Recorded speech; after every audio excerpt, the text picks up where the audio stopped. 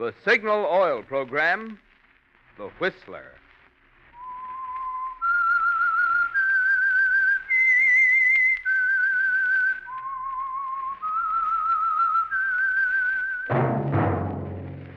That whistle is your signal for the Signal Oil Program, The Whistler.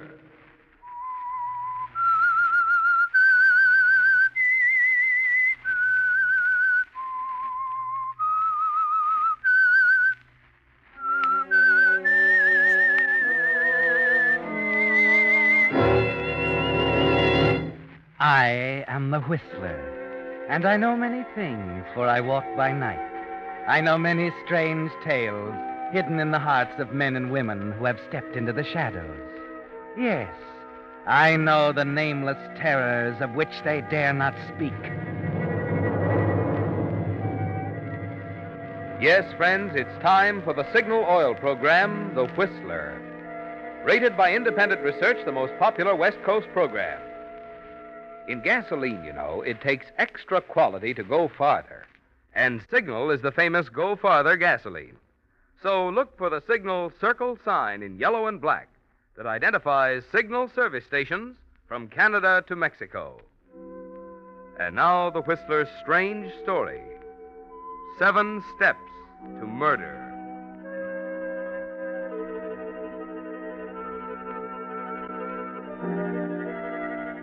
The Atkins-Clayton affair was unusual for 2 reasons. In the first place, of course, it involved a pair of famous newspaper men, Archer Atkins, the dean of New York drama critics, and Everett Clayton, a syndicated columnist. But more than that, it was interesting in its structure. Yes, there were 7 distinct steps between an apparently cordial relationship between 2 newspaper men and a murder. The opening night of Clayton's first play, The Whirlwind, was step number 1. Atkins had attended, of course, with the rest of the critics, and shortly after the final curtain had walked out to a waiting taxi with Murchison, his editor. I thought it was rather good. Yes, wasn't Diana Brooks fine in that? Going back to the office, Murchison? Yeah, I guess I'd better. Got a couple of things to finish up. Yes, sir. Globe building, driver. Right.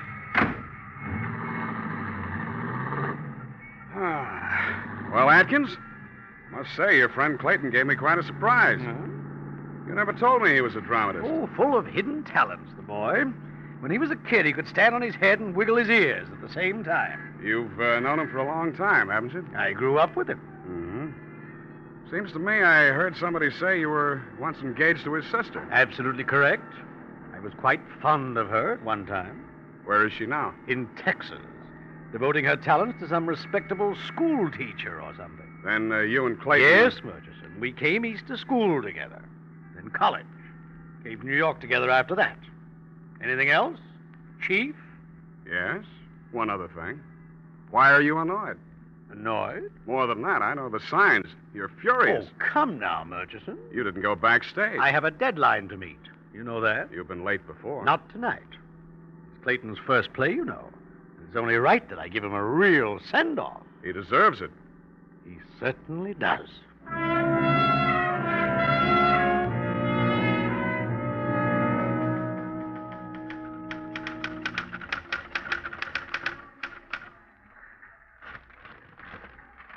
Well, let's see now. Everett Clayton's new play, The Whirlwind, opened last night at the Brighton Theater with Diana Brooks and Paul Strand. Finish it, Atkins? Oh, Murchison. Been banging away there for an hour. I thought Here it is. Take a look. All right, thanks. Let's see. Everett Clayton's new play, The Whirlwind. Open at the... Huh? Hey, wait a minute.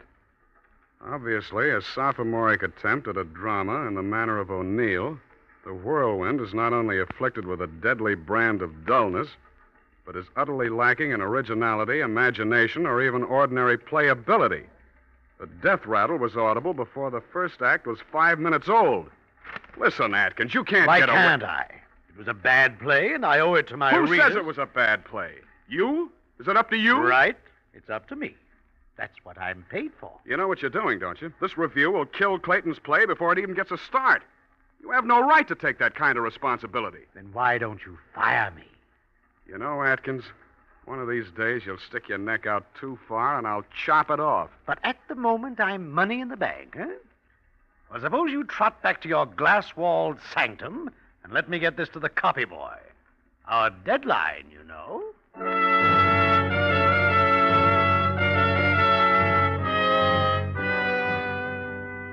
And that was step number 2, Archer. Your review of Everett Clayton's play.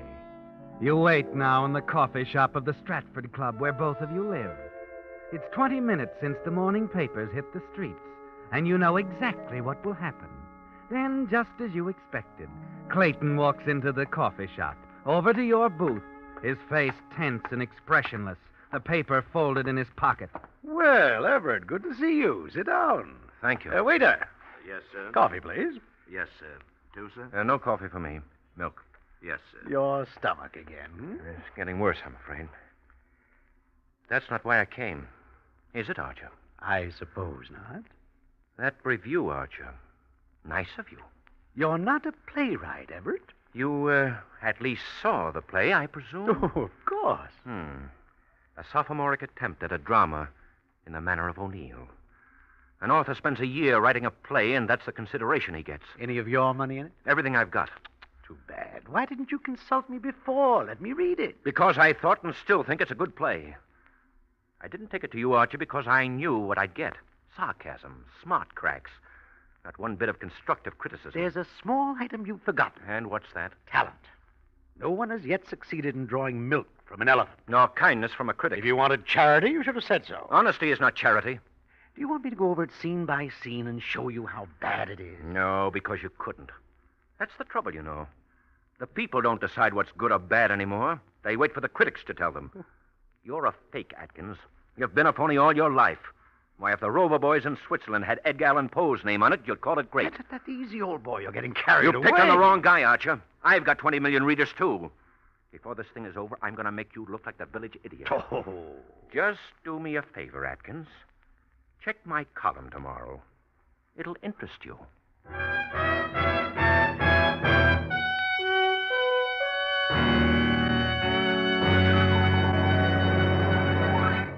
With the prologue of 7 Steps to Murder, the Signal Oil Company brings you another strange tale by The Whistler.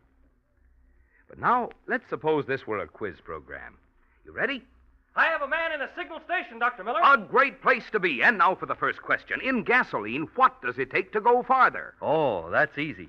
In gasoline, it takes extra quality to go farther. Right you are. In gasoline, it does take extra quality to go farther. And now for your second question. What is the famous Go Farther gasoline? Why, Signal is the famous Go Farther gasoline. Right again. Signal is the famous Go Farther gasoline. And you win the Signal prize. Extra mileage plus extra driving pleasure. And now, may we close our little quiz program with this tip for drivers. To get more mileage, a gasoline must naturally get more efficiency from your motor. And motor efficiency means quicker starts, faster pickup, and smoother knock-free power. That's why Signal says your speedometer is the best yardstick of gasoline quality.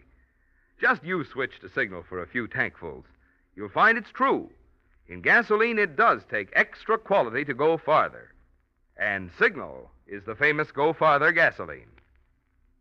And now back to the Whistler.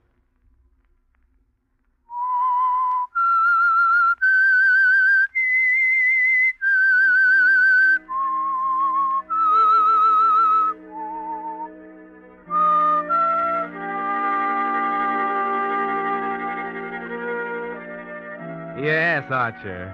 Although you didn't know it at the time, the case that was soon to become famous as the Atkins-Clayton affair fell neatly into 7 parts. 7 steps to murder. Clayton's play, of course, was the first step, and the scathing review that appeared in the Globe the next day over your signature was the second. You chuckle over Clayton's stupid threat to discredit you as you go up to your suite just across the hall from Clayton's in the Stratford Club. But when you arrive at your office at the Globe the next day, Murchison, the editor, is sitting on your desk waiting for you, the afternoon edition of the Ledger in his hand. Oh, hello, Murchison. Did you read Clayton's column? I don't read the Ledger. Lead paragraph. Listen. I am now reconciled to the fact that my play, The Whirlwind, will close in a matter of days as a result of the efforts of a group of critics headed by Archer Atkins. Mm-hmm. As a matter of fact, Atkins is not equipped to set himself up as a critic or even a writer. He has no conception of values in literature, dramatic, poetic, or otherwise, and I intend to prove it. The music, the ranting of a wounded beast. You wouldn't be whistling in the dark, would you, Atkins? I'm sorry, my good man. I'm going to be quite busy. Aren't there a few juicy obituaries that require your keen intelligence? I hope Clayton gives you a sock on the jaw.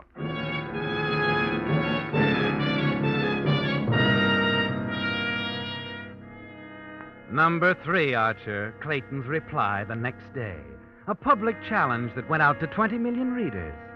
You decide it's ridiculous, of course, and during the weeks that follow, you forget about it. The play lasts 5 days and closes.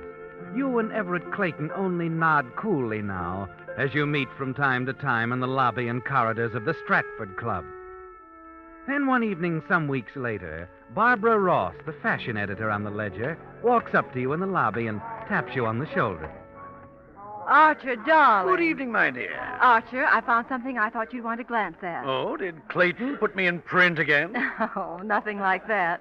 Somebody handed me this book of poetry. It was printed privately, only 50 copies. Oh, now, wait a minute, Barbara. I've read a million of those things, and really, I don't... Please, Archer. Look, I've got 6 hours of reading a day as it is. You've got to, Archer. For me. It'll only take a few minutes. You can look at it tonight after you get home. All right, Barbara, let's see it. 14 by Jafar Ahmed. Never heard of him. What's it about? I think it's lovely. Written by an immigrant boy about his love for a little girl. Oh, no, thank you. But, Archer... Poetry, darling, is as much a part of adolescence as the first shave. And just about as important. Archer, you know so much more about poetry than anyone else I know. All right, dear, all right. I'll look it over.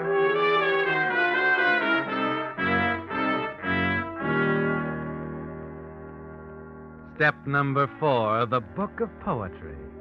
Nothing to it, of course, is there, Archer? But you take it home, toss it on the nightstand, and just before you decide to turn out the light, you pick it up and glance at the first page.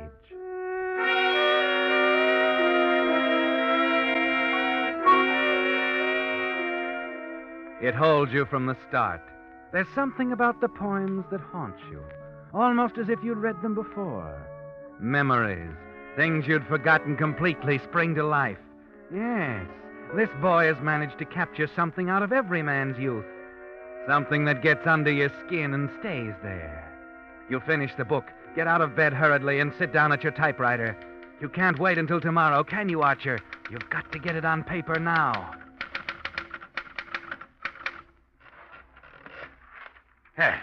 Although the poems are immature, there's something great and universal about this work. The volume has been printed privately, but in my opinion, it would be a wise investment for any publisher to issue it in quantity. 14 by Jafar Ahmed should never be forgotten. Well, that ought to do it. It'll be on the bestseller list in a month.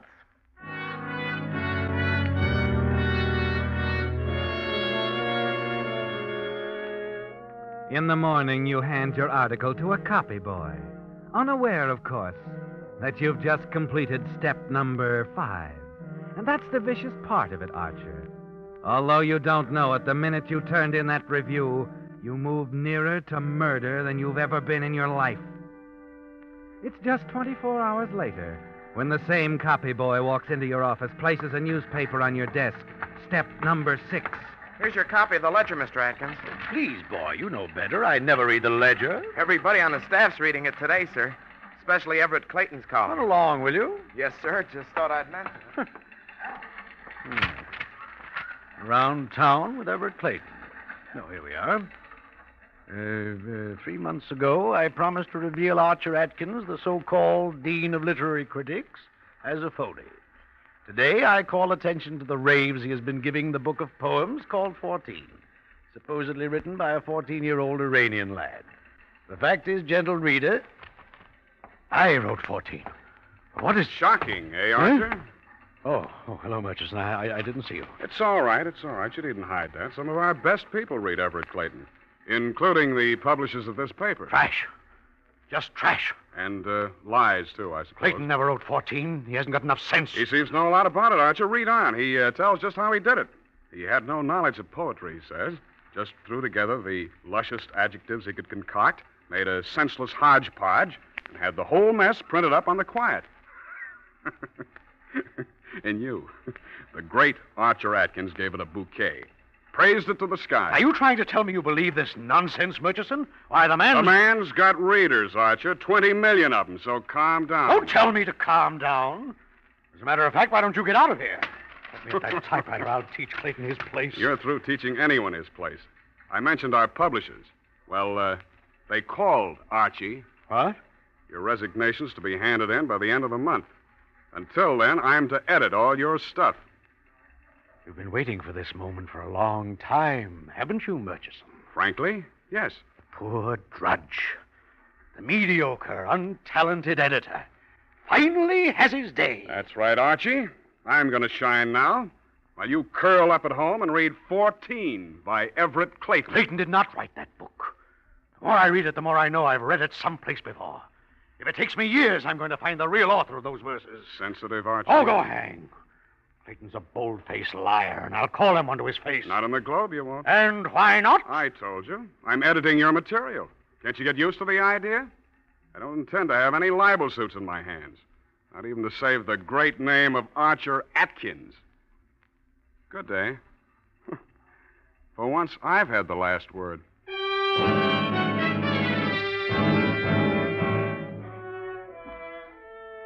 Well, Archer, a turn you never expected. Never in the world. It has you seething, hasn't it? And it's even worse when you reach the Stratford Club and learn that you've suddenly been turned into a laughingstock. That your formerly respectful colleagues are now given to chuckling and whisperings behind your back. A few, like Hanley Carr, are more open about it. Oh, Archer, old boy, how could you? What was it now? I still feel the music, the poignant expression of an adolescent love. Sweetly agonizing emotions, part of every man's youth. If Everett Clayton wrote 14, the earth is flat. The moon is made of green cheese. And you, my dear Henley, are as wise as Aristotle. Then who did write the poems, Archer? I'll stake my reputation that Clayton stole every verse in that book.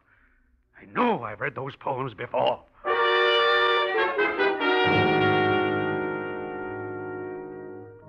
This thing has got you, hasn't it, Archer? And it hurts deep, twisting inside you, until finally the seventh step begins to take shape. The seventh and final step. Murder. It's a frightening thought, isn't it, Archer? Frightening, but very clear. It's all there in your mind as you ride up to your luxurious suite in the elevator. Everett Clayton is a man of habits. One of them forced upon him by his health. You know all about that, Archer. How each evening at 7 a waiter brings a large glass of milk to his apartment. You smile as you let yourself into your room. Tonight, that same waiter must bring you something as well. Hello, coffee shop. This is Mr. Atkins. I wonder if you would send me up something. Oh, I don't know, something light. A chicken sandwich, perhaps. No hurry. What's that? You have a waiter coming to Mr. Clayton's rooms at 7? Well, that's time enough. Oh, surely. Don't make a special trip. Thank you.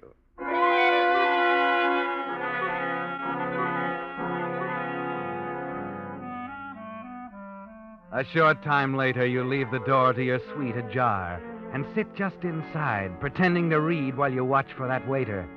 He comes down the hall and starts for Clayton's room. Oh, waiter. Yes, sir? You have a sandwich and coffee for me? Why, yes, sir. I was going to stop first at Set Mr. it right down there on the desk, would you? And then I wonder if you could do something for me. I tried to unlock a suitcase a moment ago, but I couldn't seem to turn the key. Would you have a look at it? Why, certainly, sir. Where is it? In the bedroom. Well, of course, if it's too much Oh, trouble. not at all, sir. I've handled a lot of them.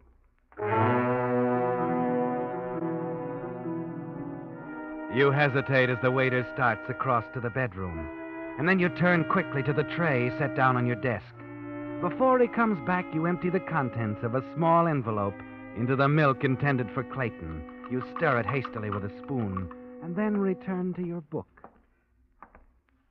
I got it open for you, sir. The lock sprung a little, though. Oh, I'll have to have it attended to. Here you go. Thanks for your trouble. Not at all, sir. Thank you very much. Thank you.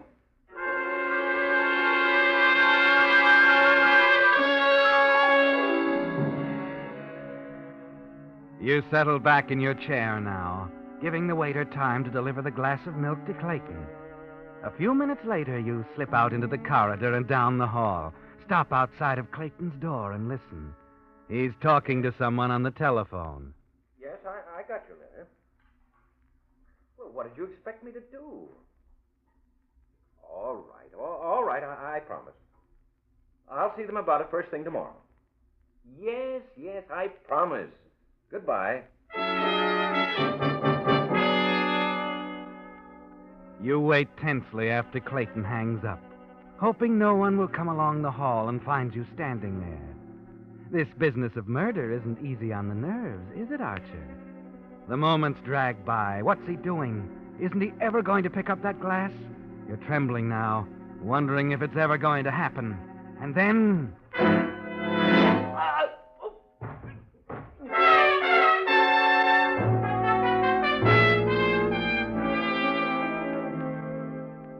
A moment later, you whip the door open, step inside, and lock it. A glance at Clayton's body sprawled on the floor assures you that he's dead. Quickly, you cross the room and sit down at his battered portable typewriter. To my dear mother, my sister, and gentle readers. It isn't often that a man gets the opportunity to write his own obituary. Believe me, this isn't easy, but I have been ill for some 10 years now.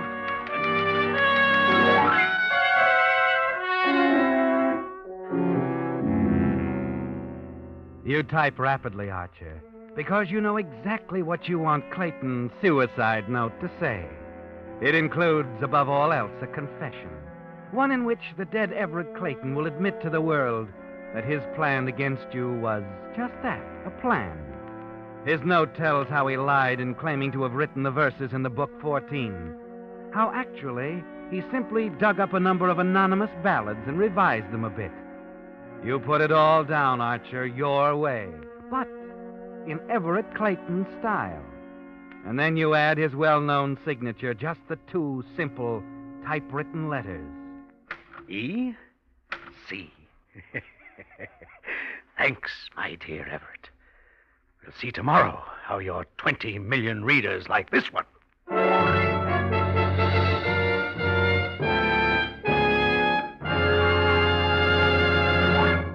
The Whistler will return in just a moment with the strange ending of tonight's story. You regular Whistler fans have all heard me speak of the more thorough, more conscientious service cars get at dealer-owned signal service stations. But the really important thing is what customers say about it. That's why we're so happy to receive letters such as this one I have with me tonight.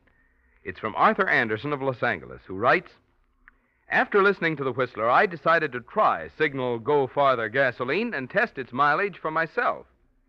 But after stopping at 2 signal stations, I was so pleased with the courteous service, I completely forgot to check the mileage as you suggested.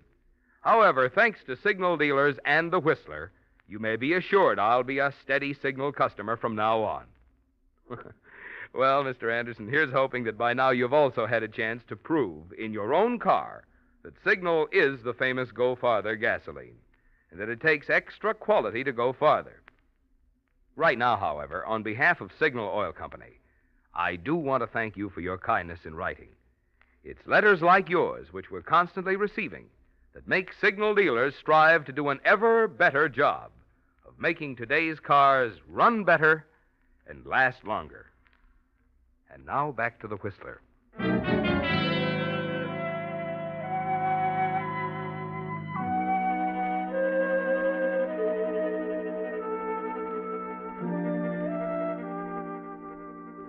Well, the 7 steps are past now, Archer. Everett Clayton is dead. But more important than that, the suicide note in his typewriter will put you back at the top of the heap. Yes, Murchison, your publishers, and Hanley Carr, the whole literary world will have to admit who has the right to wear the critic's crown. But you're very practical about it, aren't you? The police will come, of course, and you're ready for them with that vague, superior, confident air that has always carried you through before. And why not? What can they possibly prove? You don't seem at all surprised at the police calling on you, Mr. Atkins. Oh, my dear Captain Foss, the moment the manager of this club informed me of Clayton's unfortunate demise, I resigned myself to a round of dull questions. Naturally. You have known him all his life, grew up with him, sweet on his sister at one time. Anything else you want to know? I was an incubator baby, weight 3 pounds, 2 1/3 ounces. I'm surprised you aren't more interested in the way Clayton died. I like to believe people, Captain. When I'm told someone is dead, I assume he's dead. Whether he was shot through the head with a cannon, threw himself into Mount Vesuvius, or was clubbed to death with the missing arm of Venus de Milo doesn't concern me in the least. Uh-huh. Poison is more to your liking, isn't it? I don't know what you're trying to imply. Well, let's make it clear, then. How long did it take you to write that note? Note, Captain? The suicide note in Clayton's typewriter. Do tell.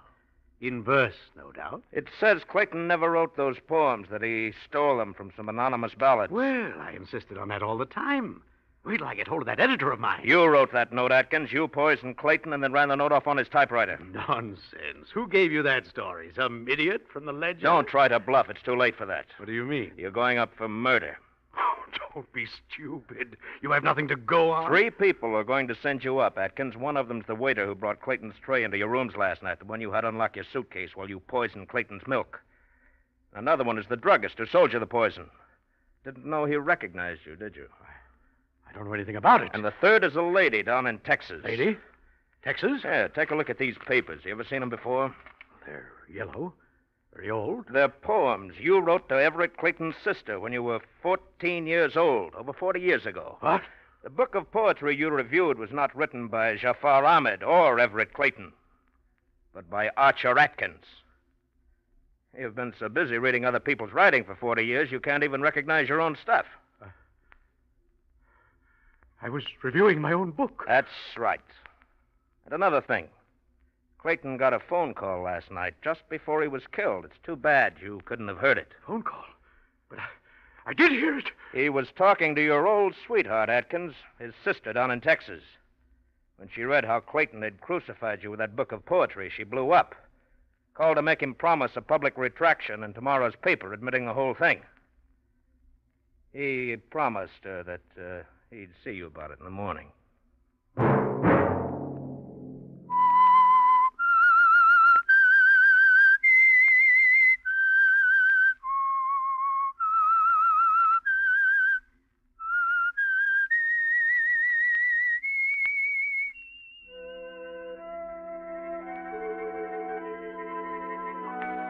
Let that whistle be your signal for the Signal Oil program, The Whistler. Each Monday at 9. Brought to you by the Signal Oil Company, marketers of Signal gasoline and motor oil and fine quality automotive accessories. Signal has asked me to remind you to get the most driving pleasure, drive at sensible speeds, be courteous, and obey traffic regulations. It may save a life, possibly your own.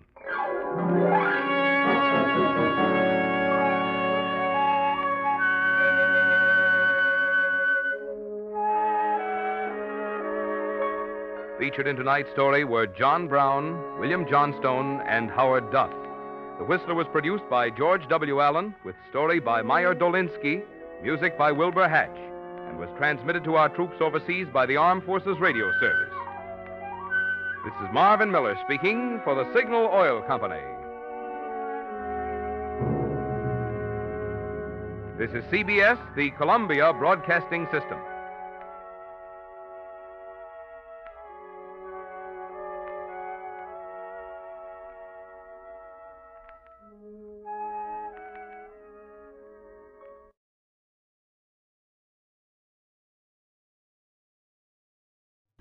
The Signal Oil program, The Whistler.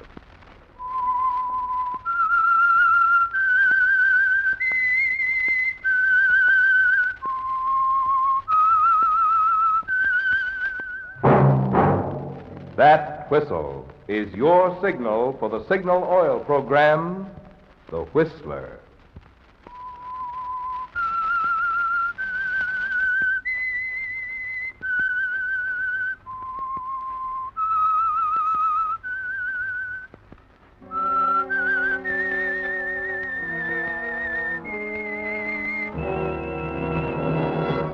I am the Whistler, and I know many things, for I walk by night. I know many strange tales hidden in the hearts of men and women who have stepped into the shadows. Yes, I know the nameless terrors of which they dare not speak. Yes, friends, it's time for the Signal Oil program, The Whistler, rated tops in popularity for a longer period of time than any other West Coast program in radio history. And Signal gasoline is tops, too, tops in quality. It takes extra quality, you know, to give you extra mileage. And Signal is the famous Go Farther gasoline. So look for the Signal circle sign in yellow and black that identifies friendly dealer-owned Signal stations from Canada to Mexico. And now the Whistler's strange story. Chain reaction.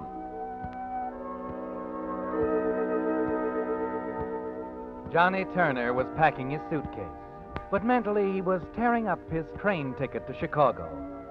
It had been several years since Johnny used to wonder, while barnstorming the country, if his mind was playing tricks on him, if Diana could really be as beautiful as the image of her that clung to his thoughts like adhesive. When he came back, he found that Diana was everything he dreamed of and more. She was not only as beautiful, she was married. She had everything that money could buy, but still she kept coming around to see him, still as approachable as a park bench. Now, as she sat on his bed in the cheap rooming house, watching him pack, he realized all over again how close love is to hate, as close as the two sides of his last thin diamond. So you're leaving, Johnny, huh? You catch on quick. Just to avoid me, is that it? Where are you going? Traveling. I got a road job selling song sheets and razor blades. If I work hard, they'll put me on buggy whips. Any more questions? Johnny, darling. Go away. I'm not in the market. Johnny, why don't you stop pretending? You still love me. You know you do. I said go away. You depress me. You need me, Johnny. I need you like I need 3 thumbs.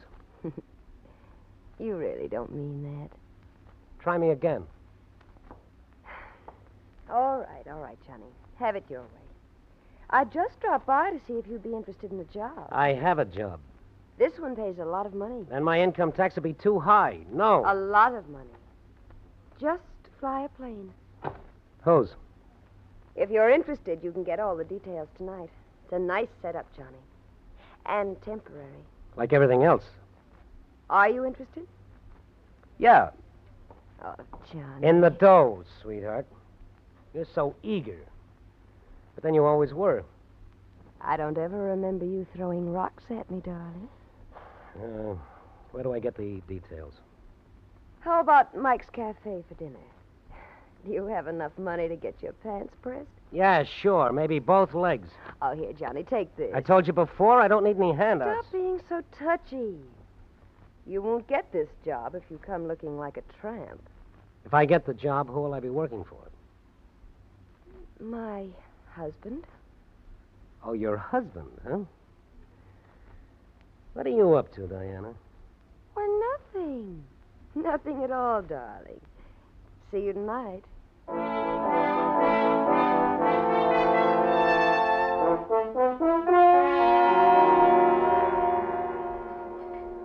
Bartender, Yeah? that clock right? Sure. What's the matter, pal? Your girlfriend stand you up? No. Maybe your husband did. Huh?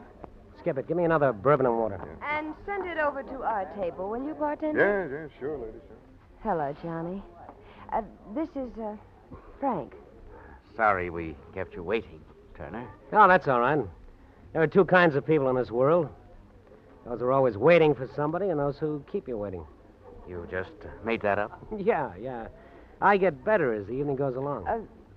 Shall we go to our table, gentlemen? Sure. Walsh, my bar bill, take care of it, huh? I left my wallet in my other suit. You do get better as the evening goes along, don't you?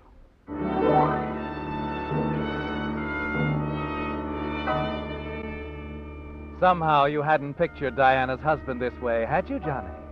A bald, red-faced, chubby little man with bright, beady eyes, thin, moist lips that seem to be fixed in a perpetual grin.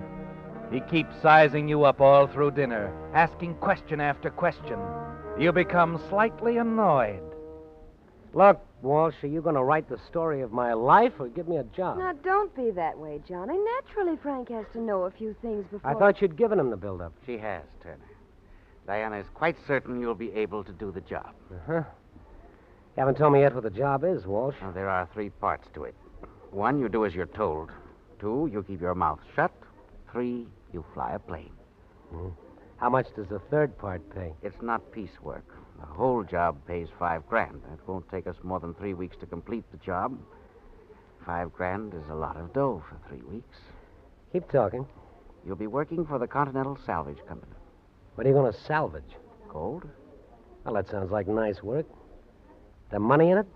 We're in business to salvage gold from the ocean bottom. Now, take a look at this. Oh, a map.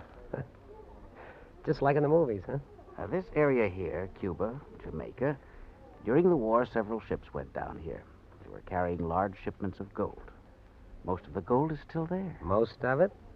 I don't recall hearing about it. A lot of it has already been salvaged. You don't hear about it because the government has a habit of demanding a rather large cut in the profits.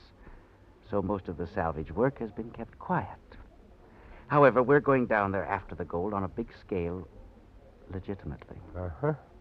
Big business. We're a stock corporation, Turner, with $500,000 invested capital. See, where does my job come in? Your job is to scout the area ahead of the salvage vessel, and the only way to cover that much water is with a plane. What do you say, Johnny? Do you want the job? Okay, Walsh. You just bought yourself a pilot.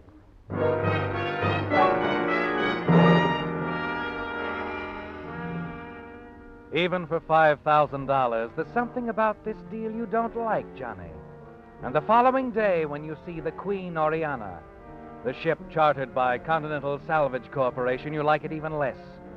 An old, broken-down tub, built back in the 90s as a yacht, now part of a small fleet of fishing boats.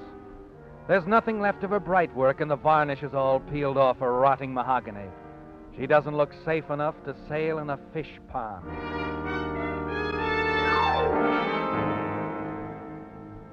The last thing to go aboard her is the plane you're to fly. A trim, sleek-looking cabin cruiser fitted with pontoons. You look her over very carefully, don't you, Johnny? And you notice the extra gas tanks. And you also notice that the plane is without radio. As you slip out of the plane and jump down to the deck, Walsh comes toward you. Well, what do you think of her, Turner? She'll do. Think she's good enough to fly nonstop over the Gulf of Mexico? Gulf of Mexico? You ought to brush up on your geography. My geography's all right. And your sense of direction is not so good. We're not going that way. Answer my question. Okay. If you want to fly the Gulf of Mexico, I guess she'll oblige. But I wouldn't figure on setting it down in the water. The Gulf can get awfully nasty at times. In bad weather, this plane wouldn't last an hour. I said nonstop, didn't I? Yeah. Yeah, that's what you said.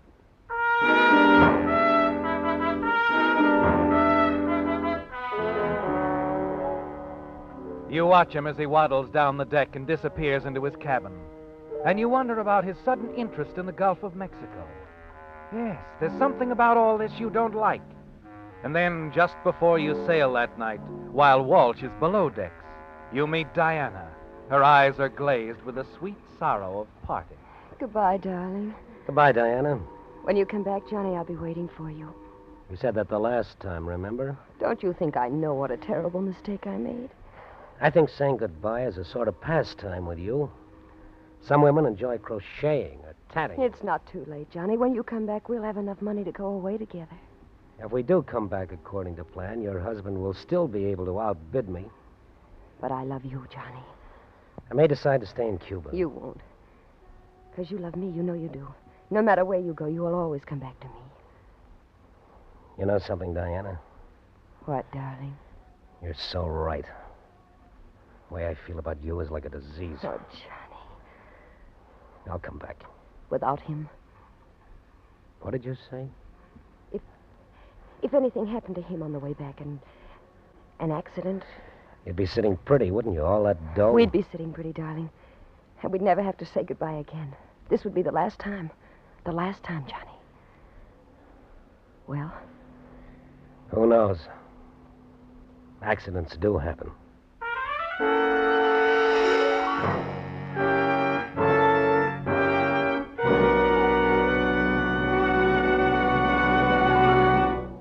With the prologue of Chain Reaction, the Signal Oil Company is bringing you another strange story by The Whistler. But now a word to you drivers. If you want to keep performance up and wear down during the months of hard summer driving ahead, it's time to see your Signal dealer now for a spring changeover from winter-weary lubricants. Costly transmission and differential gears need the protection of fresh summer-weight Signal Gear Lube. For limbering up the chassis, there's no spring tonic like a Signal double-check lube job. And, of course, your motor should be drained and refilled with fresh motor oil. Wait a minute. Did I say motor oil? Well, don't you say motor oil. Be sure you say Signal Premium Compounded Motor Oil. For Signal Premium is the improved type lubricant that far outperforms the finest regular motor oils money can buy. You see, because Signal fortifies 100% pure paraffin base with scientific compounds, Signal Premium does more than just lubricate. In fact, tests prove Signal Premium actually keeps motors 6 times cleaner and reduces cylinder wear 1/3. Your guarantee of a sweeter running motor. But remember this, only Signal service stations have Signal Premium Compounded Motor Oil. A mighty good reason, I'd say, why there's just one place to take your car for this spring's changeover. Your neighborhood Signal service station. And now back to the Whistler.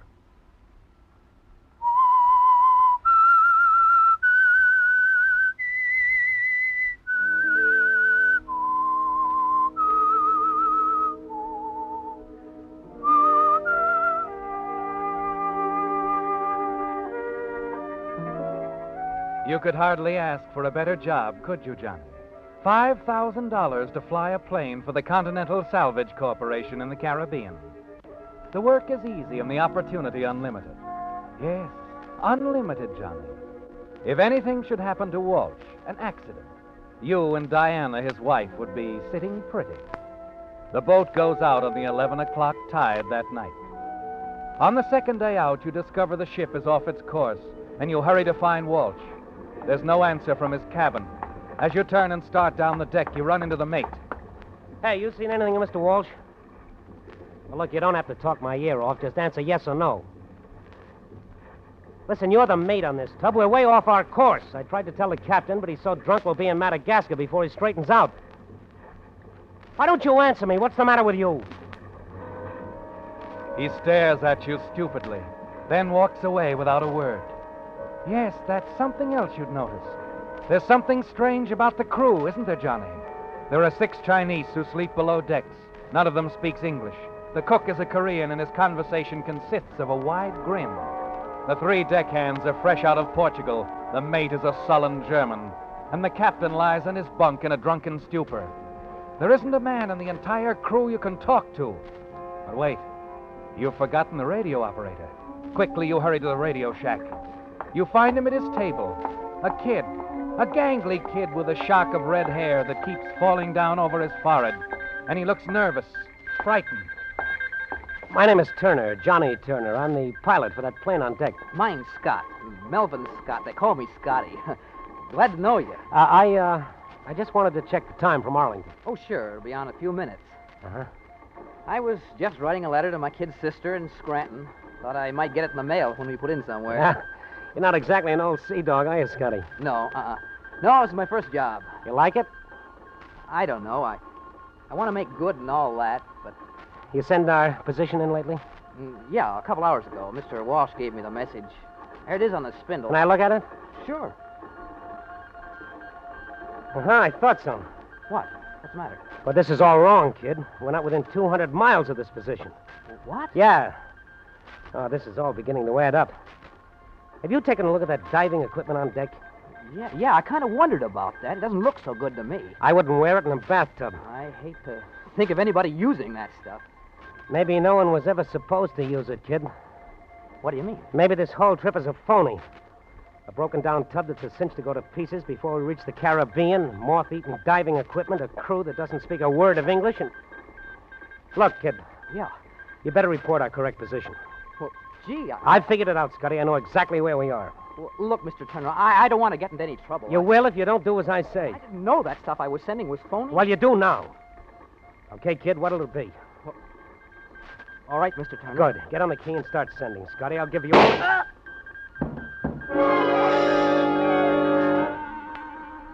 You turn around to find Walt standing in the doorway, his eyes wild, red-rimmed, the gun trembling a little in his pudgy hand. Come on, Turner. We're getting out of here. He was just a kid. Why did you have to... Very sad, I know. Now, come on. The poor, dumb, innocent I kid... said, come on. We're going for a little airplane ride, Turner. Time you started earning your money.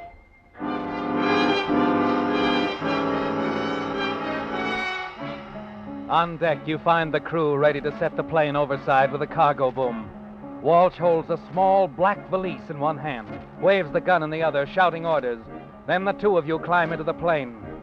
A few minutes later, you're gathering speed like a roller coaster, the waves slapping at the pontoons, and then slowly she lifts. You climb to 3,000 feet and level off. The gun in Walsh's hand is still in your back. You can put the gun away now, Walsh. Keep flying. Where to? A few miles north of Tampa. My wife will be waiting there, on the beach. And after that? Mexico, across the Gulf. Think you can make Veracruz? That depends. On what? When do I get the $5,000? When we land in Mexico. You expect me to believe that? Why not? Don't you trust me? Look again, friend. I'm not a stockholder. What do you mean? Didn't take you long to pack that valise. How much is in it? All the assets of the Continental Salvage Corporation? Like Diana said, you're a smart boy. Almost $500,000. That's a lot of fish to feed to the sharks. Shark? Yeah, look down there. Makes me dizzy. As long as we're both in this plane, anything that happens to me happens to you. Throw the gun away. Sorry. Come on, Walsh. Which goes into the drink, the gun or you? The gun stays where it is. Okay.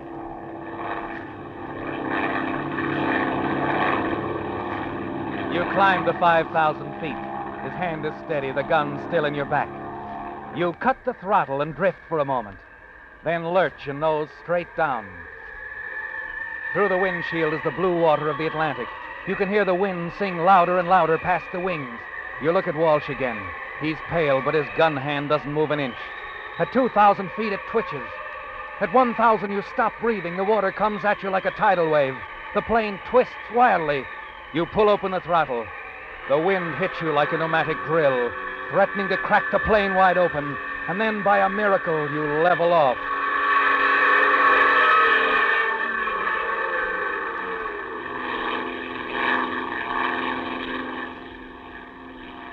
Okay, Walsh, you win. I could have told you. I always do. At the risk of being delightfully corny again, may I say something? What? You'll never get away with this. No? When that boat captain sobers up, he'll get a message to the Coast Guard. You'll be wanted for murder. Let me tell you something, Turner. By now, there's nothing left of that ship but splinters. Oh? I guess I forgot to tell you. A friend of mine named Vogel. Sort of a clockmaker. Very handy, especially with explosives. Explosives? That's right. I planted Mr. Vogel's bomb in the ship myself. Now that old tub is gone, and we, you and I, we were blown apart with it. You see, Turner, I thought of everything. Yeah. Yeah, you sure did.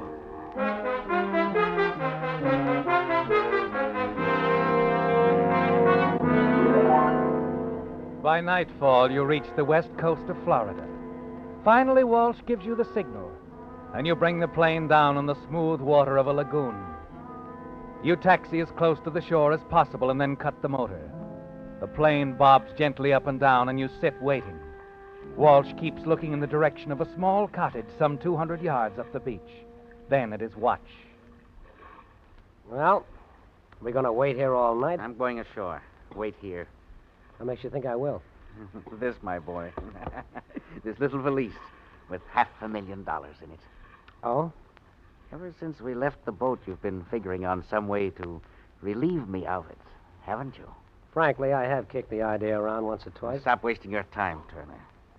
All you're getting out of this deal is the $5,000 I promised you. Who knows? When you drop us safe and sound in Mexico, I might be tempted to throw in another 5. That's big of you. I'll be right back. Don't go away. I won't, Walsh. I won't.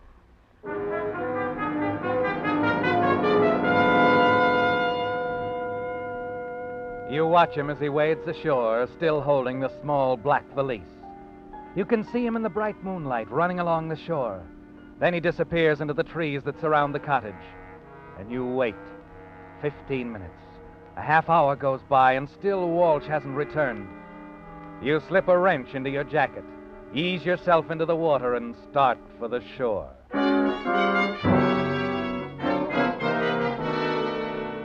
A few minutes later, you're hurrying toward the cottage, and you're almost there when the front door opens, and you duck into the shadows. The wrench is in your hand, and you wait.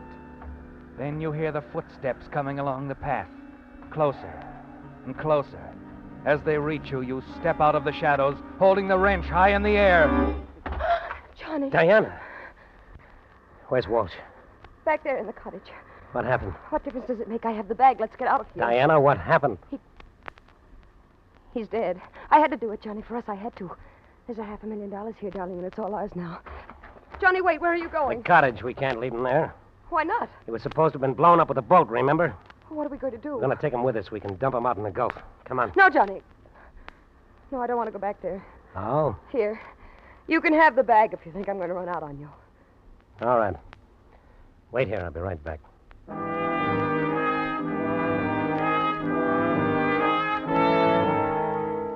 You find Walt sprawled on the cottage floor, stabbed to death. The murder knife a few feet away. Quickly, you pick him up and return to the beach where Diana is waiting for you. Then you wade out to the plain, and a few minutes later, you're skimming across the bay, headed toward the Gulf.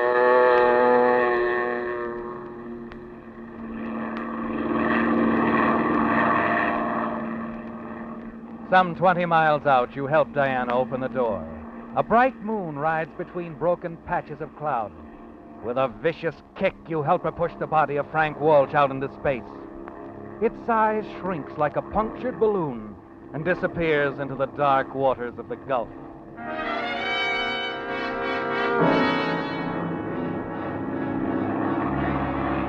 You nose the plane up for a steady climb and then level off.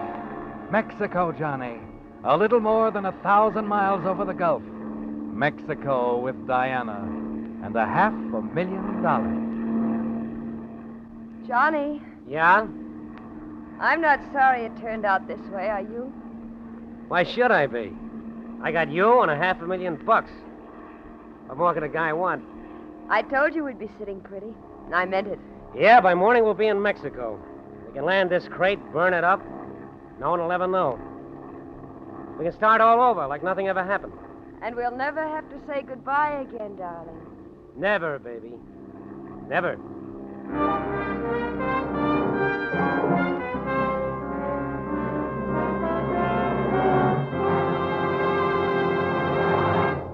The Whistler will return in just a moment with a strange ending to tonight's story. Meantime, a tip to you drivers who have wished there was some way to be sure that the gasoline you're choosing is tops in quality. Check your speedometer. Because in gasoline, it takes extra quality to go farther, which explains why we're so proud of the fact that throughout the West, from Canada to Mexico, Signal is famous as the Go Farther gasoline. Sure, you Signal drivers are enthusiastic about Signal's quicker starting, Signal's faster pickup, and Signal's smooth knock-free power. But remember this, the only way today's Signal gasoline can give you that superior kind of performance which you expect of a superior quality motor fuel is by helping your motor run more efficiently. And when your motor runs more efficiently, you don't have to guess about it. You see proof of it right on your own speedometer in mileage, the thing Signal gasoline is famous for. That's why Signal says, to be sure of the tops in gasoline quality, there are just two things to remember. One, it takes extra quality to go farther. And two, Signal is the famous Go Farther gasoline. And now back to the Whistler.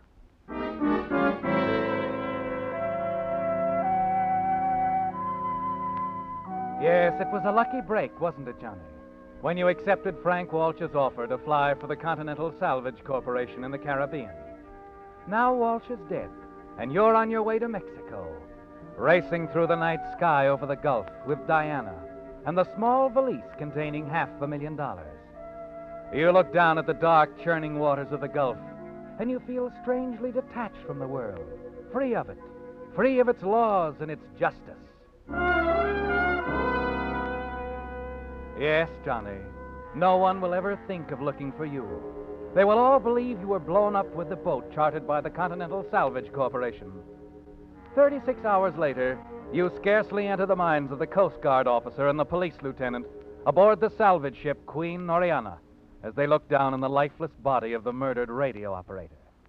Well, there he is, just the way we found him. Any identification? Mm-hmm. His radio license, name's Scott. Melvin Scott. Mm-hmm. And we also found this, a letter he was writing to a man named Vogel. Let me see. It's about meeting Vogel in New Orleans with $500,000. Yeah. You should see me play the innocent kid. My own mother wouldn't know me. I found the bomb you gave Walsh. He'd already planted it. I dumped it overboard the first night out. The way I got it figured, Walsh won't try a getaway in the plane to Mexico until tonight. It'll be a cinch for me to get into his cabin and switch bags on him. And I'll have $500,000 when I meet you in New Orleans. It's really funny. But... Yeah. Looks like the joke was on Scott. He was shot before he got a chance to switch bags. You send an alarm out on this man Walsh, his pilot Turner? Mm-hmm. The whole Gulf area has been on the lookout. But no one sighted them. No one will. You mean Walsh and Turner got away? No, they didn't.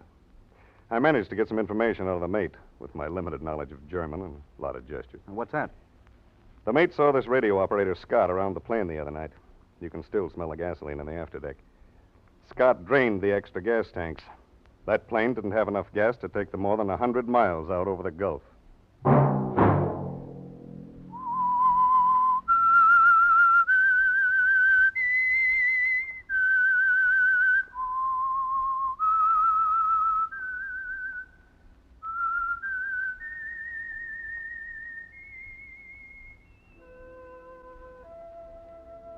Let that whistle be your signal for the Signal Oil program, The Whistler, each Wednesday night at this same time.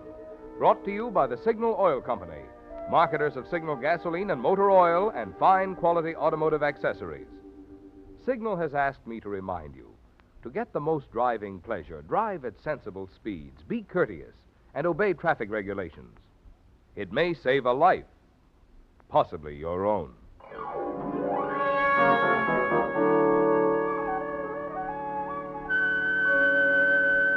Featured in tonight's story were Frank Lovejoy and Joan Banks. The Whistler was produced and directed by George W. Allen, with story by Sidney Renthal and music by Wilbur Hatch, and was transmitted to our troops overseas by the Armed Forces Radio Service. Next Wednesday, for a full hour of mystery over most of these stations, tune in a half hour earlier. Enjoy The Saint as well as The Whistler. Marvin Miller speaking.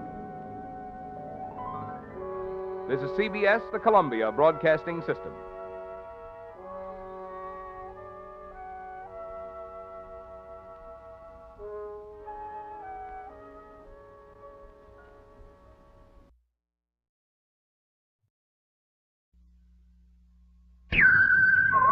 Presented by the United States Air Forces in Europe.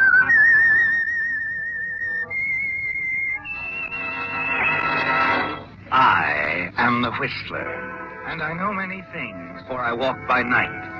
I know many strange tales hidden in the hearts of men and women who have stepped into the shadows. Yes, I know the nameless terrors of which they dare not speak.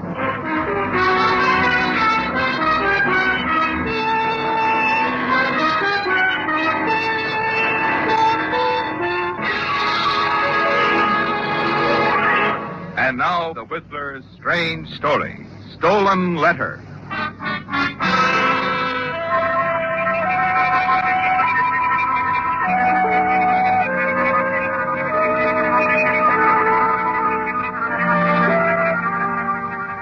As Susan Hayes, ambitious but none too successful young actress, approached the old-fashioned iron gate entrance to the home of an uncle she'd never seen, its appearance gave her a feeling of foreboding.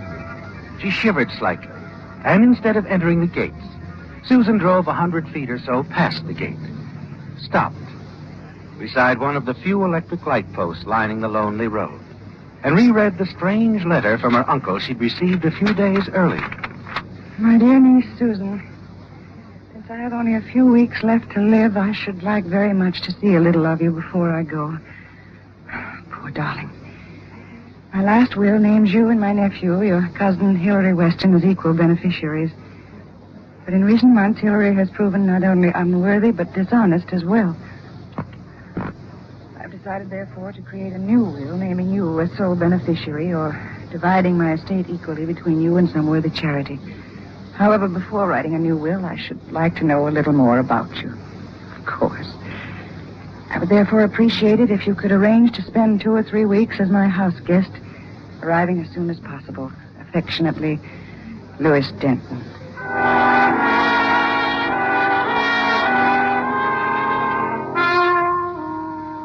You place the letter in your purse. Decide you owe it to your uncle to spend at least a few days in his home. Then you enter the grounds. But after meeting your cousin Hilary, being shown to your room and dining, you begin to regret your decision. For your presence in the house is obviously distasteful to your cousin and your uncle's secretary, Patricia Meadows. Why can't I see Uncle Louis this evening, Hilary? At least tell him I've arrived. I'm sorry, Susan, but I have orders from the doctor to give Uncle his sedatives. I gave him one at 7, and it's past 9 now. Furthermore, he's not to be disturbed. It might make him restless. I see. Well, tomorrow morning will do just as well, I suppose. Patricia will take you to see him in the morning. She's been Uncle's secretary for nearly a year now. Right, Patricia? Yes, but I couldn't make a go of it as an actress. I decided to become a secretary. I may have to do the same thing. I'm an actress, too, but so far I haven't set any worlds on fire. I was planning on going to New York after leaving here. Sleepy? Oh, horribly. If you two will excuse me, I think I'll retire. I'm awfully tired.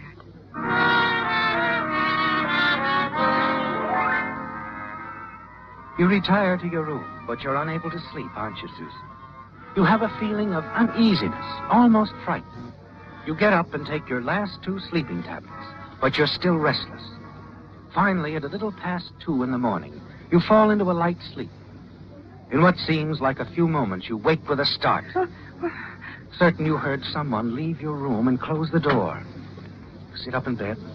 Wait a few minutes. Decide you were mistaken, that it was merely the curtains blowing in the breeze. Next morning, at a little past 8, you're awakened by a knock on your door. Yes? May I come in, Miss Hayes? Oh, Miss Meadows? Yes. Of course. Come in.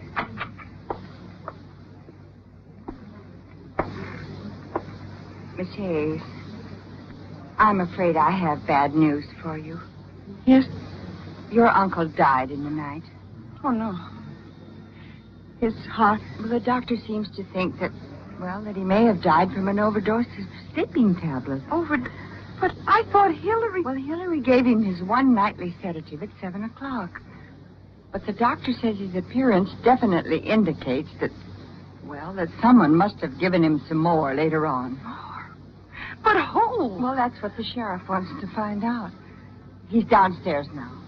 He wants to talk to you as soon as you get dressed.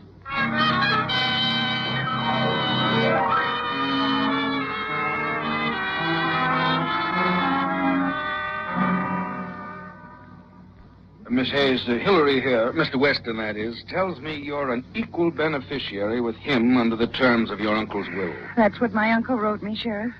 He also tells me that your uncle was intending to write a new will, eliminating you and leaving everything to Hilary. What's going on here? Hilary told you that? Yes. Then he didn't tell you the truth. My uncle wrote a letter and asked me to come and visit him here for a few days. He also told me quite definitely that he was very disappointed in Hilary that he decided to write a new will, naming me as sole beneficiary and eliminating Hillary. You have that letter? Yes, it's on the dressing table in my room. I'll go get it. Never mind. I'll go get it, Miss Hayes.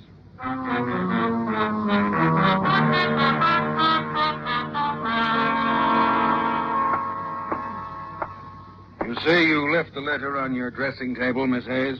Of course, Sheriff. I read it over last night just before I went to bed. There was no letter of any kind in your room, Miss Hayes. But I did find something else. An empty bottle marked sedative. Take only as prescribed. An overdose might prove dangerous.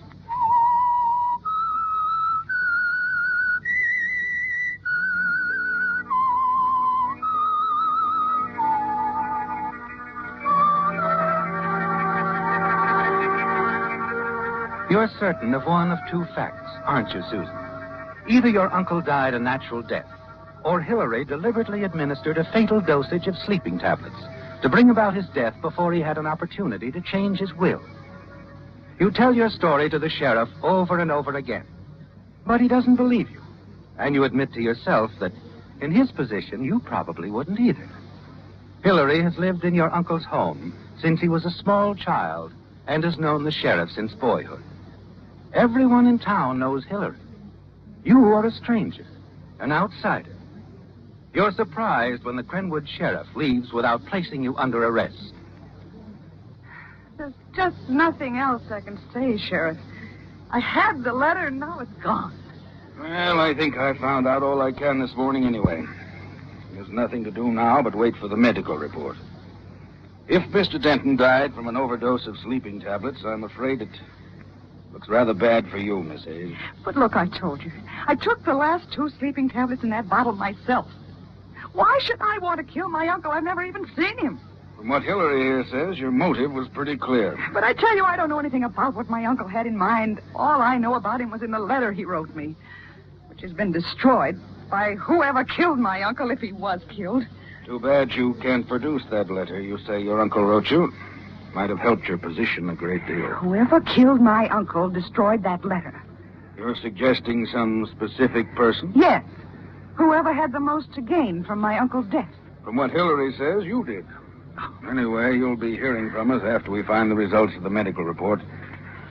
I'll be back in 3 or 4 hours. Naturally, I expect all of you to remain in town. Of course. Bye, Sheriff. Bye, Hillary. Miss Meadows. Be seeing you, Miss Hayes. You'll all be here, of course. Naturally. Well, I think I'll ride with you, Sheriff. I've got a lot of things to do in town. I'll be back in 3 hours or so, Patricia. Take care of Susan. Of course, Hillary.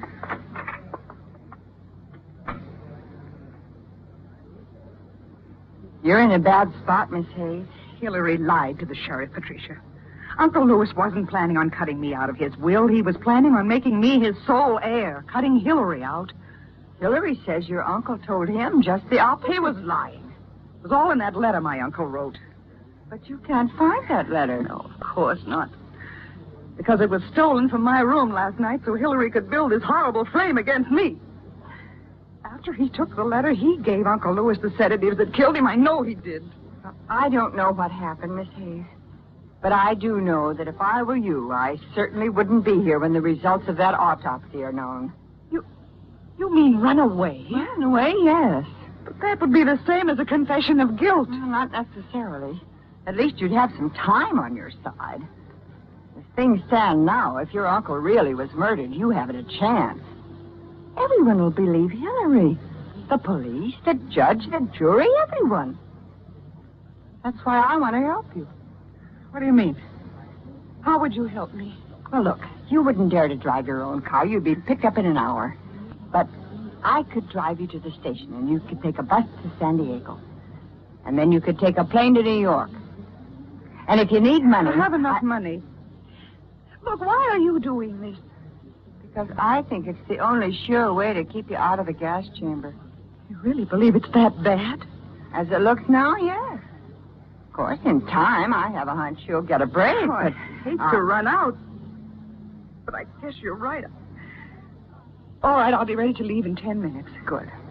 Now, no matter what happens, I'll manage to stall them until you're on your way to New York. And in New York, no one will ever even know what happened out here.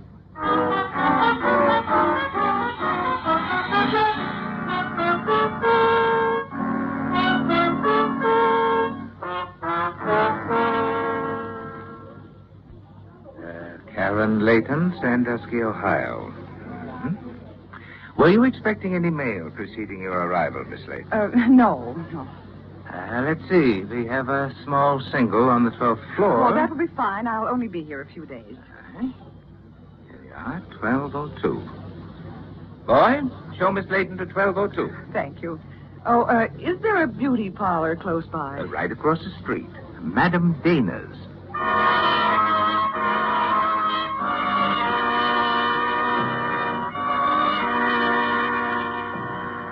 After being shown to your room, you phone Madame Dana's beauty parlor and make an appointment for an hour later. Then you return to the lobby, buy an afternoon paper. Buried in an obscure spot on the 5th page, a small headline startles you. West Coast actress sought in death of wealthy uncle.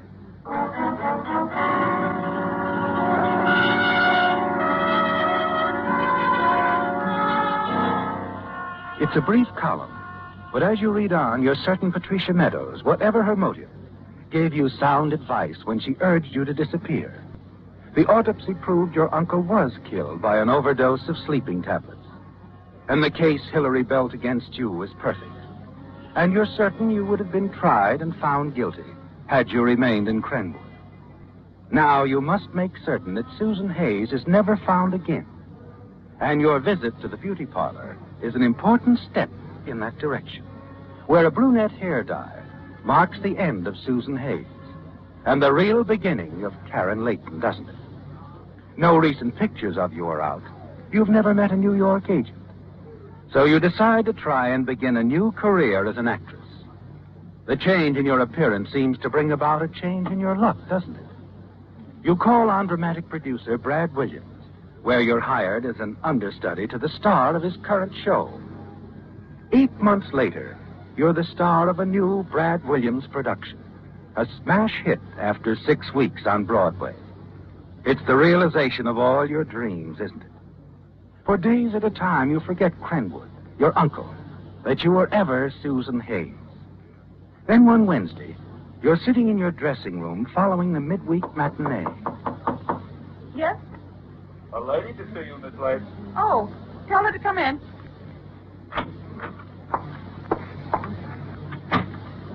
Hello, Miss Layton. Oh, how do you do? I'm afraid I don't know you. I'm Patricia Meadows. And I do know you, Miss Hayes. Miss Hayes? Susan Hayes. You know, Susan, you shouldn't have appeared on that television show last week. I recognized you instantly, even with the black hair. You were all mixed up. Miss Meadows, is it? Patricia Meadows. Remember? Secretary to your late uncle, Louis Denton. And you're still Susan Hayes. Well, I'd recognize you anywhere. Oh, really, I don't know what this is all about, but Karen Layton is not only my professional name, it's my real name. Have it your way. But I'm wiring the sheriff of Crenwood County that I'm certain I've found the missing Susan Hayes, wanted on suspicion of murder. Goodbye, Miss Hayes. Oh, wait a minute. Yes? What is it you want from me? Very little, really. Just get me established in show business. You're a big star now, and I've always wanted to be one. Well, naturally, I'll be glad to help in any way I can, but... Well, you can manage what I want very easily. I just want to be your understudy. My understudy? Yes. I could learn a lot watching you. I see. And then in a few months, I'll become ill, and you'll take over the part. That is a possibility, isn't it? What makes you think you could play the part? I can play the part. You'll have to audition. Brad Williams, the producer, isn't easy to please. Neither am I. Can you arrange an audition soon? I think so. In fact, I'm sure I can. And you will? Yes, I will. Good. I'll be grateful to you forever, Miss Layton.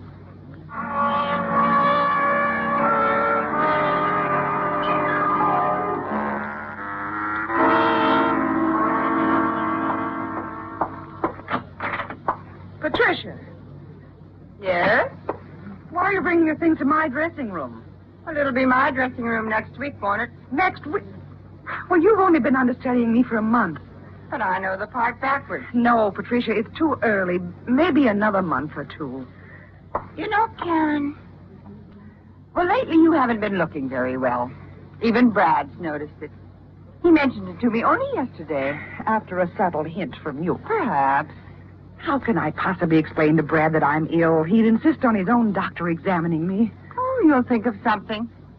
Unless, of course, you'd prefer to have me notify the Crenwood police that I found Susan Hayes. Oh, I guess you will. And you're right. I'll think of something.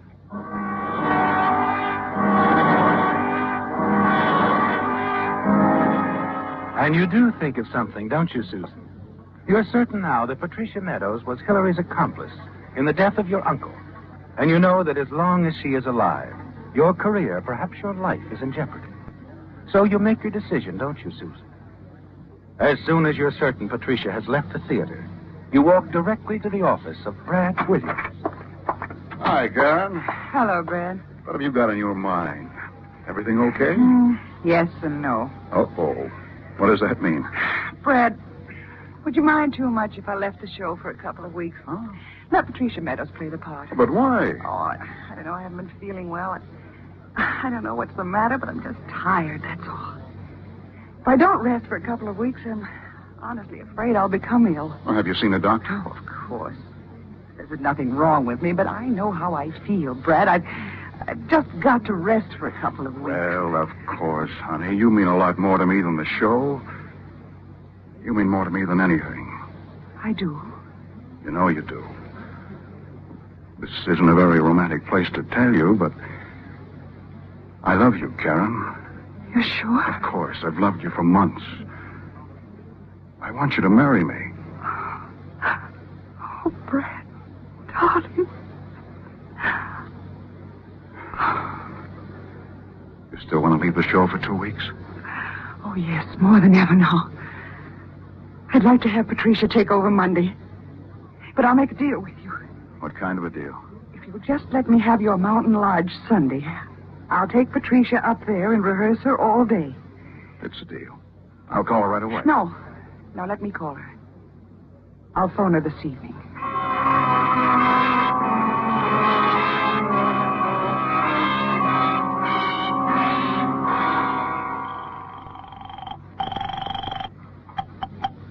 Hello? Hello, Patricia.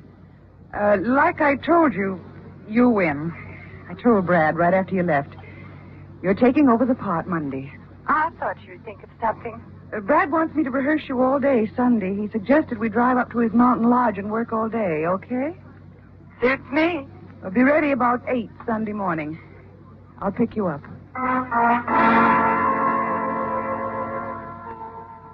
Now, you've not only your career to think about, your freedom. There's Brad, too.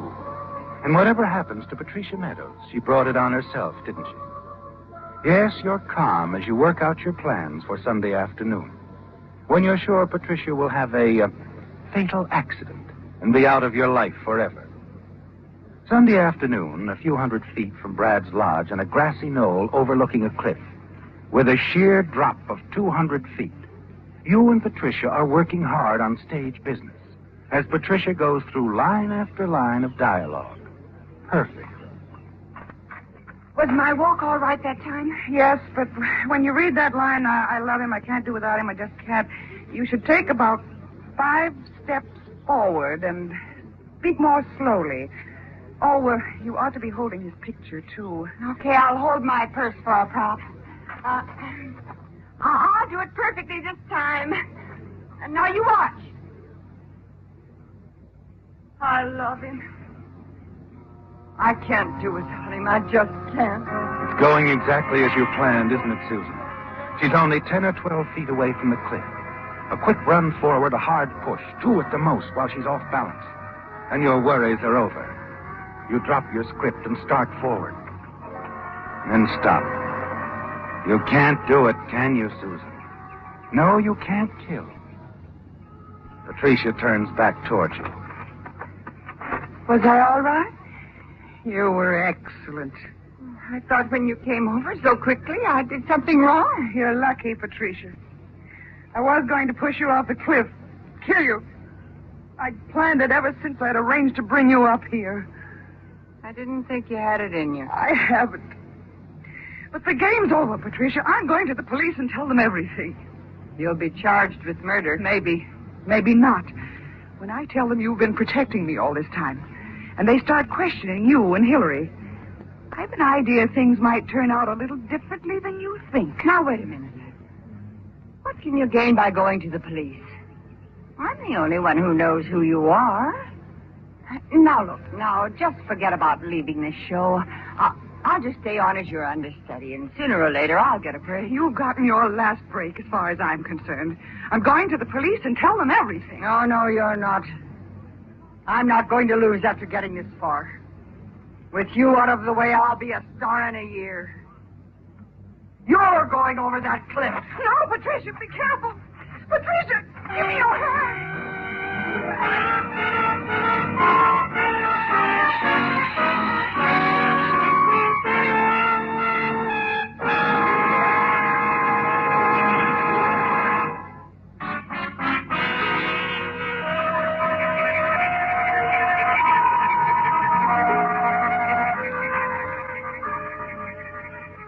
You remember trying to seize the hand of Patricia Meadows. A feeling of falling into space, then black emptiness. And now, as you slowly open your eyes, you hear a voice. Karen? The voice of Brad Williams. At first, as though it were thousands of miles away. Karen? Then it comes closer. Closer. Karen? It's Brad. Brad? How... Where am I? You're in the living room of the lodge, and you're all right. But it's a miracle you didn't fall over that cliff. You were only a few inches from the edge when you fainted. Lucky thing I decided to run up and see how you girls were getting along. Otherwise, you might have rolled over. I didn't... Paul? You merely fainted, darling. But we had quite a time bringing you around. You were out for nearly an hour. A type of shock, according to the doctor. Patricia, did she... I'm afraid she did, darling. Over the cliff. Oh, Brad, I tried to save her. Honestly, I tried to grab her hand even at the last. Well, that was obvious to the police from the way you were holding her purse. It was in your hand when we found you. I have to tell you this, Brad. I had planned to kill her. But when the time came, I just couldn't. Of course you couldn't. You couldn't kill anyone. Don't even talk about it. She slipped while she was trying to push me. I said not to talk about it. There now. Feeling better? I'm all right. Karen, why didn't you tell me the police were looking for you? You knew. Not till just now. Patricia left the whole story in her purse. Lucky you held on to it when you tried to save her. You mean she left a confession? A newspaper clipping, 6 months old. Your cousin, Hillary Weston, confessed to killing your uncle when an audit of his book showed thefts that only your cousin could have committed. Weston broke down, told everything. He gave Patricia $5,000 to persuade you to run away, make it look as though you'd done it. Later, she decided to capitalize on your success. You mean I've been hiding from nothing? Well, not exactly. The police have been looking for you so that the money your uncle left you can be turned over to you. Incidentally, darling, I didn't realize I was marrying an heiress. Listen next week when once again the United States Air Forces in Europe present The Whistler. The Whistler.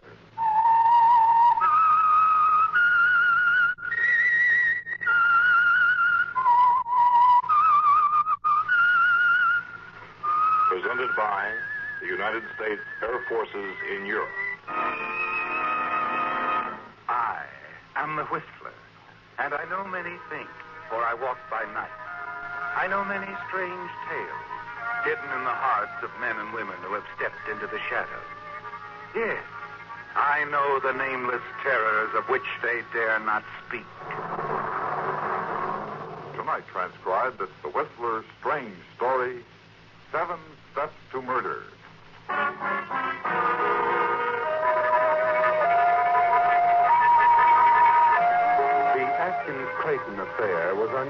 for two reasons. In the first place, of course, it involved a pair of famous newspaper men. Archer Atkins, the dean of New York drama critics, and Everett Clayton, a syndicated columnist. But more than that, it was interesting in its structure. Yes, there were 7 distinct steps between an apparently cordial relationship and a murder. The opening night of Clayton's first play at a Whirlwind was step number 1. Atkins had attended, of course, with the rest of the critics, and shortly after the final curtain, had walked across the street to the offices of the New York Globe with Murchison, his editor, to meet the newspaper's deadline.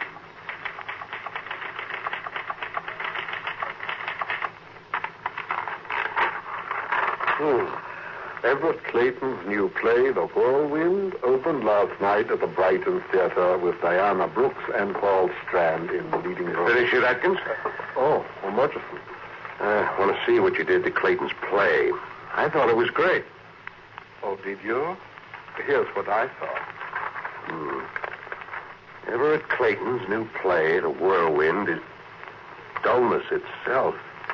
Is utterly lacking in originality, imagination, or even ordinary playability. The death rattle was audible before the first act was 5 minutes old. Listen, Atkins, you can't. Oh, why can't I? You grew up together. You came from Texas together. You were even engaged to his sister. He's your best friend. Art knows no friendship. You're a liar. You're jealous because Clayton's invading the drama, your sacred territory. Well, if that's true, you should fire me. Too bad I'm too influential, huh? You know, one of these days you'll stick your neck out too far and I'll chop it off. Your review of Everett Clayton's play was step number 2. The next day, you see Clayton in the coffee shop of the Stratford Club, where both of you live. He walks over to your booth, his face tense and expressionless, the paper folded in his pocket. Well, Everett, good to see you. Sit down, please. Thank you. Wait down. Yes, sir. Coffee, please. Yes, sir. 2. No coffee for me. Milk. Yes. Your stomach again? Getting worse, I'm afraid. But that's not why I came, is it, Archer? I suppose not. That review, Archer. Nice of you. You're not a playwright, Everett. You at least saw the play, I presume? Of course. An author spends a year writing a play, and that's the consideration he gets. Any of your money in it? Everything I've got. Oh, too bad. Why didn't you consult me before? Let me read it. Because I knew what I'd get.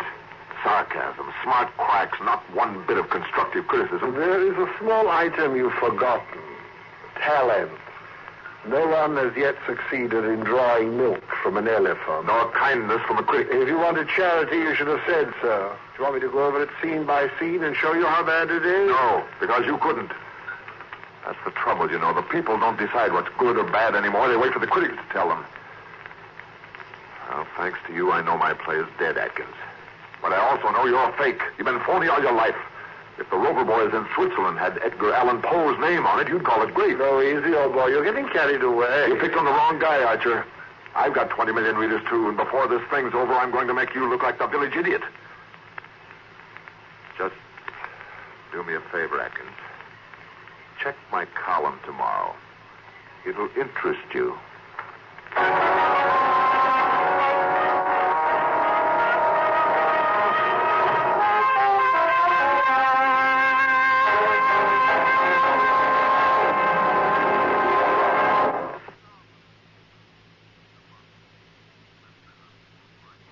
And now, back to The Whistler.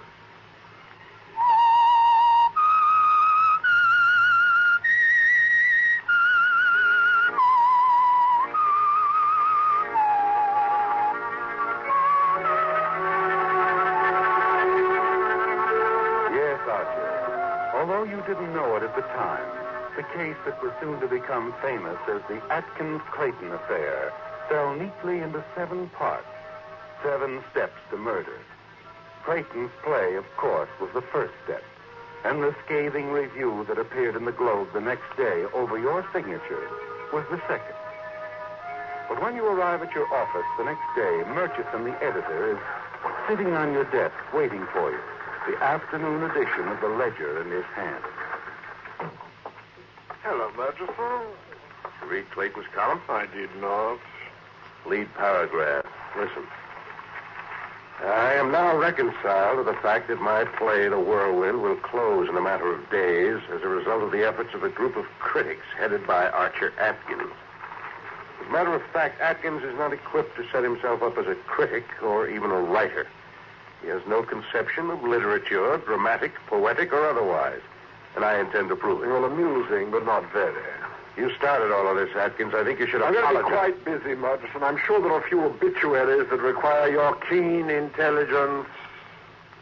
I hope Clayton gives you a sock on the jaw.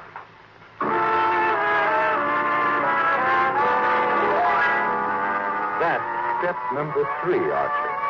The public challenge that went out to 20 million readers. You decide it's ridiculous, of course, and forget about it. The play lasts 5 days and closes. Then one evening, some weeks later, Barbara Ross, the fashion editor on the Ledger, walks up to you in the lobby and taps you on the shoulder. Archer, darling. Well, good evening, my dear. Archer, I found something I thought you'd want to glance at. Why, did Clayton put me in print again? Nothing like that. Somebody handed me this book of poetry. Poetry? It was printed privately, only 50 copies. Well, let me see. 14 by Jafar Ahmed. What's it about? Well, I think it's lovely. It's written by an immigrant boy about his love for a little girl. Oh, no, thank you. Oh, but art. Poetry, darling, is as much a part of adolescence as the first shave, and just about as important. But it's really quite good. The boy seems to have an excellent sense of meter and a good deal of insight, too. Archer, you know so much more about poetry than anyone else I know. All right, dear. I'll look it over.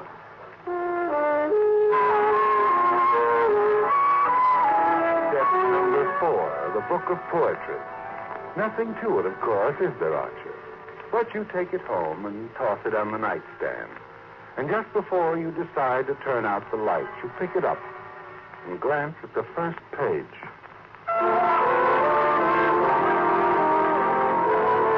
From the start. There's something about the poems that haunts you, almost as if you'd read them before. Memories, things you'd forgotten completely, spring to life. Yes, this boy has managed to capture something out of every man's youth. Something that gets under your skin and stays there. You finish the book, get out of bed hurriedly, and sit down at your typewriter. You can't wait until tomorrow, can you, Archer? You've got to get it on paper now.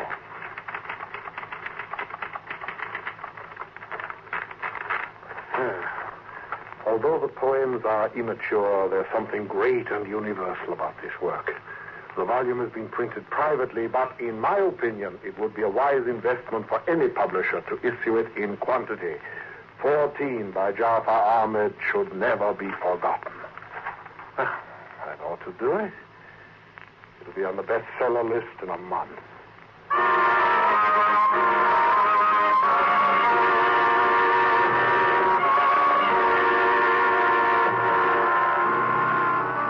In the morning, you hand your article to a copy boy, unaware, of course, that you've just completed step number 5. Although you don't know it, the minute you turned in that review, you moved nearer to murder than you've ever been in your life.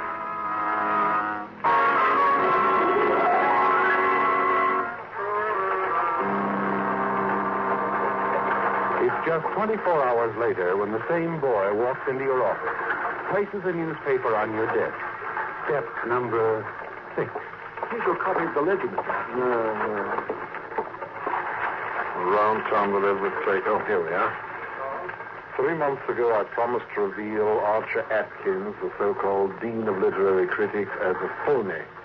Today, I call attention to the raves he's been giving the book of poems called 14, supposedly written by a 14-year-old Iranian lad. The fact is, gentle readers, I wrote 14. Oh, just shocking, eh, Archer? Oh, hello, Murchison. I didn't see you. That's all right. You needn't hide that. Some of our best people read Everett Clayton. including the publishers of this paper. That's trash. Just trash. And lies, too, I suppose. Clayton never wrote 14. He hasn't got enough sense. Seems to know a lot about it, Archer. Read on. He tells just how he did it.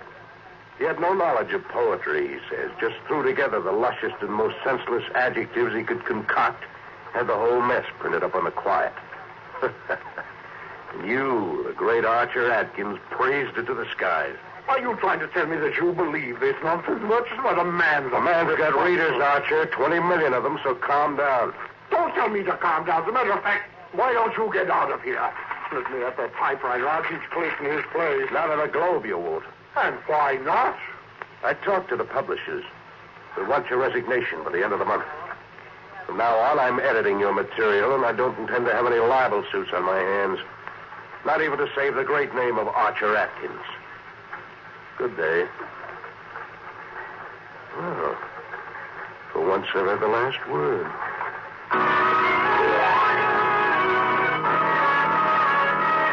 Well, Archer, a turn you never expected. And it's even worse when you reach the Stratford Club and learn that you've suddenly been turned into a laughing stock. Archer, old boy, how could you? What was it now? I still feel the music, the poignant expression of an adolescent love. Sweetly agonizing emotions, part of every man's youth. I wonder about a poisonous pain on your skull, my dear hand. Gentlemen, you hear? The great Atkins is no longer capable of using his cutting tongue. He must now resort to a cane.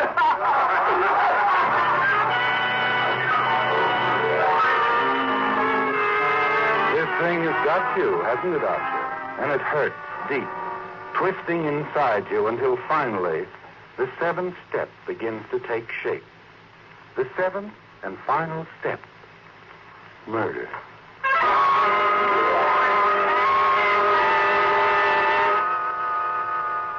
It's a frightening thought, isn't it, Archer? Frightening, but very clear. It's all there in your mind as you ride up to your luxurious suite in the elevator. Everett Clayton is a man of habits, one of them forced upon him by his health. You know all about that, Archer. How each evening at 7, a waiter brings a large glass of milk into his apartment. You smile as you let yourself into your rooms across the hall. Tonight, that same waiter must bring you something as well. Hello, coffee shop. This is Mr. Atkins. I wonder if you'd send me up something, huh? Oh, I don't know, something light, a chicken sandwich, perhaps. Oh, no hurry. Well, said you have a waiter coming to Mr. Clayton's rooms at 7? That's time enough, surely. Yes, don't make a special trip. Thank you.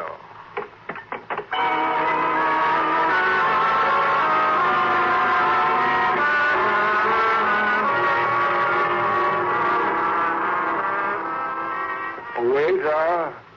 Yes, sir? You have a sandwich and coffee for me? Oh, yes, sir. But I was going to stop first at Mr. Clayton. Yes, we'll come in a moment. I'll set it down there on the desk, will you?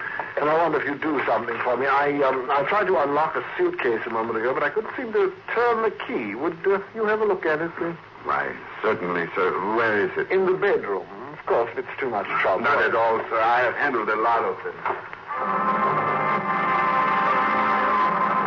You hesitate as the waiter starts across to the bedroom. Then you turn quickly to the tray he set down on your desk.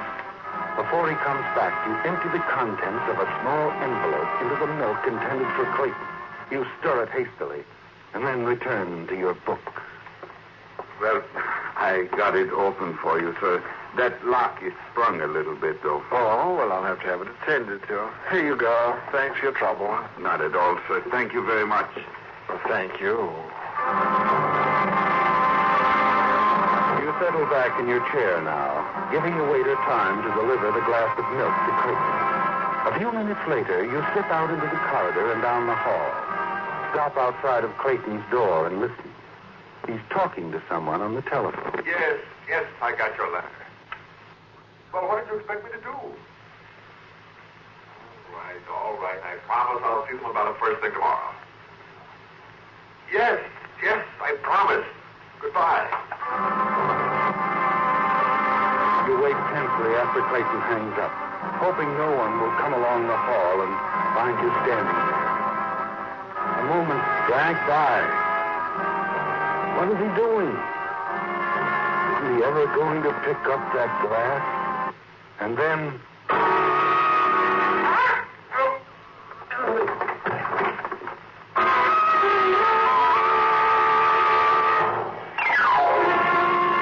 A moment later, you whip the door open, step inside, and lock it. A glance at Clayton's body sprawled on the floor assures you that he's dead. Quickly, you cross the room and sit down at his battered portable typewriter. To my dear mother, comma, my sister, comma, and gentle readers, colon. It isn't often that a man gets the opportunity to write his own obituary, period. Believe me, comma, this isn't easy, comma, but I've been ill for some 10 years now. You type rapidly, Archer, because you know exactly what you want Clayton's suicide note to say. It includes, above all else, a confession, one in which the dead Everett Clayton will admit to the world that he perpetrated a deliberate hoax against you. His note tells how he lied in claiming to have written the verses in the book 14. How actually he simply dug up a number of anonymous ballads and revised them a bit. You put it all down, Archer, your way, but in Everett Clayton's style. And then you add his well-known signature. Just the two simple typewritten letters. E.C. Thanks, my dear Everett. We'll see tomorrow how your 20 million readers like this one.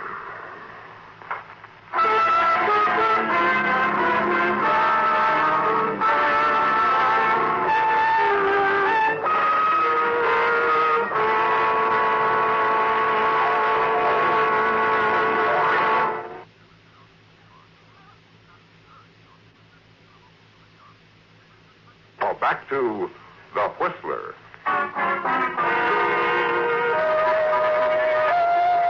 Well, the 7 steps have passed now, Archer. Everett Clayton is dead. But more important than that, the suicide note in his typewriter will put you back at the top of the heap. Yes. Murchison, your publishers, Hanley, and the whole literary world will have to admit who has the right to wear the critic's crown. You don't seem at all surprised at the police calling on you, Mr. Atkins. Oh, my dear Captain Foss, the moment the manager of this club informed me of Clayton's demise, I resigned myself to a round of dull questions. Naturally. You've known him all his life, grew up with him, sweet on his sister at one Anything time. else you want to know? I was an incubator baby, weighed 3 pounds, 2 1/3 ounces. I'm surprised you aren't more interested in the way Clayton died. I like to believe people, Captain. When I'm told someone is dead, I assume he's dead. Whether he was shot through the head with a cannon, threw himself into Mount Vesuvius, or was clubbed to death with the missing arm of Venus de Milo doesn't concern me in the least. Poison is more to your liking, isn't it? I don't know what you're trying to imply. Let's make it clear, then. How long did it take you to write that note? Note, Captain? The suicide note in Clayton's typewriter. Oh, do tell. In verse, no doubt. It says Clayton never wrote those poems, that he stole them from some anonymous ballads. Well, I insisted on that all the time. Wait till I get hold of that editor. You wrote that note, Atkins. You poisoned Clayton and ran the note off on his typewriter. Nonsense. Who gave you that story? Some idiot from the Ledger? Take a look at these papers, Atkins. Ever seen them before? They're yellow. They're very old, aren't they? They're poems you wrote to Everett Clayton's sister when you were 14, over 40 years ago. What? That book of poetry you reviewed was not written by Jafar Ahmed or Everett Clayton, but by Archer Atkins.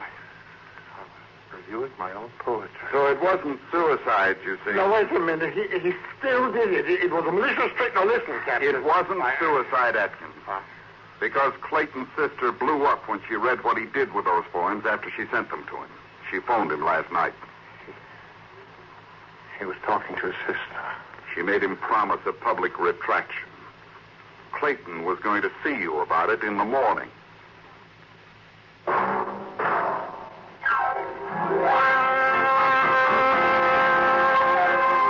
Join us again next week when once again the United States Air Forces in Europe presents The Whistler.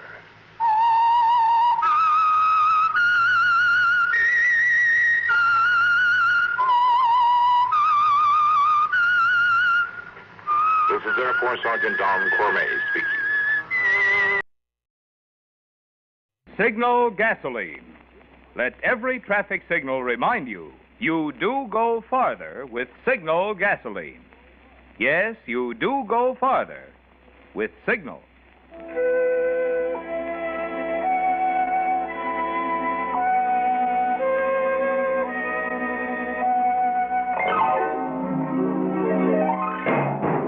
The Signal Oil Company and your neighborhood Signal dealer bring you another curious story by The Whistler.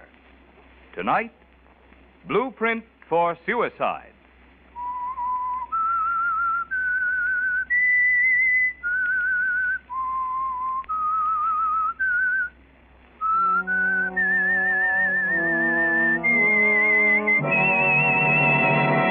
I am the Whistler, and I know many things, for I walk by night. I know many strange tales hidden in the hearts of men and women who have stepped into the shadows. Yes, I know the nameless terrors of which they dare not speak.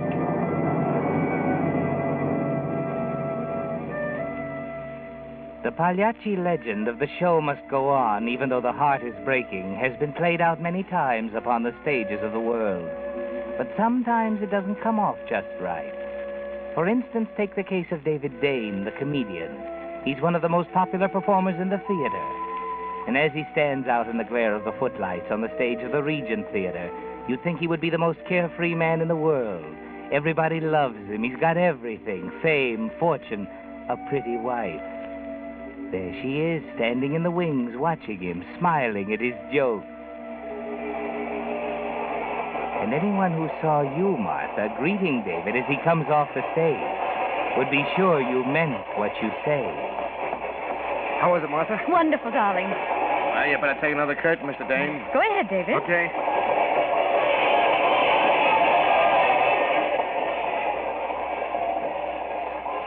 Did you really like it tonight, Martha? Oh, you were terrific, darling. The audience loved every line. I think the routine's getting a little worn out. I called my gag writers together for tomorrow. We'll work up some new stuff. This routine seems all right to me. Some new gags won't hurt. Yes, but But what?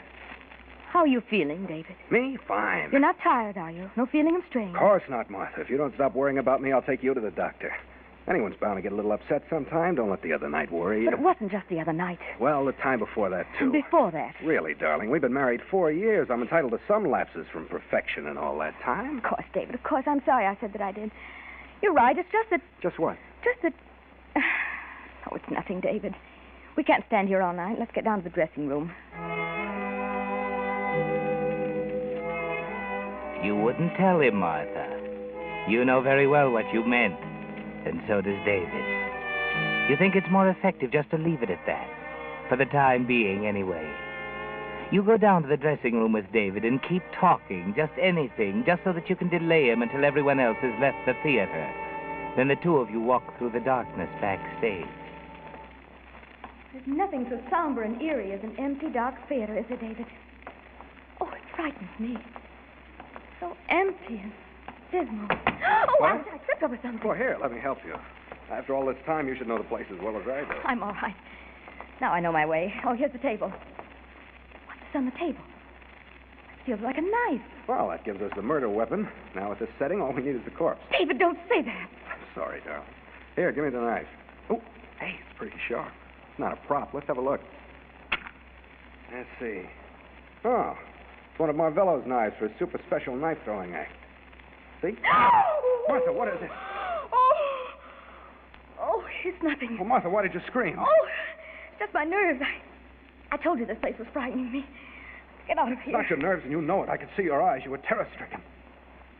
You were afraid of me. No, it was just the way you were holding the match, David. It threw such a strange light on your face. It wasn't just a match. There's a lot more to it, isn't there, Martha? A great deal more.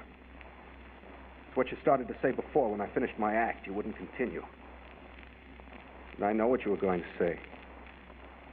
You're worried. Worried about me. You think there's something wrong with me, don't you?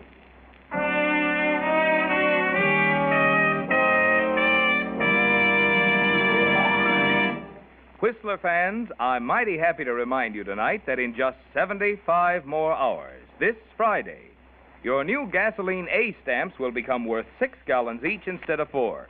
That'll certainly help. But it's still far from enough. You'll still want to stretch those coupons.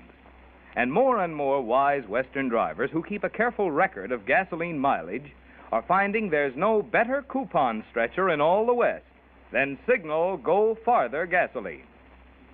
Why does Signal gasoline go farther? Well, for 2 good reasons. One, Signal Oil Company, in keeping with its 14-year tradition of quality, is marketing the very finest gasoline that wartime regulations permit. And 2, the famous Signal formula still places the emphasis on mileage. Now, aren't those 2 mighty good reasons for giving Signal gasoline a try in your car? Just invest your next gas stamps at one of the friendly stations displaying Signal's yellow and black circle sign. And then let your own speedometer prove you do go farther with Signal gasoline. And now, back to the Whistler.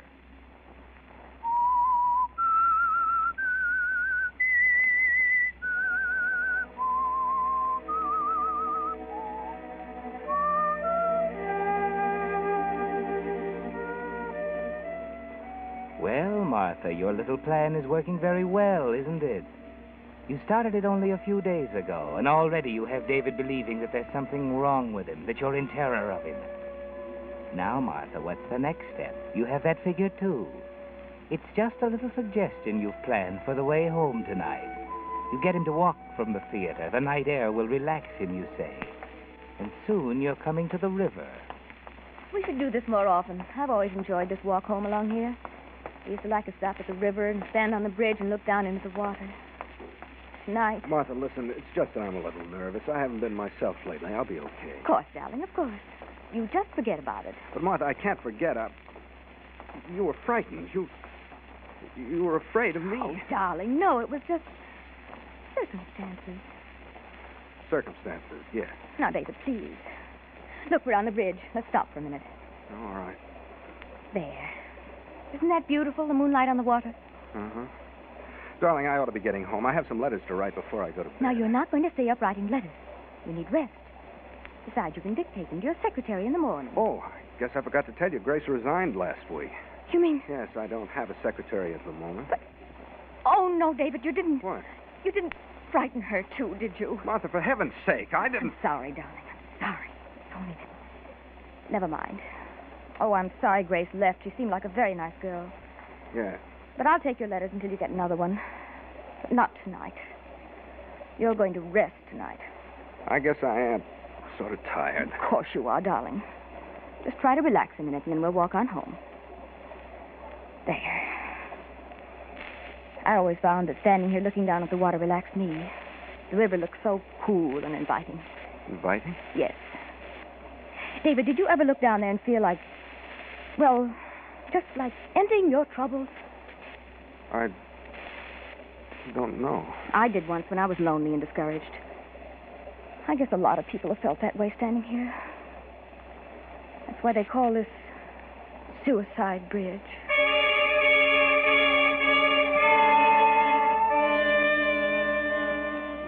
Very neat, Martha. Just a suggestion, nothing more.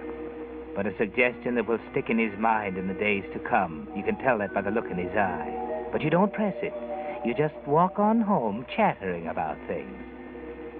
You're pretty satisfied with yourself, aren't you, Martha? You were even able to twist Grace's resignation the way you wanted it. You're happy to have her out of the way, too, aren't you? His pretty secretary might have made your job more difficult. But now you're so contented when you arrive home that you take time off for a phone call. Hello, darling. Yes, I'm home. No, he can't hear. He's in the shower. I just wanted to hear your voice. Oh, yes, tomorrow, too. Same place. Well, I must hang up now. Oh, I love you, too, darling. Goodbye. Isn't that romantic? You love him, don't you, Martha? And he loves you. But what about your husband, David? How many times have you vowed never to leave him, and he never to part with you? And you know that he meant it. But you have your own ideas on the subject, a plan that's bound to work. It's dark now. David's asleep. But you're not. You can't sleep. You've got work to do. You've got a lot of work to do. Martha, what's wrong? What is it? Where's that light? Oh, here. Oh, David. David, why did you do it? Why? Martha, get hold of yourself. Stop it. Oh, I felt hands on my throat. I thought I was having a nightmare, but Martha. I couldn't breathe. I opened my eyes, and there you were, leaning over me. Trying to choke me. Martha, you don't know what you're saying. You were having a nightmare. No, I wasn't. It was you, David. No, Martha, it's impossible. I couldn't. It's so incredible. Oh, there, now, dear, don't excite yourself, please. You couldn't help it. You didn't know what you were doing. You must have been asleep. It's fine. I'm not responsible for my actions. I tried to... Tonight I tried. One night I succeed. It's horrible, Martha. I can't go on like this. You just get some rest now, David. Tomorrow you'll be feeling fine again. Sure, I'll rest, and maybe tomorrow morning you'll be dead. I'm the one who should be dead. Stop that, David. Yes, I should be dead, but even dead, I'm worth nothing to you. If I committed suicide, you couldn't even collect my insurance. You're talking nonsense, David. You know I'm not interested in your money. And I'll leave you right now if you don't stop talking of suicide. You're much too good for me, Martha. Why did you ever marry me? You've stuck by me through so much trouble. And I'll never leave you. Never, Martha? Of course not. Let's stop talking about it. As long as we can't sleep, would you like for me to read to you? Anything you say. Well, then, here's some of Oscar Wilde's poetry. I started reading it last night. Would you like to hear it? Yes, okay with me. Nothing. You just lie back and try to get to sleep, David. Let's see. Well, I guess I'll start with this. Doesn't seem familiar. He did not wear his scarlet coat, for blood and wine are red. And blood and wine were on his hands when they found him with the dead. The poor dead woman whom he loved and murdered in her bed. What are you waiting for? Go ahead. I don't think this is very good. Here, I guess I'll try something else. No, I think it's excellent. Go ahead, Martha. It's awfully long. I've got time. Well, I'll skip some. Let's see. Oh, I'll start here. Yet each man kills the thing he loves. By each let this be heard. Martha? Shall we try a different poem, darling? No, no. Some kill their love when they are young, and some when they are old. Some strangle with the hands of lust.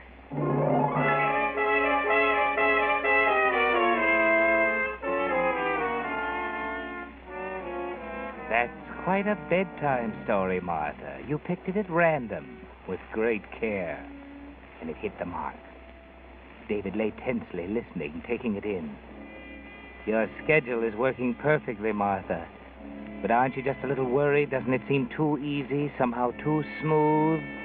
There can't be a slip-up, can there? No one knows, not even the man you love. When you meet him the next afternoon, he says... You look radiant today, Martha. Why so happy? Oh, it's a beautiful day, darling. And meeting you. I really shouldn't be feeling so happy, though. I was up most of the night. Oh, again? Yes, it's David. Just isn't well. I can't imagine what's the matter with him. He acts so strangely. Martha, darling, you can't go on like this. Yes, I know, darling. I almost asked him for a divorce last night, but I just couldn't. Oh, he's so ill, and he needs me. It would break his heart. But, Martha, you've got to think of yourself. I know, but I just can't. I don't love him anymore, but I just can't hurt him now. Not now. Well, I admire you for it, Martha, but what about us? Oh, I don't know, darling. I don't know. Maybe later something will work out, but now I mustn't stay much longer. I have to get back to him. Why? I thought we were going to spend the afternoon in... I know, but he's having a conference with his writers, and his secretary quit him last week, so he needs me to take notes. I can't disappoint him. Please understand, darling.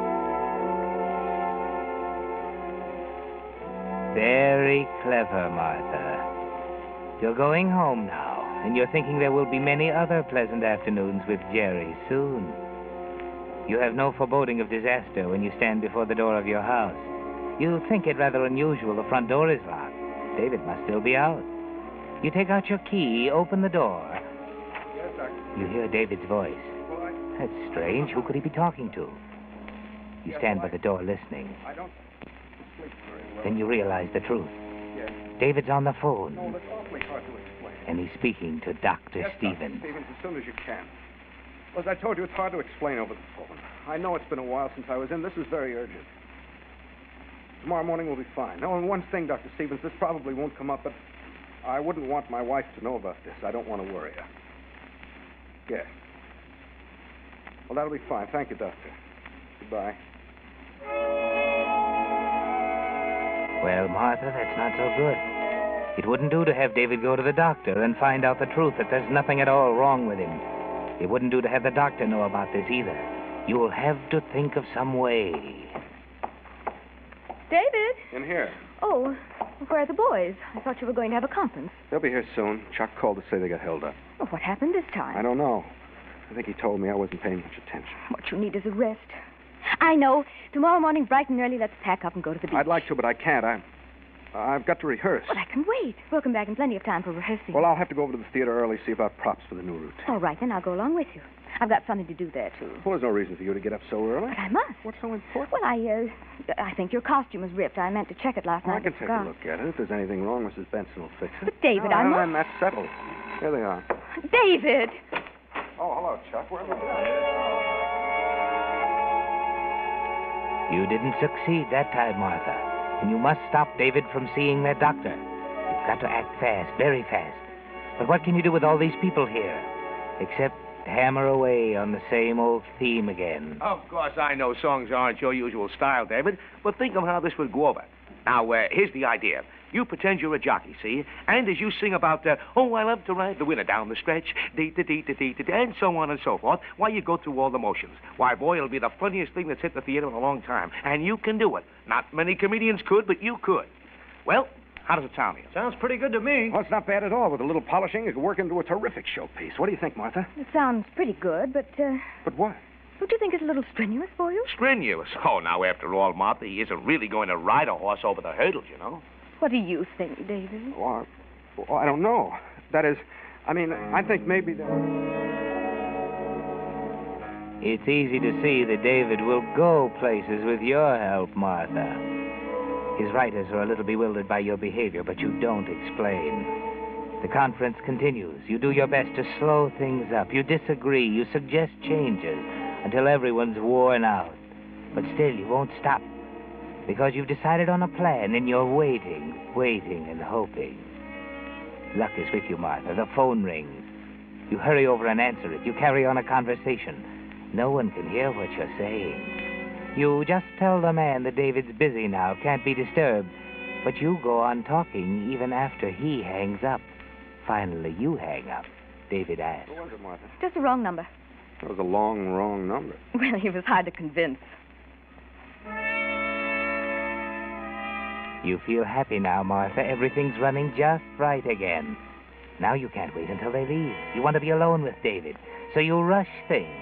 Finally decide the new routine is just right for David. Perfect, in fact. And they leave. You turn to David. I'm glad that's settled. I think it's one of the best routines I've ever had. Would you like to take a nap now? A nap? I feel better than I have in a long But time. you ought to rest before tonight's show. Madam, I beg to differ. In fact, my idea is that we go out and celebrate. There's a cocktail party at the Bennett's. How about surprising them and showing up? But you'll tire yourself out. You have a show to do tonight. You know what? I'm going to try out that new routine. I'll prove to you what a great comedian you married. Come on, we'll go right to the theater from the party. No, David. I wanted to talk to you. You can talk to me at the party. Come on, a party is just what I need right now. All right, David. Just as you say. You gave in rather quickly, Martha. You decided a cocktail party might be just what you needed, too. Not that your spirits need any lift. It's just that a party atmosphere suddenly appealed to you as the very place to strike that final blow. Well, David, And Martha, I must say I feel honored having you here. You two have been behaving like hermits lately. David's been working so hard. I'm thinking of you every minute, Pearl. Where's Roy? I haven't had a talk with him in months. In the kitchen getting more ice. I'll go and help him. I'm invaluable at that. I doubt if you even know what ice looks like. You put so little in your glass. That's my unselfish spirit. I don't want to take the other fellow's share. Excuse me. David's feeling good. You encourage him, bring him more drinks, laugh and chatter. It's a very gay party. But it's getting late. You still have work to do. That empty balcony will serve very well. You and David can go out there. Oh, it feels good to get out in the air. I was beginning to get a little dizzy. The air does feel good. I hate to leave here, though. I'm having such a swell time. But we'll have to go in a few minutes or I'll be late. Are you really going to do the new routine tonight? Sure, it'll knock 'em over. Tonight I'll show that audience the true David Dane, and by tomorrow night I'll have that act so polished up the shine will hurt their eyes. You'll have to rest up tomorrow. Oh, yeah, sure. You can sleep all morning. Yeah. I mean, no. I have to go out. You can sleep all morning, David. No, I can't. Yes, you can, David. You don't have to see Dr. Stevens tomorrow. Martha, what are you saying? I know about Dr. Stevens. But how could you? You weren't there. It was Dr. Stevens who called during the writers' conference this afternoon. But he promised I me... know, David, I know. He promised not to tell me. But he had to call. He had to talk to me. I don't understand. He promised me. He didn't know what to tell you. Well, if it was just to break the appointment, I don't see why he had to make such a ceremony out of it. Oh, I wish it were that, dear, but it wasn't. You see, he didn't know what to tell you after he examined you. Well, how could he until the examination was over? After all, if I wanted my doctor to be psychic, I'd go to some sort of spiritualistic medium. No, David, please, darling, you don't understand. He realized why you wanted to see him, and after all, he knows you, and, well, he didn't see any point in examining you, but he was willing to go through the motions. He wanted to talk to me about what to tell you. I mean, how much to tell you. Oh, David, I'm telling this very badly. On the contrary, you're making it very clear. No, I'm not. It's just that I can't... There's nothing any doctor can do but break it to me gently. That's it, isn't it? That's what it amounts to. Hey, David, you're going to be late for the show. Oh. Yes, by all means. I mustn't be late for the show.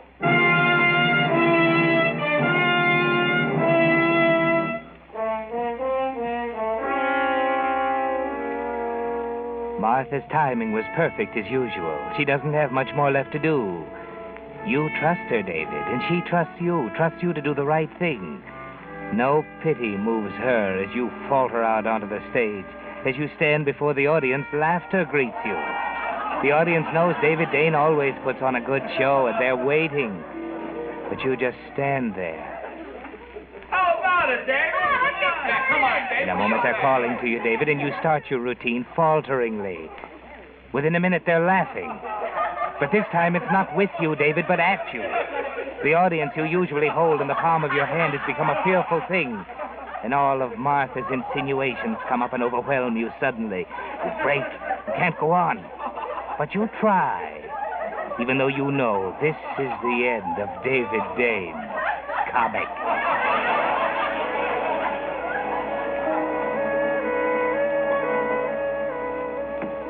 Martha's leaving the theater now, even though David's still on stage. Yes, Martha, those who see you leave think you can't bear the sight of David's failure. But that's not exactly the reason. You don't want to wait for David. You'd rather drive off in the car and leave David to walk home alone. Walk home alone. And pass by the clear, inviting waters under Suicide Bridge. You go back to the house and wait. The phone call probably won't come for hours. You keep watching the clock, 11:30, midnight. You don't want to be far from the phone. You curl up on the big chair in front of the make-believe fireplace. You're almost wishing this were all make-believe, too. Almost. The phone still doesn't ring. Your eyes won't stay open. It's almost 1 o'clock. You're fast asleep, Martha. Martha? Martha? Martha? You don't hear him, Martha. Martha? All these days and nights have made you very tired, so tired that you sleep soundly now. And David doesn't see you hidden in that big chair facing the fireplace. It looks as if your plan didn't succeed, Martha, not the water. No, not for David, the river. There's another way, a surer way. No one can see him and stop him. You'd better wake up, Martha. Can't you hear that sound? It's gas. Gas to take David's life. Gas, Martha. You were right to trust David. He'll always do the honorable thing. He won't burden you with himself anymore, Martha. But it's getting late. You better wake up now, or you won't ever know how your plan succeeded. David. David. Gas. Gas. Oh, David. You're awake now, Martha. But you're weak. You're trying hard to move from the chair. You're weak, Martha. Too weak. You can barely stand up. Slowly and painfully you try to reach the kitchen. Then you'll turn off the gas. Then everything will be all right.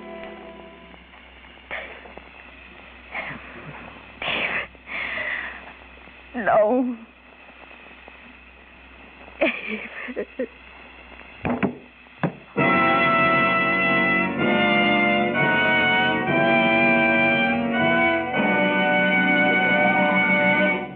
The Whistler will return in just a moment with the strange ending of tonight's story.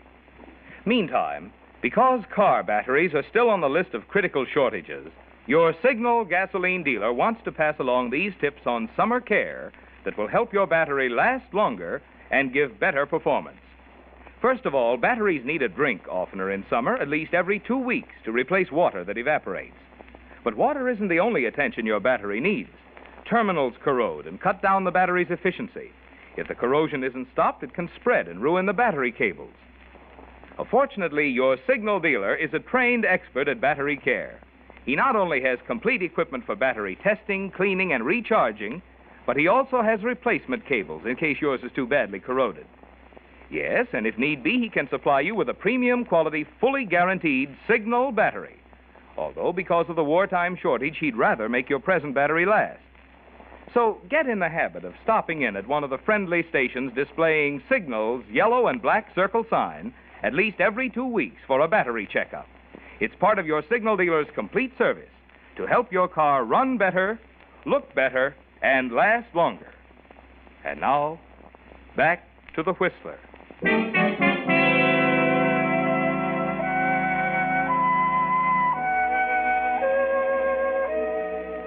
Well, Martha, you figured it perfectly, up to a point.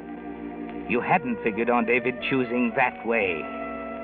And when you woke up to find the apartment filled with gas, you tried desperately to reach safety. But you couldn't make it, could you? Too bad, Martha. And the real tragedy of it for you was you figured it all wrong. You needn't have played such a dangerous game at all. If only you could have known the things that David put into the suicide note he wrote just before he turned on the gas. They found it beside your 2 bodies next day. It read, Dearest Grace, please forgive me for this. I couldn't help myself. You were right when you resigned as my secretary. Our love was doing terrible things to us both. It made me subconsciously hate Martha enough to try to kill her in my sleep. I should have left her, but I couldn't. She was so tender and understanding, and she kept telling me how she'd never leave me. I couldn't tell her that I really loved you. Goodbye, Grace. David.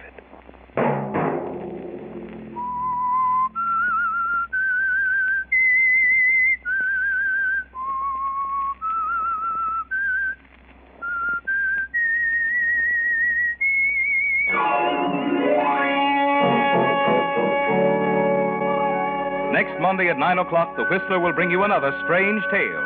The Whistler is broadcast for your entertainment by the marketers of Signal gasoline and motor oil and fine quality automotive accessories, and by your neighborhood Signal dealer. This program, directed by George W. Allen, with tonight's story by Geraldine Merkin, music by Wilbur Hatch, is transmitted to our troops overseas by the Armed Forces Radio Service. This is Marvin Miller speaking and suggesting that you let every traffic signal remind you that you do go farther with Signal gasoline. Yes, you do go farther with Signal. This is CBS, the Columbia Broadcasting System.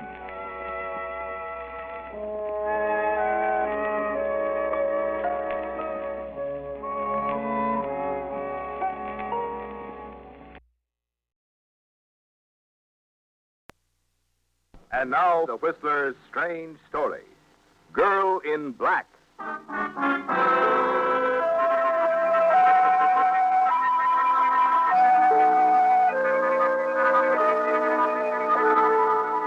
The big city that only a few short months ago had held so much promise and excitement for Margaret Vale now seemed empty and vacant, and she felt terribly, frighteningly alone. The show in which she had a good part had opened one night and closed the next. And with its closing went Margaret's dreams and hopes for a successful acting career. And now, climbing the stairs of a second-rate theatrical agency to the office of Sam Walker, you only hope you can talk the cigar-smoking little man out of a loan so that you won't have to add insult to injury and write your people for your return railroad fare. Sam Walker, however, seems to anticipate the purpose of your visit, and he makes things coldly clear almost before you can sit down. Honey, let's get one thing straight. This is a theatrical agency, not a lending agency. Now, look, you're down on your luck, but things will turn out. No, Sam. This isn't for me. I've found out now. My parents were right. Your parents? Yeah. They told me to go ahead, take a couple of years while I had them to spare, give it a try, get it out of my system. Well, I've tried. Yeah, I guess you have.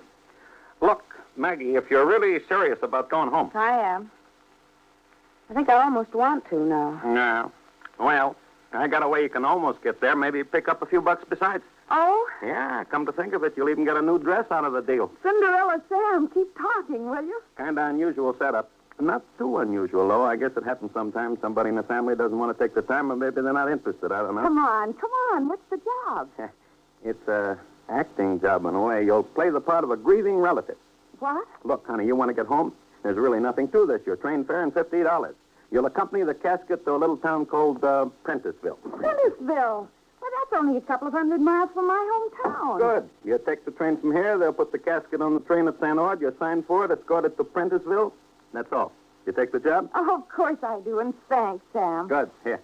Here's your train ticket. You'll get the money in Prenticeville at the Greenbrier Mortuary. The party who's paying for all this will leave an envelope for you at the mortuary manager. $50, you said?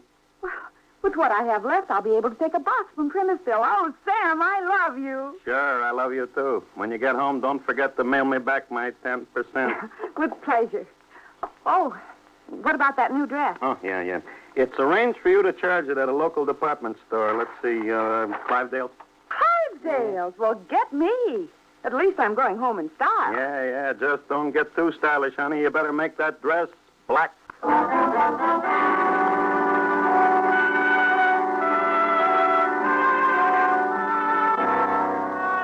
It's a strange role to play, isn't it, Margaret? And yet you don't mind. You even get enjoyment out of selecting the dress. It's been so long since you've bought one. On the train, you find the ride restful and pleasant, and any misgivings you had about your assignment have vanished. But as the train stops at St. Ord, you find the little station framed in a damp, ominous fog. And as you present yourself to the baggage master and catch sight of the casket, a strange feeling of dread comes over you. Margaret Vale. You relative? No. Just helping out the family. Rather unpleasant duty for a pretty young girl. Nasty night, too, all this fog. Oh, I don't mind. It's not foggy inside the train. Oh, isn't it the truth? Little moving world of its own, isn't it? Oh, the casket's being put in the baggage car now. You can get back on any time. Thank you.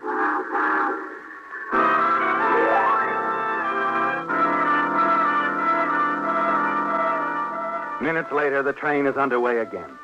And it's like the baggage master said, isn't it, Margaret? A moving world of its own. And you feel safe, secure. You put your head back against the seat cushions and drop off to sleep.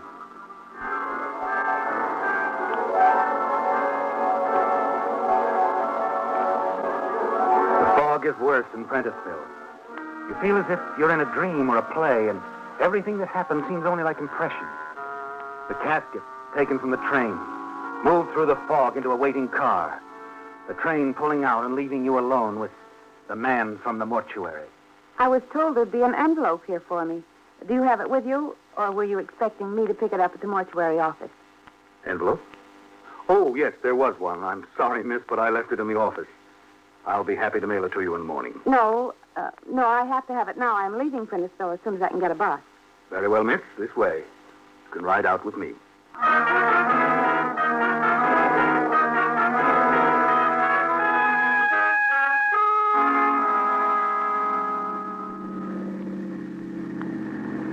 I've got to drive slow on account of the fog. Bad night.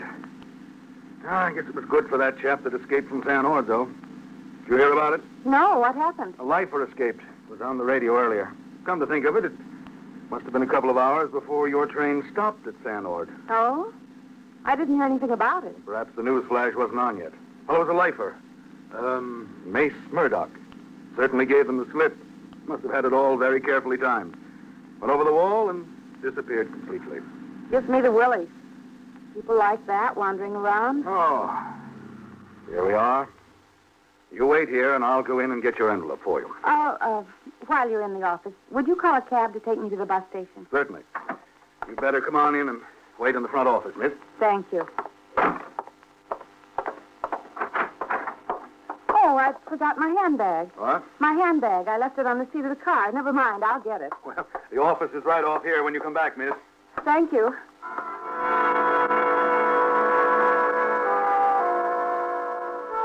Outside, as you start toward the dark paneled car containing the casket, you suddenly freeze in your tracks, staring. There's a man emerging from the door at the rear of the car. A tall, sturdily built man in prison garb. The casket. That's the only place he could have hidden, isn't it, Margaret? You gasp and open your mouth to cry out, but he's upon you before there's any sound. He claps a hand over your mouth, and with his free arm drags you back into the shadows of the platform. Be quiet and you won't get hurt. Here they come, my pals.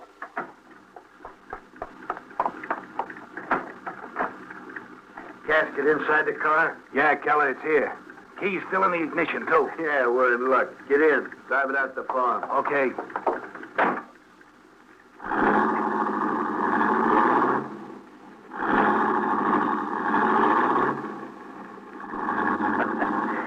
So long, boys. What a surprise you got coming. Okay, when he comes back out, just describe exactly what you saw happen. No more, no less. Exactly what I saw, I understand. Oh, here's your envelope, miss. Your taxi's on its way out here now. What's the matter? The car with the casket. They're gone. Somebody drove up. Two men. One of them drove it away. Two men? Yes. One of them got out, got in the mortuary car, and drove it off. The other one followed him in the car they drove up in. They said they'd meet out at the farm or something like that. Oh, I can hardly believe it. It never happened before. It happened just now, just as I told you. There was nothing I could do. I didn't dare call out. No, of course not. Police. I've got to call the police. I'm going inside and call the police. Hold it, sister. Not leaving you here to tell them what else happened.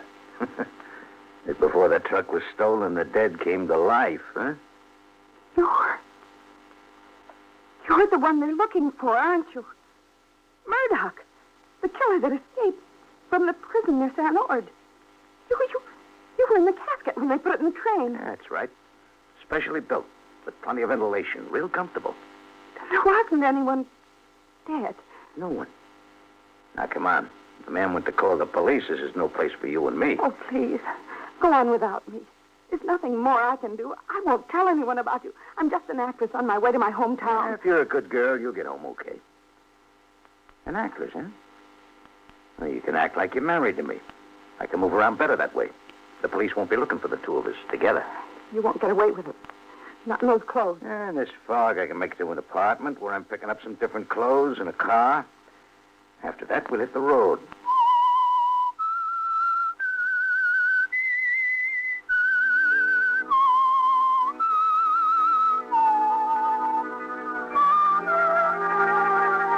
It's like a fantastic dream, isn't it, Margaret? And you can't believe it's really happened to you, but it is. And now Mace Murdoch, holding you tightly by the arm, hurries you down the darkened side street. Mace Murdoch, convict, who escaped the police through a prearranged plan, hiding in the casket you accompanied on the train from San Ord. He can't let you go, can he, Margaret? No, because he's afraid you tell the police, so he's decided to take you with him. And you wonder where and how it will all end. There's one thing you're certain of. When you're of no further use to him, he'll kill you, won't he? 10 minutes later, the two of you hurry into a small apartment building.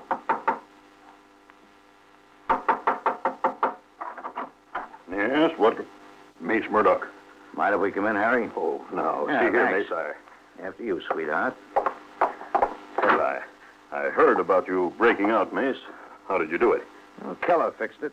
Keller? You're joking. It's not like Keller to go messing around trying to spring a con. Not unless there's big dough in it.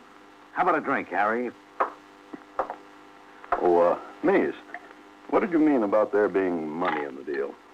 My cellmate was a guy named Dutch Stauffer. Mean anything? Of course. He got picked up on a bank job about 5 years ago, $100,000. None of the money was ever found. They figured he hid it away somewhere. That's the way Keller had it figured, too. But didn't Stauffer die last month? Yeah, that's right. But maybe before he died, he whispered something to me about where the $100,000 is, huh? That's right. I got word to Keller and made a deal. If he got me out, I'd cut him in for $50,000. Keller worked out a beautiful plan, and here I am. Well, here's your drink, miss. Thanks. Look, there's something I don't understand. If Keller fixed the break for you, how come you're not with him and the boys now? I figured it wouldn't be healthy. You see, he'd want me to tell him where the dough is. And I don't know. You don't know? You mean... I mean Stauffer never opened his mouth to me. Oh, brother. Keller's not going to like that. Who cares? I'm just interested in getting out of town. That's why I came to you, Harry. You're an old pal, just about my size. Oh, you want some clothes? Of course. Help yourself. The stuff's in the bedroom closet. Thanks. Oh, Harry. Yeah? While I'm changing, keep your eye on the doll here, huh? She might want to leave in a hurry, and I wouldn't like that. Of course, certainly. Oh, look, lady, what is this between you and Mace? You mad about something? Listen to me. I've got some money. Not much. But I'll give it to you, all of it. I just want to get away. Oh, now, you heard what Mace said. He wouldn't like it. Please, here, take the money. You'll kill me if you don't let me go. Now, why would he want to do a thing like that to a nice-looking girl? Hey, wait a minute. Don't go running anywhere. Oh, Harry. Mr. Keller. I was just about to knock. Am I interrupting something? Why, no, nothing at all. The lady here seems to be in a hurry. Let me go. I'll take it easy, lady. Not being very polite, Harry. If the lady wants to leave, I don't see why she can't. Wait a minute now. Maybe that's not such a good idea after all. I think I've seen this little lady somewhere before. Maybe at the depot tonight, huh? I don't know what you're talking about. Sure you do. Quite a coincidence finding you here with an old friend of Mace Murdoch's. Yeah, quite a coincidence. Maybe the two of you know something I want to know. Like where Mace is right now, eh? How about it, sweetheart? Where is he? Come on, I said, where is he? Bedroom. Okay. Get moving.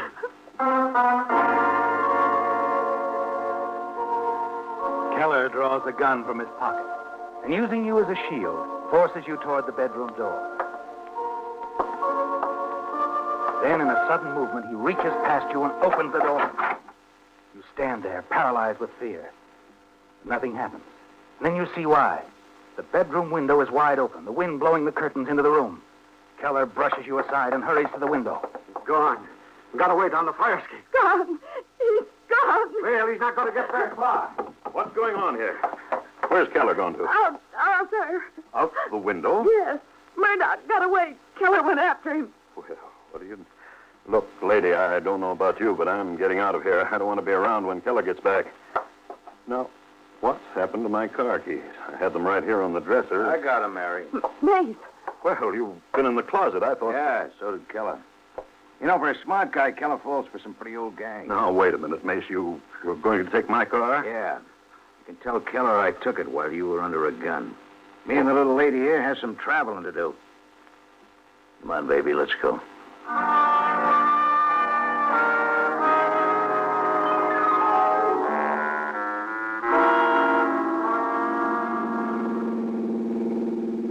What's that town we're coming into up ahead, sweetheart? Colby. Looks sort of busy for this time of night. Hey, maybe they got a dance going, huh? That's right. You seem to know an awful lot about this part of the country. My hometown isn't very far from here. Oh, that's all. Never figured you for a small town girl. Hey, look. Better move in closer to me. Put your head on my shoulder. What? Put your head on my shoulder and shut up. Police car parked at the corner. That's better. Now we're just a guy and his girl out for a little drive. Mace, What? I've done everything you asked me, haven't I? Sure. You've been a good girl. So? You're in the clear now. Over 150 miles out of Prenticeville. The police There's won't... still state cops to watch out for. Like those two we just passed. We'll be coming into my hometown in another hour or so. And you want me to drop you off, huh? I wouldn't say a word to anyone, Mace. I wouldn't. Ah, I know. I'm not going to give you that chance. Mace, listen. Keep your head down. Right there on my shoulder where it's supposed to be. Now, forget about your hometown, sweetheart. I'm not letting you out of my sight yet. Not for a good long while.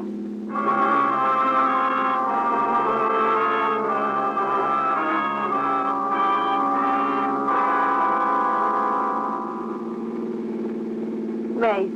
Well, I thought you were asleep.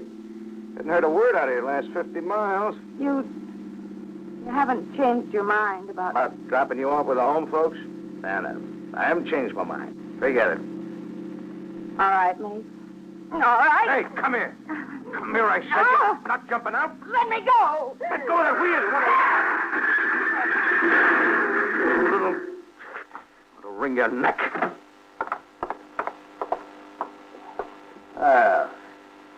Sure did a nice job. Real nice job. Smashed in the whole front of Harry's car.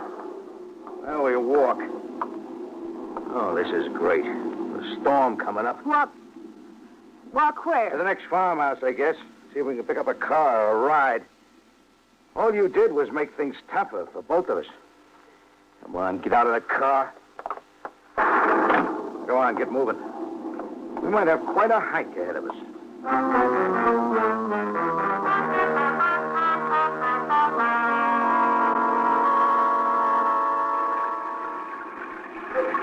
Hold it. There's a farmhouse. See if they can help us. You won't harm anybody. Yeah, we'll see what they do for us. Remember now, we're Mr. and Mrs. Williams. Our car broke down. All we want's a ride to the nearest bus station. You got that? Mr. and Mrs. Williams, whatever you say. Come on.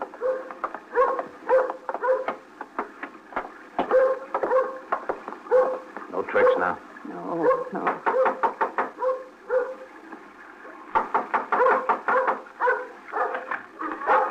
Yes? How do you do? We broke down our car. Wondered if we could get some help. Oh, well, just a moment. No, lady, we're in luck. Just don't hurt us. Oh, young folks, well, come inside. Ruthie, now you stop your barking. Now everything's all right. I'll get the lights on. Well, there we are. Well, Miss Margaret. Margaret Vale, isn't it? That's right. I don't think I remember you. Oh, I'm Mrs. Bell. No, you wouldn't remember me, child. Goodness, we've so few visitors out here, but you live over in Midvale, don't you? That's right, and it isn't Miss Vale anymore, Mrs. Bell. Oh? No, it's Mrs. Williams now. Well, how nice. How very nice for you, my dear. Oh, but come in by the fire, you two. You're drenched through. I'll fix you some hot coffee. No, that can wait, Mrs. Bell. What we're really interested in is getting to the bus station. You got a car here? No, I haven't. And Mr. Bell's out of town, but... Oh, I'll call a neighbor. Jess Carlson. Ask him to drive over and take you into town. He only lives a mile or so away. Oh, thanks very much. That'll be very nice of you. Not at all, not at all. Now, go on, the both of you, in by the fire. I'll call Jess and fix that hot coffee before you catch your death. Now, go on. All right. You did great, Mrs. Williams. Wait. And for what? So that when we get to the bus station, we walk down an alley and... My life, too? I don't know. I've made up our mind. We'll cross that bridge when we come to it.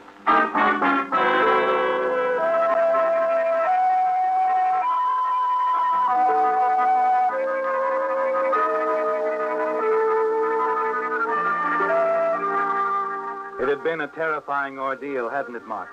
A nerve-shattering nightmare that had its beginning when Mace Murdoch, escaped convict, forced you to accompany him in his flight from the police. And then suddenly it was all over. The strain had proved too much.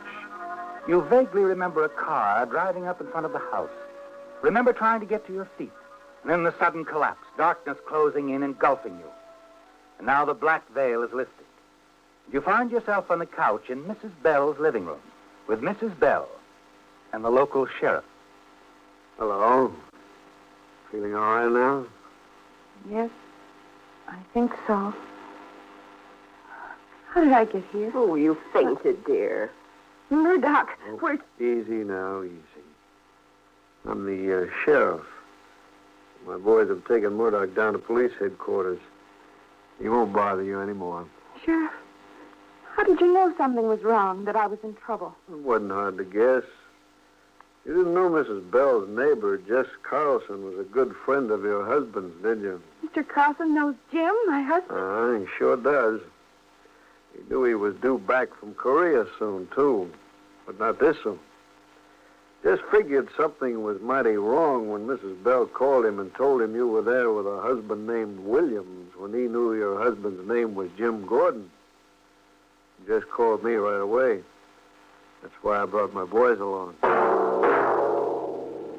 Listen next week when once again the United States Air Forces in Europe present The Whistler.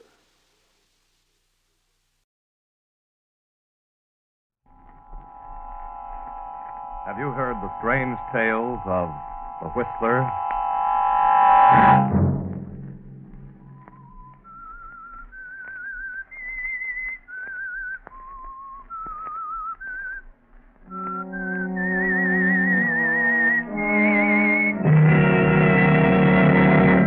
I'm the Whistler.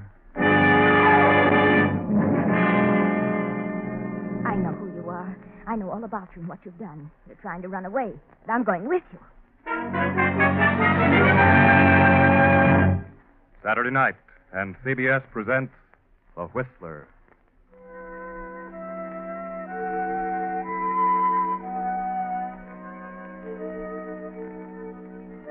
I, the Whistler, know many things, for I walk by night.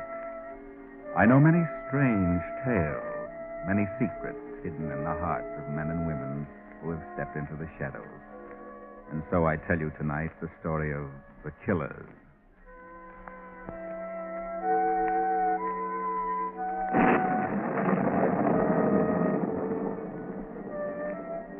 The rain beats down in torrents, and during the brief flashes of lightning, a certain stone building stands out in the darkness of the night, the courthouse of a county in a southwestern state. A murder trial has come to a conclusion, a sensational trial in which the young killer has been tried and convicted of the brutal slaying of 5 people, his employer, Farmer Atkins, and Atkins' entire family. The defense, appointed by the state, contended that the slayer was insane. Now the killer stands before the judge. The jury has found that on the night of September 13th, the entire Atkins family was brutally slain with a meat cleaver wielded by the defendant, Joe Nichols. In the absence of sufficient motive other than the $20 found on the defendant was placed under observation by the state psychiatrist. And the said state psychiatrist find the defendant suffering from dementia praecox. Therefore, it is the duty of this court to commit the defendant to the state institution for the insane.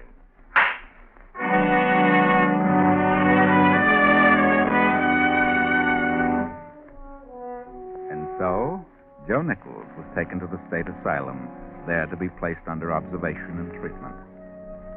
Now let us travel south in the same state to a certain farm, a farm belonging to the widow Agatha Mayberry. There's no connection whatever between Agatha Mayberry and the insane killer Joe Nichols, but let us go to the farm anyway. Agatha's husband died 3 years ago and left her with a rather large farm. At first, she managed things very well. But then came the war, and hands became scarcer and scarcer. Then Agatha's sister Ellen came to live with her, and Ellen's daughter, a lazy girl named Della.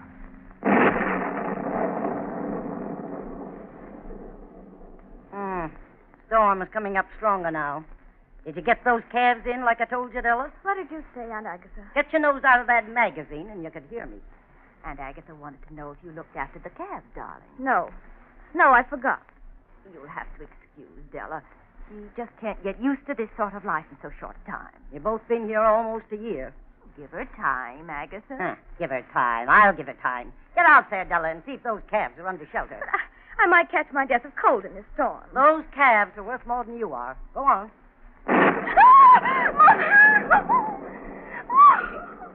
She's frightened to death of lightning, Agatha. I don't think she's frightened of anything. Why don't you hire a man to do these things?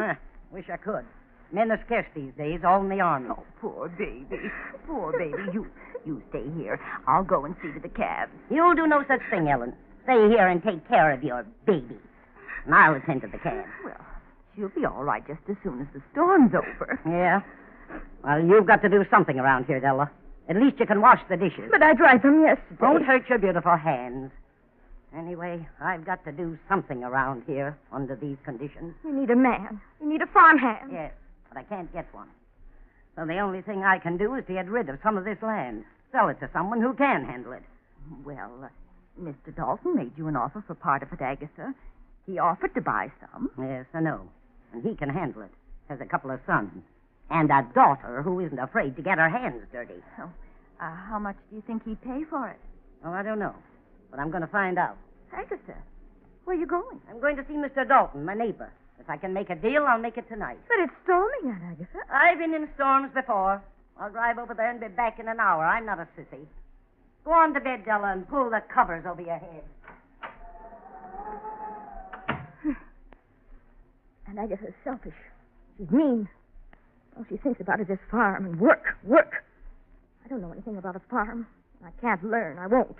Well, you don't belong on a farm, Della. Doesn't suit you. I won't hurt animals. I won't milk cows. Oh, there, darling, don't cry. Mother understands. No one understands me. I won't be a slave. And Agatha's trying to make a slave of me.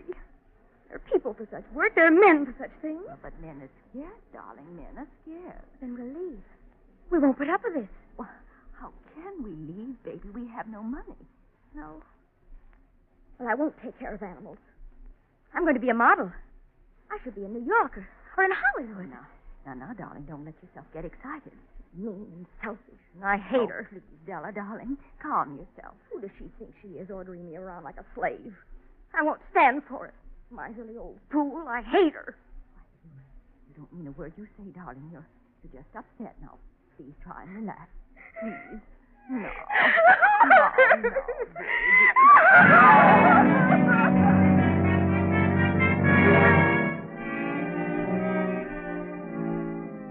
While Della, poor little Della, sobs and sobs in a fit of hysteria, Aunt Agatha drives on through the raging storm, and 10 minutes later pulls to a stop in front of her nearest neighbor's house, the house of Farmer Dalton.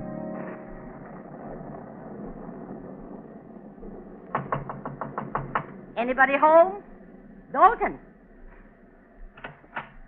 Well, land of mercy, Agatha Mayberry. Well, come on in, come in. You must think I'm kind of crazy running around on a night like this, Mr. Dalton. Well, there must be a reason for it, Agatha. Yes, there is. I want to talk business. Business? Well, all right. What's on your mind all of a sudden? You want to buy the east half of the farm? Why, sure. I told you I did. What was your offer? $2,000. Well, that's a little low, don't you think? Well, perhaps, but, well, what are you going to be able to do with it? You ain't got no menfolk around. You'll have to let it go to grass. Yes, I know that. But if we could only get a few women to give up their fancy manicures and long fingernails, it wouldn't hurt them any, I know. I've tried it. Yeah, you're right about that, Agatha. Well, let's get down to business. You'll give me $2,000 for the east half of my land? Yeah, that's right. Well, it's the deal. Good. Shake. Now, how do you want it? Well, How are you prepared to handle it? Well, I'll tell you, I collected $1,000 cash from Henry Jacobs late this afternoon. It was too late to put in the bank, so I'll just give you that cash and a note for 12 months on the balance. All right, fair enough. Make out the note. All right.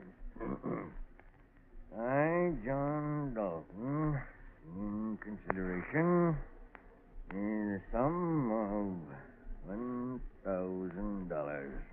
Well, there you are, Agatha. I see. Well, shouldn't we have a witness to this transaction? If you want it that way, sure. Oh, I'm sorry. I just wanted to thank you, Mr. Dalton. That was a swell supper. Oh, come in here a minute. I want you to do something. Sure, anything to say, Mr. Dalton? What can I do? Joe, this is Mrs. Agatha Mayberry, my neighbor of the West. She just sold me the east half of her land. I'm paying her half cash and the other half on a 12-month note. Like you to witness that note, if you would, Joe. Is that necessary? Oh, I don't know, but that's the way Agatha wants it. Very well, I'll witness it. There you are. Thanks, Joe. And who is this man? Well, Joe came here today, early this morning, and he's worked like a dog all day, done 10 men's work, and that's something I can't understand. What do you mean? Well, he's been discharged from the Army because of a physical reason. He's a 4F, but certainly didn't show any bad signs today. I can still do a lot of useful things. I thought you had enough men around here to handle things. Oh, I have, but he was broke and hungry. Well, if you don't really need him, how about lending him to me? I could use him. Yes, that's right. You could. She's got a farm and not a man on the place, Joe. How about it, huh? Sure, I'd be glad to help her. Fine. Well, you go on with Mrs. Mayberry. She really needs help, Joe. She lives alone with her sister and her young niece, and they can't help her much, but you can. It's a deal. Right. Well, here's your $1,000 cash, Agatha, and the note. Next payment's due in 30 days. I'll have it there. I'm not worried about you, John. See you later. Well, now, you better keep an eye on me. I'm a strange sort of critter. I forget sometimes, you know. Well, come along, young man. It's getting late, and the storm's getting worse. Yes, I know. Are you alone? Yes. Good night, Mr. Dalton, and thanks for everything. Night, Joe.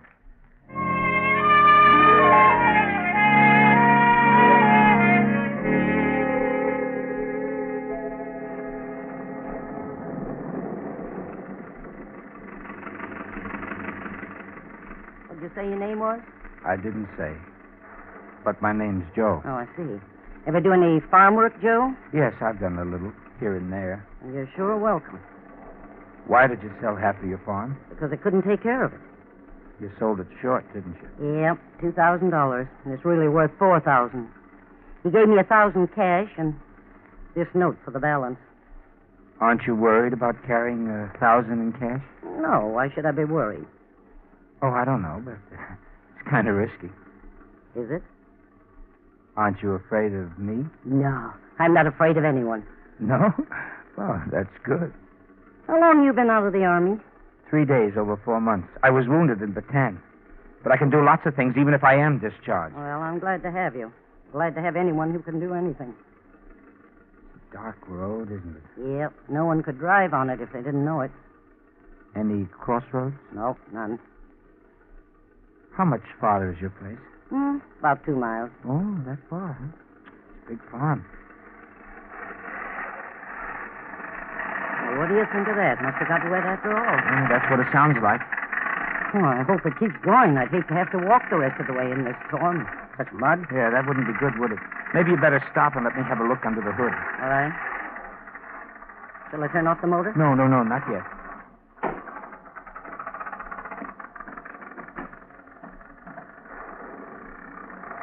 Oh, your fan isn't working.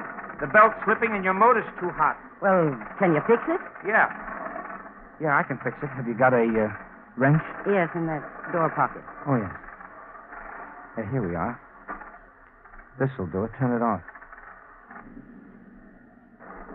Well, what are you staring at? Oh, I was just thinking what a brave woman you are to be riding around alone on a night like this with $1,000 in cash.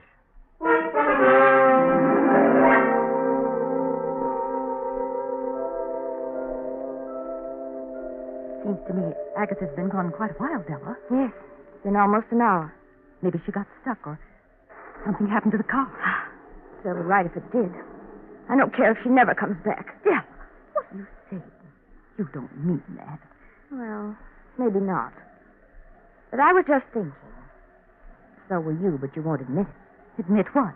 If she didn't come back, why? Well, then we could leave here. We could go to New York or Hollywood, and I could follow my career. How? Well, we could sell the farm and everything. Have plenty of money to live on till I got started.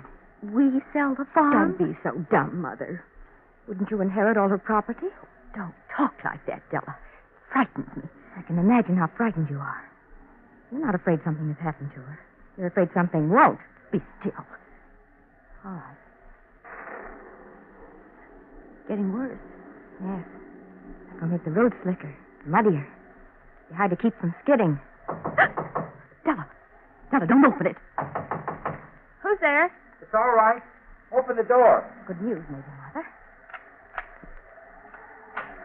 What is it? Oh, gee, it's mighty wet out here. Are you Mrs. Mayberry's niece? Yes?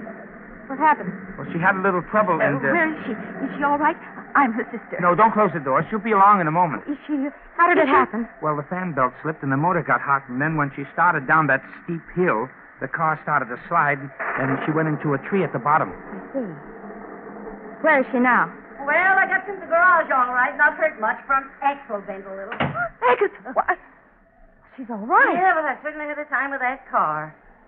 Well, what do you mean, all right? Of course I'm all right. But we thought... Make some tea, Ellen. I'm frozen stiff. Who's this man? Oh, this is Joe. Joe, this is my niece Della, and this is her mother, my sister Ellen. We've met. We're going to have a man around here. Joe's the new hand. Maybe we'll get something done around here for a change. Did you make the deal with Mr. Dalton? Sure. He paid me $1,000 down, in cash. Balance monthly. Joe here was witness to the deal. Witness? Yes, I happened to be at the Dalton's place. I worked there today. Your aunt said she needed a hand, so here I am. You're going to stay here? Of course. Well, how nice. Your aunt's a very brave woman to take a chance riding with a stranger and $1,000 cash around her neck. Oh, I'm not afraid. I'm a pretty good judge of people. Well, since you aren't going to make that tea, Ellen, I'll do it myself. Sit down, Ellen, before you fall down. Turn on the radio, Della. I want to hear the news in a little bit.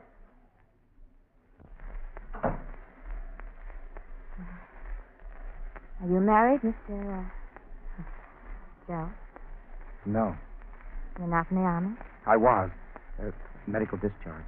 You look tired, sir. Yes, I am. I wonder if you'd mind if I'd turn in. Not at all.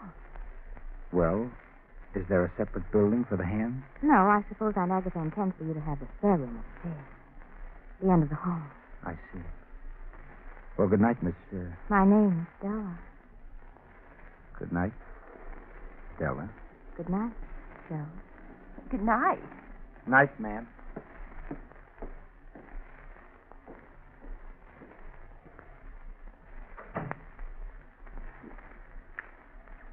He's a bit odd, isn't he? I like him. He's not bad looking, either. Murder of a farmer and his entire family with a meat cleaver. He was later found to be insane and sentenced to the insane asylum. He escaped last night and is believed to be heading south. This man is dangerous, regardless of his seeming sanity, and authorities are to be notified of any man answering his description. He is 5'9", dark brown hair, blue eyes, and his name is Joe Nichols. He was last seen... Della. Della. It's him. And his name is Joe. Yes, Della. His name is Joe. Upstairs in that spare room is Joe, a mad killer. That frightens you, doesn't it?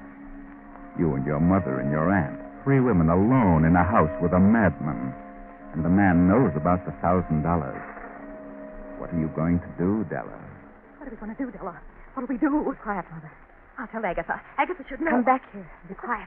Agatha should be warned. Maybe she'll know what to do. No, not a word to Aunt Agatha.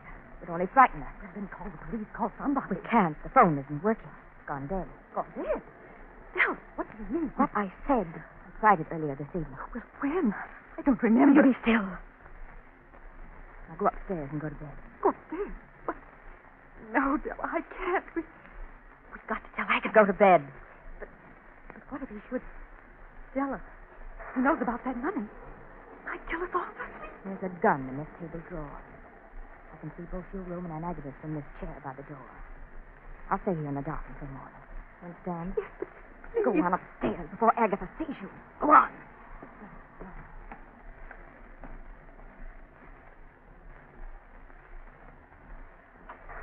Well, where's everybody? Where's Joe? Said he was tired, so he went to bed. Mother just went up. After all, it is late, Aunt Agatha. Yeah, right, it is. You look tired, Aunt. Perhaps you'd better... What's the matter with you? What are you trembling about? Trembling? I think I've taken cold. A little chill. I'll be all right. Better take some quinine and go to bed yourself. Just that I haven't been sleeping well lately. I'll read for a little while. Then I'll be back. I missed the news. What did it say? It said that, nothing's important. Oh, I see. Well, better drink some warm milk and go to bed. Right. Good night.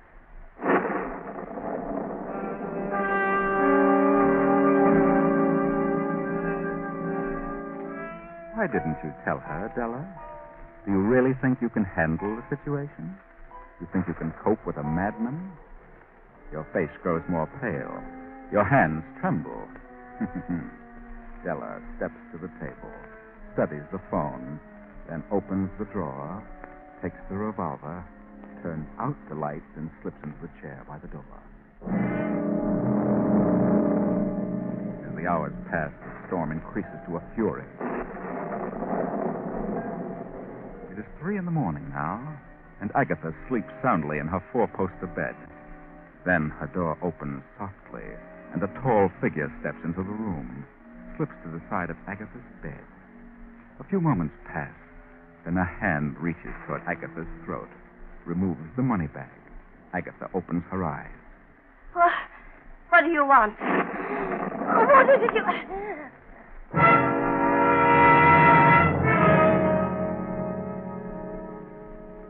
The storm has reached its peak.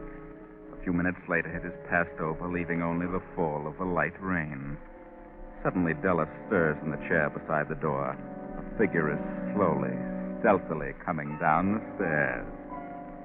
Reaches the bottom and starts to cross the room toward Della. She waits breathlessly, then snaps on the light. Where were you going? Why, I was, What are you doing down here? Where were you going? Well, the storm woke me up, and I got a little hungry. I thought I'd have a look in the kitchen. You were headed the wrong way, Joe. Huh? The kitchen is over there. Oh, yeah. Yes, sure. I guess I got turned around in the dark. I don't think you were confused, Joe. What do you mean? You had no intention of spending the night here. And you weren't planning to start work in the morning. Of course I was. I know who you are, Joe. I know all about you. What? How do you know? Radio. There was a warning on a description. They said you were in Mrs. Bass. And what are you going to do? Phone the police? No. Phone's dead. Yes? I'm not afraid. I understand you're kind, Joe. What do you mean by that? I don't condemn you. I sympathize with you. You do? Yes. If they know I'm in the vicinity, then I've got to get out of here. You've got a little money. Haven't you, Joe? Yes? Then I'm going with you. What, you're going... What do you mean I can't do that? Yes, you can. You've got to. Once we're across the state line, everything will be all right. State line? I don't get it. I've got to get away from here. I've got to. I'm being held here against my wishes. Held here? Yes, they think I'm crazy, unbalanced. Crazy? You don't act crazy to me. Neither do you. But they've got some reason for keeping me here, and I can't stand it any longer.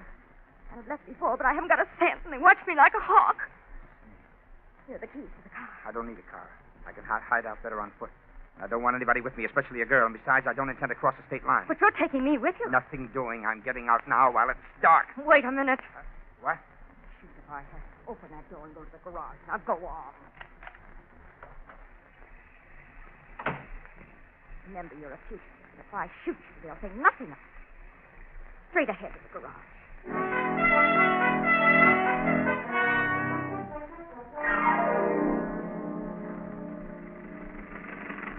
Now turn here. This is the main highway. Well, why the main highway?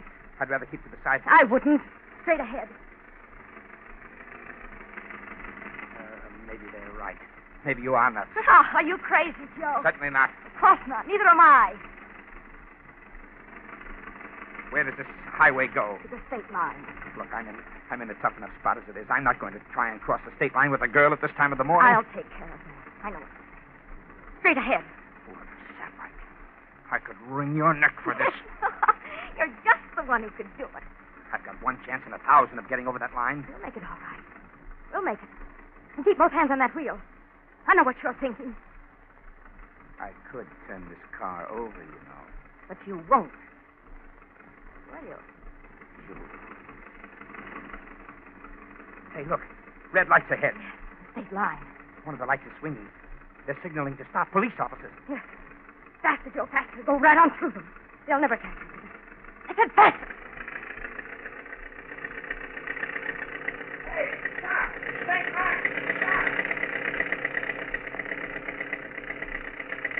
We've made it. Keep going.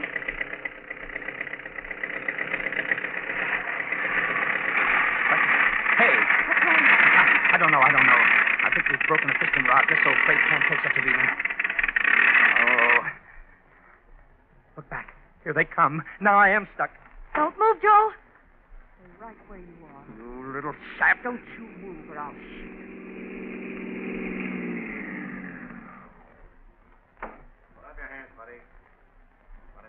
All right. What's the idea running over the state line like that? Didn't you see the lights? Well, you see, I Maybe he's colorblind, Tom. Thought they were green. He seems to be sober, all right. Let's see your driver's license. I haven't got one. See your draft card. I haven't got one. That is, with me. Well, you hear that, Frank? Who are you? Hey, Tom. Look, slumped down in the seat. The girl. Throw your light on her. Look at her face, all bloody. Open the door. She's been bashed in the mouth. Wait a minute. Is this your gun, buddy? No. What's this little pouch on the seat? I don't know. Look, Tom. Look at the bills. Look at the wad of money. Hey, sister. Are you all right? It's all right, sister. We're state police. Police? What happened to you? It's him. Who is this man? He came to our farm last night. He robbed my aunt and made me come with him. He kidnapped me. She's crazy. She's a nut. When we crossed the line, I tried to scream, and he hit me. You don't know who he is? No. So his name is Joe. I think he's the lunatic who escaped from the asylum yesterday. She's crazy, I tell you. Get out of that car, buddy. You'll come into headquarters.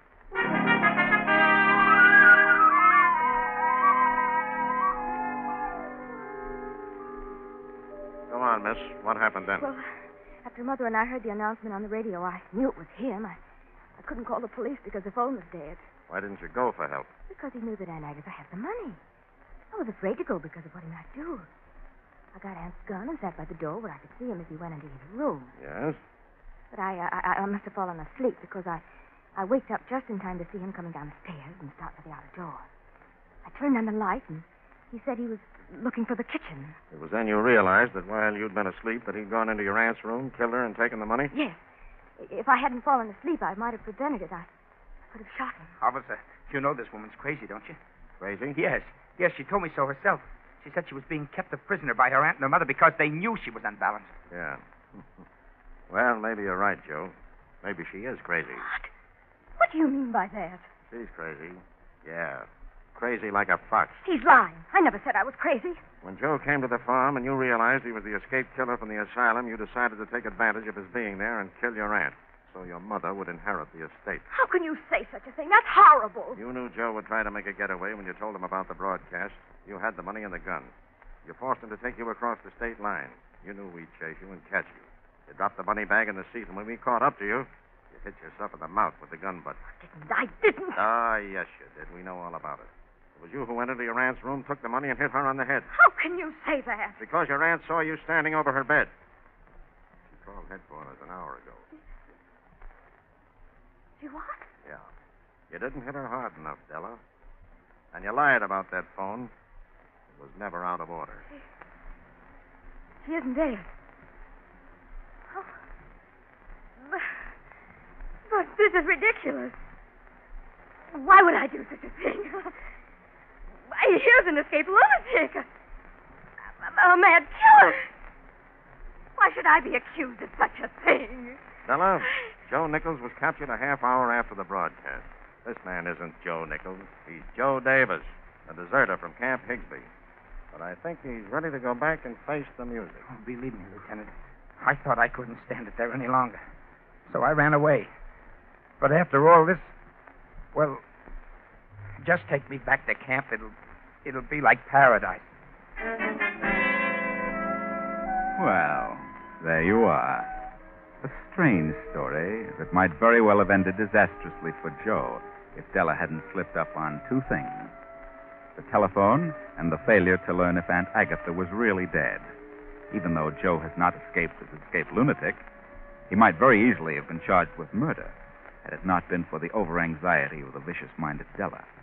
Della wasn't crazy. She was just a selfish little fool with no thought for anyone or anything except her own individual existence. There are a lot of you like that. Think it over.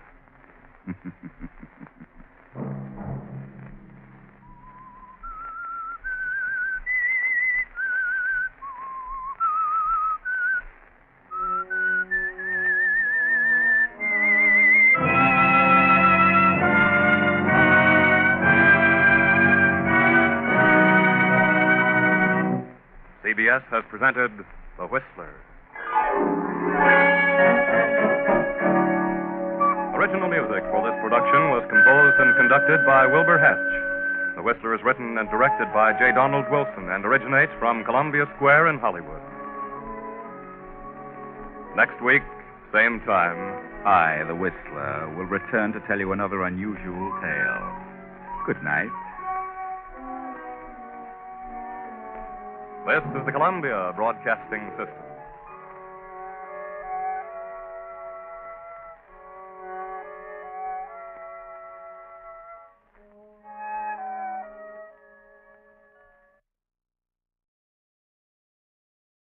The Signal Oil Program, The Whistler.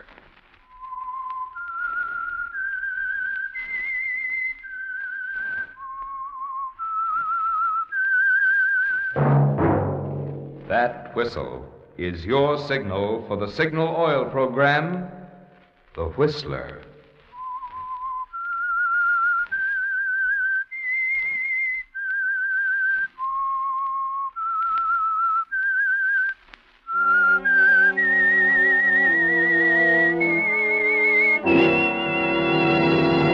I am the Whistler, and I know many things, for I walk by night.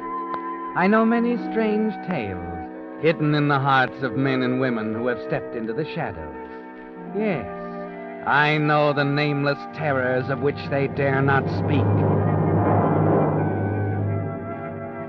Yes, friends, it's time for the Signal Oil Program, The Whistler.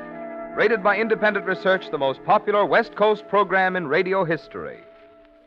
In gasoline, you know, it takes extra quality to give you extra mileage. And Signal is the famous Go Farther gasoline. So look for the Signal circle sign in yellow and black that identifies friendly dealer-owned Signal service stations from Canada to Mexico. And now the Whistler's strange story, Backlash.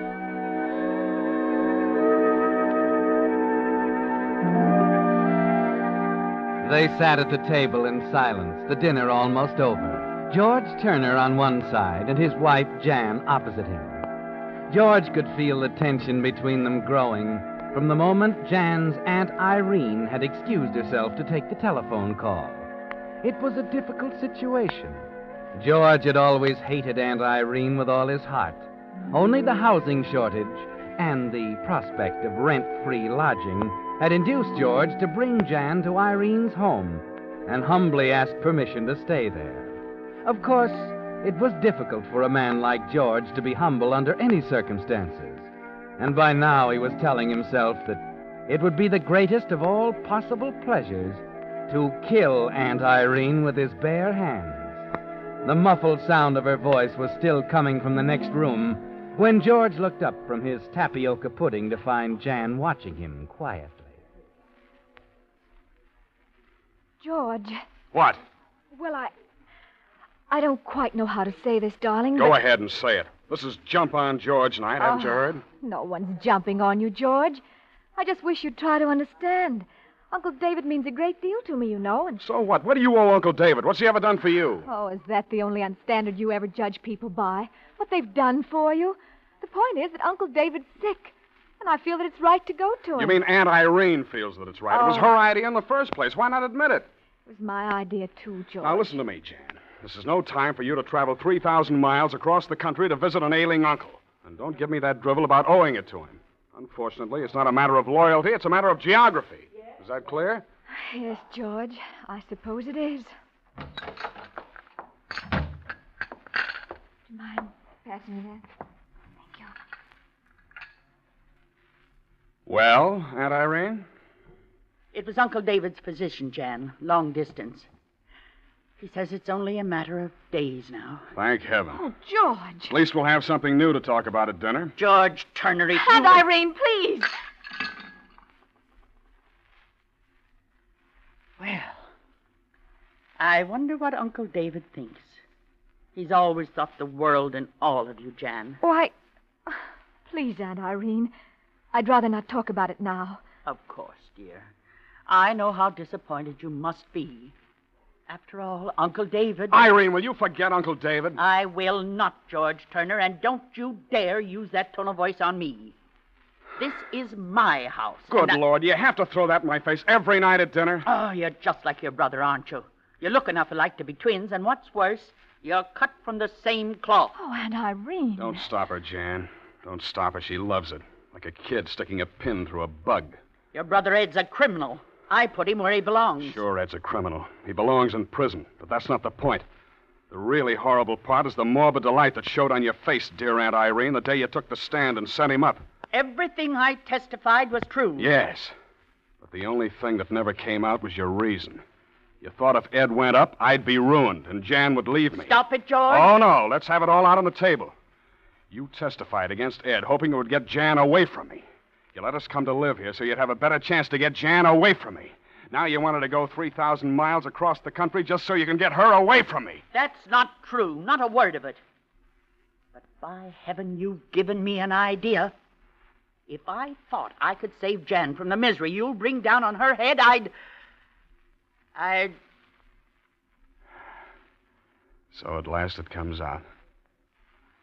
Well, go ahead, Irene. Do your darndest. But I'll warn you in advance, it won't work. It won't work because my brother Ed and I are cut from the same cloth. Remember?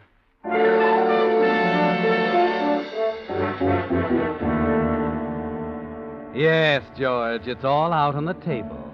And as you stomp out of the house and walk alone down the street of the dark elm-lined street and try and cool off, it all goes round and round in your mind. You know that Irene means what she says. After a quarrel like that, she will try to separate you from Jan. And you know, too, that you'll never let that happen. That you won't stand by and lose the only person in the world, yourself excepted, who ever meant anything to you. So the idea begins to grow, George, and the next day at the office it's still there, like a hangover, and you find it hard to concentrate on your work. Anderson's usually pretty thorough in covering his territory. Pretty hard to see how he could have missed Bradshaw's. George. Yeah, Martin.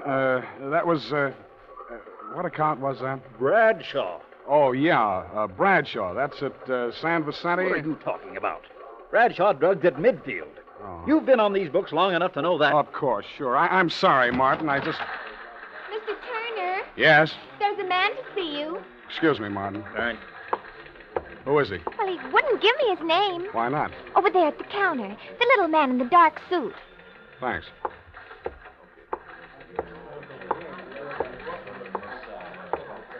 Yes, sir? You're George Turner? That's right. I, ran across a little item I thought you might be interested in. 50-cent piece with a hole in it. What? Where? Seen it before? Where did you get it? A friend. That's all? Just this? A note comes with it. Want to take a look? Let me see it, quick. Take it easy. The dame over there's looking at us. Here. If you want to meet somebody, You, interested? Yeah. Yeah, I'm interested. Good. Room 238, Franklin Hotel. 10 tomorrow morning. He picks up the note and leaves, pausing a moment at the office door to toss you a wink. And you look again at the 50-cent piece with a hole in it. It's like a magic charm, isn't it, George? The minute you saw it, the dull ache inside you vanished. Aunt Irene, the crisis, Jan's trip west. It was all unimportant after all, wasn't it? Yes. That 50-cent piece is going to make everything so simple.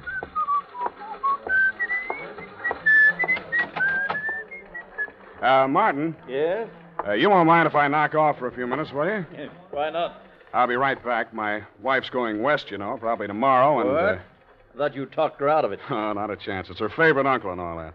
I want to pick up a corsage for her at the florist. And another thing, Martin, where was that place you bought the candy the other day? That was the best candy I ever tasted. Oh, Valentine's on 8th Street. Oh, yeah. Great. I want to get a box for Aunt Irene. It's about time I did something for the old girl.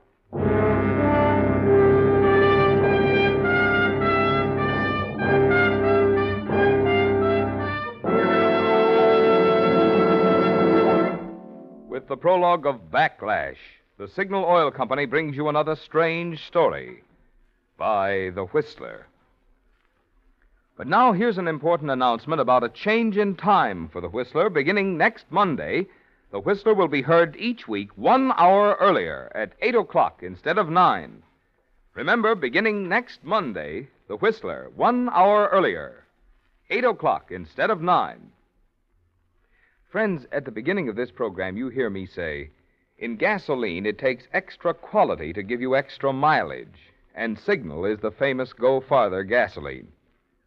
But just what does Signal mean by that word quality? Well, translated into driving language, gasoline quality means quicker starts, faster pickup, smoother, knock-free power. In order for Signal to give you that kind of performance, the thrill of alert, surging power that puts extra pleasure into driving, Signal gasoline must help your motor run more efficiently.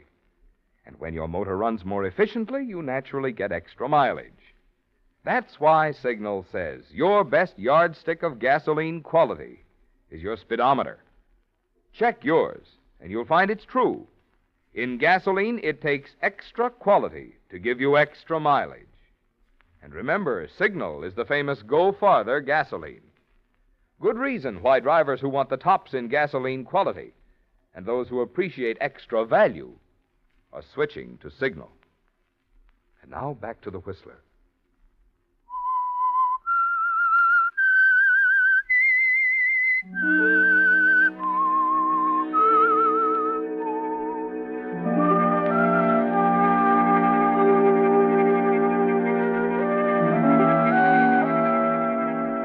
It was an amazing thing, wasn't it, George?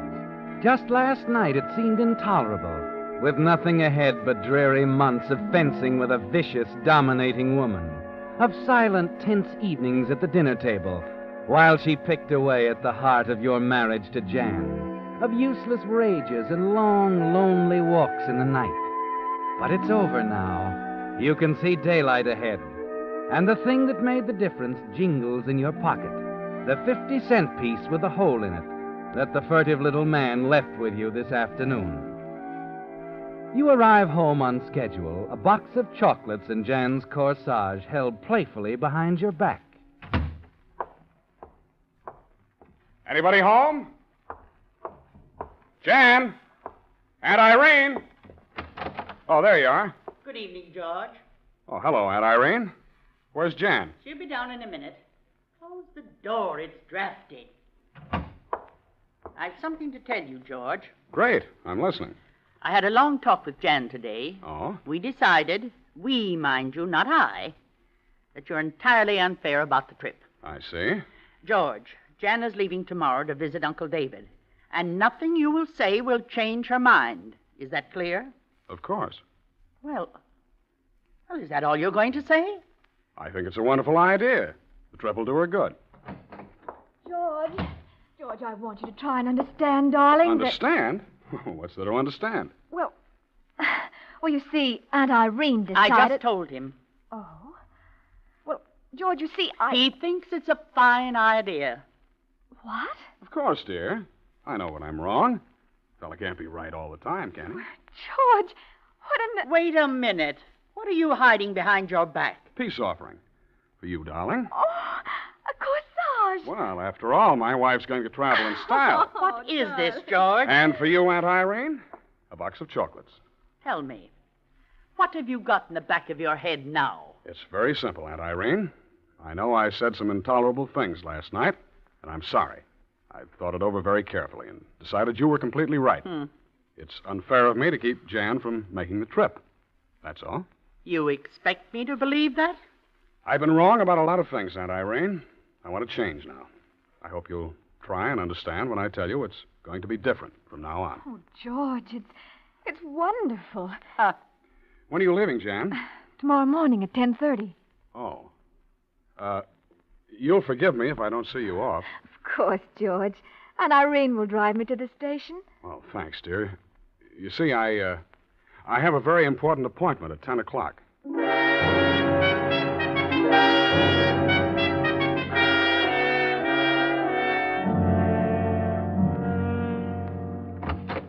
Oh, 10 o'clock. Right on time, Turner. Come in. Thanks. This is Mr. Frawley. Dan, George Turner. Turner? How do you do? Sit down, Turner. Thanks. We dropped the 4-bit piece along with my note to let you know this is the McCoy. You recognize it, I see. Yeah? It's my brother Ed's pocket piece. He's carried it for years. Mm-hmm. Ed's a nice boy. Shame to see him wasting his life away on a murder rap. Yeah. And Dan here likes to help nice guys. Just like he said in the note. Yeah, we want to get your brother out, Mr. Turner. That takes an organization, doesn't it? We got one. Takes money, too. Prison breaks don't come cheap. How much? $3,000. 3,000? Maybe it's not worth that much to you to see your brother sprung. Maybe you don't like your brother. No, it's not that. You said he was a nice guy, Frawley. Tell me, does he still have red hair? Or has prison life turned it gray? Yeah, I get it. You don't trust us, huh? Yeah, your brother doesn't have red hair, Turner, or gray. Sandy, like yours. About the same height and the same build. In fact, you could pass for him. Does that satisfy you? I've seen him? Yeah. Yeah, I guess you've seen him all right. But... You think you'd recognize your brother's handwriting? Why, certainly I would. Okay. Take a look at this letter. George, this Frawley is okay. I know you've never liked me, but please make a deal with him. Someday I'll pay you back. Thanks, Ed. Satisfied? Yeah. But how'll this thing work? That's our end. Don't you worry. We got it cased and it can't miss. When's this thing coming off? Don't know yet. But you can count on this. 12 hours after it comes off, we figure to have your brother in Mexico. I see. You want to think it over for a while? No. No, I've done all the thinking over I have to. But, I'll have to scout around to get that money. I can have it for you in 24 hours. Okay? Okay, Turner. It's a deal.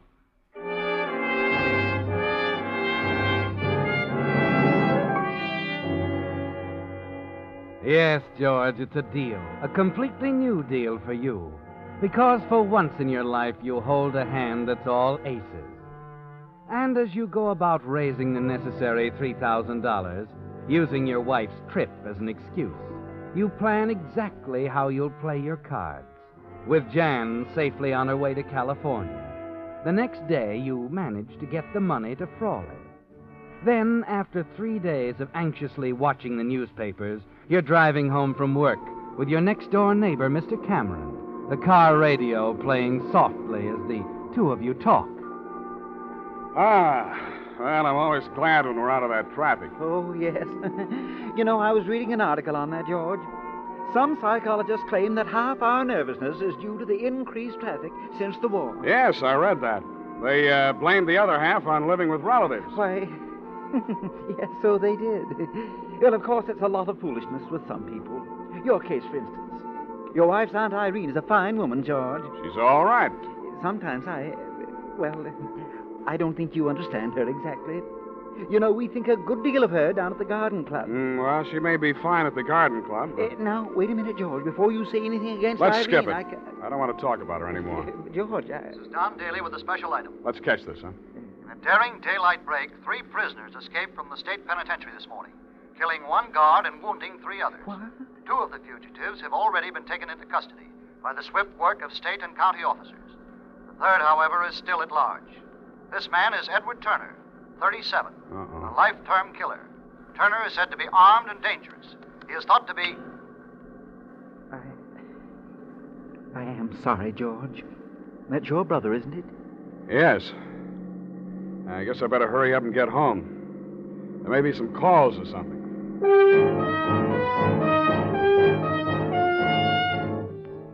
Yes, George, you want to get home in a hurry now, but not for any calls. You want to make sure that Aunt Irene is there, that she'll stay in the house. You also want to get up to the attic and pick up that old bundle of your brother Ed's clothes stored away in a trunk. That's the first thing you take care of. Then you hurry downstairs again to find Aunt Irene pacing the floor. Well, something wrong, Aunt Irene? You know perfectly well what's wrong. Oh, you heard the news on the radio, too. I don't suppose you were going to tell me. Well, I didn't see any point in alarming you. It'll be in the paper soon enough. You'd like Ed to come here, wouldn't you?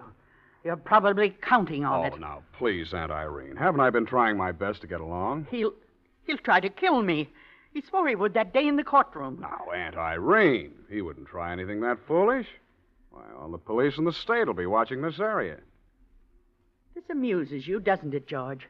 The fact that I wanted Jan to go away, that I'm alone in this house. You're not alone. I'll be here. And if it'll make you feel any better, I'll phone my friend Lieutenant Andrews. I'll tell him you want police protection. You'd really do that for me, George? Why, sure. So, just take it easy, Aunt Irene. Everything's going to be perfectly all right.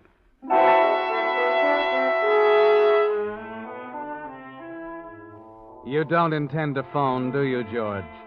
You get Irene to go to her room, and then you sneak down to your car in the alley where you left it. You toss the bundle of clothes into the back and drive to a secluded spot at the edge of town. It doesn't take long to change from your suit into the old one of Ed's, and a bit of dirt rubbed on your face makes the disguise more perfect. You're thinner than Ed, yes, but even Frawley remarked how much you look alike.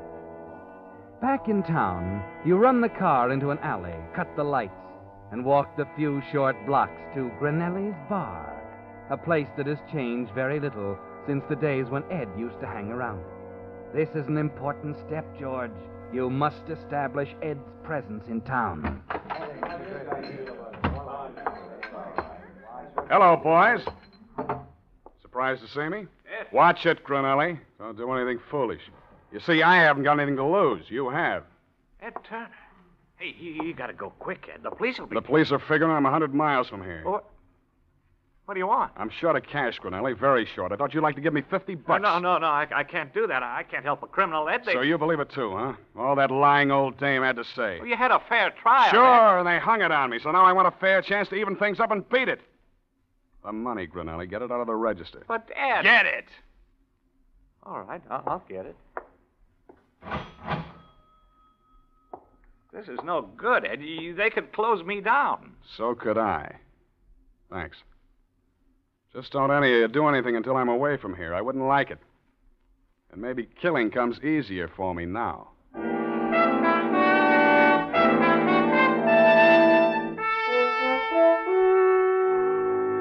It wasn't easy, George. But you know as you hurry back to your car that there were 4 people in that bar who will swear Ed Turner was in town tonight, at large. 5 minutes later, you pull into a service station, change clothes in the washroom, and scrub the dirt from your face.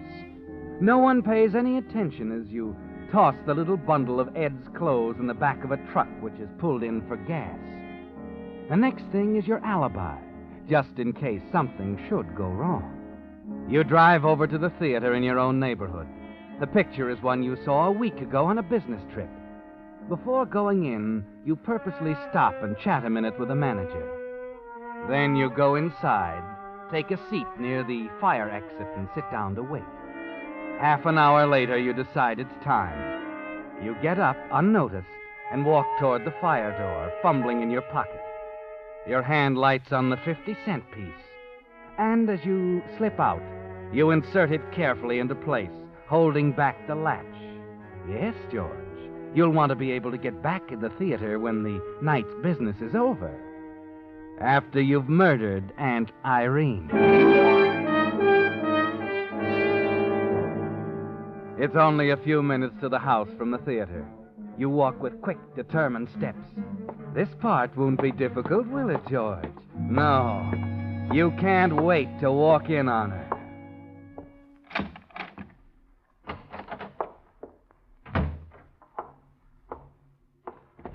Hey, wait a minute. Hello, George. What's the matter, Lieutenant Andrews? A little late to be getting home from work, isn't it? What? No, I was home before. I just went out for a little walk. What brought you back, George? Forget something? Or did you want to make sure your wife's aunt was dead?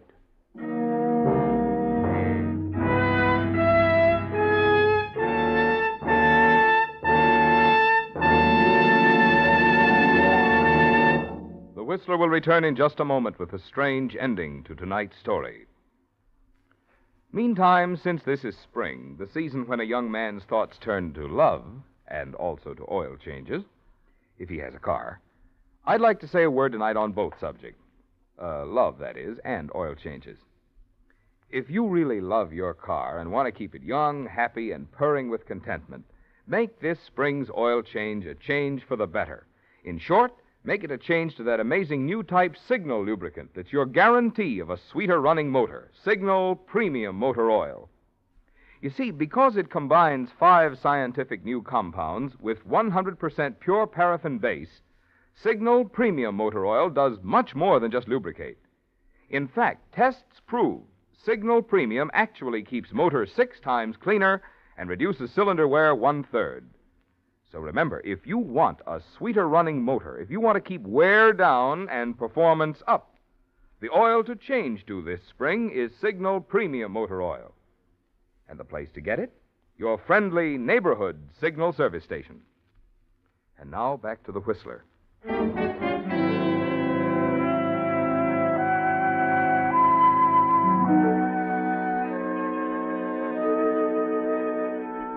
Well, George, you stand there speechless, stunned, almost as if someone had struck you with a sledgehammer when you walked through the door. Aunt Irene lying on the floor, dead. Andrews from the homicide squad staring at you, his lean face full of questions. You never figured it this way, did you, George? Not with Frawley's promise that they'd have Ed in Mexico 12 hours after his prison break. But now it begins to make sense, doesn't it? Ed must have decided not to leave without evening the score with Aunt Irene. You take your time, thinking it all through before saying anything. And then you realize that it's better this way. Ed's safely out of town by now, but he'll be blamed if you simply say you saw him. And you can say that, George, because Granelli and those people in the bar will back you up. Yes. It's better this way.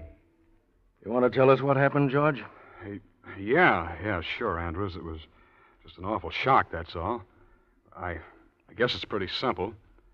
My brother, Ed, he was in town this evening. You talked to him? No, I saw him, though. I don't think there could be any mistake. And, of course, you know how he felt about Aunt Irene. Yeah, we know. Only we're more interested in how you felt about her, George. What do you mean? Mr. Cameron here says you hated her enough to kill her. Wait a minute. You're not accusing me That's exactly what I'm doing. Yes, only last week at the garden club, Irene was Yeah, you've told us all that, Mr. Cameron. All right, so we did quarrel, so I hated her, but that doesn't mean I killed her. He's lying, Lieutenant. I heard her scream. I heard him run out of the house. It was my brother. It must have been my brother. He swore he'd kill her. You've got to find him. He's on his way to Mexico. He's on his way, all right, but not to Mexico. He was killed less than an hour ago in a running battle with the police. That doesn't make any difference. I tell you, he came Got it, here. George. We know you're lying. You see, 4 witnesses are ready to swear that at the exact moment of the murder, your brother was downtown in Granelli's bar.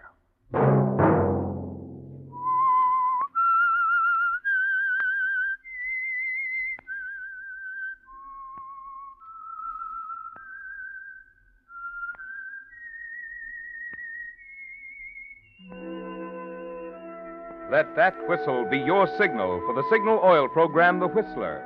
Each Monday at 9, brought to you by the Signal Oil Company, marketers of Signal gasoline and motor oil and fine quality automotive accessories. And now let me remind you once more, beginning next Monday, The Whistler will be heard 1 hour earlier, 8 o'clock, instead of 9. Featured in tonight's story were Howard Duff and Henrietta Tedrow. The Whistler was produced by George W. Allen with music by Wilbur Hatch, story by J. Douglas Ware, and was transmitted to our troops overseas by the Armed Forces Radio Service. This is Marvin Miller speaking for the Signal Oil Company. This is CBS, the Columbia Broadcasting System.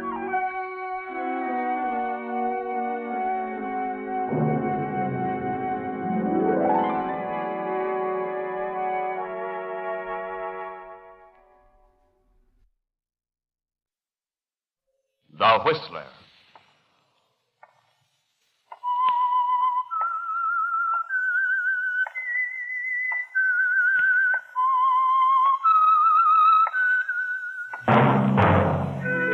And now the Whistler's strange story.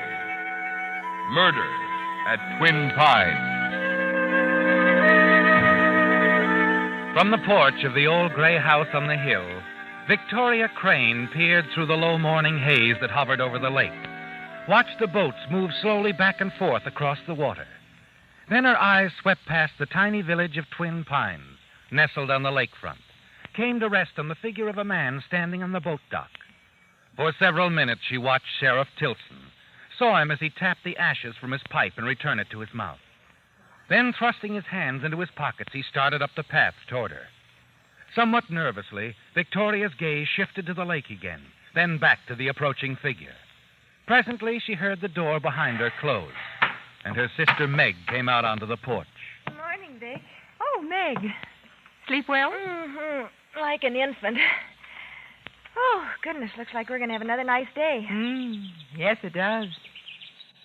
Dick? What's going on at the lake? What are all those boats doing out there? They're dragging the lake, dear. Dragging the lake? What for? They think they'll find a body. What? A woman. Sheriff thinks she may have been murdered. Oh, how horrible.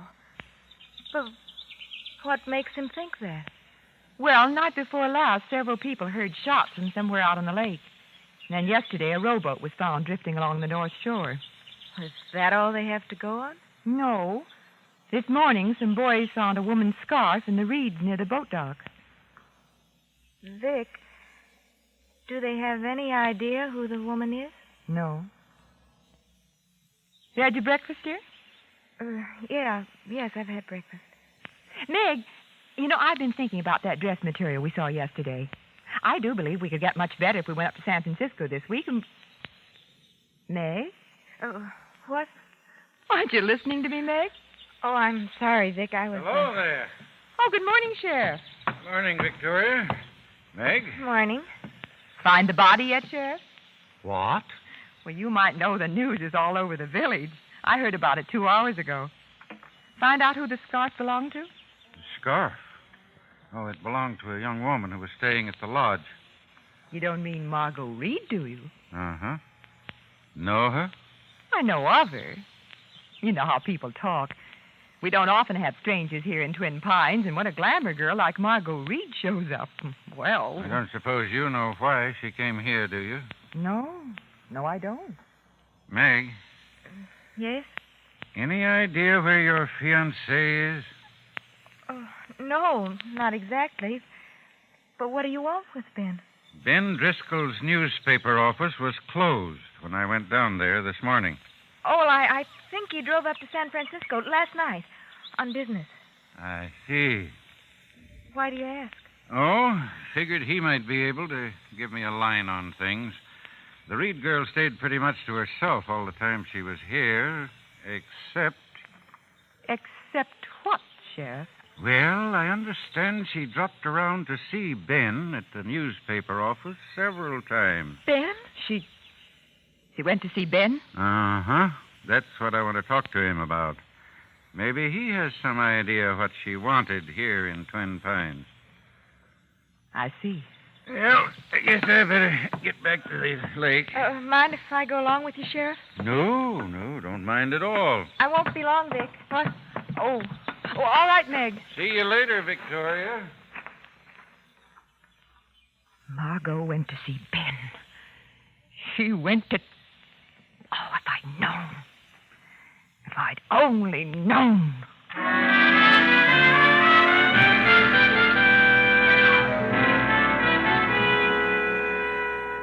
It's something you hadn't counted on, isn't it, Victoria? A threat. It could ruin everything. That is, if you allowed it to. But you've faced worse situations before, bluffed them through with your cleverness.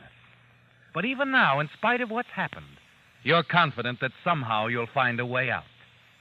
You sit there staring out over the lake and wonder how much Margot told Ben Driscoll. And if your sister's fiancé now knows the secret you once shared with Margot Reed. The secret you thought would be yours alone after her death.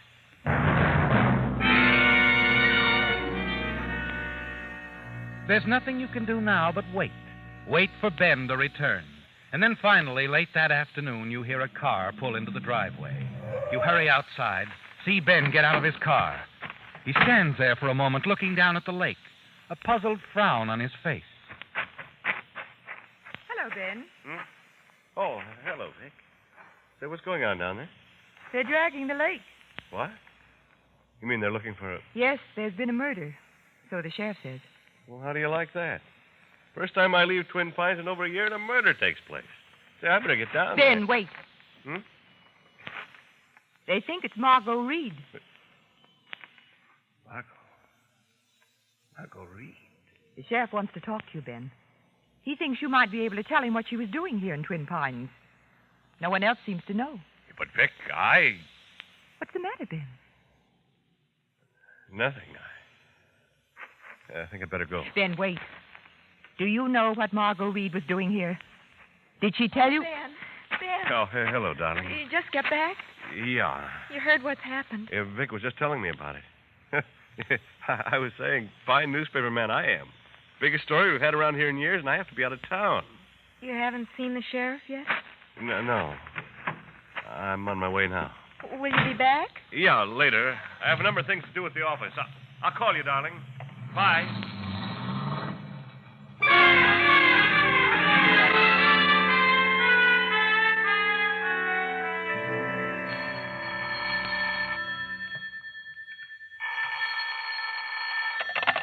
Hello?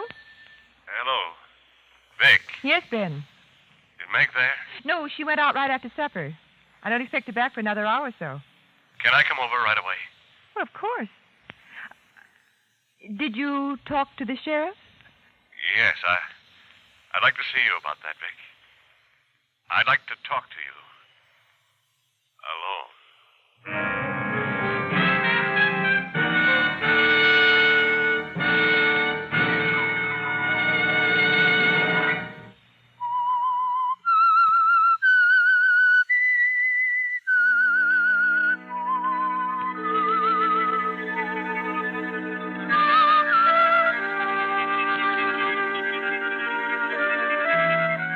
It's turned out just as you feared it would, hasn't it, Victoria?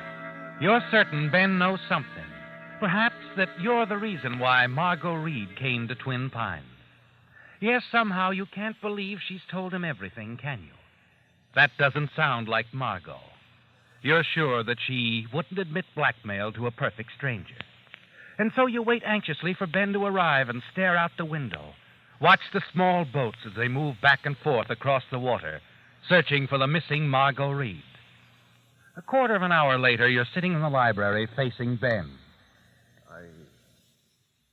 I hardly know where to begin, Vic. You know why Margot Reed came here, don't you? Yeah, of course. But I didn't tell the sheriff. Perhaps I should have. I don't know. They'll find out sooner or later. Will they? I'm telling you this, Vic, because I know I can trust you. You got to talk to somebody about it. You see, Margot and I were married once. What? Yeah. We called it quits 5 years ago, divorce. Shortly after that, I came here to Twin Pines, bought the paper. I lost track of her completely until a month ago. I got a letter from Margot. Oh, Meg, don't look at me like that. I know I should have told Meg, but... So Margot Reed came here to see you. Yeah, she said the divorce was a mistake. She wanted us to... Well, of course, I told her it was no use, but she stayed around the village anyway. And then, day before yesterday, she came into the office. She was excited about something. Oh? Said she'd accidentally run into someone here. An old friend. Did she tell you who it was? No. No, I think she was about to, but Eddie walked into the office then. Eddie? Yeah, Eddie Farrell, my assistant at the paper. And that's something else, Vic. Eddie overheard Margot say she'd see me that night. I'm sure he did. Did you see her? No. No, I waited for her at my cottage, but she didn't show up. That must have been the night she... Oh, Vic, I pulled a stupid stunt. I should have told the sheriff the whole truth. Well, it's too late now, Ben. It would only make matters worse. If I were you, I'd leave things just as they are. There's a chance they'll never find out. Yeah, but suppose Eddie tells him I had a date to see Margot that night, and suppose the sheriff starts to investigate Margot's past. Then listen to me. I don't know why everyone's getting so excited. What proof is there that the girl's actually dead? She could have suddenly decided to run up to the city for some reason or other. Well... Then I think it's best not to think about it anymore. Try to put it out of your mind. I, for one, will believe Margot Reed is dead when I see them drag her up from the lake. And I don't think they ever will, Ben. I don't think they ever will.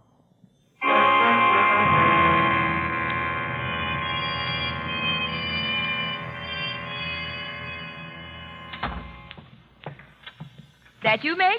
Yes. Did Ben call while I was out? He stopped in for a moment. Had to dash back to the paper. Said he'd call you in the morning. Oh, I see. Oh, by the way, Meg, I think I'll drive up to San Francisco in the morning. Want to come along? No, thanks. I'd rather not. You going to see about the dress material? Yes. There's something else I have to take care of, too.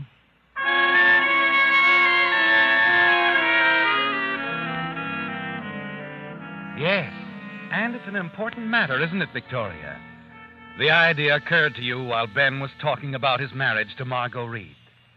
You don't want to do this to Ben, your own sister's fiancé, do you? But you're sure Meg will eventually get over it. And it's the only way to protect yourself. The perfect opportunity to produce a suspect for Sheriff Tilson. Prevent him from digging too deeply into Margot's past, her connection with you. The following morning, you drive up to San Francisco. Your first step is to inform one of the city's newspapers of a new development in the Twin Pines murder. That a prominent citizen of Twin Pines is withholding information from the sheriff. City editor. I have some information for you about the murder at Twin Pines. Who is this? My name isn't important. Now listen. A girl named Margot Reed has been murdered. I know about that. Well, here's something you don't know. Neither does the sheriff at Twin Pines. Margot Reed was once married to Ben Driscoll. He's the editor of the local paper. That's so? Look, where Check did you... it yourself. It should be a big story. Goodbye. Wait a minute.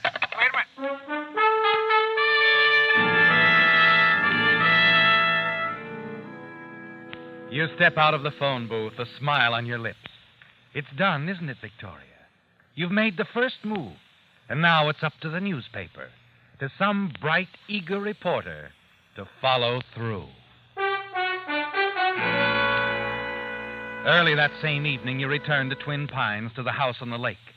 As you step inside the door, Meg rushes out of the library into your arms. Oh, now, here. Well, now, what's all this? Oh, it's Ben. The sheriff's holding him for questioning. He's in jail. What? They came for him this afternoon while I was with Ben at the paper. There was a man with the sheriff, a reporter from a San Francisco newspaper. I don't know how he found out, but... Oh, Vic, Margot was Ben's wife. Ben admitted it. He said he was glad the truth was out. Do they think he killed her? Oh, the sheriff didn't say, but I'm sure that's what he thinks. It's what they all think. But he couldn't have killed her. You don't think he did, do you, Vic? Of course not. I'm sure he didn't kill her.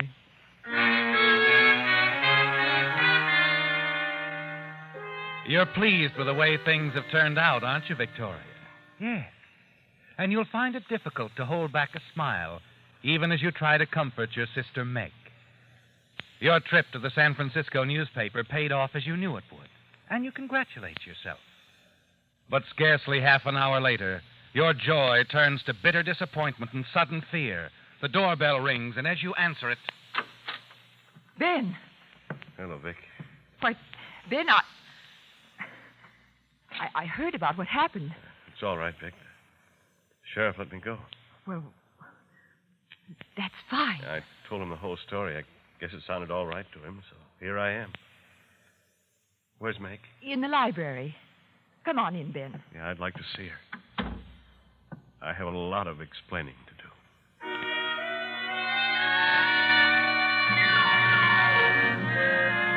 You lead Ben into the library to Meg. Sit there as Ben tells her the whole story. His marriage to Margot, the divorce, everything. And then suddenly something he says causes you to stiffen in your chair. Meg looks up quickly. Ben, did you say Margot works for a Dr. Kingston in Seattle? Yeah, that's right, darling. She was working as a nurse in Seattle at the time we broke up. Dr. Kingston? Vic, that was Uncle Frank's doctor. Was it? Of course. Uncle Frank? Our father's brother. He'd been an invalid for a long time. Died 5 years ago in Seattle. He's the one who left us our money. Oh, I see. Uncle Frank had a private nurse, didn't he, Vic? And if Margot worked for Dr. Kingston...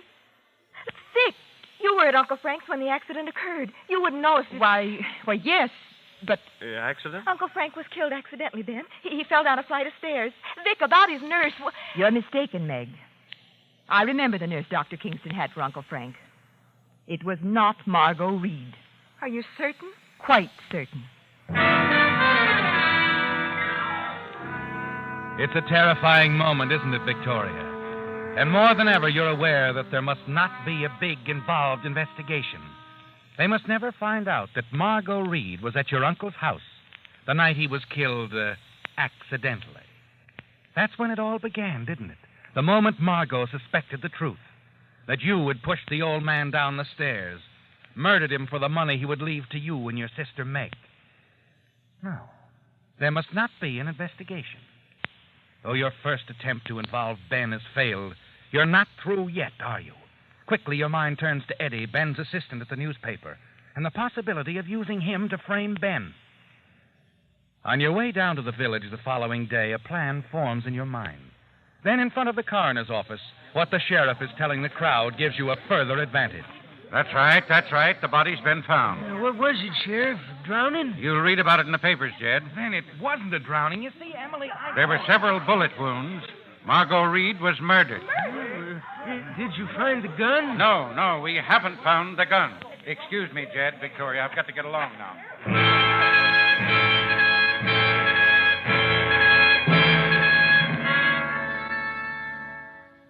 Now they know, don't they, Victoria?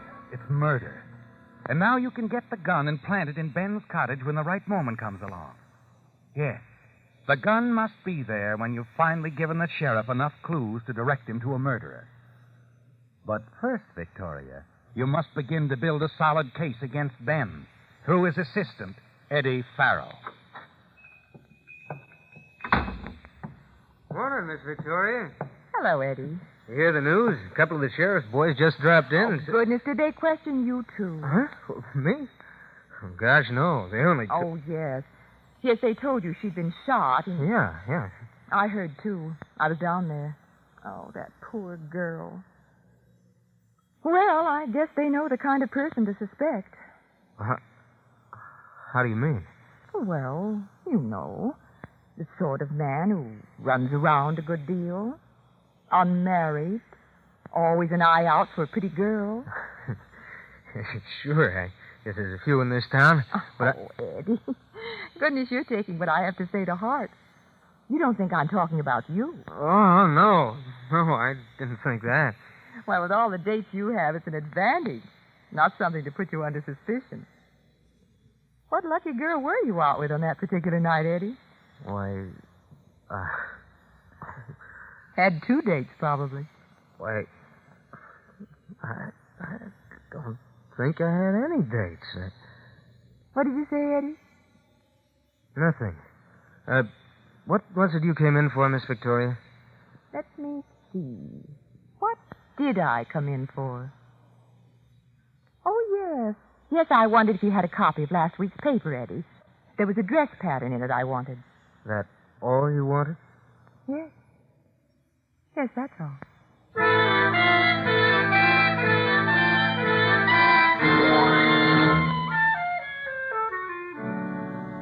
Oh, I'm dreadfully sorry, Sheriff. I know how busy you are. If it's something to do with the case, Victoria, it doesn't interrupt. Well, it's about Eddie Farrell, Ben's assistant down at the paper. Oh, Sheriff, I really hate to suggest it, but... Go on. It's just between the two of us. Well, he might have been with Margot that night, you know. Might is quite a word. I might have been with her myself. It was his attitude, Sheriff, when we were talking. The way he closed up. Oh, you're right. It's probably nothing. Still, Eddie does have quite a reputation with the girls, and... Yes, I know. I'll have a little talk with Eddie. Nothing can be lost by asking a few questions, huh?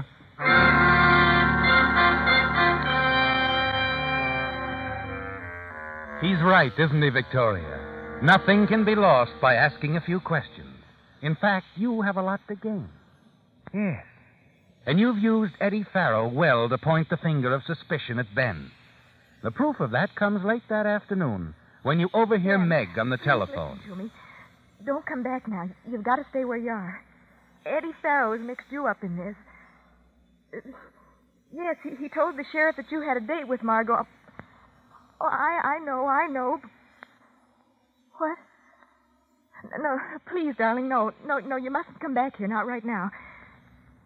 Yeah, all right, but please promise me you'll stay there. Yes. Yeah, I'll call again. Goodbye, darling. Meg. Oh, Vic. Was that Ben you were talking to? Yes, he's up in San Francisco.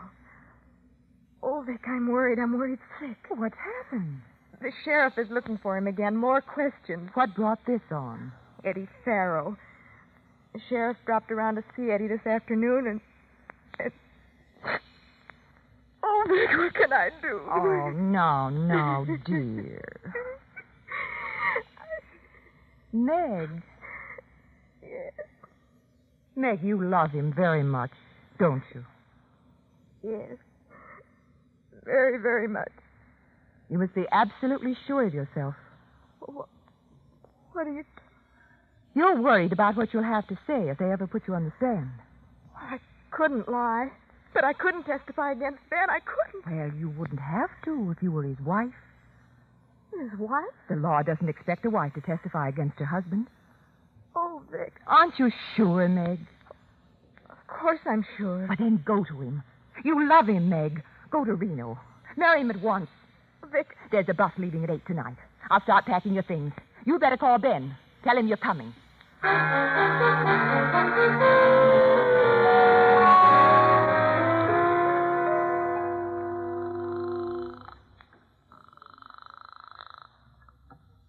Hello? Sheriff Tilson speaking. Sheriff, this is Victoria. Yes? Sheriff, I hate to tell you this because it involves my sister. But she must never know. What is it? Ben's hiding out somewhere in San Francisco. She's going to him. Left the house a few minutes ago. She's headed for the village, carrying an overnight bag. They're running off together? Oh, something like that. You'll have to follow her. She'll take you to him. All right, Victoria, and thanks.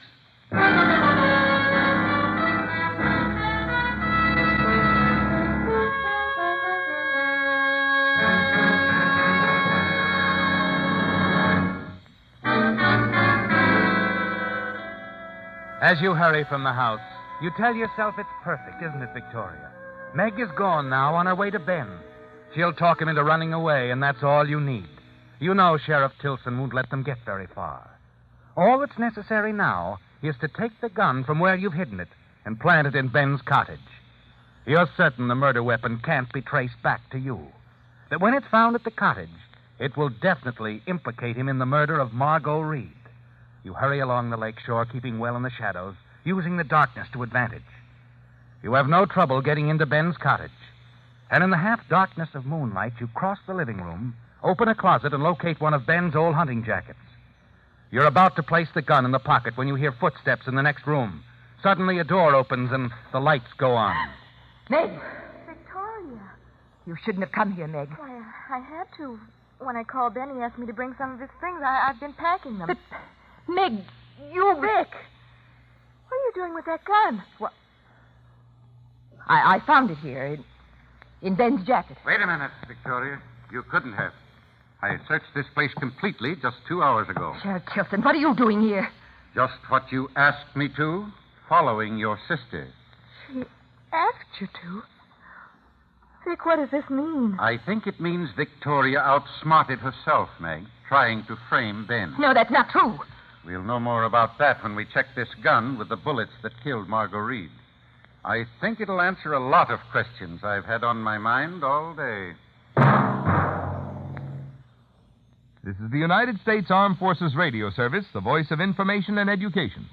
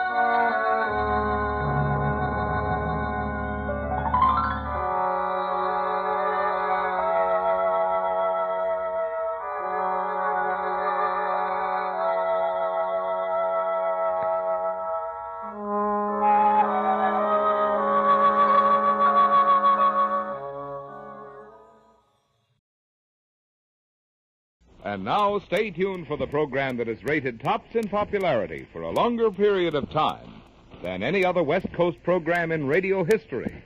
The Signal Oil program, The Whistler.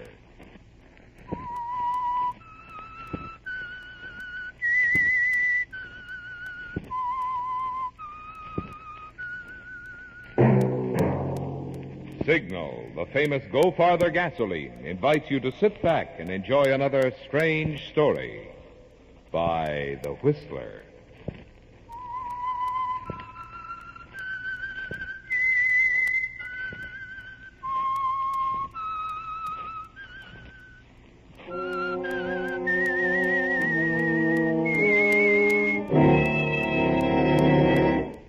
I am the Whistler.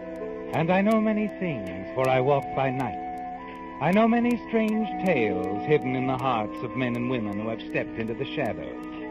Yes, I know the nameless terrors of which they dare not speak. And now for the Signal Oil Company, The Whistler's strange story. End of the road.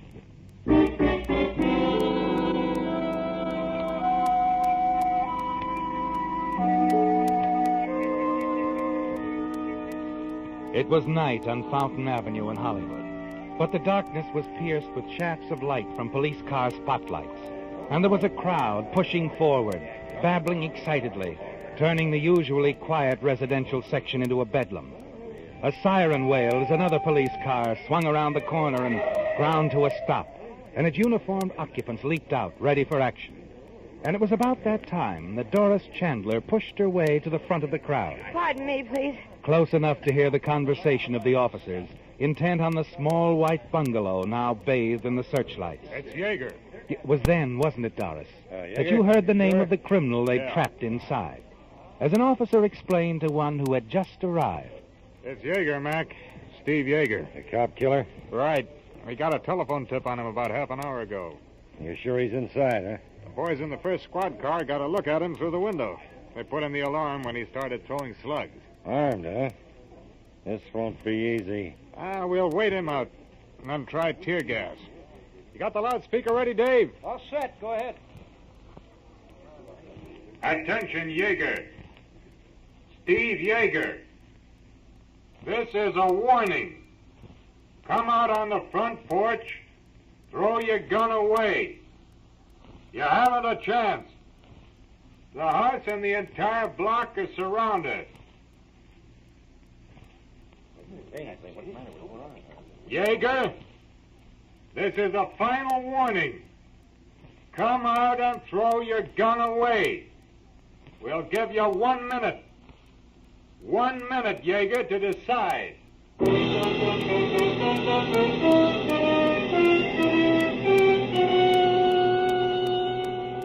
It's all you need to hear, isn't it, Doris? Then you ease back through the crowd, hurry from the scene to your own apartment only a few blocks away. It's all over for Steve Yeager, you're certain.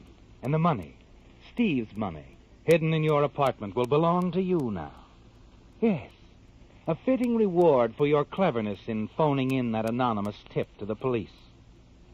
Safely inside your apartment, you lower the shades and smile to yourself as you think of what's happening to Steve just a few short blocks away. And then...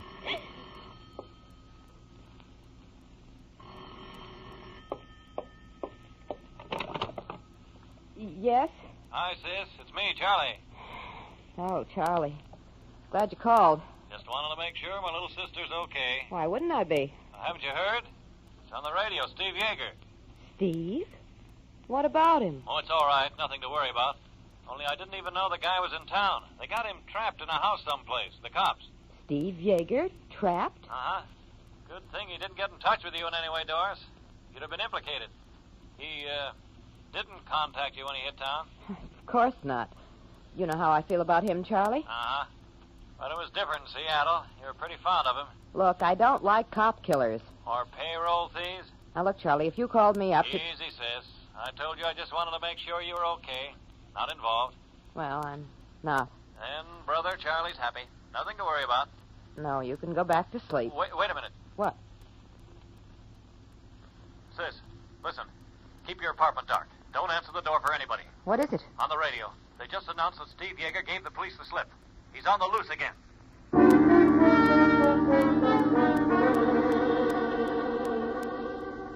Your hand trembles as you hang up the phone, Doris. Your brother Charlie's warning seems unreal, doesn't it? Like something from a terrible nightmare. Steve Yeager, the man you double-crossed, told the police about, has escaped. And you know that he'll head straight to you. Yes, Doris. You lied when you told your brother you hadn't seen or heard from Steve Yeager, didn't you?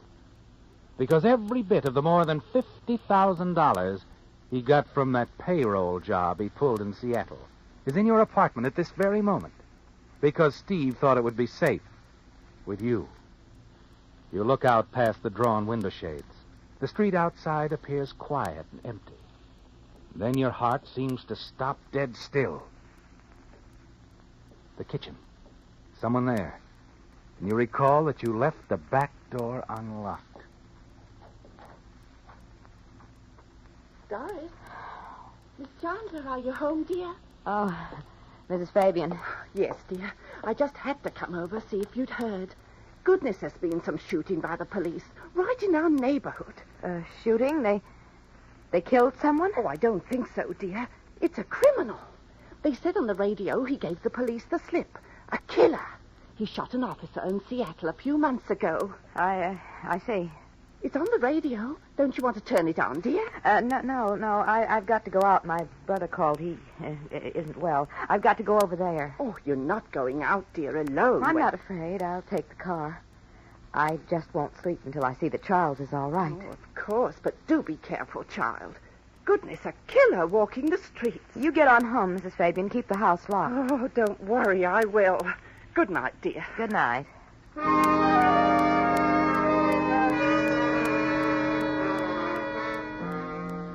You see your neighbor out the back door. Lock it after her.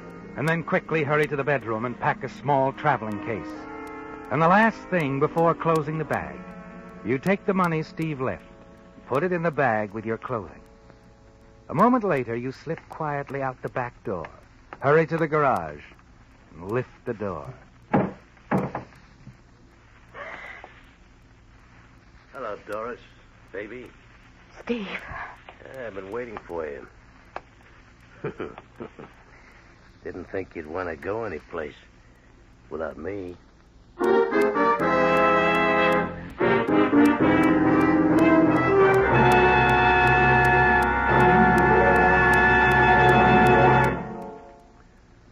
One evening recently, while doubling in the role of babysitter, I was telling our neighbor's little son about Santa Claus, how Santa comes all the way down from the North Pole non-stop. Gosh, Marvin, the little fella exclaimed, Santa Claus must use that famous Go Farther gasoline like Daddy does. Well, reluctantly, I had to admit that Santa uses a sleigh powered by reindeer. But if Santa did use an automobile, you can bet he'd be interested in Signal's good mileage. And since Santa knows quality, he'd certainly appreciate Signal's quick cold weather starting, Signal's lively pickup, Signal's smooth as skating power. That's why you can put Marvin Miller on record as saying if Santa ever trades Prancer and Dancer and Under and Blitzen for a car, I predict Mr. Claus will power it with Signal, the famous Go Farther gasoline.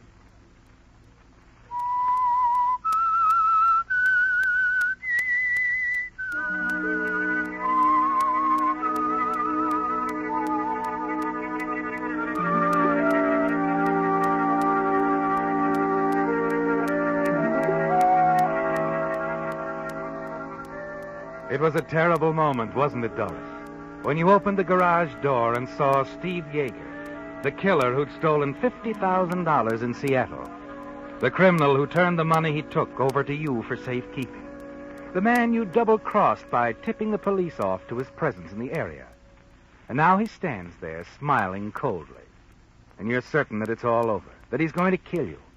And you're certain, too, that he's guessed it was you who called the police. Your mind struggles for an excuse, doesn't it, Doris? Something to say to Steve by way of explanation. But nothing comes from your lips. And then you realize that he's speaking and nodding toward the car. Come on, I said, in the car. We're getting out of here. Steve, you don't think that Save it. Get in the car.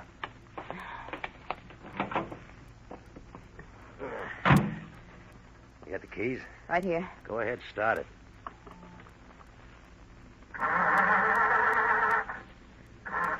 Hey, the dame next door, she came over. What'd you tell her? I said I was going to visit my brother. I was, Steve. I heard about you on the radio, thought the police would tie me in with it. I thought if I took the money and hid out until I heard from you... Sure. It's the truth, Steve. Here. See, I have the money here in this bag. Let's have a look. That part adds up, Doris. Nice of you to keep it for me. Steve, you've got to believe me. Maybe I will, Doris. Maybe I will. Right now, just keep quiet and drive. Go out Sunset towards Beverly Hills. Sure, Steve. Don't worry. I'll help you. I know you will, baby. I know you will.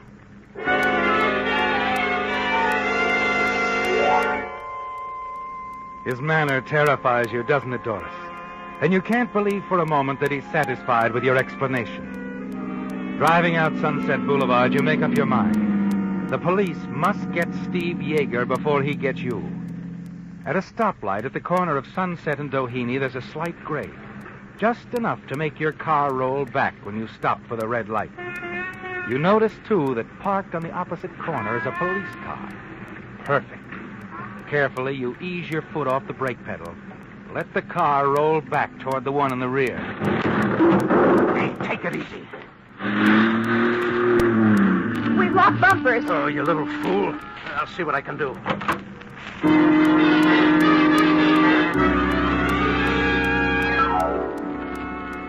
It's a tense few moments, isn't it, Doris? Steve back trying to free the two cars. You wondering if you can reach the police, or if you dare call out to them. And then you notice that one of them has started across the street to see what's wrong. Hey there! He calls out suddenly as Steve gets back in your car. Hastily, Steve shoves you aside, slips behind the steering wheel himself. Steve, an officer, he's yelling at us. We're not waiting for him. Shut up, will you? We're getting out of here now. Hey! Stop!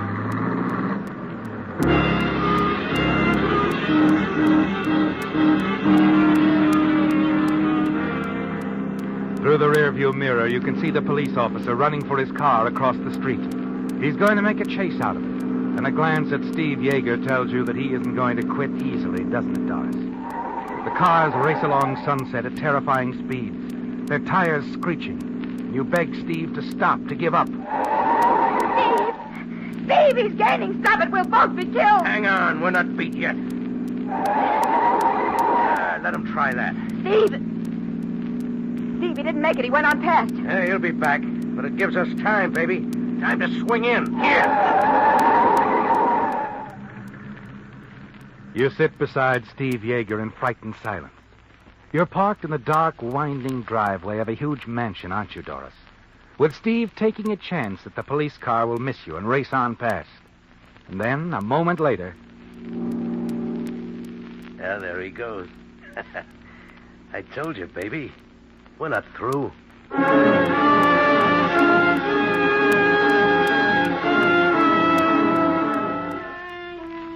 You ride in silence for several miles and realize that Steve has pointed the car out toward the valley. And then you look over at him and notice the blood on his hand.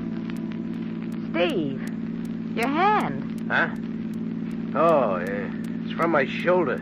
Those cops nicked me as I was going over a fence. It ought to be attended to, Steve. A bullet wound. Okay, so we have it taken care of. Lonely enough section out here. Yeah, a little ranch house looks deserted enough. Now we'll see if there's anybody inside.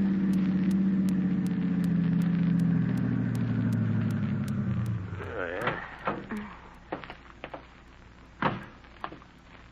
There's a light. Yeah. Come on, up on the porch.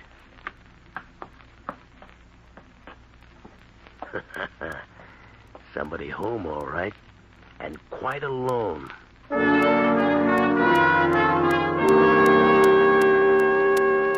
Steve is pleased, isn't he, Doris? You move up beside him until you can see through the window. There's a young man sitting at a desk inside.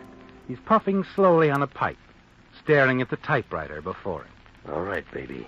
You know what to say. He's coming. Oh, good evening. Hello. Our car is stalled out front. May we use your telephone? Oh, why, of course. Come in. Come in. Thanks. Hey, now, look here, old man. What do you... Shut the door, baby. What do you think of your... Oh, a gun. Yeah, one that says you're going to be a good boy. Definitely a good boy. Look, if it's money you want... It isn't. Oh, thank heavens for that. You alone? Alone? Yes, quite alone. That's fine. Do as I say and you won't get hurt. Doris, draw the blinds. Go on. All right. Where's the phone? It's right behind you on the table. Got an extension? In a little place like this? That's absurd. Yeah, I guess it is at that. I'll sit right here where I can keep my eye on that phone. You stay away from it, even if it rings, understand? Perfectly. Good. I suppose you get some hot water and something that'll do for bandages. Bandages? Oh, a third member of the party, hmm? Perhaps lying mortally wounded in the car outside. Yes, I see. You don't see. Get moving.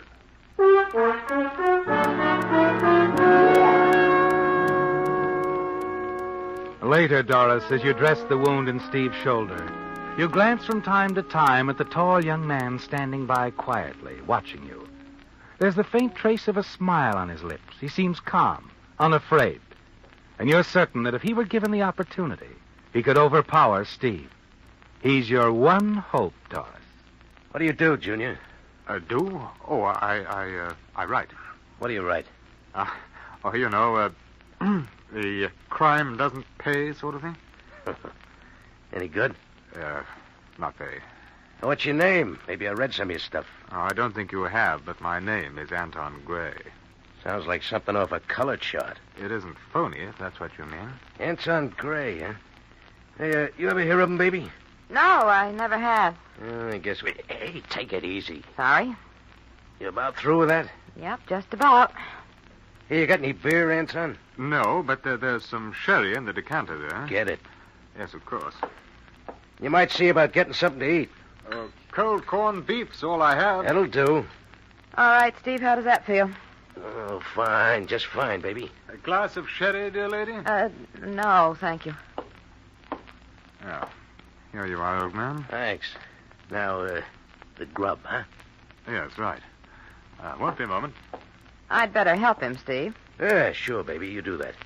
But leave the kitchen door open, huh? Steve, you don't think that Just leave the door open. Can I help? Oh, no, I can manage. It's a rather interesting chap, your friend, My friend? isn't he? I never saw him before in my life. Oh, I'm sorry. I just naturally assumed... He jumped into my car, forced me to drive away. I see. Bread's in the box there. Do you mind? Anton, Yeah? he's badly wounded. Weak. So?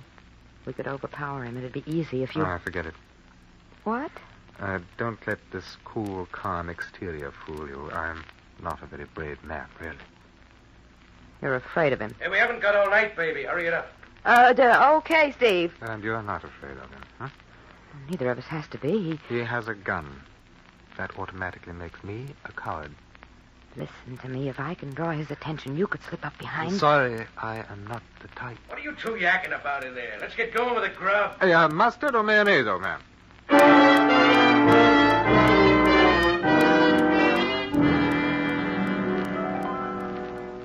Anton's not going to help you, is he, Doris?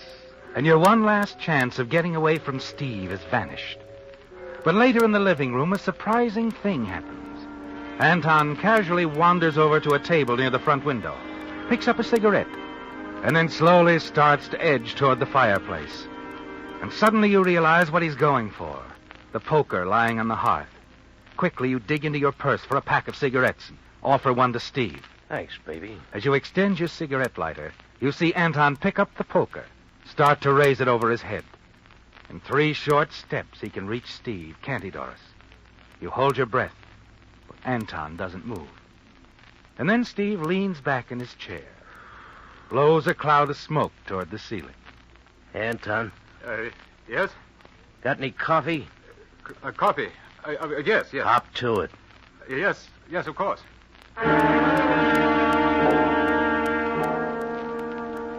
Your heart sinks as you watch Anton replace the poker on the hearth, drag himself slowly back to the kitchen. A moment later, you follow him. Why didn't you do it? Why? I couldn't.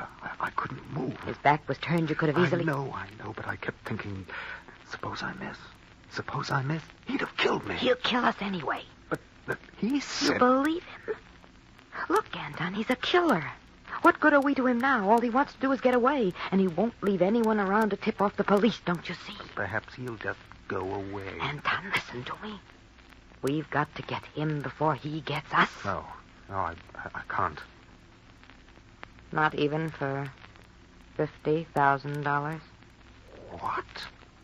He's got $50,000 on him, I know.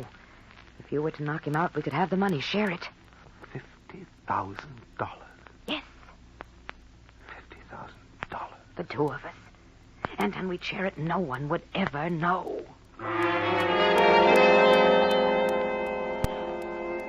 He stares at you for a moment, then throws a quick glance towards Steve sitting in the living room. And you're almost certain he'll do as you say now. Yes, that he'll be willing to take a chance for a share of the $50,000. Back in the other room with Steve, you watch Anton closely. Know he's struggling to make up his mind. Finally, you see him edge toward the fireplace again. You know you've won. To draw Steve's attention away from Anton, you reach over and accidentally upset the sugar bowl. Oh, Anton sorry. leaps across the room and brings the poker down hard. You've done it, Anton. You've done it. He's not... Dead? No, you'd better hit him again. What? Hit him again. No. I'm going to call the police. The police? No, you've got to kill him. He'd tell them about the money. Money? I don't want any part of it. I'm sorry if you thought I... So that's it. An honest man. Disappointed? Yes. Yes, I am. Well, now, wait a minute. Get back. I have the gun now. You'll do as I say. Yes. Yes, of course. Tie him up, hands behind his back. Use his belt. Whatever you say. First, reach into his inside coat pocket. The money's there. Oh, yes, so it is. Give it to me. $50,000. That's a lot of money, isn't it? Give it to me, I said. Here you are. Now tie him up. His feet, too. That lamp cord will do fine. Yes, of course. And then I'll trouble you for your car keys. I'm afraid you'll have to trouble the finance company. What? Well, you see, my financial status being what it is. You're lying. Look, the carport's right alongside the house. Look out of the window. You can see for yourself. Quite empty. All right.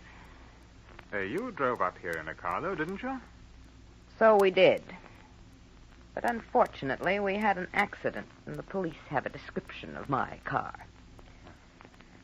However, now that I think of it, I don't imagine it'll make much difference. It's night, foggy. And if I do get stopped, I can always tell them that Steve kidnapped me, forced me to help him make his getaway. Well, they're sure to believe it. I did. At first. Hurry up with that, will you? Well, his hands are tied securely.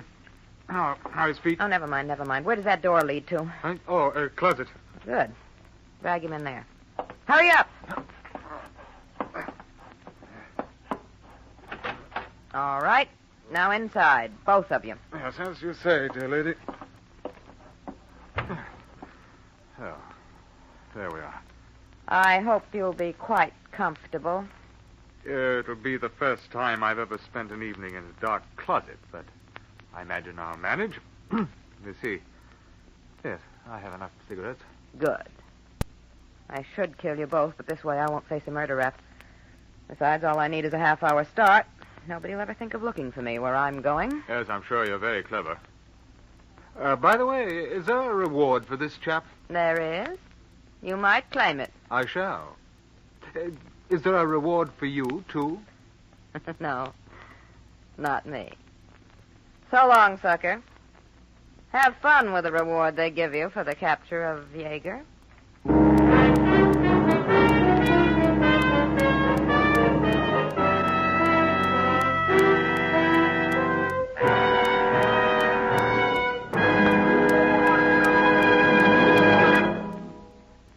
Want to make a bet? I'll bet that one of your most faithful friends has been completely left off your Christmas list. Your car. Christmas, you know, is really a swell excuse to give the faithful chariot some of those things it's been needing. Things that'll pay you back later in extra driving pleasure. What's more, your signal dealer has just what Santa ordered. For instance, rugged new tires by Lee of Conshohocken to replace your smooth, dangerous old tires. Powerful new Signal Deluxe batteries, guaranteed a full 30 months on a service basis. Or how about a set of new Champion or AC spark plugs for quicker cold weather starting and more pep? These are just a few accessories from your signal dealer's complete line, which includes windshield wipers, fan belts, radiator hose, light bulbs, polishes, and many other items. You see, signal service stations are much more than just headquarters for the famous Go Farther gasoline. In addition, each signal dealer carries a complete line of fine quality automotive accessories to help your car run better, look better, and last longer.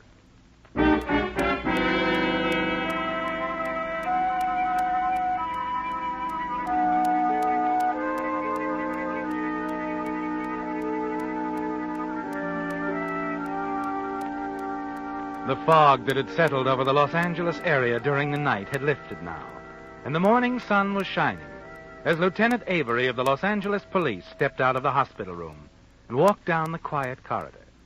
As he reached the elevator, a young man, a member of the local press, came forward to meet him. Okay, Lieutenant. She must be pretty important for you to come all the way down here. Who is she? Doris Chandler. Chandler? Mm-hmm. The woman Steve Yeager kidnapped last night? Hey, what goes? She was involved in a traffic accident, only she wasn't kidnapped. Was she hurt bad?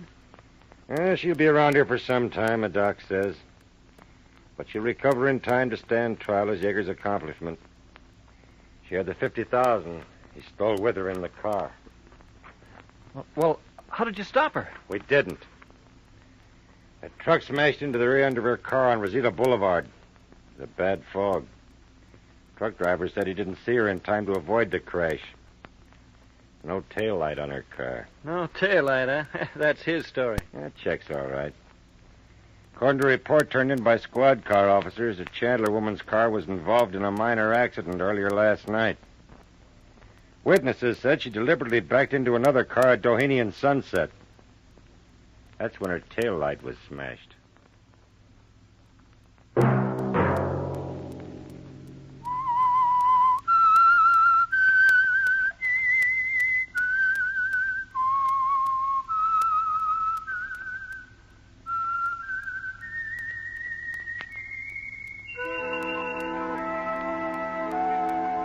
Let that whistle be your signal for the Signal Oil program, The Whistler, each Sunday night at this same time. Signal Oil Company has asked me to remind you, during this busy pre-holiday season, it's especially important to drive at sensible speeds, be courteous, and obey traffic regulations, so that some avoidable accident doesn't mar your Merry Christmas. Featured in tonight's story were Bill Foreman as the Whistler, Alice Reinhart, Jack Moyles, Ben Wright, Norma Varden, Herbert Litton, and Bob Bruce. The Whistler was produced and directed by George W. Allen, with story by Steve Hampton, music by Wilbur Hatch, and was transmitted overseas by the Armed Forces Radio Service. The Whistler is entirely fictional, and all characters portrayed on The Whistler are also fictional. Any similarity of names or resemblance to persons living or dead is purely coincidental. Remember to tune in at this same time next Sunday when the Signal Oil Company will bring you another strange story by The Whistler. Marvin Miller speaking for the Signal Oil Company. Stay tuned now for our Miss Brooks starring Eve Arden, which follows immediately over most of these stations. This is the CBS Radio Network.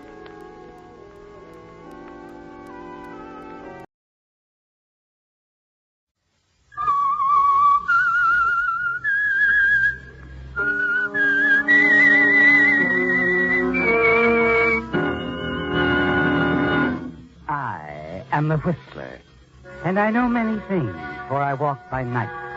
I know many strange tales, hidden in the hearts of men and women who have stepped into the shadows. Yes, I know the nameless terrors of which they dare not speak. Tonight, transcribed, it's the Whistler's strange story, Incident at Chalk Point.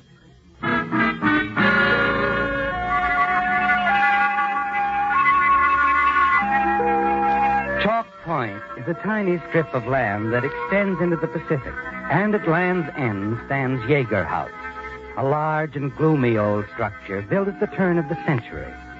Barely visible now in the swirling mist, the heavy fog that clings to the coast of Northern California. And in that fog, strolling casually along the beach, Kay Fallon, young, attractive, a polo coat wrapped tightly around her, shutting out the chill of the evening. And then suddenly she stops and peers ahead into the gray shadows. A man. Yes, the figure of a man walking in from the sea, moving through the fog towards you, Kay. And then he staggers and falls on the beach. What's wrong? Are you hurt? Ship. Went down. A shipwreck? Well, when did it happen? Where?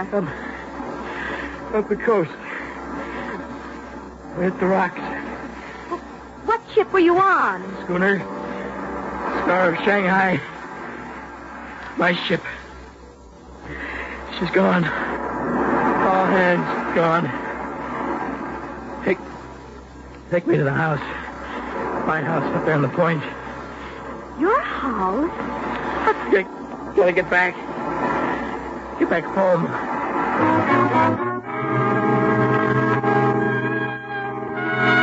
You're puzzled for a moment, aren't you, Kay, by the strange young man who calls Yeager House his home. You've been employed by the owner, Mrs. Yeager, as her secretary companion for over a year now. And you've never seen him there before, nor has Mrs. Yeager ever mentioned it. He's confused, isn't he, Kay? Yes, that's it. The shock of the wreck. And so you helped him along the beach into the house. You leave him sitting in the chair by the fireplace in the study, and then hurry down the path to the caretaker's cottage. Dave. Dave. Why, Miss Kay, what's wrong? There's been a shipwreck. I found one of the survivors down on the beach a few minutes ago. You better get a doctor and notify the authorities. Sure thing. When this happened? Well, I don't know for certain. The man seemed dazed. He did say it was his ship, a schooner, the Star of Shanghai. The Star of... Well, what's the matter? You sure he said Star of Shanghai? Well, yes, of course. What's wrong? Well, that was the name of Captain Yeager's ship, miss. The Star of Shanghai. A schooner. She went down over 25 years ago. All hands lost.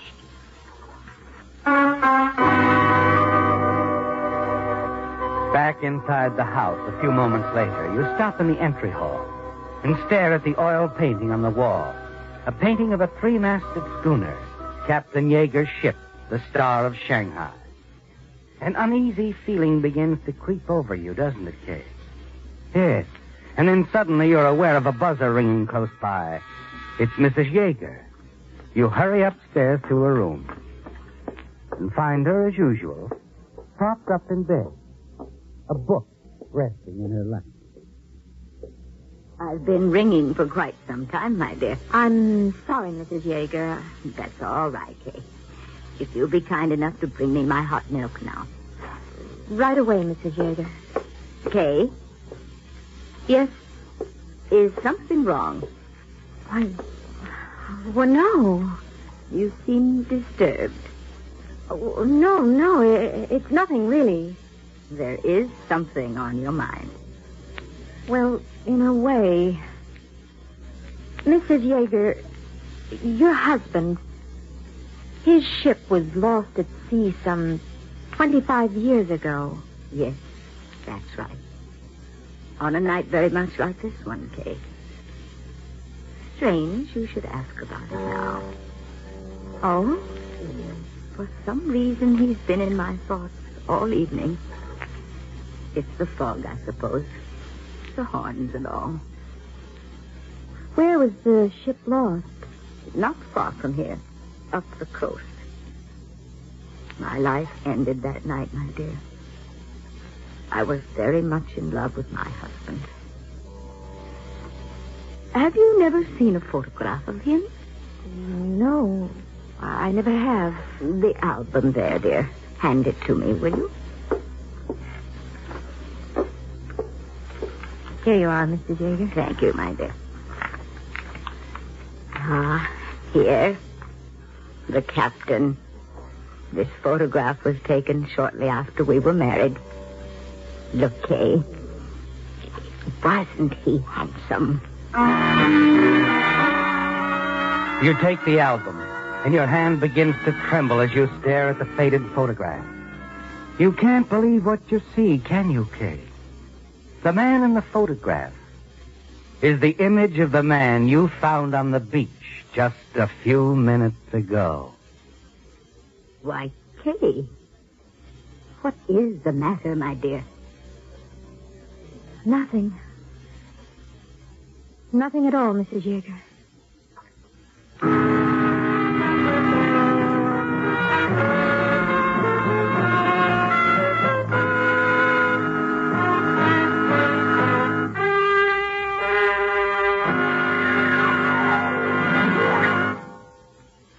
In just a minute, the Whistler will continue tonight's story. All of us are proud of our hometowns, and rightly so. In this brief moment before we continue with our program, we'd like to offer a salute to one of our hometowns in America, Salt Lake City, Utah.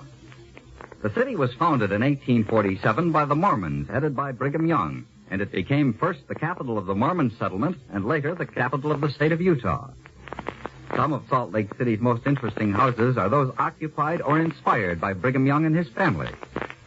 The Mormon temple was 40 years in construction, and none but Mormons may enter it. However, the Mormon tabernacle, with its great domed roof, the largest of its kind in the world, is open to the public. It seats 8,000 people, and the acoustics are so remarkable that a pin dropped at the front of the tabernacle can be heard from the farthest seat. The giant organ containing more than 10,000 pipes is world famous. Much of the history of Salt Lake City is caught up in the threads of the religious atmosphere created by the early Mormons. To some extent, One could almost say that the city was built upon the same motives that brought the first colonists to our shores over 200 years before, the desire to follow their beliefs without fear of persecution. It remains today as the center of the Mormon religion, a modern, progressive city, with the desert and the Great Salt Lake only a few miles away. It is with a great deal of pride that the people of Salt Lake City go about their daily tasks knowing the part their hometown has played in the building of America. And now, back to The Whistler.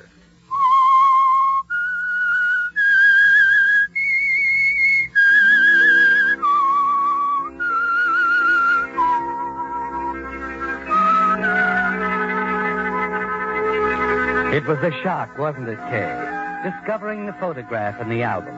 A photograph of Captain Yeager, lost at sea some 25 years ago. And yet you're certain it's the same man you found on the beach off Chalk Point just a few minutes ago, very much alive. A man who seemed dazed, spoke of the wreck of a ship named Star of Shanghai, the same as Captain Yeager's old ship. You leave Mrs. Yeager in a room and hurry downstairs. Doorbell. Here's the doc, Miss Kay. He brought the sheriff with him. Oh, yes. Come in, Dr. Henderson, Sheriff. Evening, Miss Fallon. Now, where is this young man? In there, Doctor, the study. We'll take a look at him. I'll go with you, Doc. Miss Fallon, old Dave was telling me you said this man mentioned the Star of Shanghai. Yes, that's right, Sheriff. That was the name of Captain Yeager's ship. Went down 25 years ago. So I understand. Did this man say when the wreck happened? Well, he said something about being in the water for hours and hours. I see. Funny, we usually get a call from the Coast Guard when there's a shipwreck. And you didn't? Oh, Miss Kay. Yes, Doctor. The young man. You sure you left him in here? Why, of course, isn't he?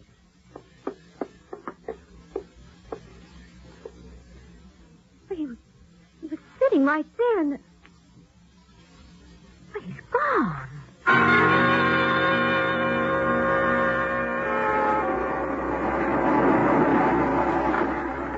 I can't understand it.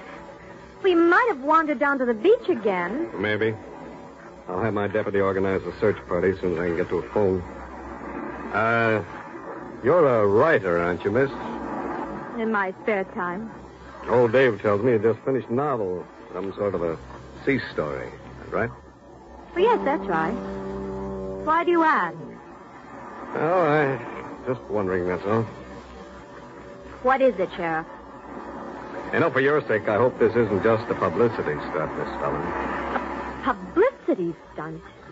Now, see here, Sheriff. If Captain Yeager was still alive, he'd have made himself known years ago. But the photograph in Mrs. Yeager's album, it's the same man. I know it. Sure. But I tell you, Good night, Miss Fallon.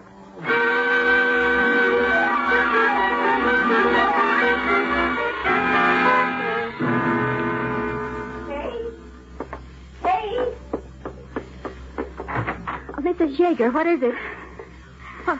What's wrong? Oh, my dear, I had dozed off. Had the strangest dream that the captain had come back. What? It was so real. He was standing here by my bed, looking down at me.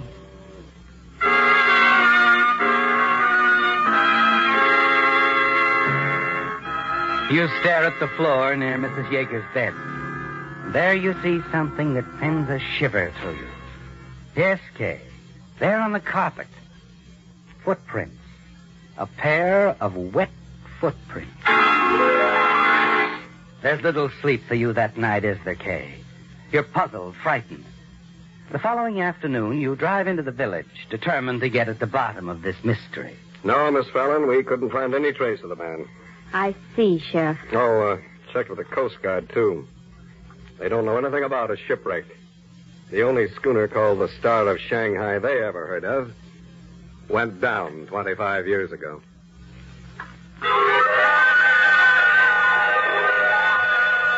The sheriff thinks it's a publicity stunt on your part, doesn't he, Kay? And so does everyone else. You're angry and still a little frightened as you hurry to the parking lot behind the telegraph office where you parked your car. Get in, step on the starter. As you maneuver out of the narrow parking strip, your back bumper strikes something at the side of the building. Annoyed, you get out and discover that you've damaged a bicycle. You leave a note with your address and then drive swiftly back to the house at Chalk Point. As you start inside, you glance toward the sea, and your heart seems to jump in your throat. A low fog still clings to the shore. In it, the figure of a man walking slowly along the beach. You hurry down the path, your heart's pounding now. He's vanished, hasn't he, Kay? Nowhere in sight. Suddenly, you hear a familiar voice behind you. Hello, Kay. Oh, Jeff. Sorry, I didn't mean to startle you. Oh, that's all right. I'm glad you're here. Just thought I'd come down and take a look around on my own. I'm only the deputy sheriff, but, You mean you believe my story of what happened last night, Jess? That you found a man on the beach? Uh-huh. Why shouldn't I, Kay? But as for it being Captain Yeager, well... Of course it wasn't Captain Yeager. But the photograph in the album, it's the same man. I wonder if you could get that photograph for me. Quietly, that is. We don't want to alarm Mrs. Yeager. Yes, I think so. I'll have to wait till she goes to sleep tonight. I'll bring it to you in the village in the morning. Okay. Oh, got a few minutes now? But yes. Let's walk down the beach, huh? I'd like you to tell me what happened last night. Exactly the way it happened. Every little detail you remember.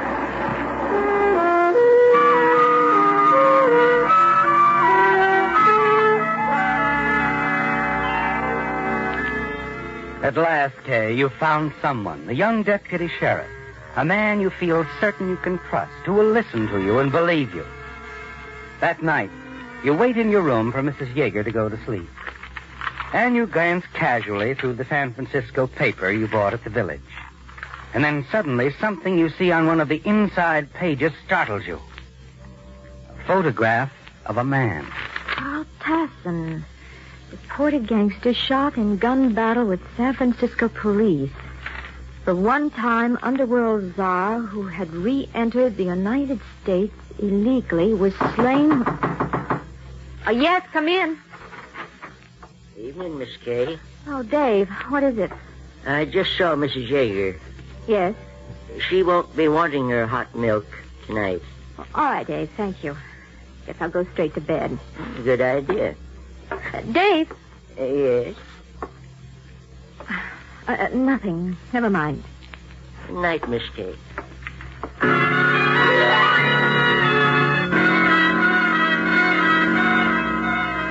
It suddenly occurs to you, doesn't it, Kay, where you saw Carl Tasson before. You saw him with old Dave 2 weeks ago.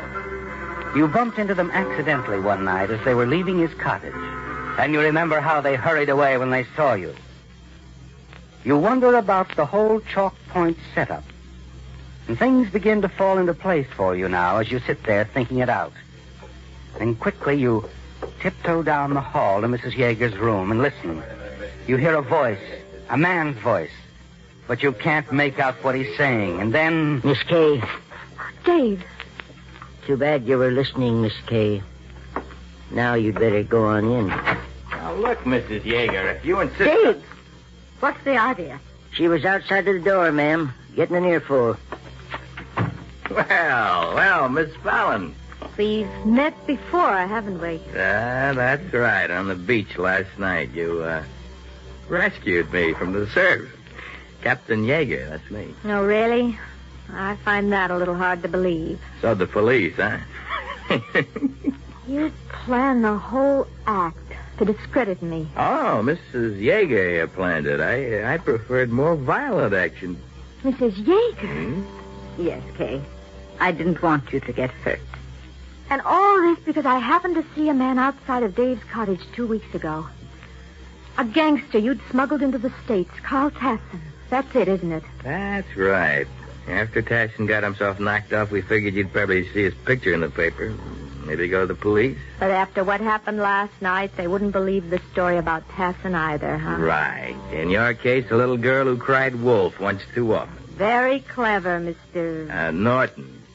Captain Norton, master of the freighter Edward Carlton. So that's how you get your clients to the States, huh? Now, we got a great setup here, Miss Fallon, and you're not going to spoil it.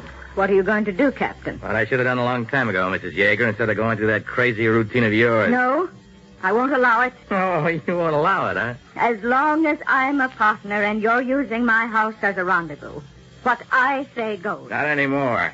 I'm running this, and you'll do as I say. You're in pretty deep, Mrs. Yeager. Don't forget that. Now listen to me. Save your breath. It's the only way. It's this girl or us.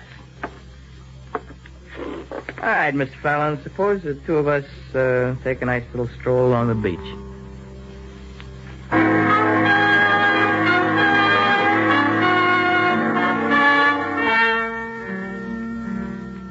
He's going to kill you, isn't he, Kay? Yes, because you know too much. As you walk through the downstairs hall, you glance at the clock. A few minutes after 9. You move out of the house, Captain Norton right behind you, the gun in his hand. And the two of you go down the path to the beach. All right, Miss Fallon, this is as far as we go. Listen to me, Captain. Like I told the old lady, save it. You know, you're a nice-looking doll, Kay. I really sort of hate to do this. Well, you gotta think of that easy dough I'm making. Those suckers who pay $5,000 to have me ease them into the States. Please, I wouldn't tell anyone. Oh, sure. Yeah, I bet you wouldn't. Sorry, baby. Sorry.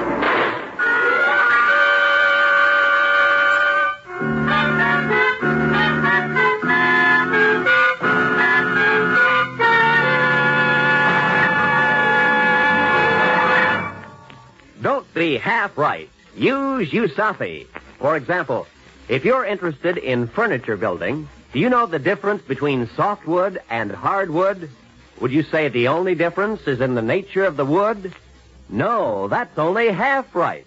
Brush up on your botany. Tell your I&E officer you want to study with the United States Armed Forces Institute, Usafi. It's easy. It's simple. If you don't want to be half right, use Usafi. And now, back to The Whistler.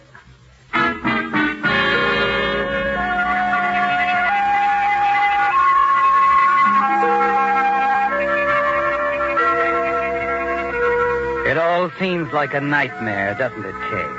The strange man staggering out of the sea, his complete disappearance, the realization that Chalk Point is the headquarters of a criminal smuggling ring, that even your employer, Mrs. Yeager, is a part of it. And then the walk to the beach with Captain Norton, the head of the organization, his decision to kill you. Yes, your mind is spinning when suddenly you realize you are lying on the couch in the study of Yeager House.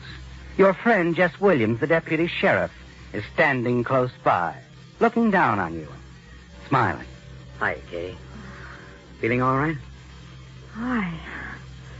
I think so, Jess. How did I get here? What happened? You fainted. How about Captain Norton? Easy now. He's in the other room, handcuffed to old Dave. Oh. Dave gave me the whole story of the racket, including Mrs. Yeager's part in it. Captain Norton had a gun. He's going to shoot me. I know. I spotted the two of you when you left the house. When I saw he had you covered with a gun, I followed. Looks like I fired just in time. You saved my life, Jess. Yeah. Funny the way it happened, too. I wasn't intending to see you till tomorrow morning. When I was cruising around the village in a squad car a little while ago and ran into Frankie Holden. The youngster at the telegraph office? Yeah.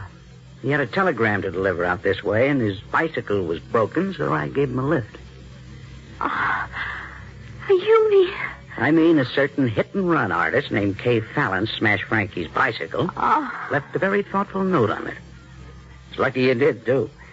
Otherwise, I wouldn't have picked up Frankie been out here tonight. Now, a question. Did you know that the expression, stay to the bitter end, was originally a naval expression? On the early sailing ships, to stay meant to secure anything by means of thick ropes called stays. A bit was any vertical timber, such as a mast, around which the stays were secured. For example, when sails were hoisted, the tail end of the rope which was tied to the bit was called the bitter end. Thus the expression, stay to the bitter end, meant simply to play out a length of rope and secure the end of it to a bit. This is but one of the many interesting facts which can be found in the history of your United States Navy.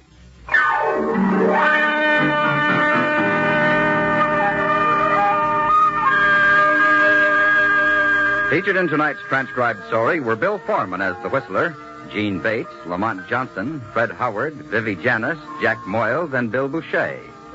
The Whistler, directed by Gordon T. Hughes with music by Wilbur Hatch, is produced by Joel Malone and transmitted overseas by the Armed Forces Radio Service. This evening's story was by Adrian Jandot. The Whistler was entirely fictional, and all characters portrayed on The Whistler are also fictional. Any similarities of names or resemblances to persons, living or dead, is purely coincidental. This is George Walsh speaking and reminding you to listen again next week for another strange tale by The Whistler.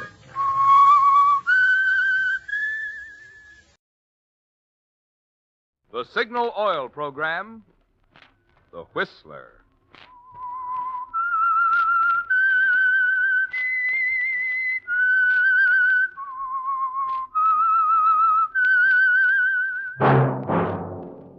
That whistle is your signal for the Signal Oil Program, The Whistler.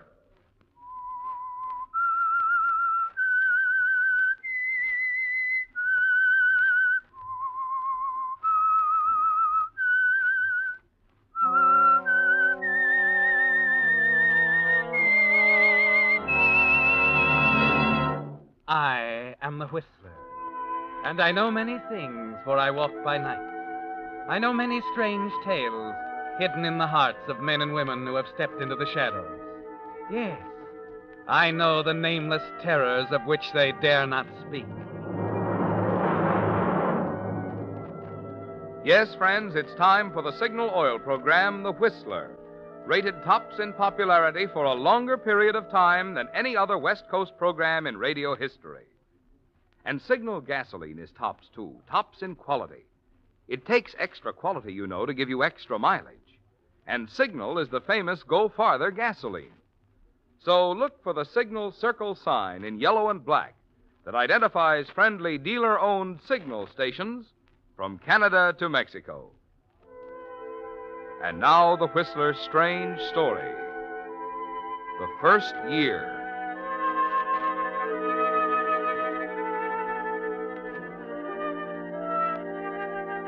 The story of Lydia Winters falls naturally into two parts, separated by exactly 1 year, almost to the minute. Her marriage to Elliot Larkin ended, of course, on New Year's Eve, somewhere around midnight at a place called Silver Lake Lodge. The circumstances surrounding its ending are a matter of record now in the files of the police department, Homicide Division.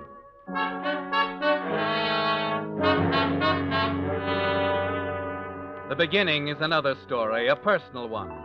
Just a year before, early on New Year's morning, Lydia Winters had stood at the door of her uncle's apartment with Elliot, listening to the whistles ushering in the new year. Darling, Huh? listen. It's official now, a brand new year. Brand new life. I better go in now, Elliot. Look, Lydia, let's go together. You can speak your piece and I'll back I've you up. already told you I want to talk to Uncle Philip alone, darling. Oh, but why waste New Year's Eve? Good Lord, woman, it'll only take a minute to I tell love the old you, boy. dear, and I'm going to marry you. But you might as well learn right now when I make up my mind, I mean it. So Marty tells me. Poor Marty. Yeah, poor Marty. Looked like you hit him with a poleaxe when you told him tonight. He'll get over it. They all do. I wonder if we will. Maybe.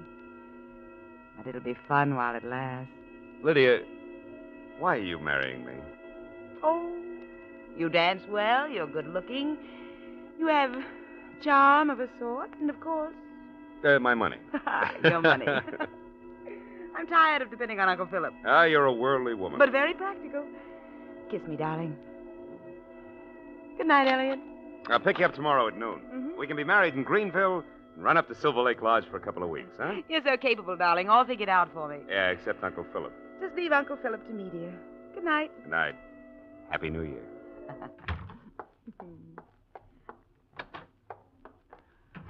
Well, Uncle Philip. Oh, it's you. You old darling, waiting up for me? There's a very good reason, Lydia. I want to talk to you. Seriously, for once. Oh, and I know just what it's about. You don't approve of Elliot, do you, dear? You think he's a fortune hunter, irresponsible, unworthy of me. And I'm so hard and thoughtless and gullible. You through? Yes. Good. Then please understand this. If I have any concern about Elliot Larkin, it's on his account and not yours.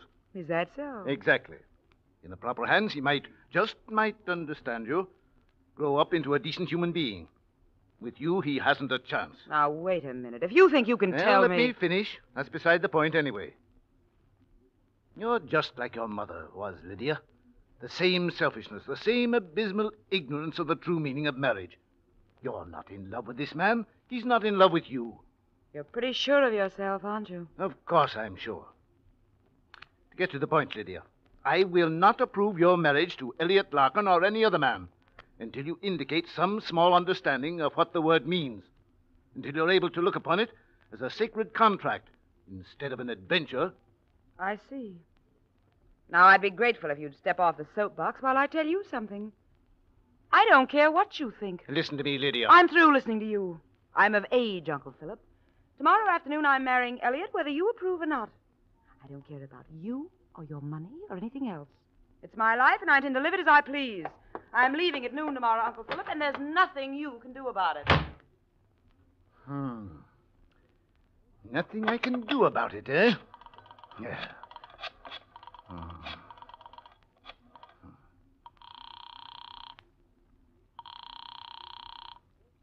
Hello? Ballinger? Yes? Phil Ridgely. I hate to get you up, old man. Oh, not at all. New Year's, you know. We're having a little party. I want to see you right away, Ballinger, about my will. Oh. How about tomorrow morning? I said right away. Now.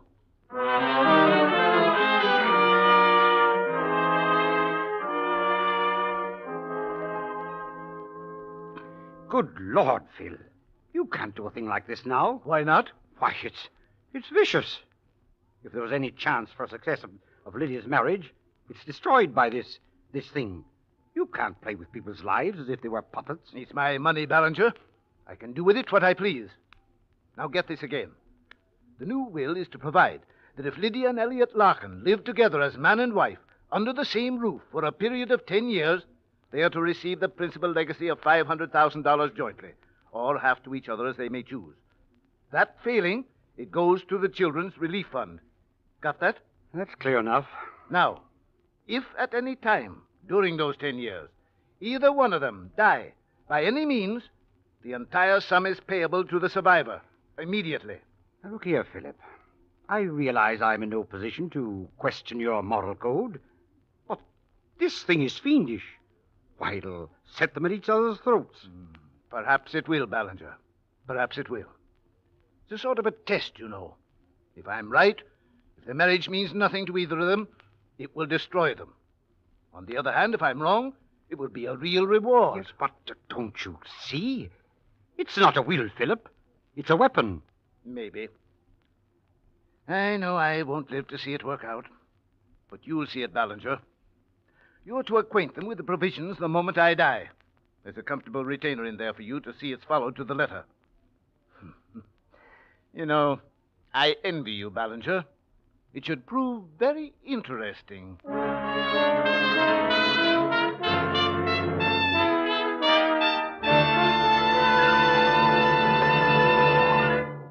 With the prologue of The First Year, the Signal Oil Company is bringing you another strange story by The Whistler.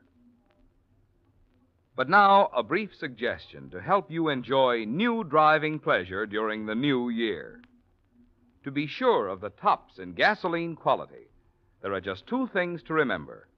One, In gasoline, it takes extra quality to go farther. And 2, Signal is the famous Go Farther gasoline. And now back to the Whistler.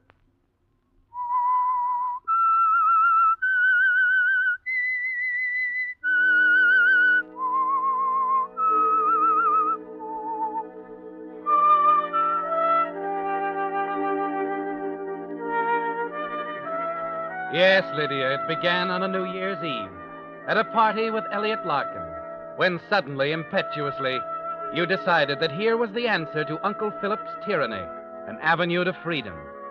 And it's worked out fairly well, hasn't it? It's not a storybook marriage, of course, but you didn't expect that. Still, Elliot is fairly presentable, reasonable, and charming, and you're sure he's wealthy enough to keep you well-dressed and entertained. And until something better comes along, you're content. It was an evening in October that changed all that. The two of you had just arrived home from a football game. Old Johnny Gates. Can you imagine running into him that way? I felt like a lost sheep with the two of you huddled together all Well, I haven't seen him since college. Oh, here, let me take your coat. Uh-huh. There. It was a lucky break running into him that way, you know? Where are the cigarettes? Oh, just a minute. Oh, here you are. Catch. Thanks. What do you mean, lucky break? You didn't pay any attention to the game. Well, he's leaving his job. He's going to the Orient. Oh? Yeah, he represents some cordial outfit, liqueurs, that sort of thing, you know. Well, I mean, that's the job he's leaving, and it's a pretty good job. What's that got to do with you? He says he'll recommend me to replace him if I want it. You mean you're going to work? Well, why not? I can't be a playboy all my life, you know. What? Elliot. Elliot, darling, what in the world got into your head? What's so funny, huh? Elliot, you working. Oh. Yeah, well, you better answer the phone. Yeah, excuse me, darling. Hello? Mrs. Larkin? Yes? This is Mr. Ballinger, your uncle's lawyer. I'm not at home to my uncle, Mr. Ballinger. You can tell him to... Just a minute, Mrs. Larkin. I'm calling to tell you that your uncle passed away this afternoon. I see. It's my duty as his executor to read to you the terms of his will. Who is it, honey? Just a minute, please. Uncle Philip's dead. Something about the will. Oh, let me talk to him. I'll handle it. Mr. Ballinger, perhaps you don't quite understand my relationship with Uncle Philip. Wait a minute. Elliot. Give me that phone What do now. you think you're doing? It's time I knock some sense into your head, Angel. You may as well know it now. We're broke. What? Oh, as close to it as you can get without selling the furniture. That's why I took Johnny up on the job. Hello? You had money. A lot of it, you said. Never mind that now. You just tell Mr. Ballinger we'll be glad to talk to him. You hear? Go on, take the phone. Hello? Hello, Mr. Ballinger. Yes? We'll be over right away. How'd it taste, dear? What? Humble pie. I'm not in the mood for that sort of thing, Elliot. Why didn't you tell me you were broke? You didn't ask. You just went along with what everyone believed about the Larkin You fortune. think that was fair to me? Well, it works two ways, Angel. After all, I was under the impression your Uncle Philip's worldly goods were practically in your pocket. I see. Well, I guess I'd better make this clear, Elliot. I don't love you. I never did. Oh, now take it easy. And bright and early tomorrow morning, I'm leaving this house and I'm not coming back. Really? Well, I'm going to miss you terribly. Where are you going? Does it matter very much? No, not really.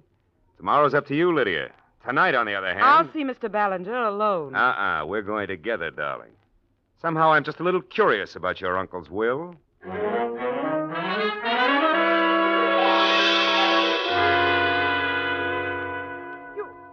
You mean this thing forces us to love each other? More or less. That is, if you want the money. You will live together under the same roof for 10 years. Yes, I heard it the first time, Ballinger. Now, are you sure it'll hold up under probate? It's quite legal, if that's what you mean. Naturally. You didn't know Uncle Philip very well, Elliot. Most efficient man in the world. Well, that's it. If there are any questions, Lydia? No, it's all very clear. Well, come on, Elliot. Well, then, good night. Good night, Larkin. Night.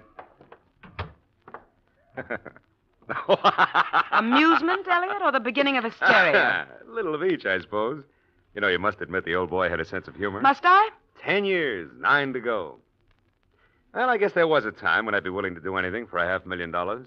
Right now, I don't know. It won't make any real difference, Elliot. I want that money.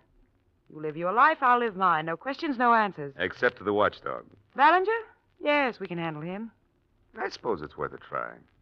All right, dear. What's the first move? Your friend, Johnny Gates. Johnny? You'll need that job now. You have a wife and home to support. Remember?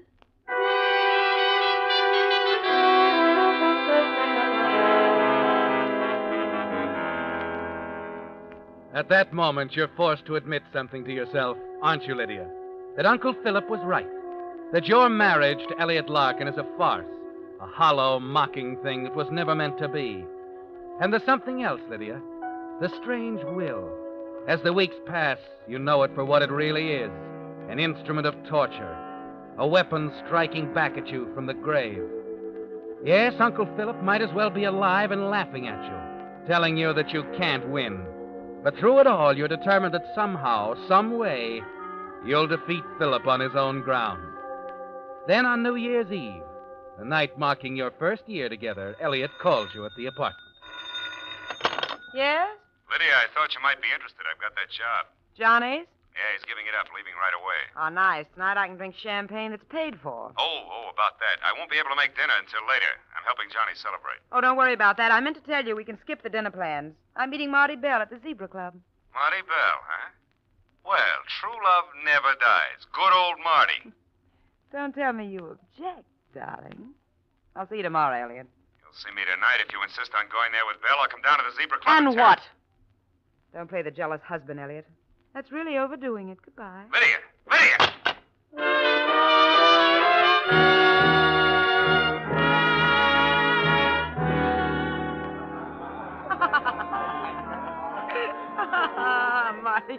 Marty, you're very amusing. But I mean it, Lydia. I love you. Does anyone really mean that? I want you to go away with me, Lydia. Leave Elliot. Please, Marty. Trying to break up the perfectly matched, adoring Larkin. It isn't breaking anything up, and you know it. You're not fooling me, Lydia. Stop it, Marty. You don't care a hang for Elliot. I said stop it. Hello. There's someone coming over to our table, an old friend. Really?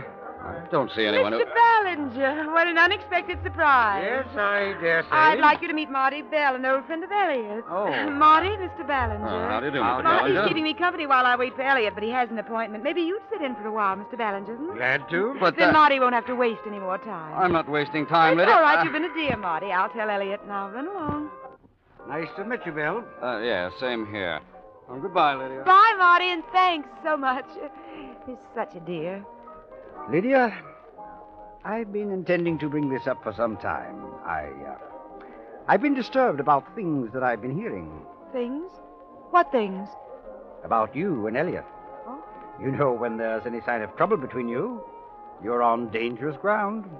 Why, Mr. Ballinger, I don't know what you're talking about. We're getting along beautifully. Where is Elliot, Lydia? It's New Year's Eve. You two should be together. Well, of course we should, but the night's only beginning, Mr. Ballinger. Why, I talked to Elliot only a little while ago. He's going to be here. Do you mind if I wait? I know.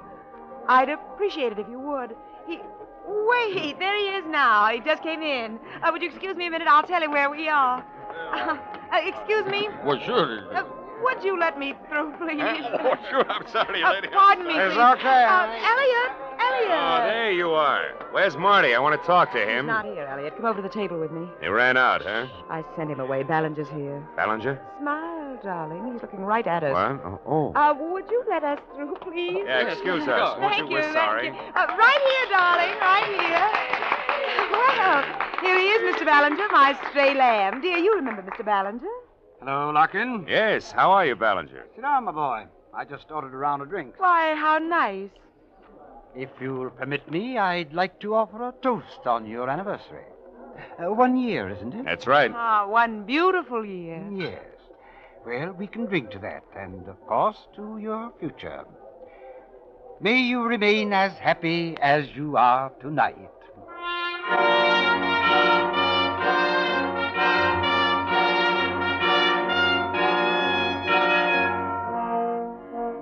Right now, Lydia, as you lift your glass and touch it to the others, listen to Ballinger's hollow toast.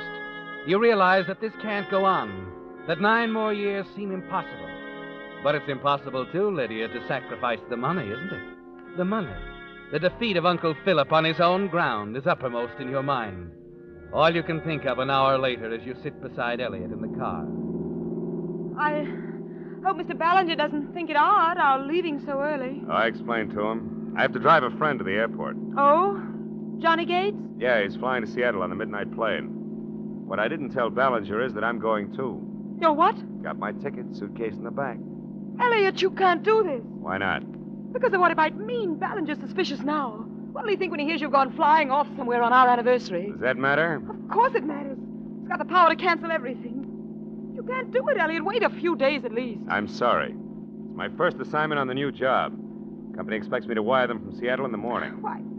Why did you agree to such a thing? Maybe I've had all I can stand, Lydia. For $500,000, don't be a fool, Elliot. Look, I'll do anything you say. I'll stay away from Marty. Anything, Elliot, just give me a chance. Well, another helping, huh? What? Same humble pie. Oh, Elliot, please be reasonable. Oh, Johnny's expecting me. Lydia, I don't see how I can change things now. I'm supposed to be there. There must be a way, Elliot. You'll regret this yourself. I know you will. Well, I wonder. What? What are you thinking? Maybe Johnny can help us. Come on up with me. We'll talk to him.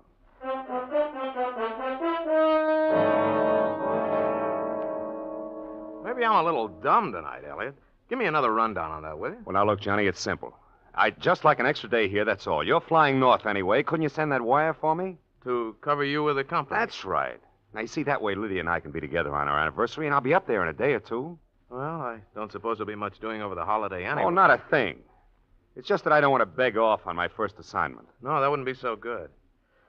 Okay, pal, I'll handle it for you. Swell. Johnny, I appreciate this, too. Forget it. Elliot's done plenty for me. Oh, Johnny, there's one more thing. I don't like the idea of turning in my plane ticket. You know, just in case the company should check. Oh, I don't think they will. Well, I'd rather not take a chance. Now, look, if it doesn't matter to you, you're leaving the company anyway, couldn't you turn yours back and go in my place all the way through? Well, if you'll feel safer. Well, Johnny, I really would.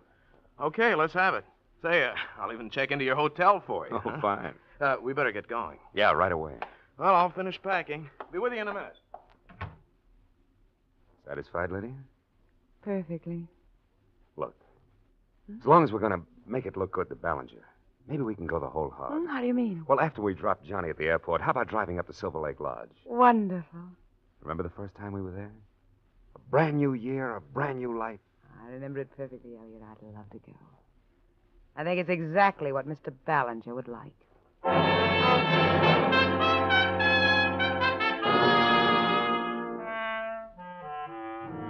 Well, Lydia, for the moment you've won. But the worry of the future is on your mind, driving down to the airport and watching Johnny Gates off on Flight 27. And all the way up to Silver Lake Lodge, you wonder about those 9 long years ahead. It isn't going to be easy, Lydia, but somehow you're determined to make Elliot continue to see it your way. A few miles below the lodge, you ask him to stop at a roadside store. Sounds like they're having quite a time down in New Orleans. Yeah? I just want to get some cigarettes, Elliot. I'll be right back. Take your time.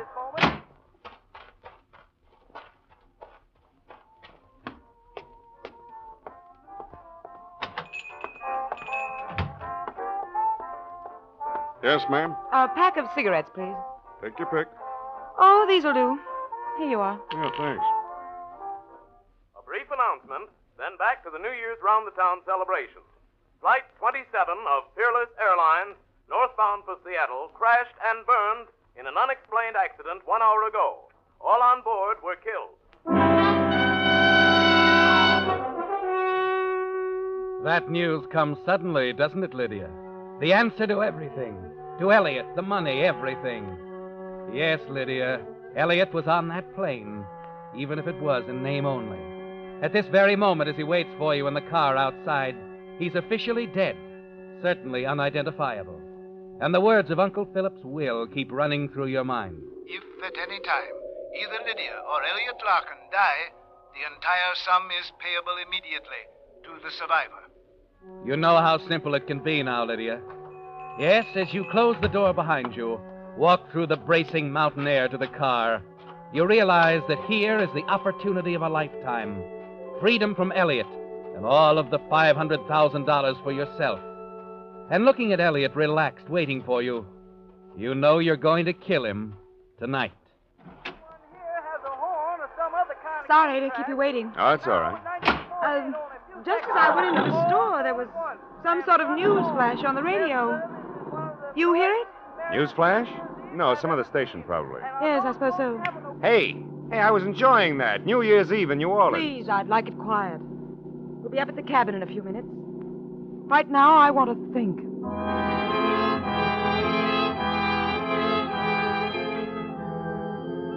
Of course you want to think, Lydia, of the loaded target pistol in the gun case at the cabin, of how lonely it is there, of how easy it'll be to dispose of Elliot's body in that wilderness.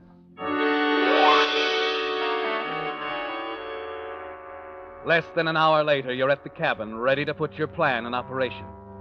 The pistol is just beneath your hand, stuck between the sofa cushions as you sit before the fire Elliot has built for the occasion. You steady your nerves and... Elliot, Just a minute, dear. I'm fixing the drink. hurry it up, will you? You're tense now, bracing yourself. You'll wait until he's moved around and is standing right in front of you, holding the drinks on the tray. That way it can't go wrong.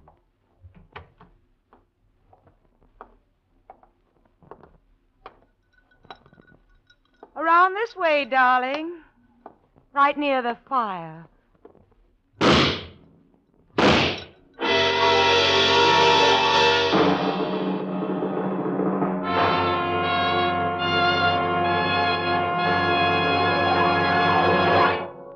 The Whistler will return in just a moment with the strange ending to tonight's story.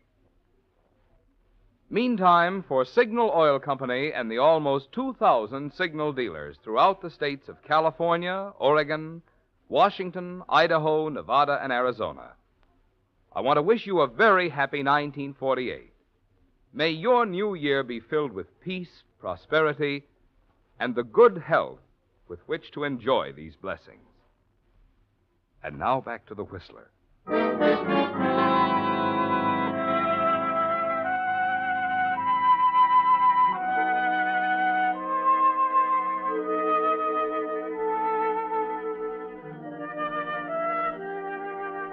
Yes, the marriage of Lydia Winters Larkin ended in murder on a New Year's Eve at a place called Silver Lake Lodge, where she and her husband Elliot had spent their honeymoon just a year before.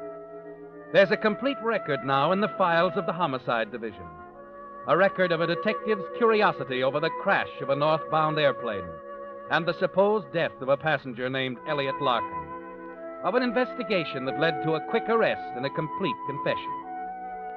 At police headquarters, Mr. Ballinger, the attorney, was remarkably philosophical as the lieutenant read the whole amazing story from a hurriedly prepared transcript of the confession. I can't say that I'm surprised, Lieutenant.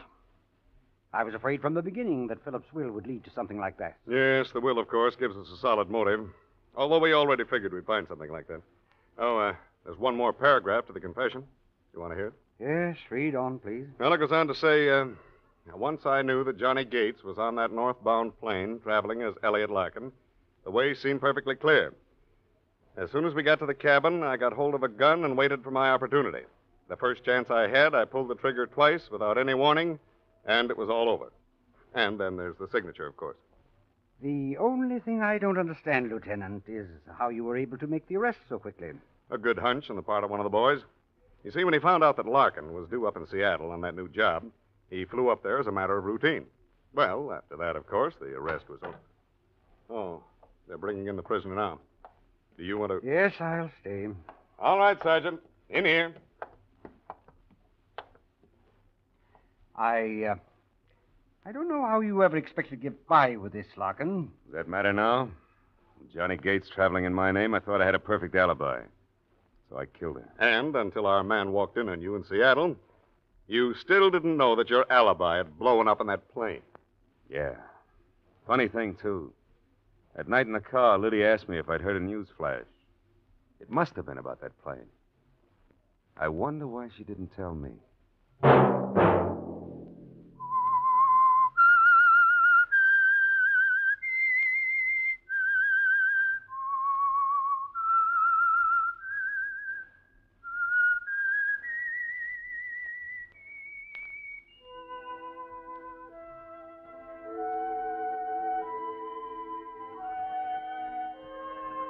Let that whistle be your signal for the Signal Oil program, The Whistler.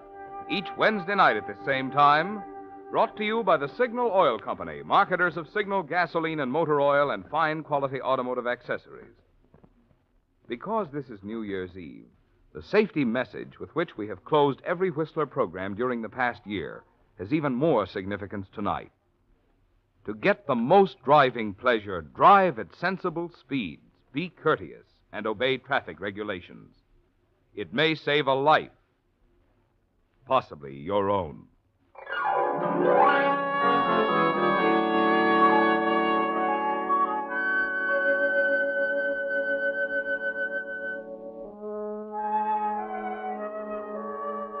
Featured in tonight's story were Betty Lou Gerson and Gerald Moore.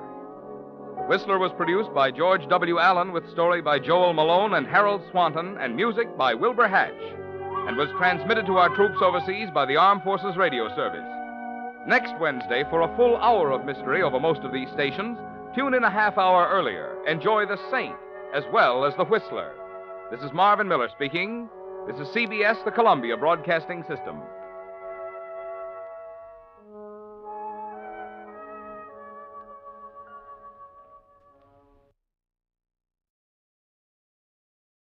And now, stay tuned for the program that is rated tops in popularity for a longer period of time than any other West Coast program in radio history. The Signal Oil program, The Whistler.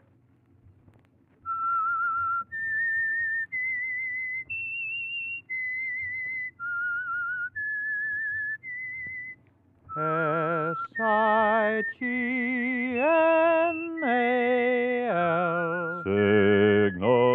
Signal gasoline.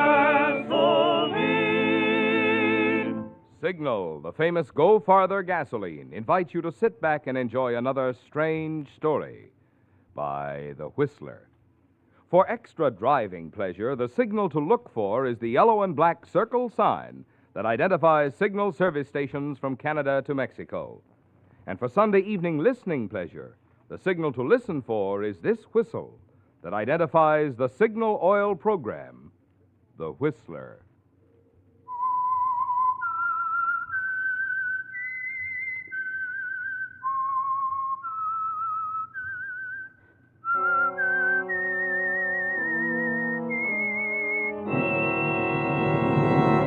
I am the Whistler, and I know many things, for I walk by night. I know many strange tales hidden in the hearts of men and women who have stepped into the shadows. Yes, I know the nameless terrors of which they dare not speak. And now the Whistler's strange story. Letters from Aaron Burr.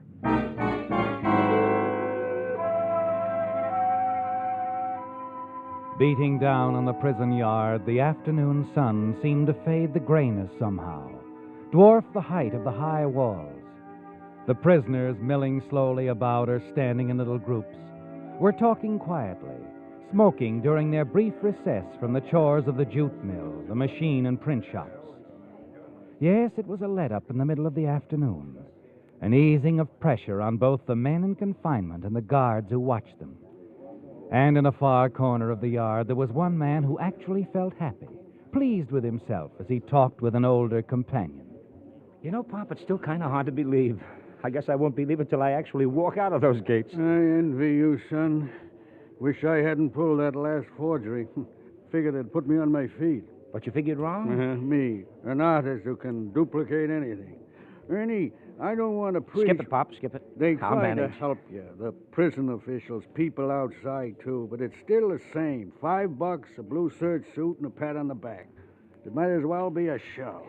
Sure. I like you, Ernie. You're all right. I want to make sure you stay out of here. So? So I'm asking you to do something. There's a place I want you to go. Somebody I want you to see. A Mrs. Alden. Mrs. Alden? She's a fine, wonderful old woman. Tries to help people. Lives just for that. You go see her tomorrow afternoon. Tell her I'm well. Talk to her. I'll talk to her, Pop. About you. And about yourself. If you need anything, well, she's prominent in the Community Aid Society. I'll see Mrs. Alden for you, but I'm not looking for any handouts. Oh, there she blows. Back to work. I'll see you later, Pop. I'll give you that address, honey. Mrs. Alden. Yeah, sure.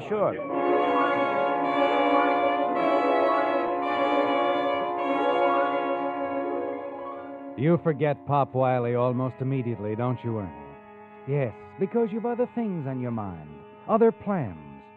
and the hours drag until the following morning when you're ready to leave. Ready to become Ernie Madden again rather than number 2214. And then finally, as the big gates open for you and you walk through, there's a car waiting for you. And your old friend Joe Bennett reaches out to shake your hand and pull you inside. Hello, Ernie. Good to see you again. Really good. Thanks, Bennett, thanks. Well, I see you got my letter asking you to meet me. You sure did. Come on, get in. Say, one thing. Take a look across the street there. What, the dame? Yeah, you know her? Never saw her before in my life. Funny. Why? She's been hanging around ever since I pulled up. Kept watching the gate. Just sitting there in the car. Watching. Waiting. Oh, well. What do you want to do, Ernie? First, where do you want to go? First, take me to the best men's store in town. And then? And then you can let me have a couple of $100. I want to get started right. Jack.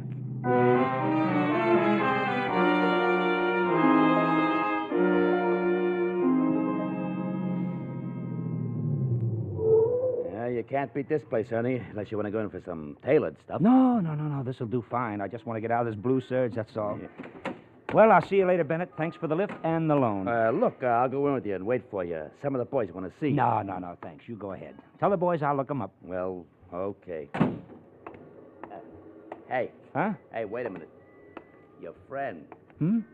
The dame. She's still with us. See? Across the street.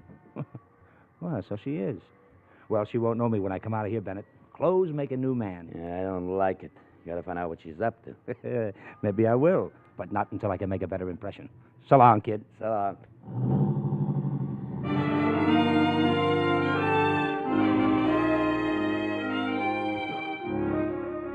You enter the clothing store and buy the suit you've been dreaming about.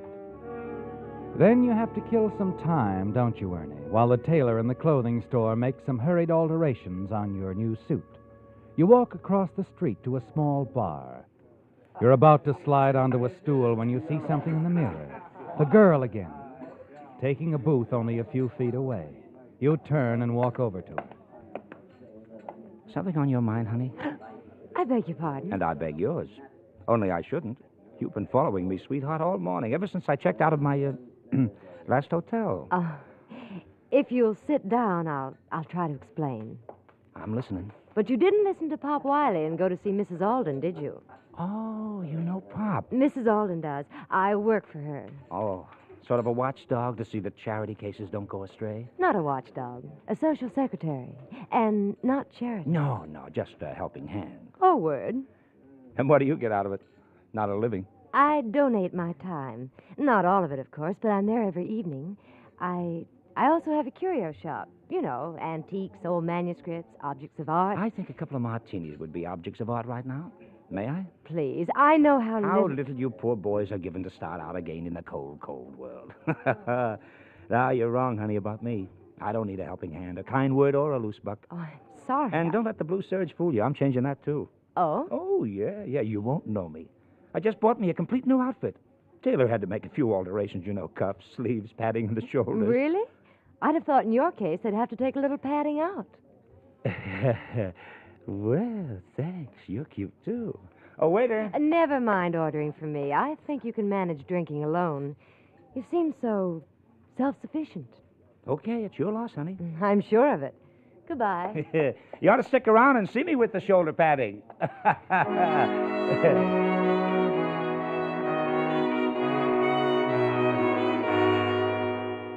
You return to the clothing store and change to your new suit.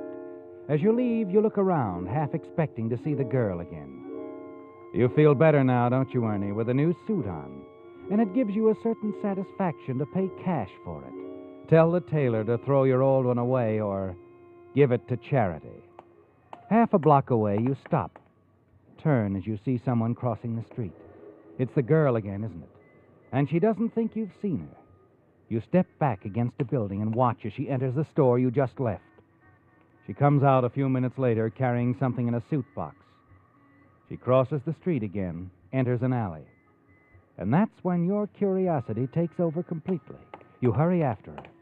As she reaches her parked car, you see her take the blue serge suit, which you discarded from the box. A moment later, she tears at the lining with a nail file and takes something out. Oh. Hello, honey. What do you want? What do you got? From the suit, I mean. My suit. You threw it away. The clerk said you didn't want it. But you did, huh? Why, for charity? A less fortunate case, maybe? Yes, that's it. No, that isn't it. Let me see No, that. give me that. It's nothing you... It's, well, some sort of a letter. Signed by... Huh? Aaron Burr. It's just a joke. On who? Not Aaron Burr. No. Hey, wait a minute, honey. An old letter smuggled out of the pen in my suit. Why? Please, give it to me. I give it? Pop Wiley, the forgery artist. He's still at it. No, that isn't true. It's the letter that isn't true, honey. Just a clever forgery, huh? And say, it's pretty clever how you managed to smuggle the stuff out of there. On the backs of the poor unfortunates. All right. So what are you going to do about it? Go to the police? Me? Honey, I never want to see another cop. Say, this paper is special parchment, isn't it? That's right. Properly aged in the right texture, no doubt. How did you get it to the old boy in the first place? If you must know, it was smuggled into the prison tailor shop where he works. Oh? In the bolts of cloth.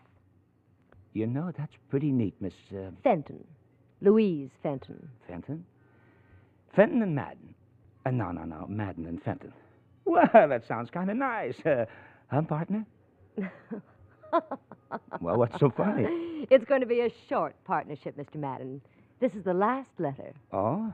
What's the matter? Pop's good old right hand getting shaky? No, but the sale of items like this is. The last one, huh? So, how much do I get? Half? Half? Oh, I should say about $5,000. $5,000, huh? Well, not bad at all. And now, partner, will you give me the letter so I can make arrangements for its sale? With pleasure. Oh, and when and where do I pick up my dividend? I'll have it for you. Where are you staying? Well, the California Hotel, probably. I'll bring it to you there tomorrow. Good. And, partner. Yes. Don't get any ideas like this Aaron Burr guy had. I mean, pulling a fasty, shall we say? Don't worry. Oh, but I will. I'll be sticking close to you, honey, right up till we meet again when you deliver those 5,000 wonderful green clams. Yeah, till then, I'll think of nothing else.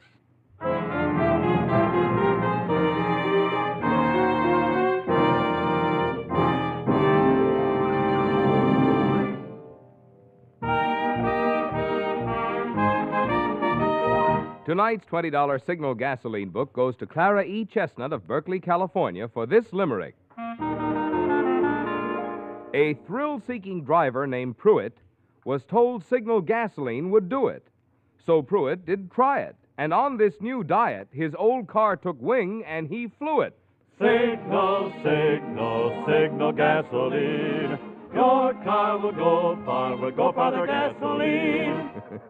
Maybe your car won't actually take wing like that of the driver in the limerick when you switch to Signal.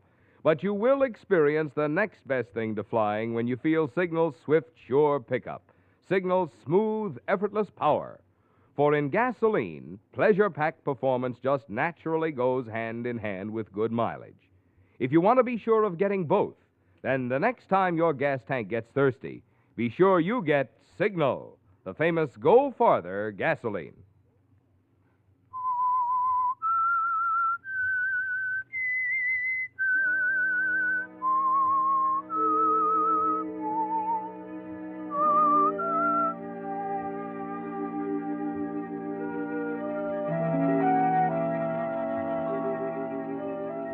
Well, Ernie, the advice from Pop Wiley is about to pay off for you, isn't it? More than Pop planned, of course. He wanted you to go to Mrs. Alden's house for another reason, didn't he? So that his accomplice, Louise Fenton, could somehow manage to get your suit and the letter that Pop forged. The letter supposedly written over 100 years ago by Aaron Burr, and worth quite a sum in the current collector's market. Yes, you spoiled it all for them by catching Louise in the act of ripping the lining of the discarded suit given you the day you left prison. Now they're forced to include you in their highly profitable enterprise. There's always the danger, however, that Louise will be foolish enough to try to run out on you. And you wonder about it after she leaves you. Wonder, too, about Mrs. Alden and where she fits into the plan. You decide not to take any chances. That evening, you pay a visit to Mrs. Alden and surprise Louise. You! I thought Sorry, honey, I got lonesome. Wanted to talk some more. You shouldn't have come here. Why not? This is where Pop told me to come in the first place, to see Mrs. Alden. She's upstairs, asleep. I told you I'd bring you the money. I thought you just might have picked it up earlier. All right, I did. Here, I have it for you. Just a minute. Oh, it's okay. I'll just come in and sit down and we'll, Who is it, Louise? Oh, it's Mrs. Alden. So I'll see you. No, you've got to leave. Louise? It's all right, Mrs. Alden. Where does she figure? She has nothing to do with it. Just an eccentric old lady who Louise? I didn't ask if it was all right. I said, who is it? Oh, why, it's only... Never mind. Now that I'm down here, he can answer for himself. Well, young man? My name is Madden, Mrs. Alden. I've heard about the wonderful work you're doing. I mean, with some of these boys getting out of prison. Oh? Yes, and I'd sort of like to, well, help in some way. Mr. Madden means a small donation, Mrs. Alden. Perhaps like the set of books you donated to the prison library. Oh, no, Miss Fenton. That isn't what I mean. No. I want to be actively engaged. Help you, perhaps. Be here for several days or a week or on call or anything, Mrs. Alden. Anything at all. Well, we can certainly use help. Can't we, Louise? Yes. Yes, certainly.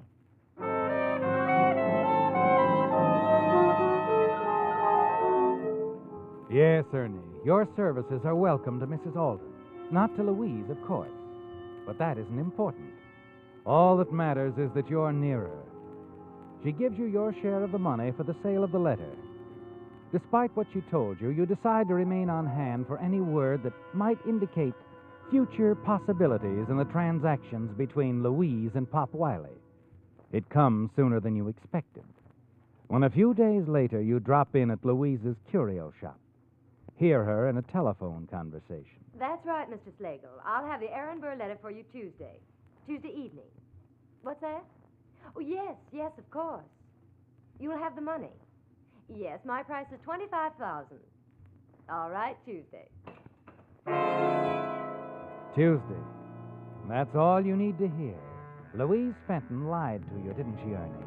There is another letter, and you know just how it will be smuggled out of prison. Yes, and that's why you're waiting outside the gates on Tuesday, bright and early, ready to intercept a certain party who's being released. Hello, Sid. Huh? Oh, Ernie Madden. What are you doing around here? Oh, I just came by to see you. Me? Yeah. I'm tied in with a new outfit now. So long, kid. Hey, wait a minute. This is legit. Yeah? Sure. I'm working with the Community Aid Society. An old lady named Mrs. Alden runs it.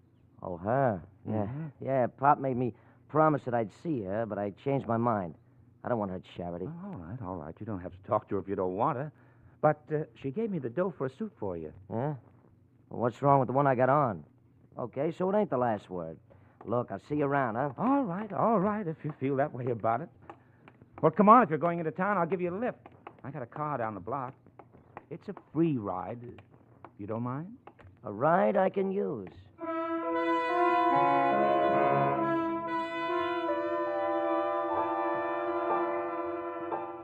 You get him away just in time, don't you, Ernie?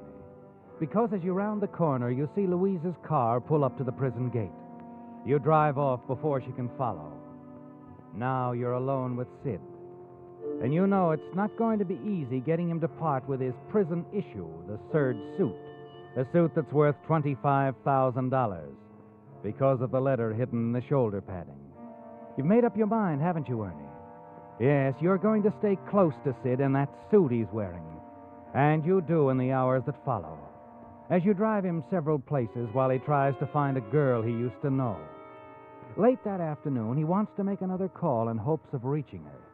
You let Sid off at a drugstore and find a parking place just around the corner.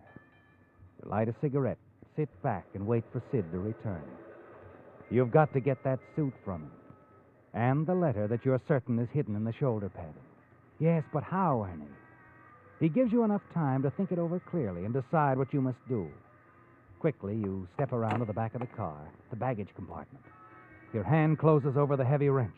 You slip it into your pocket. You'll just have to take Sid for a little ride in the country if you're going to get that letter, won't you, Ernie?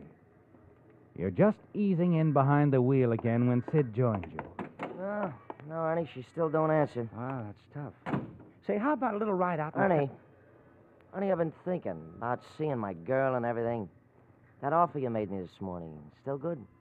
You mean about the new suit? Yeah. Sure. So a nice old lady wants to buy me a classy outfit. So what's wrong with it, huh? It makes her happy. What I got against making an old lady happy? Now you're talking, Sid. So I let her buy me a suit. Sure, it's a smart thing to do. Sid, this is probably the smartest move you ever made. Huh? Skip it, kid, skip it.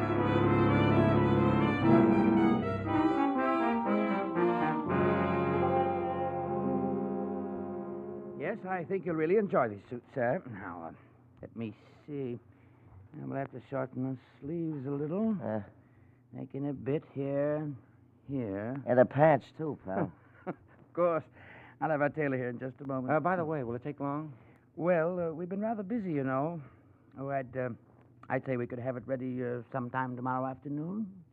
Look, pal, maybe you and the tailor could get together. Here, split this 20 between you and get the suit out for my friend while he waits, huh? Well, I think perhaps we can arrange that. The alterations are minor, really. Fine. Here you are, and this will take care of the suit. Thank you. Hey, you leaving, Ernie? Yes, I have a very important date, Sid. Here's a magazine you can read while you're in the dressing room waiting for the alterations. And look, Sid, I'll just take this blue serge of yours with me.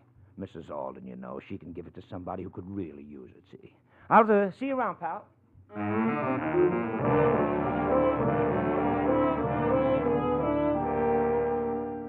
Back at your hotel room, you rip open the suit coat. And there it is, Ernie. Neatly concealed in the shoulder padding, the letter from Aaron Burr. The letter that you're sure is a forgery from the skilled pen of Pop Wiley. And it will bring you $25,000. It takes you a little time to find the man you're looking for, Mr. Slagle, the man Louise spoke to. But finally, you find his phone number, call his office, and then... Hello? Hello, is Mr. Slagle in? Hello, Ernie. Louise. Yes, Ernie, I've been expecting you to call. When I didn't hear from you, I knew you'd call here. So I've already talked with Mr. Slagle. What's the idea? I told him, darling partner, that you'd be delivering the letter. You can meet us at my curio shop. You know the address. Okay. What time? 8 o'clock will be fine. And don't be late, Ernie. Mr. Slagle is a very interested buyer.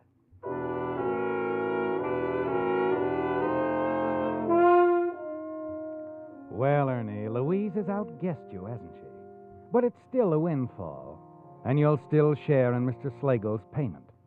Shortly before 8, you drive across town and enter Louise Fenton's curio shop. Oh, come in, Ernie. Come in. Hello, Louise. I want you to meet Mr. Slagle. Mr. Slagle, Mr. Davis, my associate. How do you do, Mr. Davis? Mr. Slagle? You have the letter, Ernie. Oh, yes. Here you are, sir. Yeah, thank you. Yes, this is it.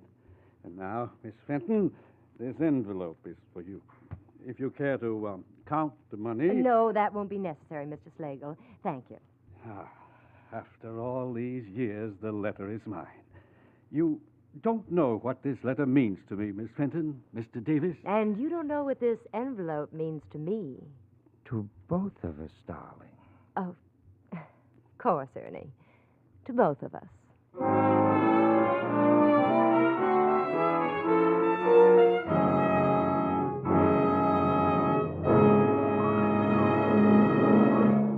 When you buy an automobile battery, you want three things. You want power for quick starts, you want trouble-free long life, and you want economy. You get all three of these things and more of them in the new Signal Deluxe battery.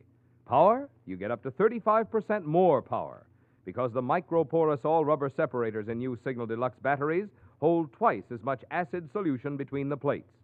Long life? Signal's written guarantee for a full 30 months on a service basis assures you extra long trouble-free performance. Economy? Those extra months and months of service in a Signal Deluxe battery mean amazingly low cost per month which is the only logical way to compare battery costs. What's more, you can now get a generous trade-in allowance for your old battery at Signal service stations, plus liberal credit terms. So before you buy any battery, see your Signal dealer. Let facts and figures prove that you get today's best battery buy where you fill up with the famous Go Farther gasoline at a Signal service station.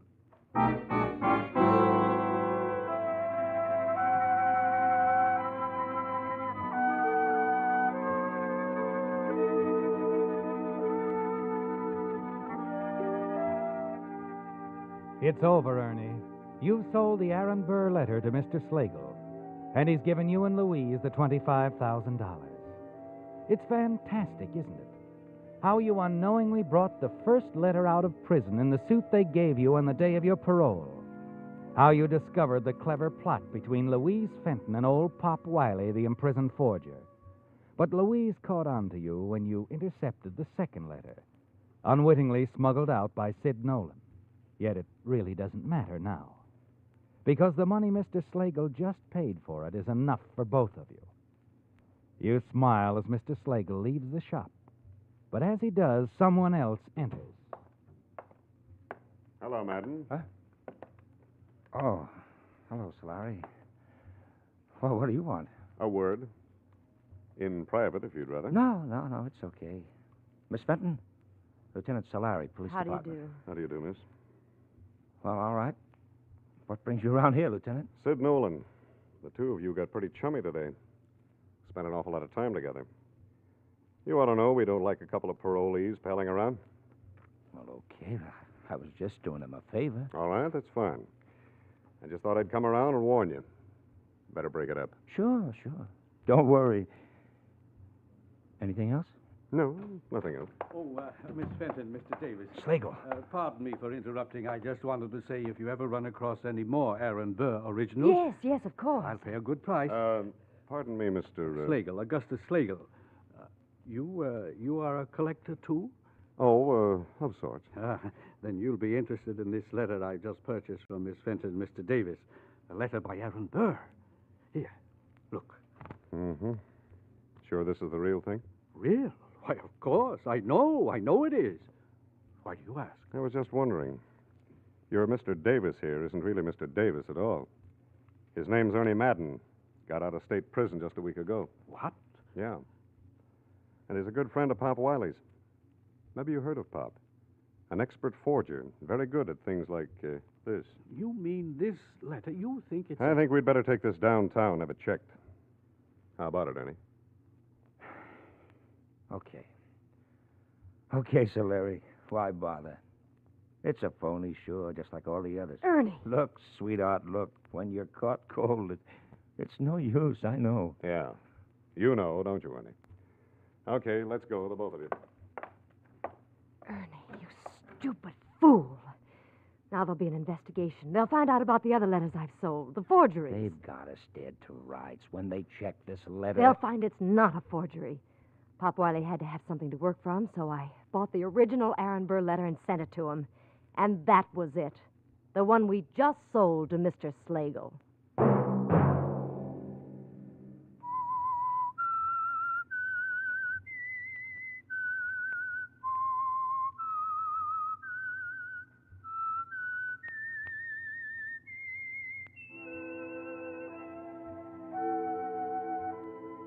Let that whistle be your signal for the Signal Oil program, The Whistler, each Sunday night at this same time. Brought to you by the Signal Oil Company, marketers of Signal gasoline and motor oil and fine automotive accessories. Remember, if you would like the fun of having your friends hear a limerick of yours on The Whistler, the address to which to send it is the Signal Oil Company, Los Angeles 55, California. All limericks become the property of the Signal Oil Company. Those selected for use on The Whistler will be chosen by our advertising representatives on the basis of humor, suitability, and originality. So, of course, they must be your own composition.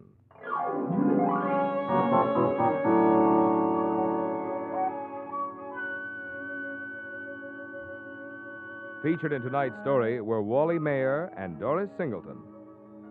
The Whistler was produced and directed by George W. Allen, with story by Joel Malone, music by Wilbur Hatch. and was transmitted to our troops overseas by the Armed Forces Radio Service. The Whistler is entirely fictional, and all characters portrayed on The Whistler are also fictional. Any similarity of names or resemblance to persons living or dead is purely coincidental. Remember, at this same time next Sunday, another strange tale by The Whistler.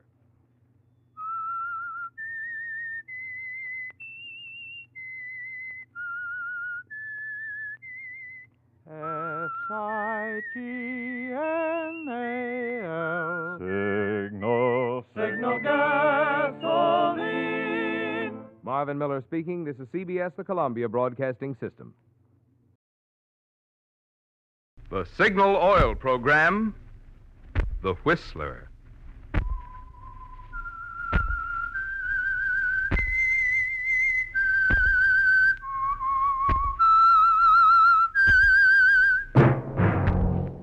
That whistle is your signal for the Signal Oil Program, The Whistler.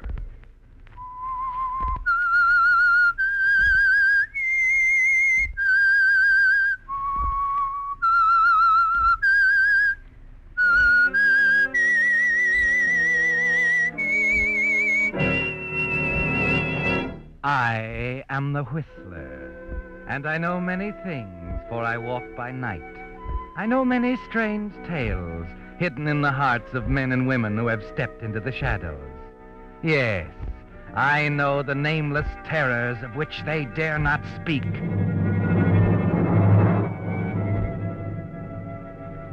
Yes, friends, it's time for the Signal Oil Program, The Whistler. Rated by independent research, the most popular West Coast program. In gasoline, you know, it takes extra quality to go farther. And Signal is the famous Go Farther gasoline. So look for the Signal circle sign in yellow and black that identifies Signal service stations from Canada to Mexico. And now the Whistler's strange story. Dear Roger.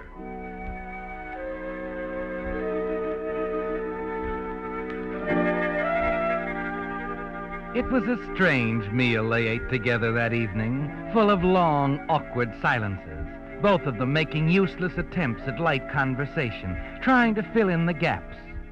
Anne Martin looked across at her husband. She tried to smile, to make this dinner like all the others.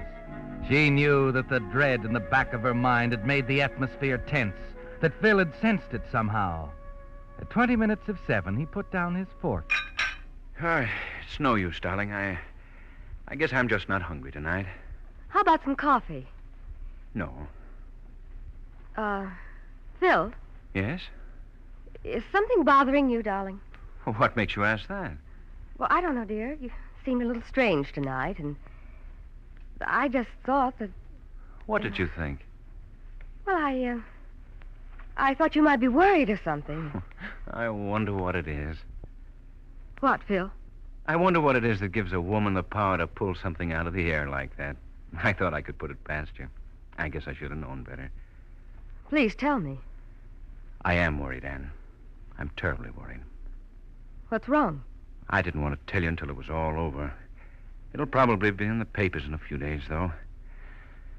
Darling, the next 10 days are going to be the most important days in our lives.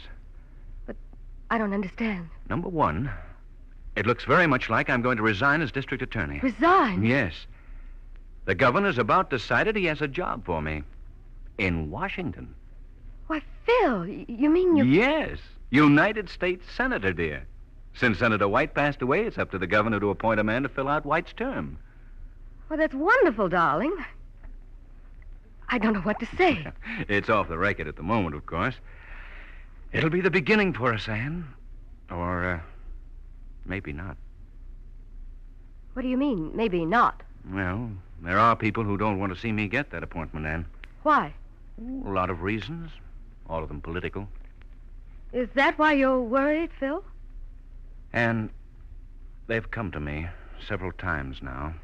They've tried to bribe me, buy me off, threaten me. They'll go to any lengths to ruin me unless I refuse to accept that appointment. You see, it's their necks or mine, and they know it. They're powerful, Anne, got influence. If they could find one grain of scandal in my past, or yours for that matter, they'd... What's the matter, Anne? Nothing, Phil, no. Nothing. I told them to go ahead, Anne. I told them to do their darndest. We have nothing to hide, have we? No, Phil. We have nothing to hide.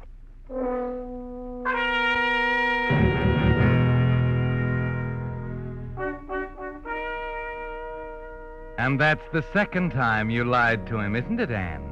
Nothing to hide. Nothing except an appointment at 8 o'clock you told him was at the dressmaker's.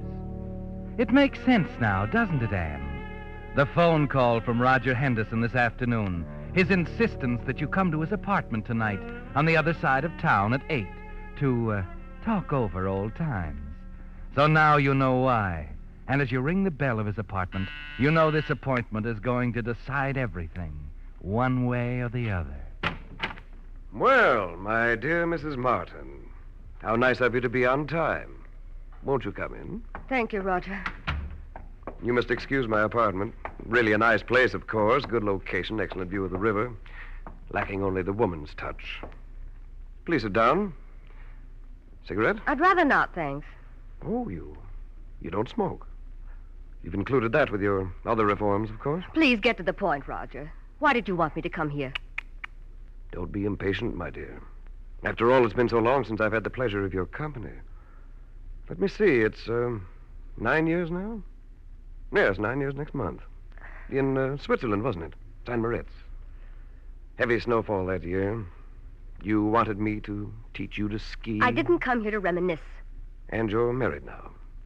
A fine husband. Politically ambitious, too. Tell me, Anne, does he love you as much as I did? You're being awfully cruel, Roger. That's hardly the thing for you to say. You see, Anne, for 9 years now I've thought of you. Remembered you as the cruelest woman I ever met in my life. I tried to explain it to you, Roger. You wouldn't listen. I tried to tell you I couldn't marry you. I didn't love you, that's all. It wouldn't have been fair to either of us, don't you see? It was still cruel. But it was just as hard for me. I know how you felt, but it was the only way. You did love me, Anne. You told me. Well, I was young. I didn't know what I was doing. That's not what you said in your letters. The letter? You kept them. Of course I kept them. That's why you called me here, isn't it? Roger, where are those letters? I'm planning another trip abroad, Anne. A rather long trip. I dislike leaving loose ends behind me. You'll return them to me? Let's put it in another way. I'll leave on my trip after I give you the letters. I don't understand. Oh, dear Anne. I did hope you'd grown wiser. You want something for those letters. What is it? You're so businesslike, Anne, dear. Almost as much so as that man who came here this afternoon. A very convincing chap who deplores the coming appointment of your husband to the Senate. It's all so strange, Anne. He seemed to know about the letters, too. But, Roger, you wouldn't do that, would you? It's not like you. You think too much of me. Haven't changed a bit, have you? Oh, please, Roger, it's not for myself, believe me. It's Philip. I love him. If anything happened to him, to his career, What would you do? I'm interested. I don't think I could go on living. You do love him, don't you? He's the only thing in the world, Roger. I almost believe you, even though I seem to remember you telling me that once. I can't say any more. I've tried to explain to you so many times. You'd never understand. All right, Anne. You'll get your letters. Thank you, Roger. They'll cost you $10,000. $10,000? In cash. To arrive here by messenger not later than 3 o'clock tomorrow afternoon. But where can I I managed to check your personal account. It comes to approximately $11,200.58. You should be grateful I'm generous enough to allow you the balance. But how can I explain away all that money to Phil? Don't you see, Perhaps you'd better explain everything to him. Now, I'm sure he'll understand that the organization opposing him will pay 10 times that price. But he mustn't know, Roger. He mustn't know. All right, Roger, I'll get the money for you. some way.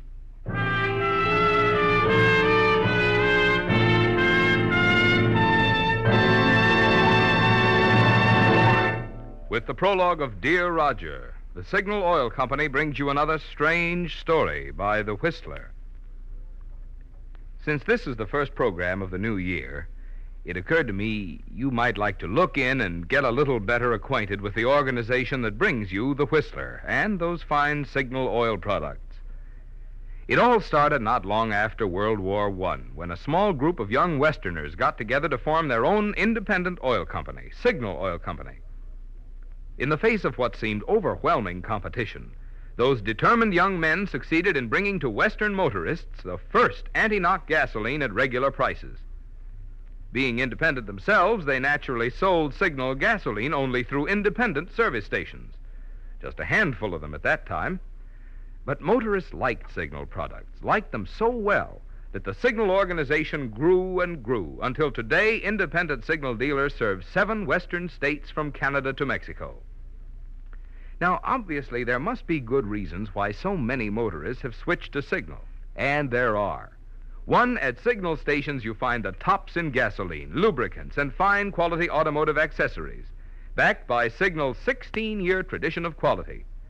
And 2, you enjoy more thorough, more conscientious service, because Signal dealers, being in business for themselves, have more incentive to serve you better.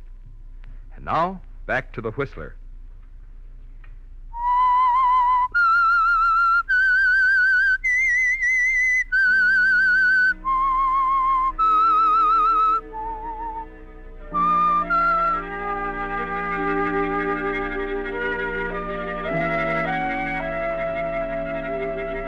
Yes, Anne. You know there's only one thing to do now. Roger must get his money. The letters must be returned and destroyed. And you must worry about explaining to Phil later. There's too much at stake, Anne. Phil's career, your marriage. Everything depends on the return of those letters. At 11 the next morning, you finish typing a note. Roger, I shall be waiting for the messenger who carries this package to you to return with the papers from your collection. You insert it in the package of bills you drew from the bank an hour ago. Give it to the messenger waiting at the door. There's nothing to do now but wait.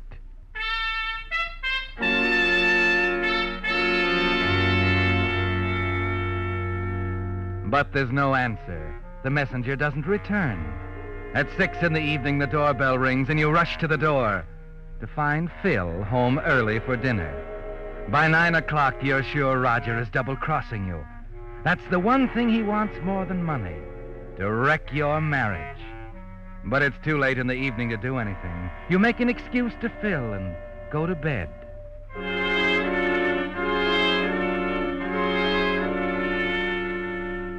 By morning, you've made a decision. After Phil has left for work, you slip his small automatic into your handbag, leave the house, and hail a taxi. It's 9 o'clock when the cab turns a corner into Rogers Street and moves toward his apartment. That's the apartment right up there, lady. Riverside Arms. Yes, I know, driver. Please hurry. Gotta take it easy. Look at that crowd up there. Clear out into the street. Why, it's in front of the apartment. What's wrong? You got me, lady. Looks like an accident or something. Hey, you, taxi! Move along! You're blocking the street! Got a fare here, officer. Better pull down there around the corner there. What's the matter, officer? A man's been murdered, ma'am. Murdered? Yeah, move along now. Oh, wait a minute, please, wait. Who's been murdered, officer? A guy who lived in that apartment. Fellow named Roger Henderson.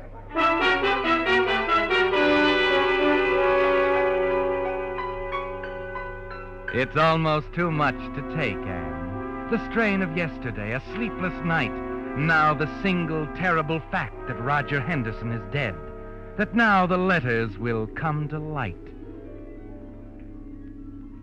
There's a strange dizziness in your head, a half-sick feeling in your stomach. Things begin to fade. The whole world gets dark around the edges. Well, lady, where to now? Hey, where do you want to go to now, lady? If you like, we could go around by way of Park Street or even... Hey, what's the matter, lady? Something wrong? You look kind of pale, like you're going to pass out. Hey, wait!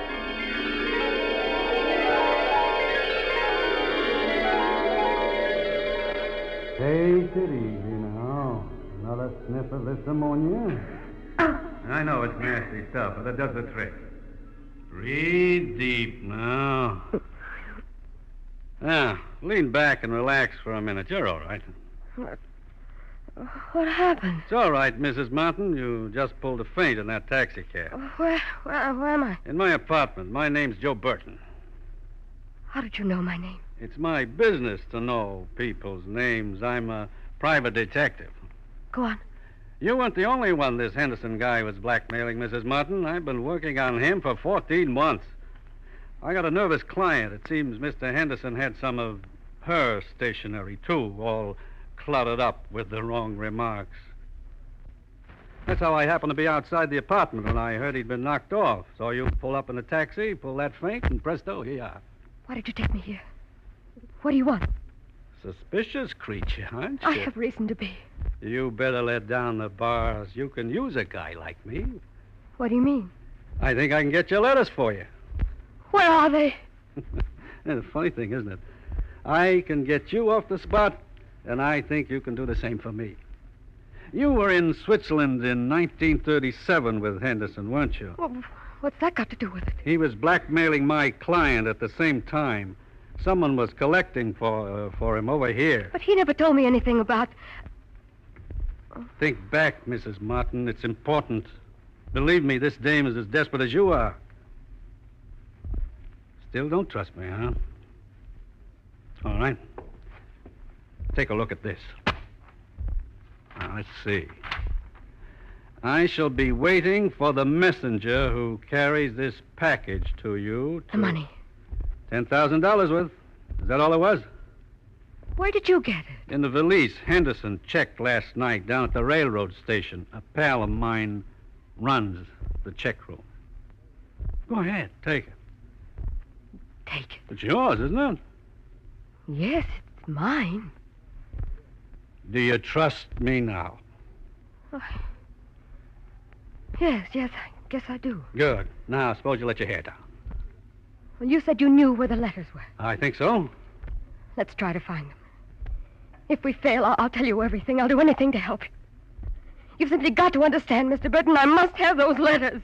All right.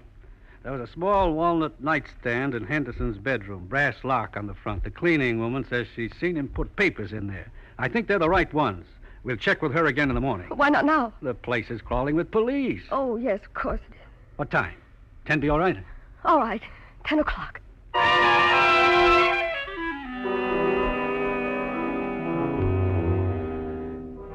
Yes, Anne, you've got to trust him. There's no one else to turn to now. You arrive home to find the phone ringing. It's Phil saying he'll be working late. But it's not until after 11 when he quietly walks into the bedroom that you realize what he's working on.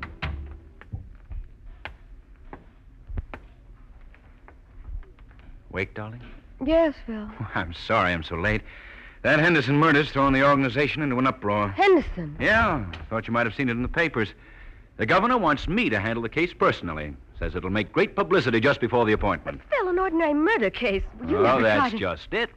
There's more to this one than meets the eye. This guy Henderson was a professional blackmailer mixed up with the wife of some political bigwig.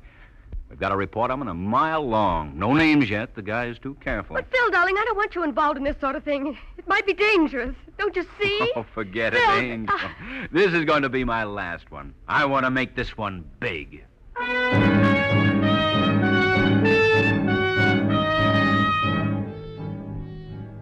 You started to tell him, Anne. Caught yourself just when you felt you couldn't hold it back any longer. Somehow you know you've got to stand it for another day, long enough to give Burton his chance.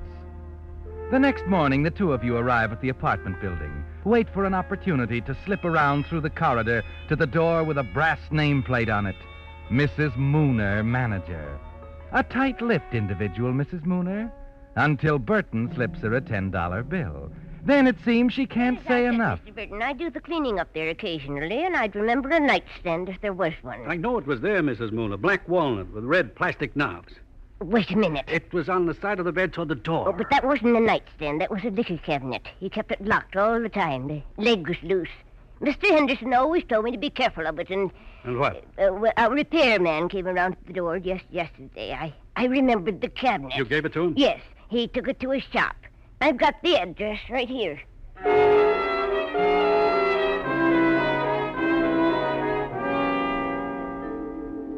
A liquor cabinet? Who picked it up? I don't know who picked it up. It was black walnut, red plastic knob. Brass lock on the front. You sure the man left this address? Let's not go through that again. I told you. Wait.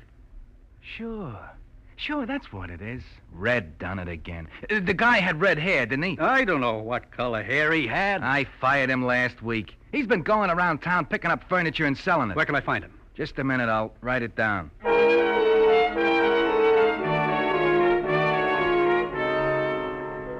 Look, a red-haired fella came in here yesterday and sold you a liquor cabinet. I just talked to him. We see it around the floor anywhere? Oh, look, what about that one? Where?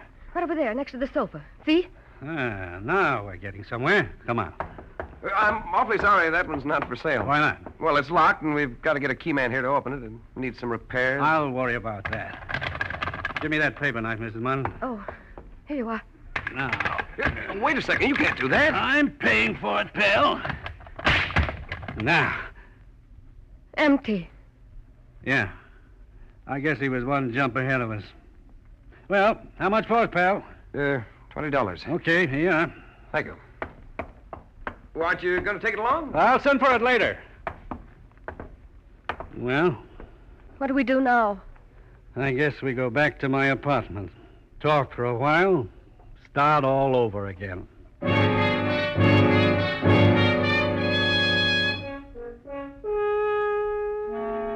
Yes, Anne.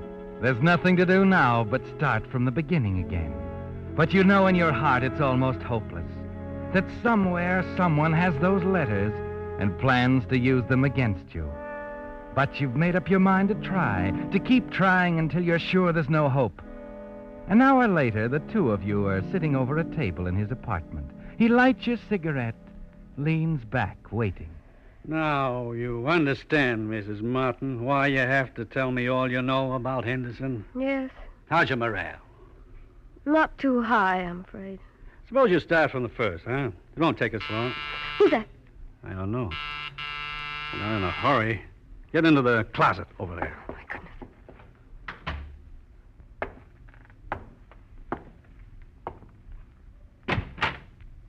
Hello, Burton. Well, Mr. Martin. Hello, D.A. Mind if I come in? I'm a little busy. It's important.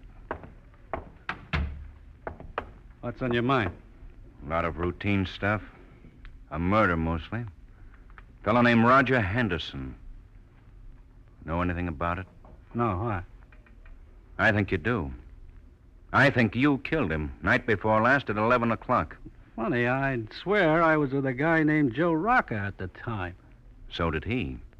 Until we broke him down. He spilled it. Right from the beginning. Put up your hands, Burton. Ah. A 38. The boys in the laboratory will be interested in this. You back on the homicide detail, D.A.? On this one I am. I was interested the minute I found out you are hired by the mob that's after my neck. They offered you $100,000, didn't they, Burton? You seem to know everything. Why don't you answer that one? We can do an awful lot of close guessing. Henderson was in the middle somewhere, wasn't he? Some woman he was putting the bite on, a package of letters you were after on the night you killed him. You made a mistake, though, Burton. The woman had nothing to do with me. I never saw her in my life. You can tell her to come out of that closet now. What makes you think? Cigarette with lipstick in the ashtray there, still burning. And another thing, unless I'm mistaken, the table here. Ah, dictaphone. Recording machine in the next room, eh? You still say she isn't here? Why don't you take a look? All right. I will.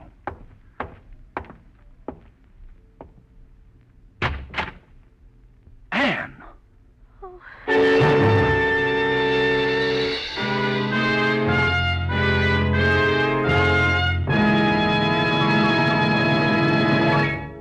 The The Whistler will return in just a moment with the strange ending to tonight's story.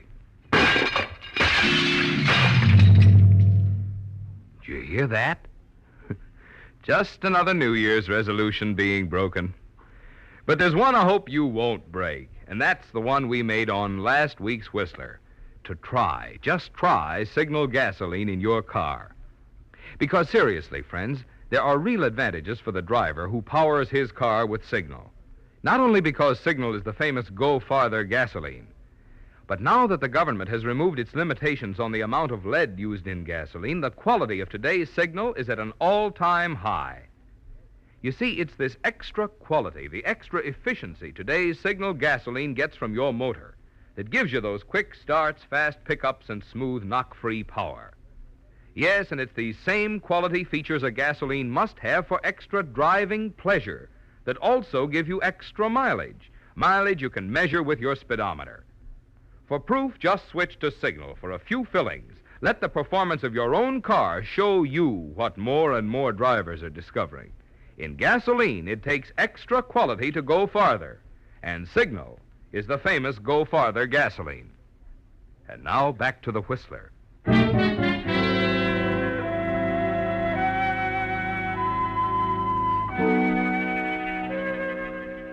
You move like an automaton for the next hour, Anne. Too confused and frightened to think clearly. Following Phil's instructions to leave the building by the side entrance, take a taxi home and meet him there. It's only after you arrive home and relax quietly for a while in a chair by the fireplace that your mind stops spinning. You close your eyes and try to forget everything.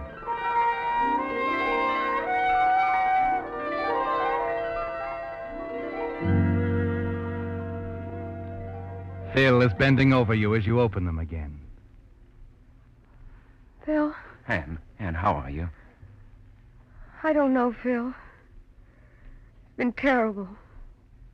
I've done an awful thing. Relax, darling. Don't try to talk. What can I say, Phil? Don't say anything. Aren't you going to ask me any questions? No. No questions. Did you find me in a murderer's apartment? And the blackmail? Everything? No questions, huh? When you love someone like I love you, Anne, you don't ask questions. I've got to tell you everything. Right from the beginning.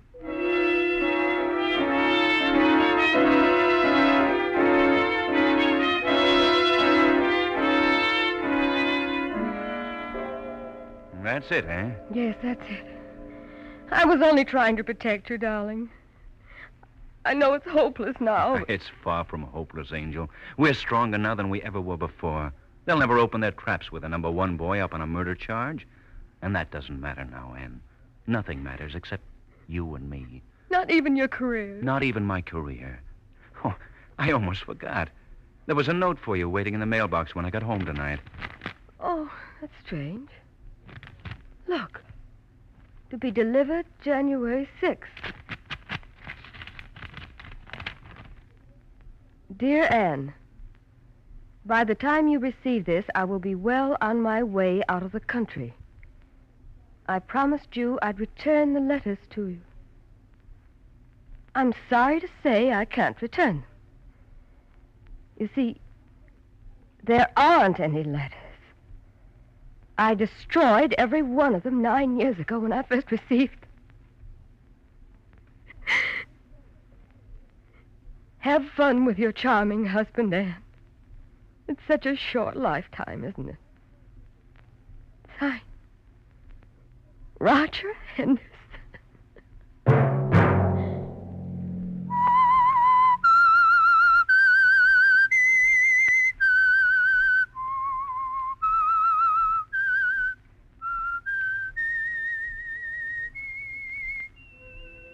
Let that whistle be your signal for the Signal Oil program, The Whistler, each Monday at 9. Brought to you by the Signal Oil Company, marketers of Signal gasoline and motor oil and fine quality automotive accessories. Signal has asked me to remind you to get the most driving pleasure, drive at sensible speeds, be courteous, and obey traffic regulations. It may save a life, possibly your own. Featured in tonight's story were Lorene Tuttle and William Johnstone. The Whistler was produced by George W. Allen with tonight's story by Stuart Nobins, music by Wilbur Hatch, and was transmitted to our troops overseas by the Armed Forces Radio Service. This is Marvin Miller speaking for the Signal Oil Company. This is CBS, the Columbia Broadcasting System.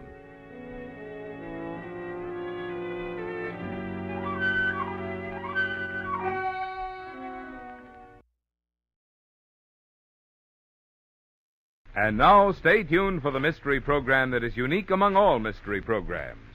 Because even when you know who is guilty, you always receive a startling surprise at the final curtain. In the Signal Oil program, The Whistler.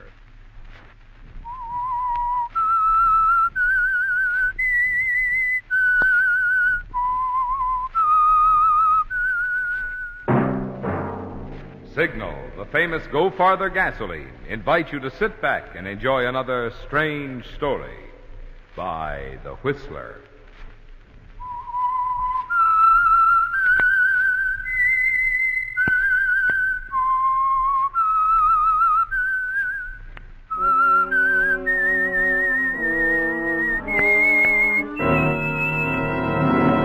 I am the Whistler, and I know many things, for I walk by night. I know many strange tales hidden in the hearts of men and women who have stepped into the shadows. Yes, I know the nameless terrors of which they dare not speak. And now for the Signal Oil Company, The Whistler's strange story, Shakedown.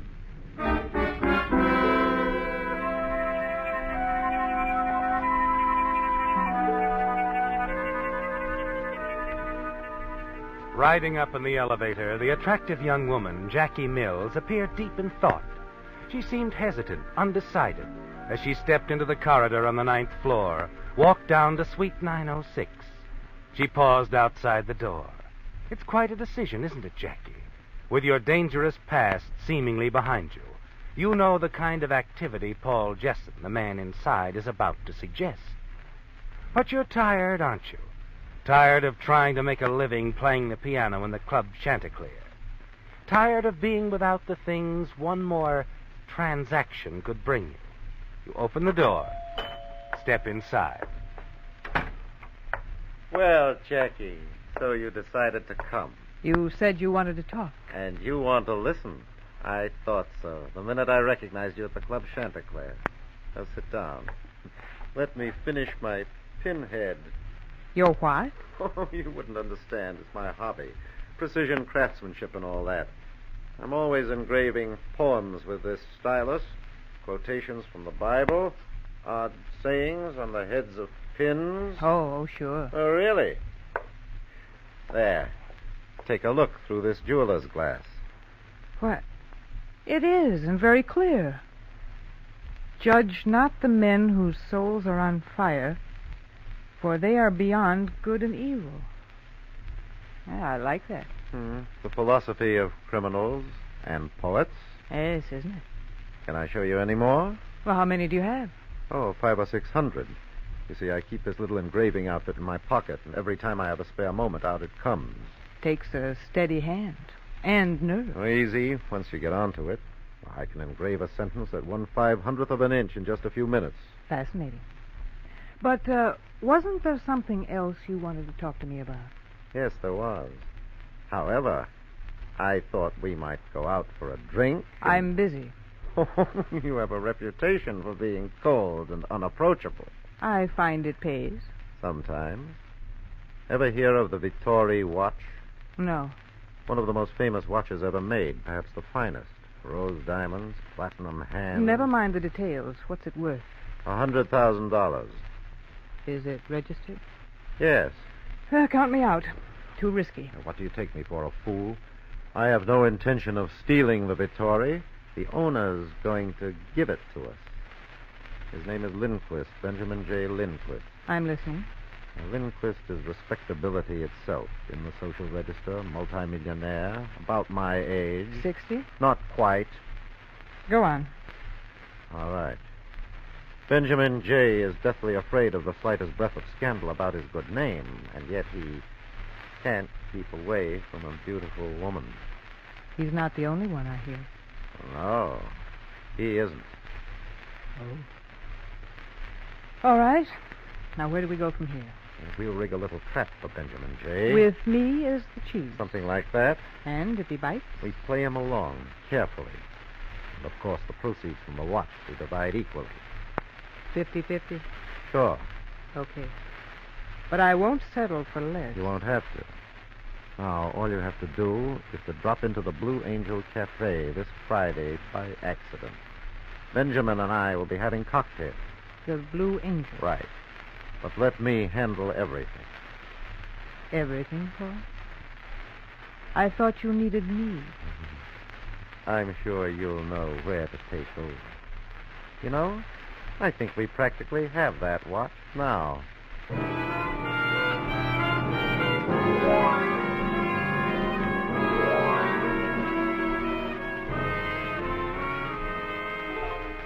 It's an interesting situation, isn't it, Jackie? The kind you've never been able to resist. And on Friday at the Blue Angel, under the high-sounding name of Jacqueline Carraway, the accidental meeting goes very well, though you do have difficulty keeping from laughing at Paul's introduction. Miss Jacqueline Carraway, Benjamin Lindquist. How do you do, Mr. Lindquist? Miss Carraway? Jacqueline's almost like my own daughter, Ben. Oh? Yes, since her father died. I've kept a sharp eye on her. He was my dearest friend. Where's she been all these years? How come I've never seen her before? Well, until a few years ago she was in school. Then she wanted to study art, so I let her go to Paris for a while. She just got back. She stays at your place, I suppose, where you can keep your eye on her? No, she has her own apartment, but I still keep my eye on her. He sure does. Mm-hmm. And I'm going to continue to. Now, for one thing, I'm going to take you away from Ben here. What's this? Oh, sorry, old man. You're a friend, too. But I recognize that gleam in your eye. A fine thing to say. I might have something to say about this. Maybe there's a gleam in my eye. Uh-huh. I thought so. See here, Paul. Good night, Ben. Pleasant chat. See you soon, hey? Coming, Jacqueline? I'm afraid there's nothing else I can do. What's the big idea? He's watching. I like to tow slowly for big fish, my dear. Don't worry. He'll call or stop by tomorrow, ask to take you to dinner. Only you don't go. Not without Daddy. Well, I hope you know what you're doing.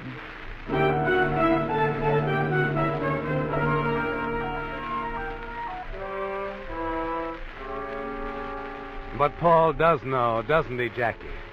You find that out the next day when Benjamin Lindquist contacts him. Asked to take you both to dinner exactly as Paul predicted. And all through dinner you can see that he'd like to talk to you alone. Only Paul doesn't give him the opportunity. Not that night or the next.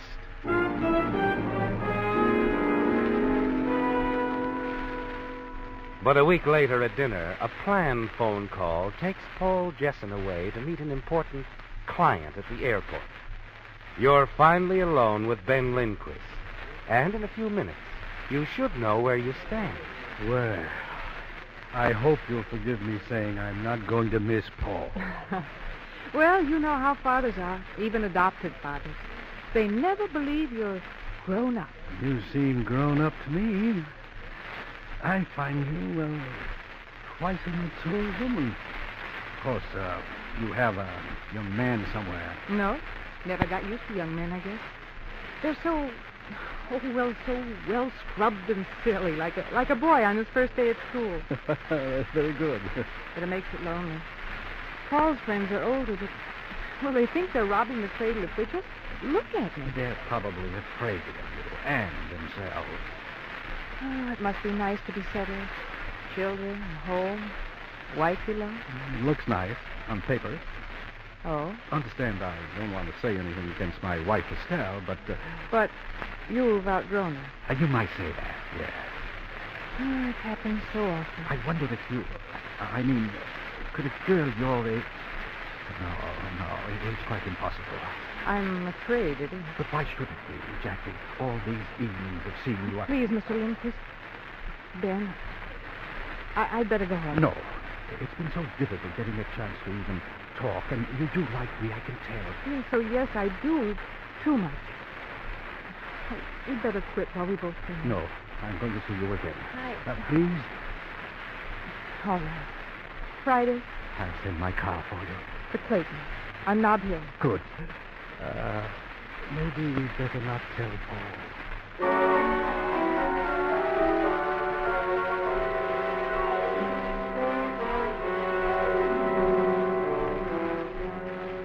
Paul understands perfectly later that evening at your apartment, doesn't he, Jackie? The two of you enjoy a good laugh at the romantically inclined Benjamin Lindquist. And then Paul explains the next move. You'll still take your time, Jackie. We wanted to lose his head, so you don't kiss him goodnight. You don't fall into his arms until he swears he loves you and promises to get rid of his dear wife, Estelle. Right, Ed. Glad you agree.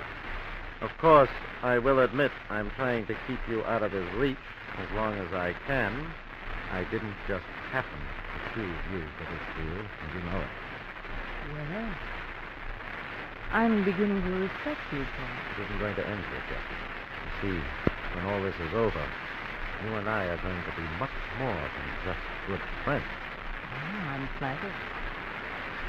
But until we have the Vittori watch, let's concentrate on the business at hand. Shall we, Paul? Darling?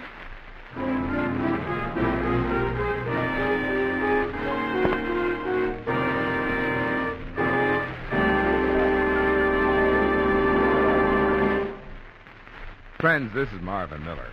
You folks who listen to the Whistler regularly have heard me get enthusiastic about Signal Ethyl, a premium grade of Signal's famous Go Farther gasoline. You've heard me say that the next best thing to a new car is any car of any age powered with Signal Ethyl. But tonight, friends, I'd just like to tell you why I personally use Signal Ethyl in my car. When I touch the starter, I want my motor to spring to life quick, like turning on a light. And Signal Ethyl gives me that kind of starting.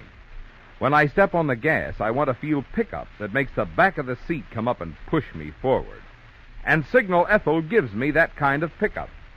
When I start up a hill, I want plenty of smooth power to take me over the top without shifting. And I can always count on Signal Ethyl for that. Well, there you have it in a nutshell, friends, the reasons why I like Signal Ethyl. And why I'm so sure you'll be just as enthusiastic as I am about Signal Ethyl once you try a tankful.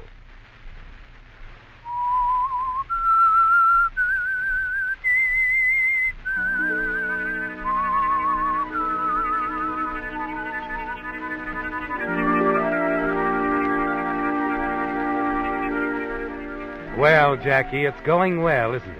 Ben Lindquist, infatuated as a schoolboy. And surprisingly, the slick, smooth Paul Jessen actually in love with you. When the time comes, you'll know how to turn both situations to your advantage, won't you? But for now, you know that you must concentrate on Benjamin J. Lindquist. You play it very warm and friendly during the next few weeks, but still manage to make Ben keep his distance. Then you and Paul decide that it's time to move in for the kill. And so one night after a quiet dinner at an outlying supper club, as you and Ben Lindquist are sitting in his car in front of your apartment. Ben, where are we going? You and me? I don't understand. You don't know what I want to hear? What any woman wants to hear? That I love you? Is that what you mean? Is it what you mean? Of course. Oh, I'm glad. Ben, what do you intend to do about Estelle, your wife? That's a big problem, Jackie. Yes, it is. But you'll have to solve it. Or do you love me enough to want to marry me? You know I do. And naturally, I expect to get a divorce, but you've got to give me some time, darling. How much time? I intend to see my lawyers about it, next week. Divorce is serious business. So is love, Ben. You know, Ben, this way it isn't fair to any of us. Not to me, your wife, or even you. Jackie, please. Come here. You want to kiss me, don't you? Yes. It's all right, darling. It's all right. Because I'm going to say goodbye to you, Ben. Now. Jackie. Goodbye, Ben. I'm not going to see you anymore. I'm not going to see you again. Oh, Jackie. Jackie.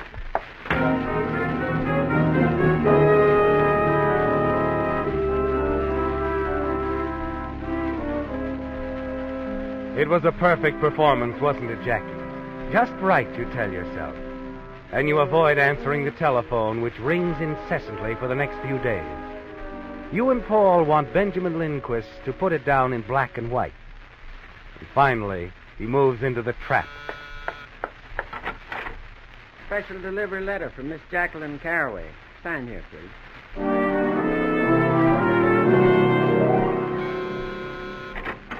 I'm looking for a Jacqueline Caraway at Western Union. Yes? I got some flowers for you in a telegram.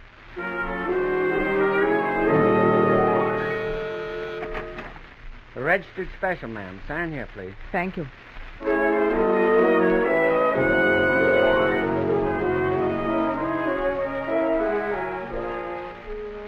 You've played your part well, haven't you, Jackie?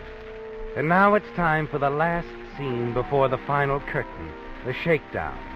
Paul is to handle this part, while you remain in your bedroom, supposedly suffering from a nervous breakdown.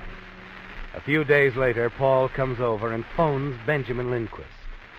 Ben hurries over to your apartment. Paul, I came as soon as I could. How is she? Not very well. Come inside. Is there anything I can do? Yes, there is. Go in to see her, take her in your arms, and tell her you're going to marry her.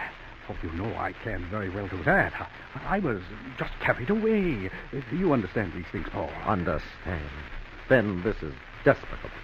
You deliberately led her on, told her that you loved her, that you'd get a divorce and marry her. Yes, I was wrong, but aren't we making too much of this? Are we? Go in and look at her, and then tell me that.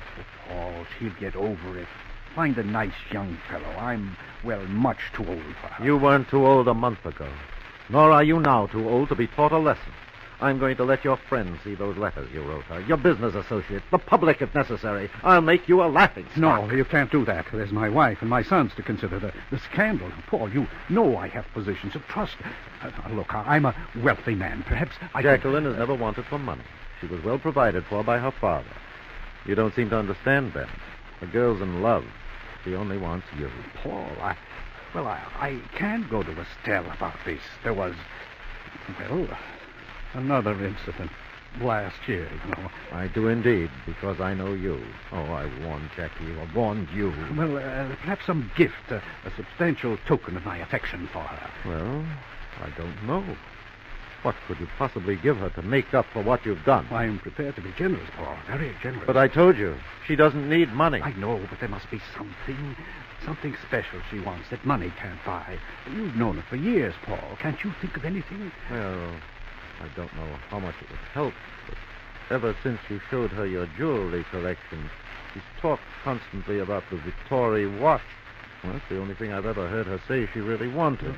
The Vittoria, no, I just can't give that up, Paul. Well, Ben, you asked me. I told you. But the Vittoria, Paul, it's not its worth. I don't mind that. Well, neither does Jackie, nor I. But it would mean so much to the girl. Can't you understand, Ben? Heaven knows why, but the girl is completely in love with you. Yes, I know. Oh, I am sorry. Well, all right. I guess she deserves it. The Tory will be hers. I want her to have it. You tell her, Paul, a symbol of what she means to me. And, yes? Perhaps that way, when you explain, I might see her again, huh? Well, I'll do my best to explain. Good. Good. Well, I'll run on now. And the arrangement? I'll send the watch over with the bill of sale, transfer papers, everything. The messenger will be here within an hour. Goodbye, Paul.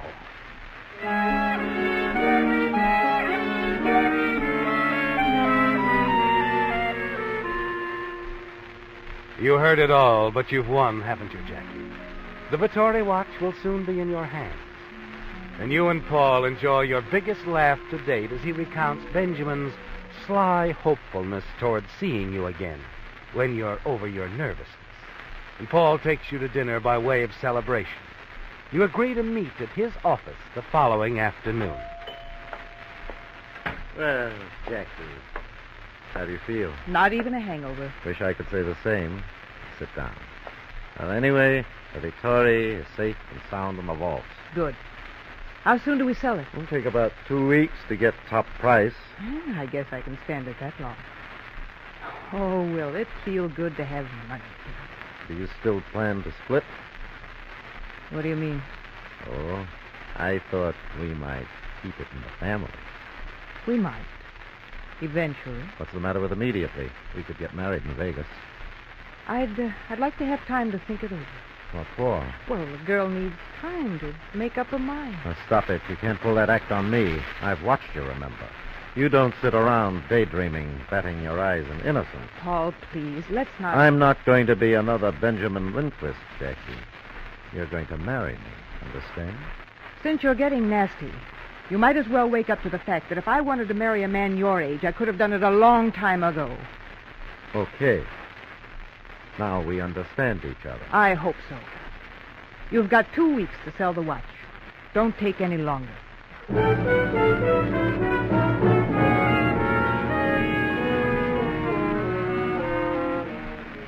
You're worried now, aren't you, Jackie? Because you're forced to watch Paul.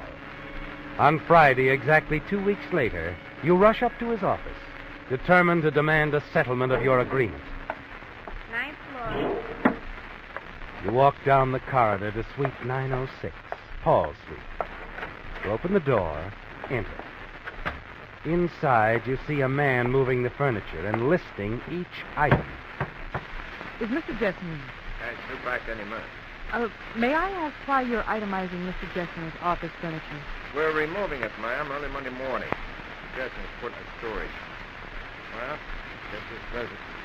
Say, if you're still here when Mr. Jessamine gets back, tell him we'll make the pickup first thing Monday, will you? Yes, I will.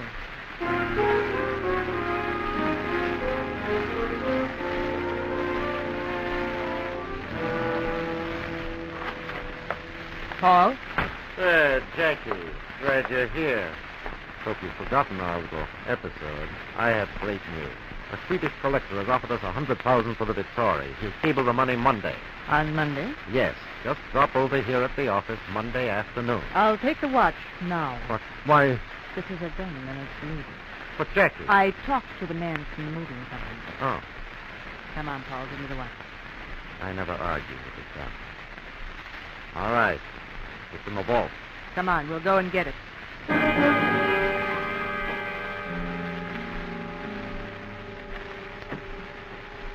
Now, get in there and get the watch. And the ownership papers. I'll wait out here. And don't forget, I'll be waiting with a gun. Who's that? I don't know. We'll stay in there. Don't shut the vault door. You don't know the combination. I might suffocate. I'll scribble the combination down. What is it? 3 left, 10 right, 4 left. 3 left, 10 right, 4 left. Yeah. Now, while I see who dropped in on us, just find the Vittori.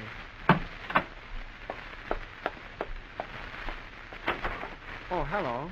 I'll just be a minute. What are you doing? Building engineer sent me up to check the thermostat. Seems to be all right, though. Well, I hope so. We're expecting an important client. Don't worry. I'll be out of here in no time, man. Just a little fixing here. I'll be through in a few minutes.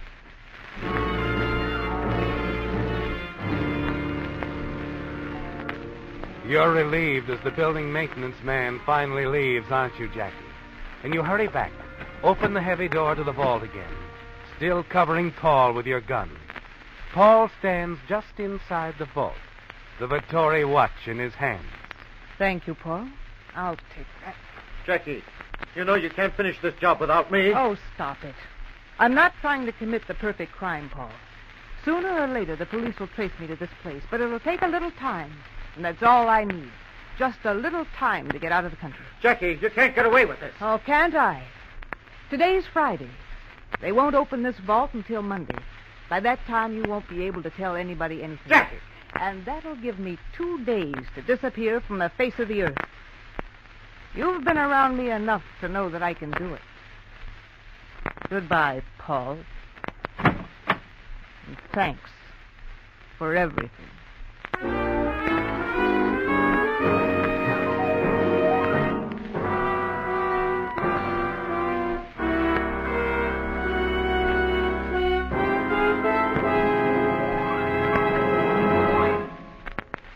Auto accidents due to skidding always increase during rainy weather when pavements are wet. So if even one of your tires has worn smooth and slippery, the time of your life to trade it for a new tire may be now before any more rain. And the tire buy of your life is definitely today's new Lee Super Deluxe tire. You see, for added traction on slippery pavement, Lee's new Super Deluxe tire has a wide 8-rib tread design that assures far quicker stopping, plus extra protection against skidding. And for added wear, the rugged cold rubber in Lee tires is toughened still further with patented Fill Black O. The result is such long life, these Husky Lee Super Deluxe tires actually cost less per mile. What's more, the generous trade-in allowance signal dealers are now offering for old tires reduces Lee's cost even further. And liberal credit terms are available at signal stations, so play safe with your life and your wallet. Find out now how little it will cost to protect yourself and your passengers with new Lee tires, whose double written guarantee is backed by 19,000 dealers throughout America, including all signal service stations.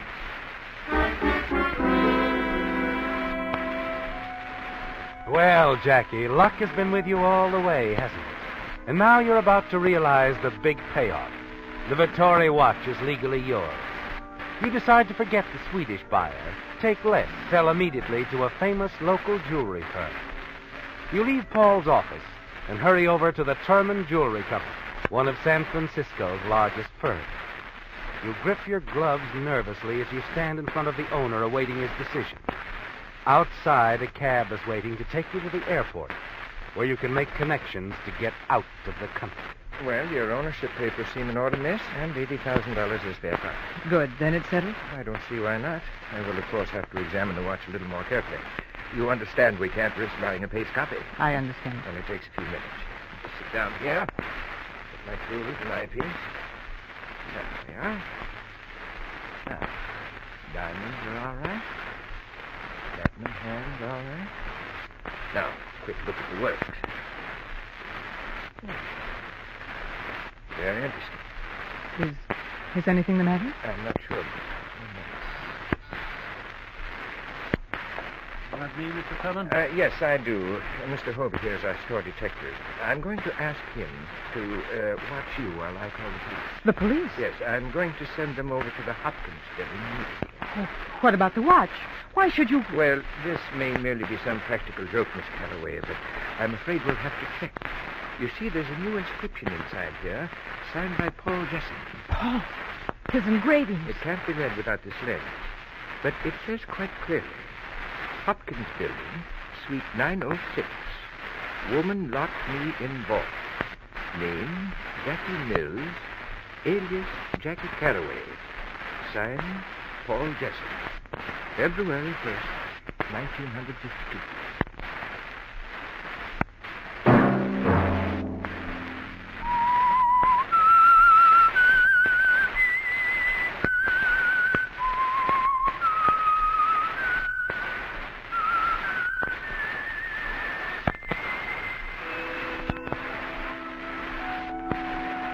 Let that whistle be your signal for the Signal Oil program, The Whistler, each Sunday night at this same time. Meantime, Signal Oil Company and the friendly independent dealers who help you go farther with Signal gasoline hope you'll remember. Regardless of what gasoline you use, you'll enjoy more miles of happy driving if you drive at sensible speeds, obey traffic regulations, and avoid taking chances. You may even save a life, possibly your own.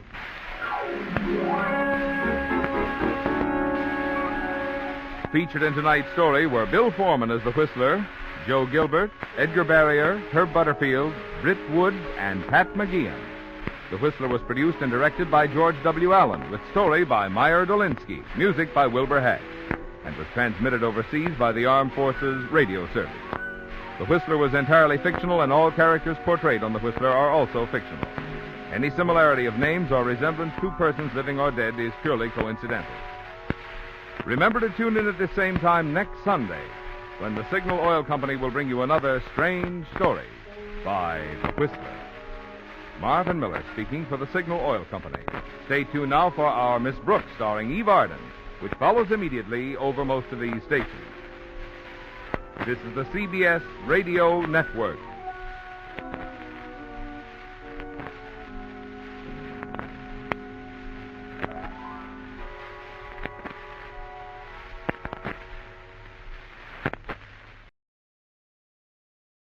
The Signal Oil Program, The Whistler.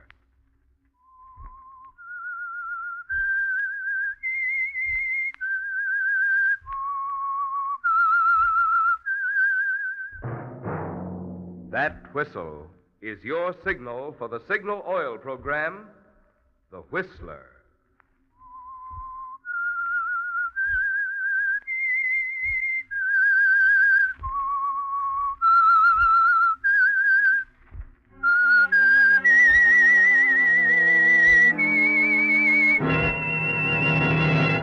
I am the Whistler, and I know many things, for I walk by night. I know many strange tales hidden in the hearts of men and women who have stepped into the shadows. Yes, I know the nameless terrors of which they dare not speak.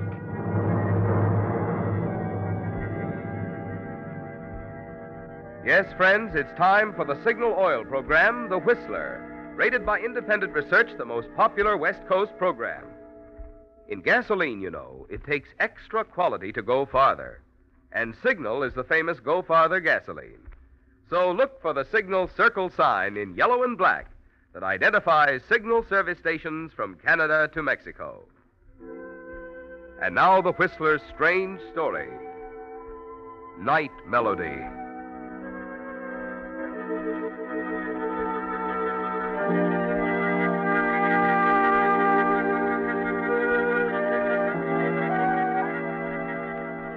Marshall was nervous.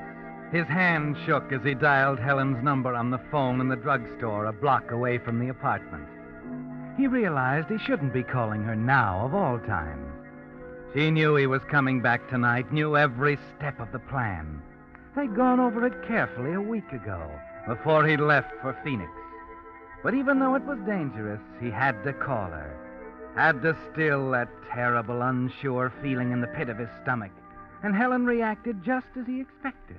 But I told you not to call me, Marshall. I had to, Helen. I had to make sure. What about the alley door? It's open. I fixed it a few minutes ago. You know what you're going to say when they call you in? Of course. You sure Mr. Prentice will be coming home at the same time? Of course, Marshall. He's as regular as clockwork. Now, don't be silly, darling. You can trust me. Everything is just waiting for you to walk in. All right, Helen. I'll be there in 10 minutes.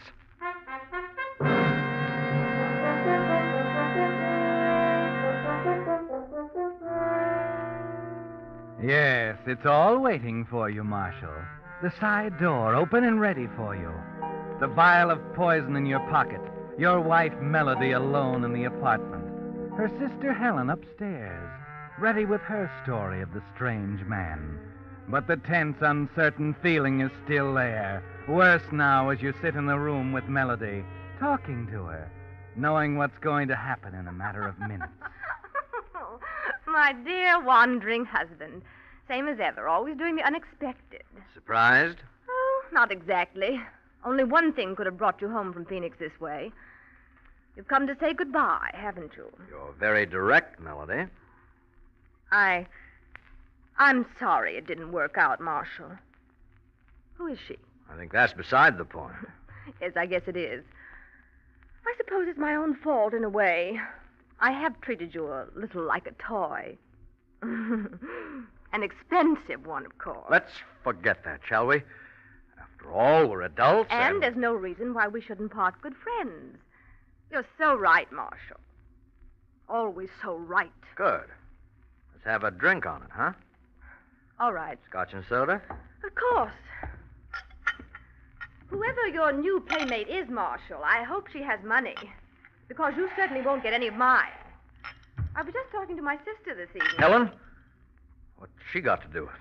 I told her again that if anything happens to me, everything I have goes to her. That's all. Well, that's as it should be. Huh. What's that, a music box? I'm going ahead with my makeup, if you don't mind. It's my new perfume bottle, dear. I just got it yesterday. Clever, isn't it? Same old perfume, though, huh? Night Melody. Supposed to fit my personality, you know. Never liked it. Did you, dear? No. I was rather surprised to find you dressed. You going somewhere? Does it matter? Well, I suppose it's none of my business now. Well, here's your drink. Let me put back the stuff. Oh, I'm Oh, you made me spill it, Marshal. Why can't you I look didn't what- mean to do it. I'm sorry, I hope Melody. It won't show. It's all over my new Here, suit. There you are. Phew, that's strong, isn't it? You don't like it, do you? You never like anything. Please, Melody. We're good friends, remember? Here's your drink. Oh, all right. To the future, huh? To the future. Oh, I've never tasted anything quite so strong. It's almost... What is it, Marshal? Marshal, what have you done to me?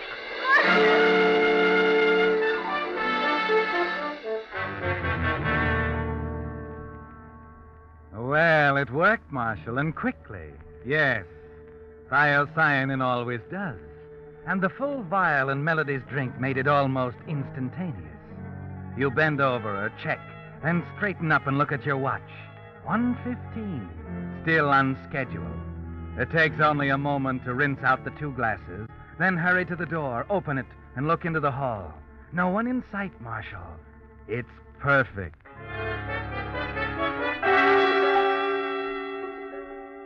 One minute later, you're carrying Melody to the automatic elevator, held on the 4th floor by the little block of wood you left to prop the door open. You put her inside, let the door close, and start down the stairs. At 1:26, you're standing in the shadows of the shrubbery outside the building. At your feet, the suitcase you hid there. Waiting. Waiting. Waiting. Why doesn't he come? Oh, here he comes now. Yeah, this is him.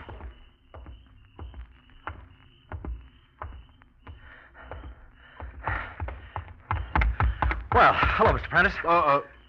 Oh, Blake, you startled me. Sorry. Didn't know you were coming along the sidewalk. I'm trying to catch up with you for a block. Well, a suitcase, eh?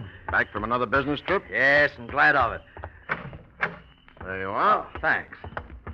Rather nice to meet someone for a change. I'm usually a lone wolf, you know. I suppose it's the lot of every nightclub manager. Did you ring for the elevator? Yep, already started down. Your wife expecting you, Blake? Why, no, I didn't get a chance to wire her. Probably be quite a surprise.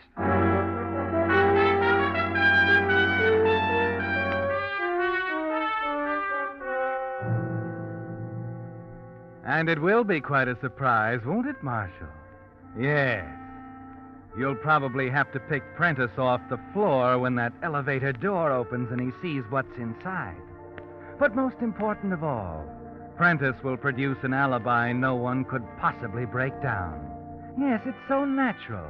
You're walking up to him outside, the suitcase in your hand, just back from Phoenix, the 2 of you walking in together, discovering Melody together. Yes, Marshal, it's airtight. And as the elevator dial moves around, you begin to brace yourself. 4, 3, 2, 1. You're ready now, waiting. Prentice slides the door back. The elevator is empty. Well, what's the matter, Blake? Step in. There's plenty of room.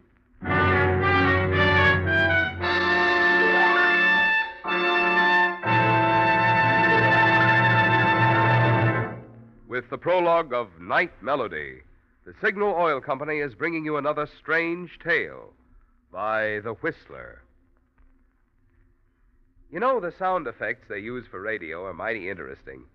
For instance, suppose I were to broadcast that message you see in Signal gasoline ads.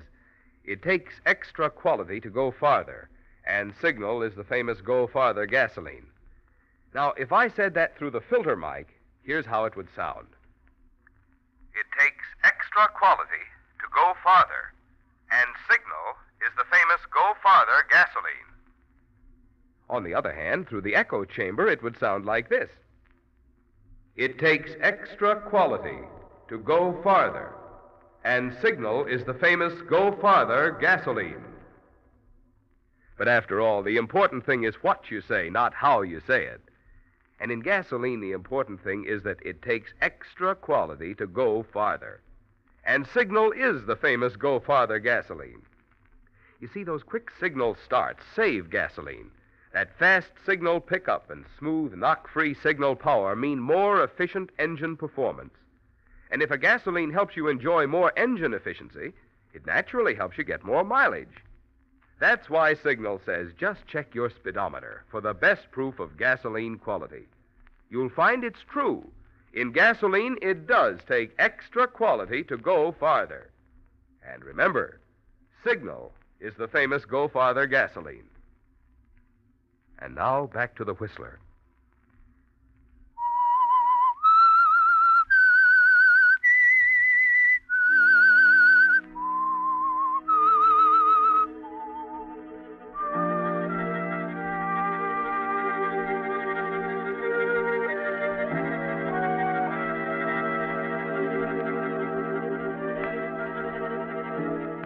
You stand at the door of the elevator like an idiot, too stunned to speak. It's unbelievable, isn't it, Marshal? You put Melody's body in that elevator not 5 minutes ago, yet the car is empty. You fight an impulse to run out of the elevator, upstairs to the 5th floor in Helen's apartment. But you can't, can you, Marshal? No one must know there was ever more than a casual friendship between you and Helen. As the car rises, you tell yourself that your wife, Melody, is dead, that she couldn't get up and walk away. Or could she? You follow Prentice out onto the 4th floor and start down the corridor, deciding now it's best to keep close to him for the time being. You seem a little ruffled tonight, Blake. Anything wrong? Oh, no. I had kind of a rough time on the plane, though, and, well, come on in, Prentice. Have a nightcap with me. Won't we disturb your wife? Oh, she won't mind. Just a quickie. Well, you know me. Good. I know Melody will be happy to see you. Lights are on. Perhaps she's still up. Melody? Oh, Melody. Melody, darling. I'm home. Prentice. What's the matter? Well, she's not here. She's not in the apartment. What's wrong with that? I don't know. Oh, she might have gone out for the evening or... Wait a minute. Look there. Huh? That overnight bag next to the divan. Was she going somewhere? Well, she couldn't have. I mean, she couldn't have gone far. Of course not. Well, Blake, what about it? What about what? Didn't you ask me in for a drink? Oh, yes, sure. Help yourself, will you? It's on the sideboard there. Righto. And I'd say you could use a drink. Well, that's strange. What is it? She couldn't have left very long ago. These glasses must have been rinsed in hot water. They're still warm. Oh, yes, of course. Now, how do you suppose it... Say, what is that? Perfume? Oh, yes, it's a favorite of my wife's. Named for her something. Night Melody.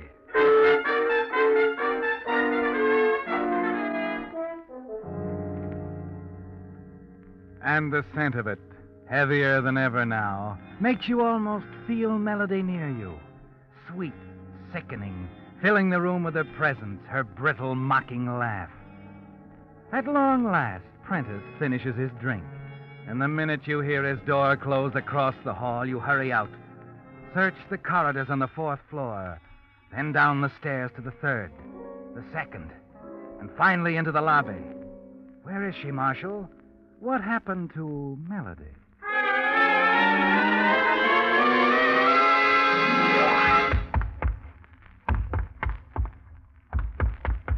Who is it? Oh, Mrs. Oh, Mr. Blake, I thought I heard someone. Is something wrong? My wife. I'm awfully worried, Mrs. McPherson. She's not in the apartment. Well, didn't you know? No, what? Well, I thought she was leaving on a trip tonight. She didn't tell me. I just got in from Phoenix. Oh, dear. You must have just missed each other. I'm sure I heard Mrs. Blake go out, and I... Well, I'm sure of it now. That's your wife's perfume. Can't you smell it? Yes, I do smell it. Oh, well, wait a minute. I'll check for you, Mr. Blake. I'll call the night man. He brought her trunk up from the basement this afternoon. Now, I'm sure he'll know.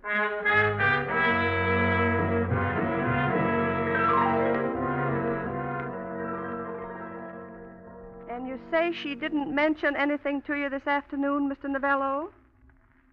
Yes, I see. Well, Mr. Blake's quite worried, and he... Oh, you did. You saw her leave the building a short time ago. What? What did he say? The night man saw her leave. About what time, Mr. Novello? 1:30 or so? Wait a minute. What's he... Oh, and she was carrying her overnight bag. I see. Well, thank you. Yes, good night. Overnight bag? Tell me, what did he say about... But she was carrying it with her. Bag? Oh, now, there's nothing to worry about, Mr. Blake. Come, I'll fix you some tea. Only be a moment, and I'll... That perfume, it's in here, too. Isn't that odd? I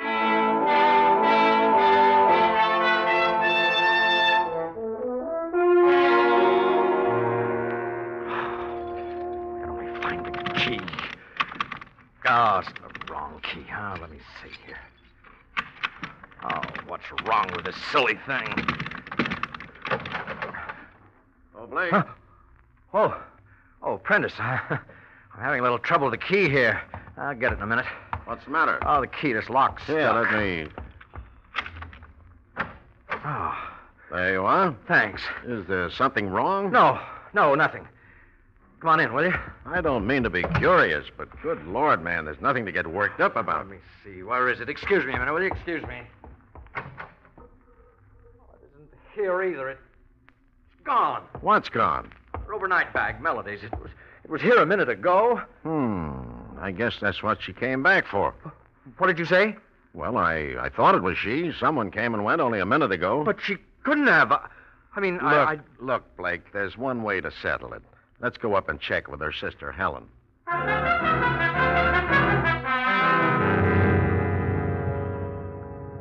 And that's not on the program either, is it, Marshal?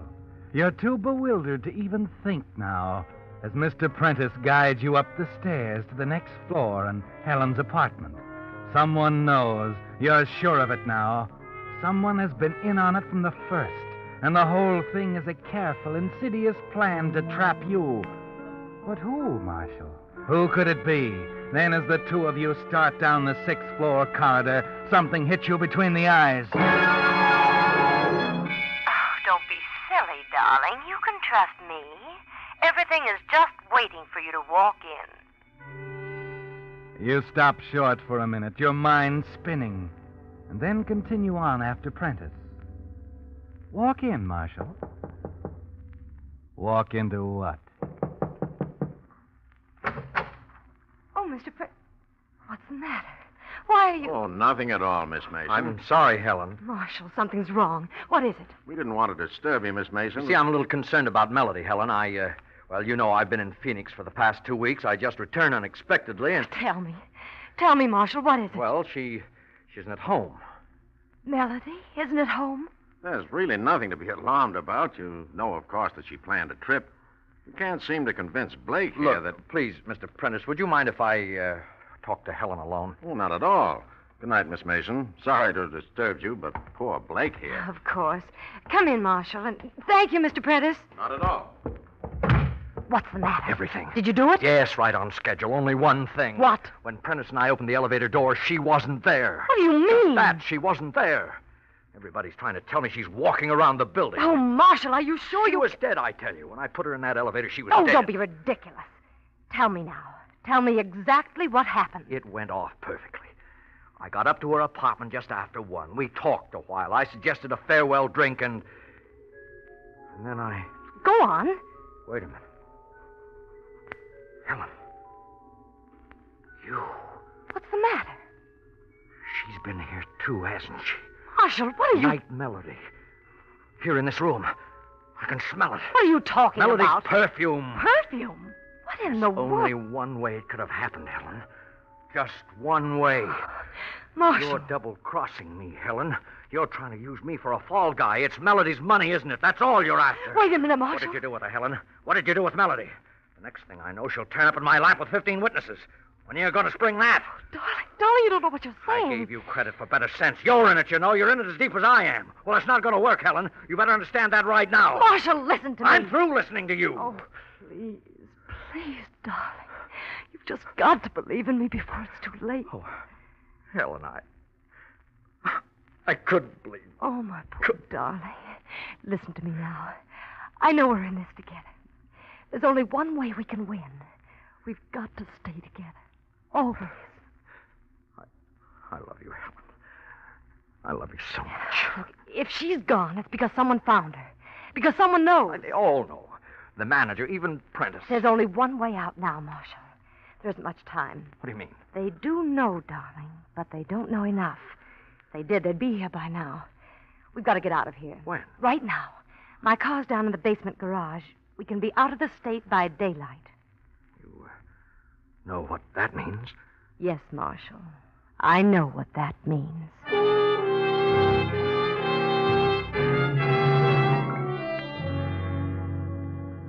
There's a sick feeling of defeat inside you as you wait for her to dress. Yes, you know what it means to run now, don't you, Marshall? From this minute on, the two of you are giving up all thought of the money, admitting to the world and the law that you murdered Melody Blake. But Helen's right. There's only one explanation. They know everything, and from now on, it's only a matter of time. 5 minutes later, the two of you are in the elevator, going down to the basement in Helen's car. That's it, Marshall. Get the door. Yeah.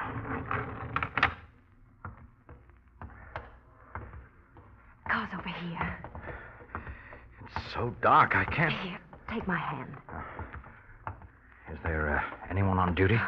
The night man's working upstairs, I think. Hurry, darling. What's the matter? Helen, look.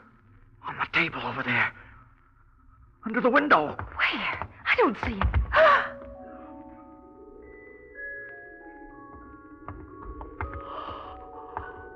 I don't understand. They brought her down here. Melody, you are dead, aren't you? You are dead. I'm afraid she is. Oh, Mr. Blake, it's awful. I had no idea when I told Please, you. Mrs. McPherson. Who are you? Lieutenant Brackett, homicide. Mrs. McPherson called us. But why? What are you doing here? I don't think it's necessary to explain that. You surprised, Helen? Marshall. You're stunned, aren't you? Right out of a clear sky. You had no idea. Please, darling, believe me. That's the trouble. I did believe you. You should have had better sense, Helen. It won't work, you know. It's the wrong kind of a frame. There's still two of us. Stop, Marshall. Two of us, Helen, you and I. Yes, did you get that, Lieutenant? Two of us.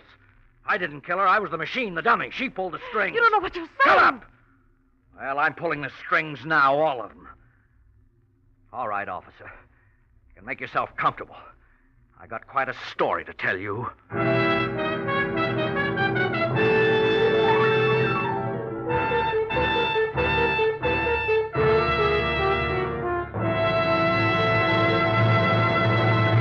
The Whistler will return in just a moment with a strange ending to tonight's story. But now, a message especially for you drivers who have new cars or expect to be getting one. Just any motor oil won't do, you know, for today's high-efficiency motors. No, sir. They need special protection against corrosion, wear, and carbon if they're to give you the long, trouble-free service you have a right to expect. So Signal has brought out a finer motor oil, especially created to give modern motors this extra protection. Signal Premium Motor Oil. Of course, it has 100% pure paraffin base. But in addition, Signal Premium contains 5 scientific new compounds. The result? Road and laboratory tests prove that motors stay 6 times cleaner, and cylinder wear is reduced 1/3 with Signal Premium Motor Oil. And that holds just as true for old motors as for new ones. So make your next oil change a change to the new Signal oil that's your guarantee of a sweeter running motor. Signal Premium Motor Oil. And now back to the Whistler.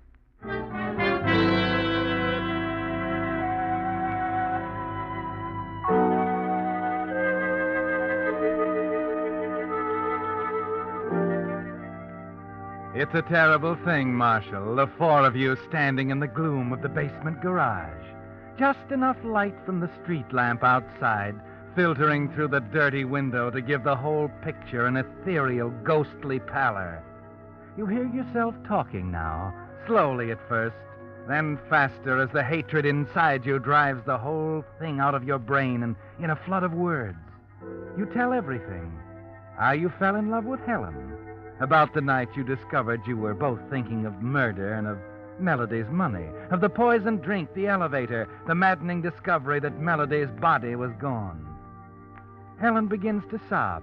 Mrs. McPherson and the lieutenant just stand there quietly listening. Well, that's all, Lieutenant. I don't know what she's done to try to implicate me, what kind of a yarn she's told you, but that's the truth. And no one will ever make me change it. Oh, Marshal, why? Why? Well, what about it, officer? Amazing what you can run into in an apartment house garage. Come on. Where are we going? The night man's room is down here. I'd like to have you talk to him. The night man? Bring the lady, Mrs. McPherson. This way, Miss Mason. No, I won't. I'm not going You'll do what I tell you.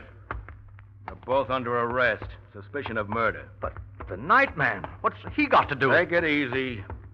You'll see in a minute. Oh, Flynn. Yes, Lieutenant? Can we see him now? Sure, go on in. Come on.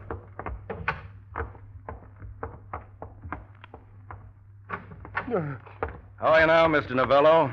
I don't know, Lieutenant. You know Mr. Blake here? Mr. Blake? Mr. Blake, please believe me. I didn't mean to do it. I tried to explain.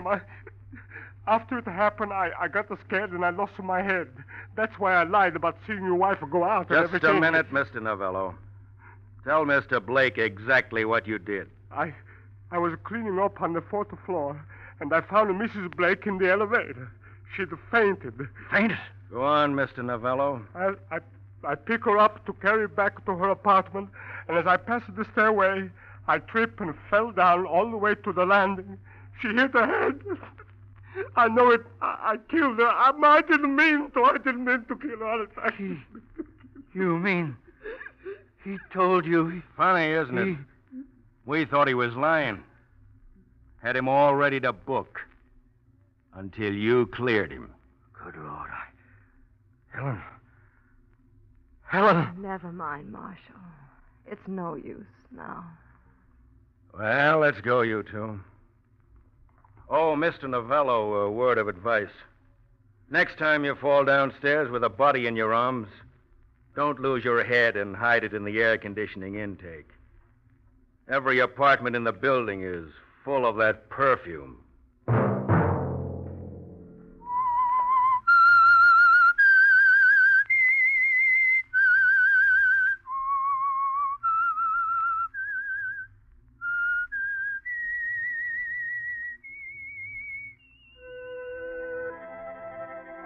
Let that whistle be your signal for the Signal Oil program, The Whistler, each Monday at 9. Brought to you by the Signal Oil Company, makers of Signal gasoline and motor oil and fine quality automotive accessories. Signal has asked me to remind you, to get the most driving pleasure, drive at sensible speeds, be courteous, and obey traffic regulations. It may save a life, possibly your own.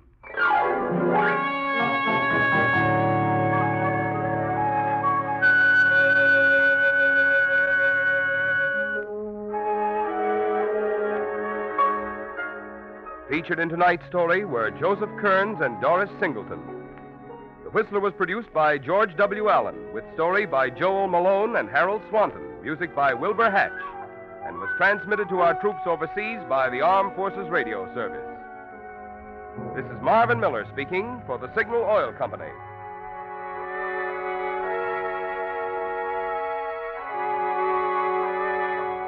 This is CBS, the Columbia Broadcasting System.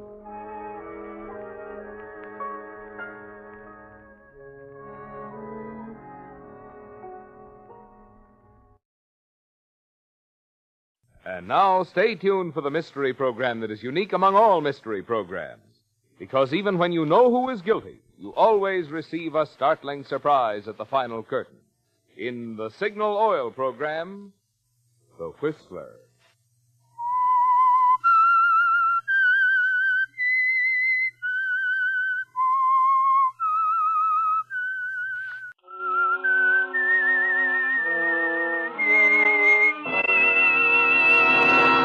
I am the Whistler, and I know many things, for I walk by night. I know many strange tales hidden in the hearts of men and women who have stepped into the shadows. Yes, I know the nameless terrors of which they dare not speak. And now for the Signal Oil Company, The Whistler's strange story. A Matter of Courtesy.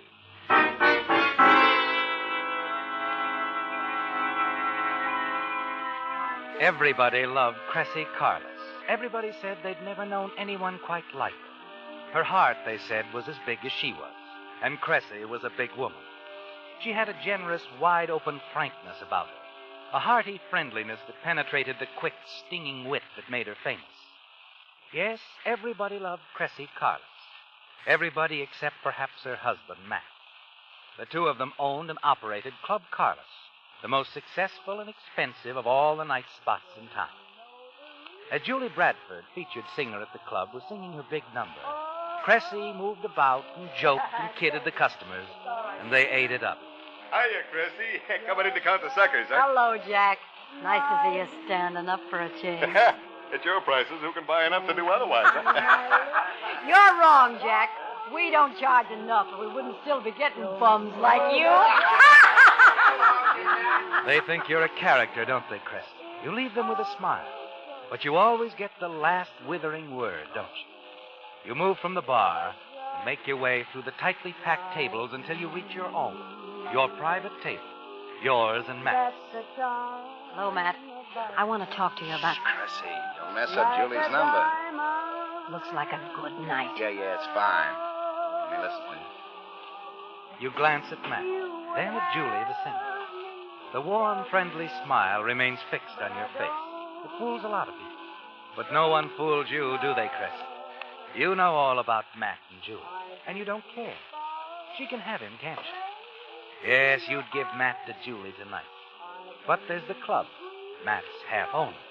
And Club Carlos is the one thing you won't part with. You won't really be satisfied until it all belongs to you, no matter what price you have to pay.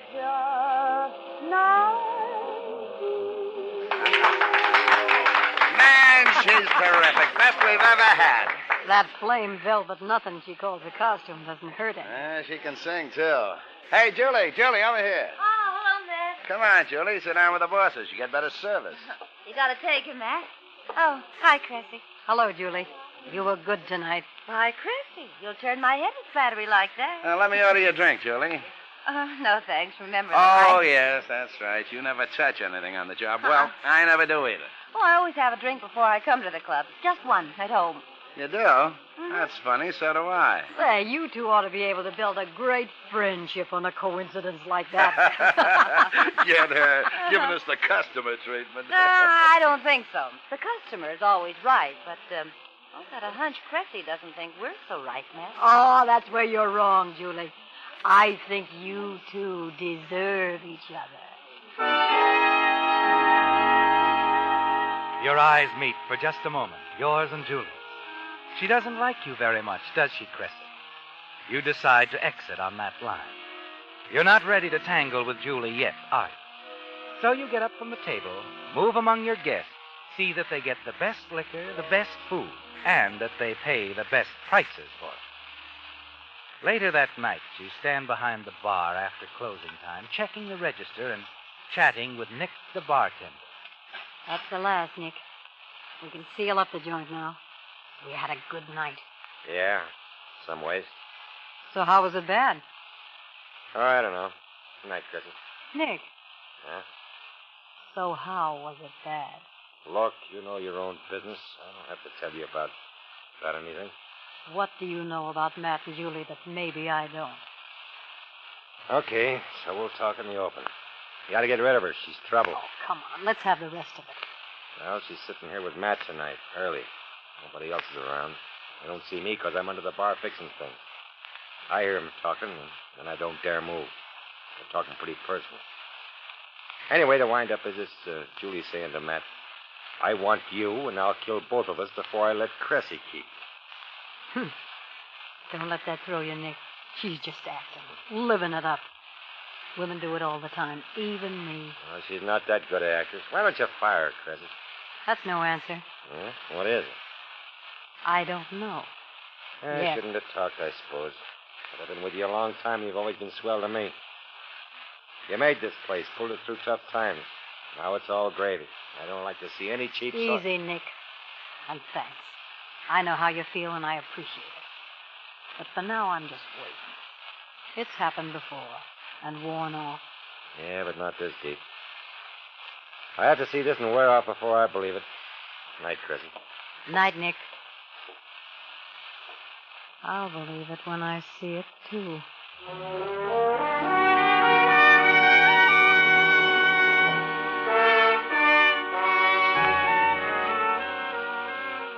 Well, Cressy, Julie's a bigger fool than you thought she was, isn't she? Maybe you can make it easy for her if she loves Matt as much as he says she does.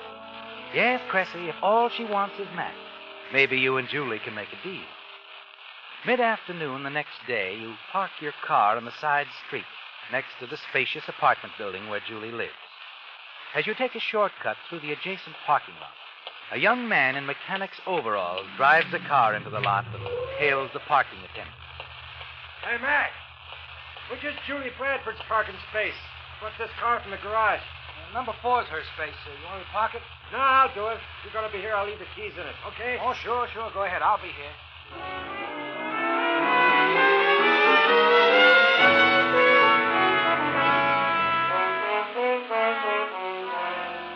You watch the mechanic park the car in Julie's parking place. Then you enter the apartment building, walk down the corridor leading to Julie's apartment. You're about to press the bell when you hear voices coming from her apartment. Matt's and Julie's. You stop a moment, and then turn and walk back a few steps to another door. Instinctively, you try the knob. Open. Service entrance to Julie's kitchen. You enter silently. Move quickly across the kitchen to a spot where you can hear better. I wish you'd see it my way, Julie. You've had weeks and weeks, and still nothing happened. Now listen to me, Julie. Cressy and me are through. I told you that 100 times. But I still got to figure out a way of making the break with her and still hang on to my half of the club. There's only one way to make this break, one sure way.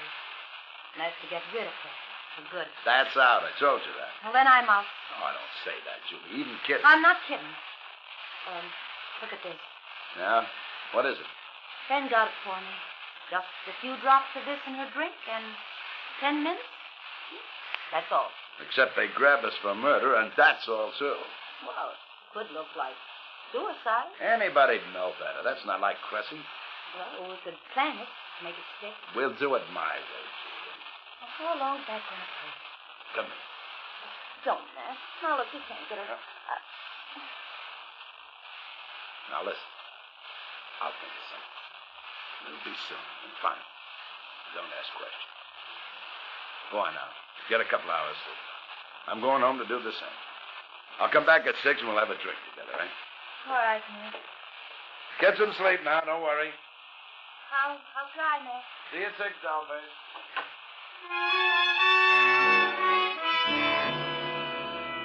Well, Cressy, the issue's quite clear now, isn't it? You wait until you hear Julie walk from the living room into the bedroom and close the door. You're surprised at your calmness. Suddenly, it's as if you'd always known exactly what would happen and what you would do. You wait until you're sure Julie's asleep, then move quietly into the living room, cross to the low table in front of the couch, and pick up the small bottle. The poison Julie intended for you. I got names for both of you. This stuff will be curtains, but not for me.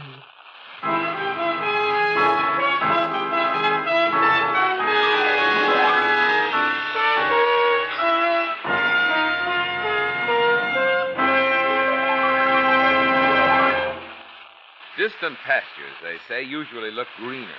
And that often goes for the other fellow's car, too. But it needn't. If you have to grind and grind on the starter while you see other cars start right off at the first touch, don't envy the other fellow. He's probably just using signal ethyl. When the traffic signal says go and the car next to you zooms out ahead, leaving you with that glued to the spot feeling, don't envy him. He's probably just using signal ethyl. And when your car is laboring up a hill and another car breezes by easily, smoothly, in high, don't envy him. He's probably just using signal ethyl.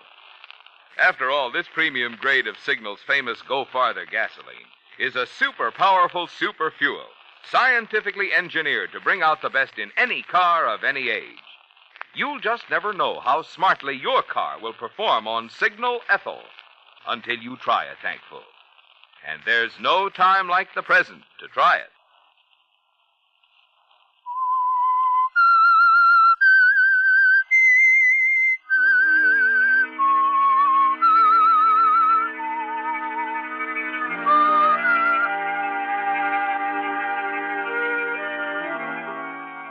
Yes, Cressy, the die is cast, isn't it? It's you and Club Carlos against your husband Matt and Julie Bradford. And now, standing alone in Julie's living room, you suddenly see a solution. The bottle of poison Julie intended for you is in your hands, and with it, Julie's life and Matt's. It's a perfect setup, isn't it, Cressy? Nick, the bartender at your Club Carlos, helped perfect it when he told you about Julie's conversation with Matt. They're talking pretty personal. Anyway, the wind-up is this Julie saying to Matt, I want you, and I'll kill both of us before I let Cressy keep you. Yes, Cressy. Nick will remember that. And what was it Julie and Matt said at your table last night? I always have a drink before I come to the club. Just one. At home. You do? That's funny. So do I. It is perfect, isn't it, Cressy? Now Julie's asleep in her bedroom, and the bottle of poison is held carefully in your gloved hand. Only Julie's fingerprints will show. On the table, you see a decanter filled with whiskey. You quickly pour the poison into it. Then you leave the empty poison bottle just under the edge of the couch, where it can be found when anyone looks for evidence. You've set the trap, haven't you, Cressy? And after a hurried survey, you leave Julie's apartment quickly and quietly, just the way you came.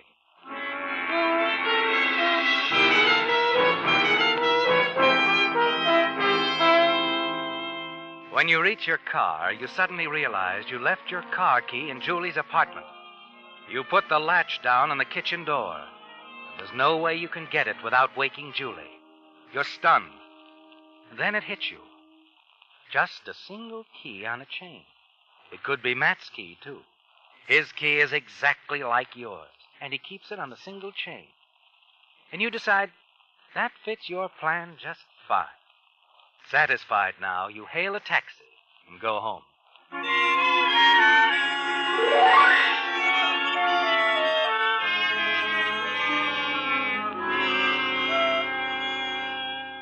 A little before 6, you wake Matt.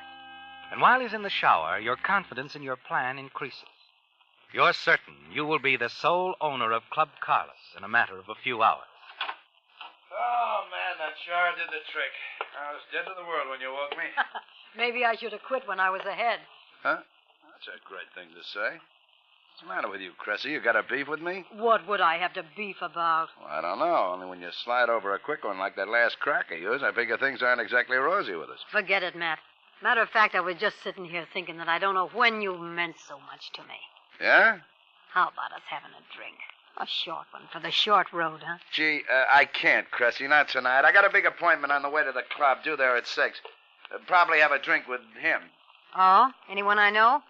No. Fellow wants to book an act in the club. I told him I'd talk it over with him. Oh, watch it, Matt. I don't want you auditioning any talent without me. Oh, no, this guy just wants to talk to me, that's all. I wouldn't set the deal alone, you know that. Funny thing, before I went to sleep an hour or so ago, I was thinking about you, too. You in the club. You're an awful smart operator, Cressy. If it wasn't for you, Club Carlos would be just an ordinary joint. Well, I'm glad to hear you say that, Matt. It makes me feel wanted, you know? I sure couldn't swing it alone. Couldn't make it click like you do. Well, don't worry, Matt. I got no plans for leaving. You're the guy who's on his way out. Huh? Well, look at the time. If you're going to keep your 6 o'clock date, you better get going. Oh, hey, you have to take a taxi, though. I left our car at the garage. The clutch was slipping. Why didn't you wait until tomorrow morning? Oh, well, okay. I'll grab a cab at the corner. See you at the club, eh? So long, Cressy. Goodbye, Matt.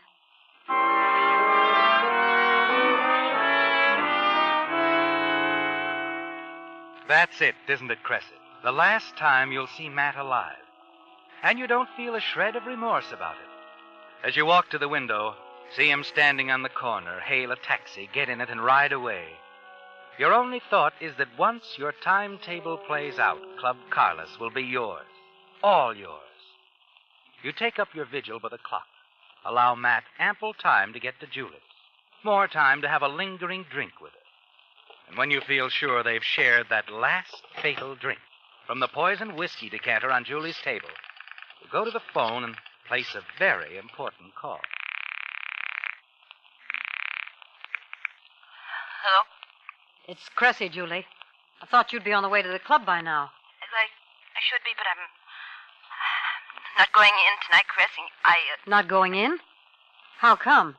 Anything wrong? I feel so strange. I got all dressed to leave, but all of a sudden I felt sick. Just awful sick. That's too bad, Julie. Is Matt there? No, he isn't. Please, let me. Don't give me that stuff, Julie. He's there, isn't he? No, Cressy, honest. Look, he was coming there, and I know it. He's got to be there. Okay, Cressy, he was here, but he left just a few minutes before you called. Honest, he did. Cressy, I'm really getting scared. I feel so... Listen, Julie. Listen carefully. This is important. Did you and Matt have a drink together?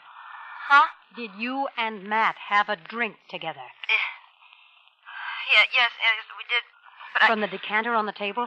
Yes, from the decanter. Cressy, what is this? I'm going to tell you, Julie. Yes, sir, I think you deserve to know. Cressy, I can't. Please, I can't. Never mind, dear. I'll do all the talking. I'll do all the talking from here on in because your poison did my work for me, Julie.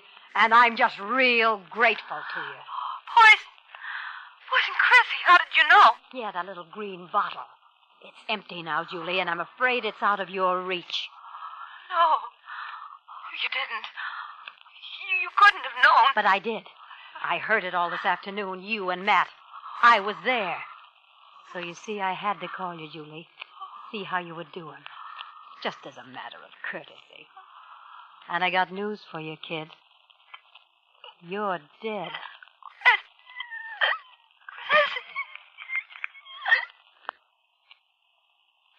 Hello? Hello?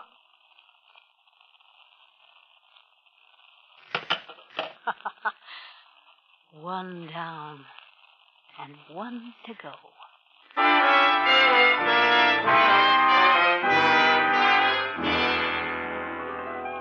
Julie won't be calling the doctor now, will she, Chris? No, Julie won't be calling anyone, ever. And you know now that Matt had a drink from the same decanter of poison whiskey before he left Julie's apartment. It's just a matter of time now, isn't it, Cressy? As you wait for the call you know must come, you change clothes, just as if everything were normal and you were going down to the club as usual. You wonder who'll call, how long it will take. And then, in the middle of your thoughts...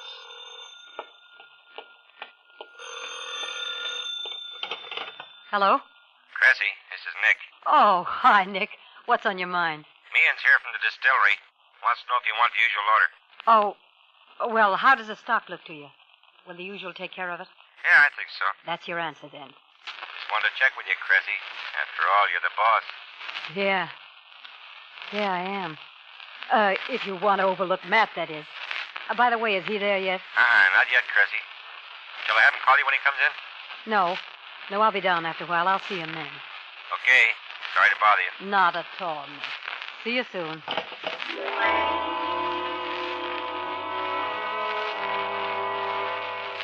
You're glad Nick called, aren't you, Chris? Later, if it's necessary, Nick can tell the authorities that he called you at home and that you sounded quite normal, unaware that a double tragedy had occurred. And Nick can repeat the conversation he overheard between Julie and Matt, where she said she'd kill them both before she'd give Matt up. Yes, Cressy. Nick can be invaluable to you, if you need it. You move from the phone to a chair, prepare to wait out your timetable, and you hear a knock on your front door. Hello. Are you Mrs. Carlos? Mrs. Matt Carlos? Yes. Yes, I am. My name's Branson, Mrs. Carlos. Police Lieutenant Branson. May I come in? Well, of course, Lieutenant. Come right in. Won't you sit down? Yes, thanks. Perhaps you'd better sit down, too. Why? Is anything wrong? Yes, I'm afraid so. I've got bad news for you, Mrs. Carlos. Your husband is dead. Matt. Dead. But how? When did... He was driving a car, and it rammed into an empty warehouse building. Matt killed in an accident. Oh, my... We're not sure, Mrs. Carlos. He had an accident, all right.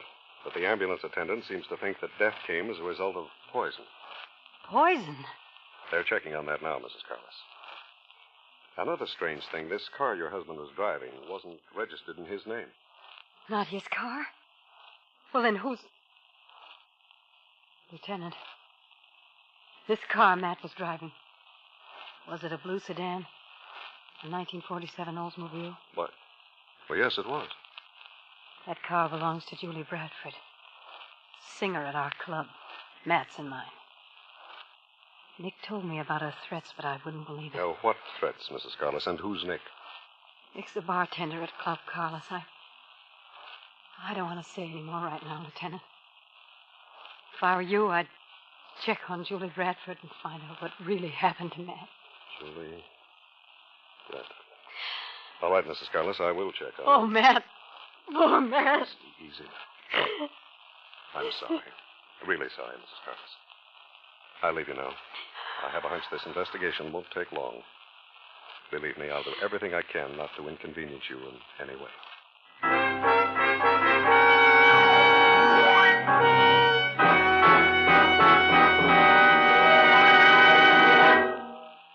Did you know that city traffic driving causes 3 times as much engine wear as highway driving?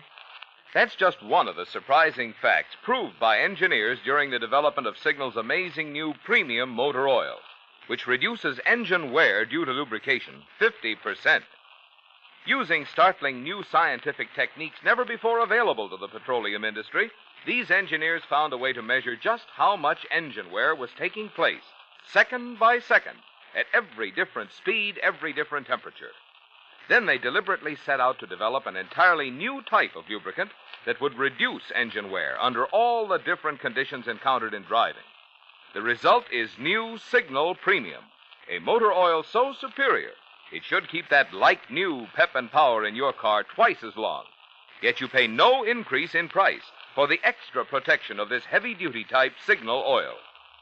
So to protect your wallet and your car, too, get your next oil change at a Signal service station.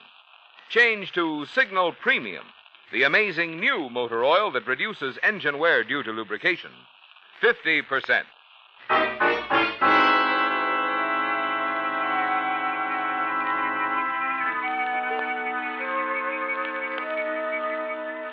Well, Cressy, you're certain now that you've won, aren't you? After Police Lieutenant Branson leaves to investigate the details of your husband's death, you reflect confidently on the steps you've already taken. You're sure Matt's death and Julie's will appear as murder and suicide once the lieutenant checks your story with Nick, the bartender at Club Carlos. And when Lieutenant Branson finds Julie is dead, he'll also find the key to yours and Matt's car at her apartment. And you've already identified the car Matt was driving as Julie's. Yes, Cressy, you're quite pleased with yourself, aren't you? You're sure Lieutenant Branson will return to confirm your story of the double tragedy. And that Club Carlos will be all yours, just as you'd planned. An hour or so later, you once again usher Lieutenant Branson into your home. We found Julie Bradford, Mrs. Carlos, just as you said we would. Dead from the same poison that killed your husband. Then she did what she said she'd do. Have you talked with Nick? Yes, he repeated the conversation he overheard between Miss Bradford and your husband. I didn't think she'd do it. I don't think she did do it, Mrs. Carlos. What do you mean? Well, Miss Bradford was wearing a flame velvet costume, one that required a special skin makeup. According to your bartender, that's why she dressed at home instead of at the club. Well, It looks to me as if she intended to go to the club tonight as usual. In that case, she wouldn't have poisoned the whiskey that she and your husband drank. but if Julie didn't... That's just it, Mrs. Carlos. If she didn't, someone else did. When did you last see Miss Bradford? Last night, when she finished her act at the club. And when was the last time you were at her apartment? I've never been there. Oh, that's funny. Your car keys were found there. So what? Matt probably... No. His key was in his pocket. Well, he probably took mine, too. He mistook it for his. He left in a pretty big hurry. Mm-hmm. And what time was that? A little before 6. He took our car. He took your car and left here a little before 6? That's right. I'm afraid it isn't right, Mrs. Carlos. Your husband couldn't have driven your car a little before 6. But he did. No, Mrs. Carlos. Your car was parked on a side street near Julie Bradford's apartment most of the afternoon. Oh, you're mistaken. No, we're not mistaken. Neither are the witnesses. You see, at 4:30 this afternoon, a truck backed into your front fender. Bent it so badly, the front wheel wouldn't turn. Well, I don't know how it got there. It must have been... You're lying, Mrs. Carlos. You drove that car to Julie Bradford's apartment this afternoon. And that's when you saw the blue sedan your husband was driving at the time of his accident. The car you identified as Miss Bradford's. You couldn't have seen it anywhere else. But I have. I've seen them together in it often. No, Mrs. Carlos. Miss Bradford was never in the car you saw. I'm afraid your lies are going to put you right in the gas chamber. But I'm not lying. Oh, yes, you are. Miss Bradford's car is in the garage for repairs.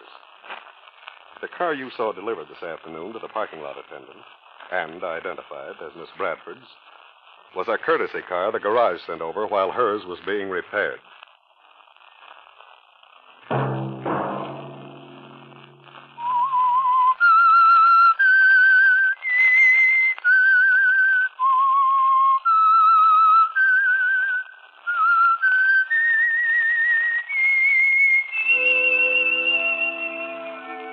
Let that whistle be your signal for the Signal Oil program, The Whistler, each Sunday night at this same time. Meantime, Signal Oil Company and the friendly independent dealers who help you go farther with Signal gasoline hope you'll remember, regardless of what gasoline you use, you'll enjoy more miles of happy driving if you drive at sensible speeds, obey traffic regulations, and avoid taking chances. When you take a chance to save a moment, you take a chance on that moment being your last.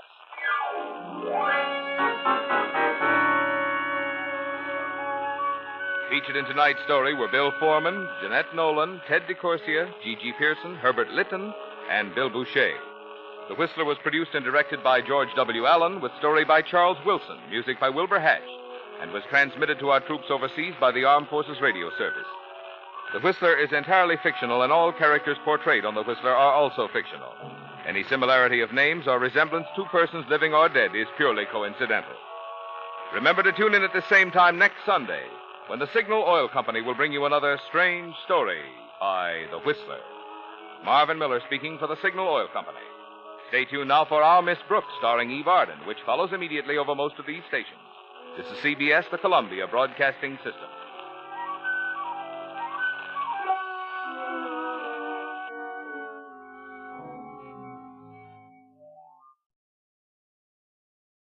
And now, stay tuned for the program that is rated tops in popularity for a longer period of time than any other West Coast program in radio history. The Signal Oil program, The Whistler.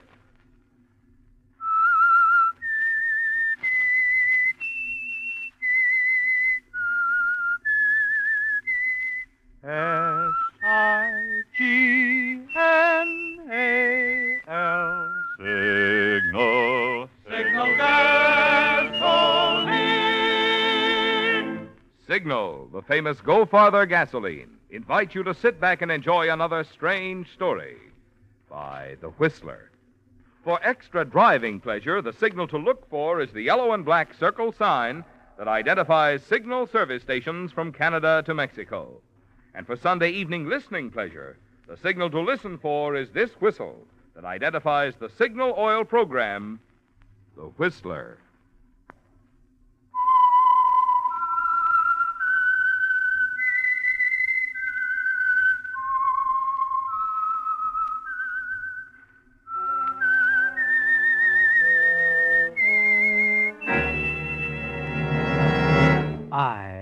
the Whistler, and I know many things, for I walk by night.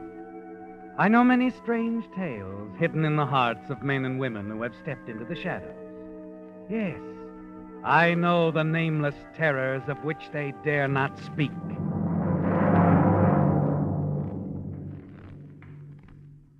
Before introducing tonight's story, here's an important time change announcement.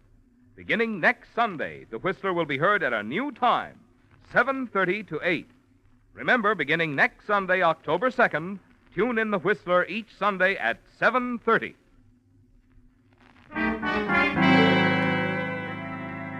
And now, The Whistler's strange story. Incident at Arroyo Grande.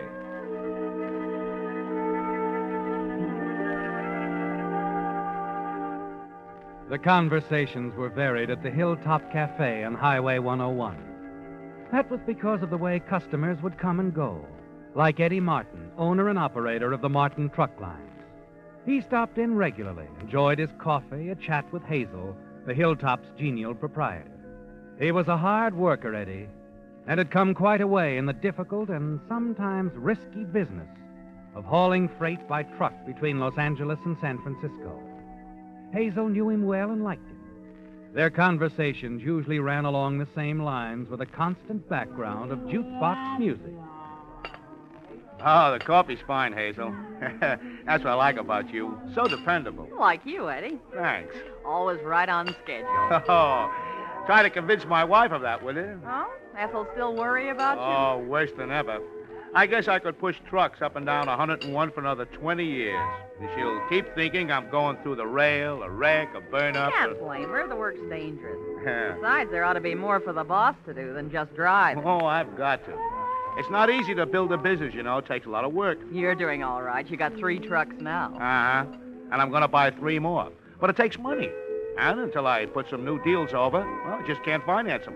Overextended? Oh, you said it. You'll make it. I hope so. Oh, Ethel's sure getting tired of playing second fiddle to a truck and a trailer.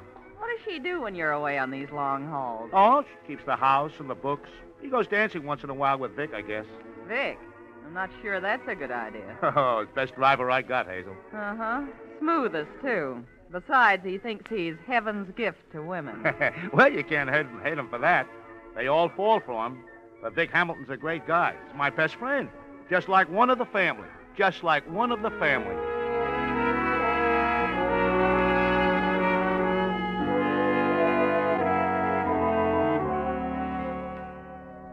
Vic Hamilton is like one of the family. That's what Eddie always says, doesn't he, Vic? You've heard him say so yourself 100 times, haven't you? Yes. And it's given you a confident feeling. You have plans, haven't you, Vic? Plans which include a number of things belonging to Eddie. Plans which even include his wife, Ethel, for a little while. Hello? Ethel, Vic. Oh, yeah. Honey, I hate to break a date. You know that, but... Well, something's come up, and... I know. You can't make it. All right, Vic. Not mad at me. I wanted to see you. I guess it can wait. Oh, sure, honey. I miss seeing you, too. I mean, with Eddie away and all, but... This is a business deal. Vic, are you sure? Are you sure you're not trying to make a fool out of me? You mean somebody else? I mean somebody else, yes. Oh, now, honey. Oh, skip it, Vic. I'll tell you all about the deal when I see you, and then you'll believe me. All right. Say you're not mad at me. I'm not mad at you. Atta girl. I'll see you. Bye. Goodbye, Vic.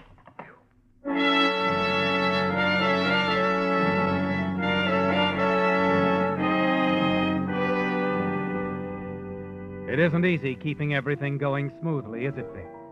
You're a busy man these days.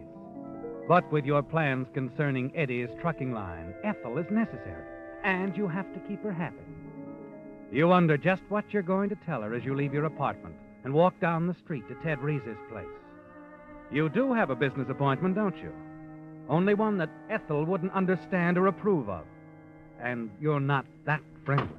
You're late, Vic. What kept you? I'm sorry, Rizzer. I had to make a phone call. Oh, hello, Ann. Hello, Vicky. Skip it, sis. He's here to talk to me, business. Well, don't mind me. We won't. Vic, there's a change in plans. Oh? We've been barking up the wrong tree putting you after Ethel. Well, I've always told you that. I'm talking, Ann. We'll get nowhere trying to take her away from Eddie. She doesn't control the company. Oh, great. After I spend days working on it. Nights, too. Anne, go fix us a couple of sandwiches and don't hurry. Okay, I can take a hint. What's the deal, Rizzo? We can still break Eddie. Don't worry about that. Matter of fact, he's ripe for the kill. Good. The guy's overextended himself, needs cash. Who doesn't? This is different. He's over his head. He couldn't cover the loss of a single buck. And he's going to have a few to cover. I don't get you. You will, Vic. You remember the time Eddie lost that load of stuff to those hijackers? Yeah? Well, add it up, boy, add it up. He's going to lose again the same way. Well, so where does that get us? He's covered by insurance. If he loses again, a big load, he's a bad risk, Vic. A very bad risk. The insurance companies will want to write him off. Pay him off and write him off. Oh. I see. Sure you do. You're a bright boy, Vic. And that's why I'm counting on you to make it look good. Me? Look, I couldn't pull off a thing like that alone. No. You'll just be riding along, that's all. Relief driver with Vic on the night we hijack him. My strong-arm man, Fred, will kind of shove you around. You'll take a little bump on the head, maybe, nothing more, just to make it look good. And for it, you get a cut. Say around 10 grand. Now, that I like. For 10 grand, I can look awful good. And you can also do a little complaining to the insurance people later on. Moan a bit maybe about carelessness, shy on cash, Sure, I know, Rizzo. Now, without insurance, he's out of business. He won't know what hit him, Vic. And when his truck payments come due, we can buy him out lock, stock, and barrel for chicken feed. Good? Very. I thought you'd say it my way. You're all right, Vic. Too many dames, maybe, but you're all right. And how about those sandwiches? There's a couple of tired businessmen out here. Okay, coming up. How about that, Vic? A couple of tired businessmen. We sure are. Sure. Only not so tired that we can't outsmart Eddie Martin.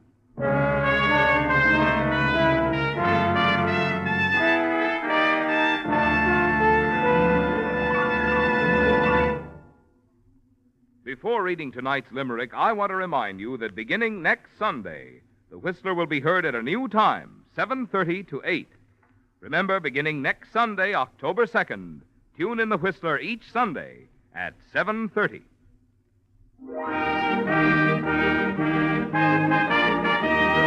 To Roy E. Hughes of Sacramento, California, we're sending a $20 Signal gasoline book as a token of our appreciation for this limerick. A man with the virtue of thrift decided to Signal he'd shift. You should see how he smiles as he drives extra miles that with Signal he gets as a gift. Signal, signal, signal gasoline. Your car will go far with Go Farther gasoline. Well, our friend from Sacramento certainly found a capital way of describing the good mileage you enjoy with Signal, the famous Go Farther gasoline. But unfortunately, there just isn't room in a limerick to get poetic about all the benefits you notice when you switch to Signal. I mean Signal's peppy pickup, Signal's smooth, quiet power. For it's a fact, like birds of a feather, mileage and performance go together. So why not start enjoying both by following the advice on those Signal billboards you've seen? Next time, fill up with Signal, the famous Go Farther gasoline.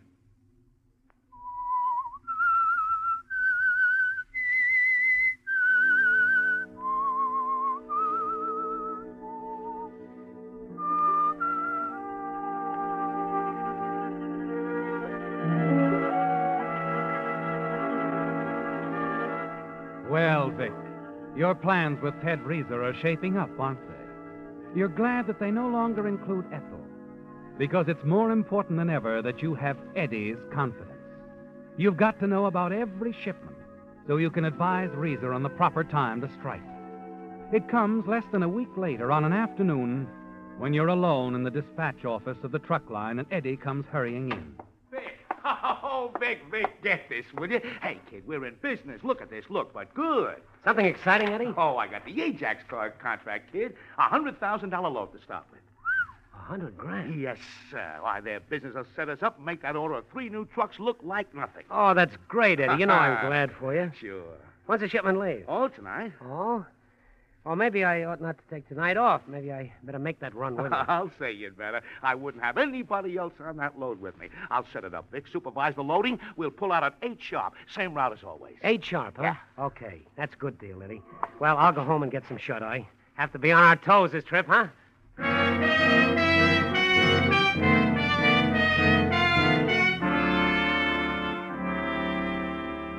You leave, hurry outside, and hail a cab. It's time to alert Reeser, isn't it, Vic? And you want no slip-ups. The hijack must be planned for tonight. And you've got to outline the schedule of the run to Ann, since you and Reeser have decided that it wasn't smart to be seen together. You step from the cab at the Club Marimbo, where Ann will be rehearsing her songs for the evening show, and hurry inside.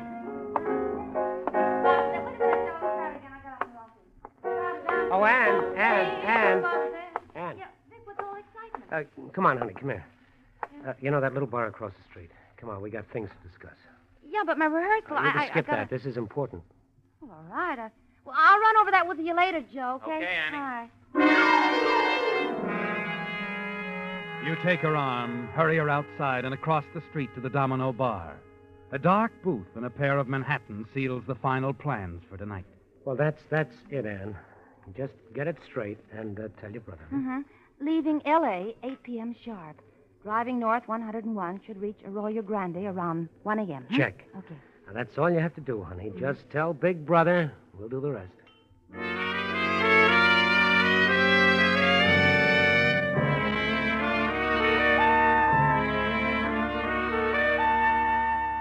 It's almost 7 o'clock when you return to your apartment. You're certain that everything is going to work out according to plan, aren't you, Vic? And when it's all over, your part in the affair will bring you a nice reward. Yes, 10,000 at least. And you tell yourself that's not bad for one evening's work. You glance at your watch. There's still more than an hour before you're due at the warehouse. You pour yourself a drink and take your time as you change clothes. Then, as you're about to leave your apartment. Hello, Vic. Well, Ethel, what brings you around? I want to talk to you. We better make it some other time, baby. I'm due at the warehouse. This can't wait, Vic. It's that important? Yes. So important that I want it settled tonight. I went over to the warehouse to see you this afternoon, but Eddie showed up. So I waited down the street. Well, what's on your mind? It's all over between us, Vic. What? It's been on my mind for quite some time now. This isn't fair to Eddie. He doesn't deserve it. Oh, so, that's it, huh? I'm glad I woke up. Came to my senses before it was too late. I'm still in love with Eddie. I guess I always have been. I always will be. I see. You don't seem to be terribly broken up about it. Well, Ethel, after all. Of course. As a matter of fact, it's all very convenient for you, isn't it? Our breaking up. Now you have the green light, the go-ahead. You can devote all your time to Anne. Anne? The girl at the nightclub. I followed you to that bar across the street. Oh, did you, Ethel? I was sitting in the next booth. I couldn't help overhearing your, plans for the evening. Plans? What do you mean? I can put 2 and 2 together. You're going to help someone hijack Eddie's truck, aren't you? Am I? Do you think I'm going to stand by and let you do that? What are you going to do? Look, Vic, it's not too late to call it off. I won't mention a word of it to Eddie. And if I don't call it off? I'll have to call the police. I don't think so, baby. I will, Vic. I swear I will. I'll turn you in. You can't do this to Eddie. I got news for you. You're not going to turn anybody in. You're going to keep your pretty mouth shut. Understand? What makes you so sure? Figure it out for yourself. You turn me in, it'll all be brought out into the open. Our little romance, Ethel. I'll see to it that Eddie finds out everything, all that's been going on behind his back for the past year. And I used to think you were so wonderful. I'd have done almost anything you wanted. Most girls would, and you will, too, in this instance, unless you want Eddie to know all about little Ethel, his devoted wife. You couldn't do that. I could, easily. Now, be a smart girl. If you love Eddie as much as you say you do, and if you want to hold on to him, you don't want to see him hurt, you'll play this my way. But, Vic, the trucking company, he'll lose everything. He can start again. I'll help him. I'll be in a position to throw him plenty of business. Besides, you'll still have you. That'll help a lot, won't it? Yes, Vic. I guess it will. Good, good. Now I've got to move along. Important engagement. Ethel stands there for a moment, staring at you. Then, without a word, she turns and walks out. You're certain she won't carry out her threat to call the police, aren't you, Vic? Confident that nothing is going to interfere with your rendezvous at Arroyo Grande. And that confidence is still with you an hour later as Eddie wheels the big truck out of the warehouse, with you sitting beside him.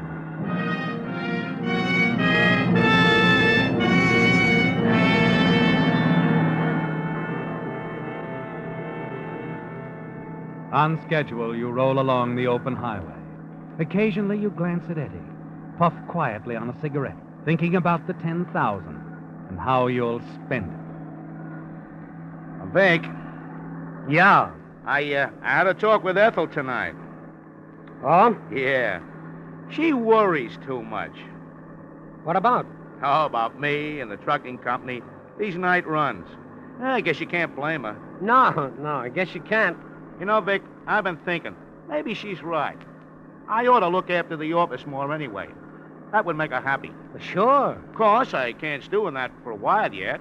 A few more hauls, and then I can turn the whole thing over to you. Me? Oh, sure.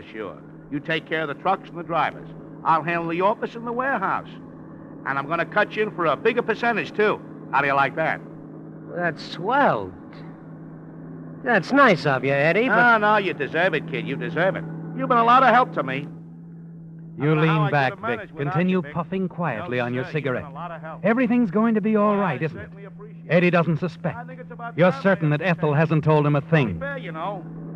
Oh, Eddie. Yep? There's a guy in a car behind you blinking his headlights. He wants to pass. Oh, sure.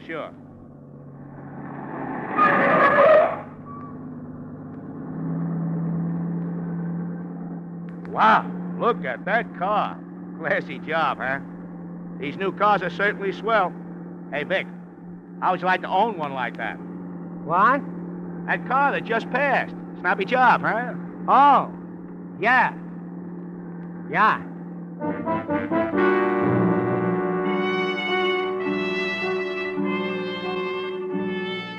You recognize the big car, don't you, Vic? Reese's car. And suddenly the first twinge of nervousness hits you. You fumble in your pocket for another cigarette. Notice your hand is trembling as you light it. You grow more and more tense as time wears on. The black coffee you stopped for at Santa Barbara helps a little, doesn't it? Then you're on the road again, roaring north, toward your rendezvous at Arroyo Grande. You got that little blonde on your mind, Vic? What? Back there when we stopped for coffee. Oh, no.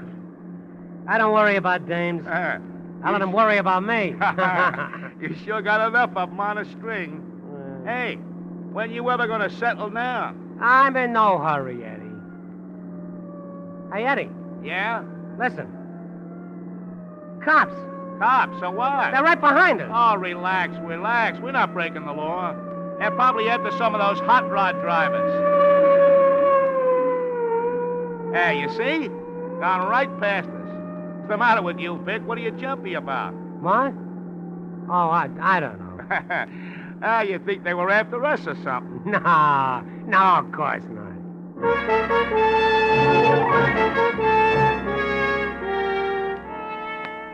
The sound of that police siren did something to you, didn't it, Vic? You sit back and force yourself to remain calm. Finally, several miles down the road, you approach an intersection. And there, near the lights of a signal oil station, what you see helps to calm your nerves. The police car parked behind a yellow convertible. One of the officers talking to the driver, writing out a ticket. That's all it was, Vic. The police were after a speeder. You lean back against the seat and breathe a sigh of relief.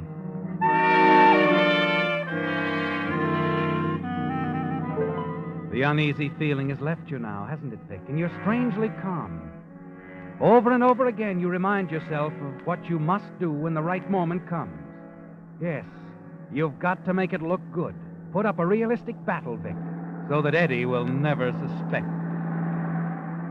Well, we're right on schedule, kid. What? That was Arroyo Grande we just went through. Yeah. That was it. Hey, Vic. Yeah? Look up ahead there. Girl standing in the road. It's Ann, isn't it, Vic? Standing near the big car. Reese's car parked by the side of the road.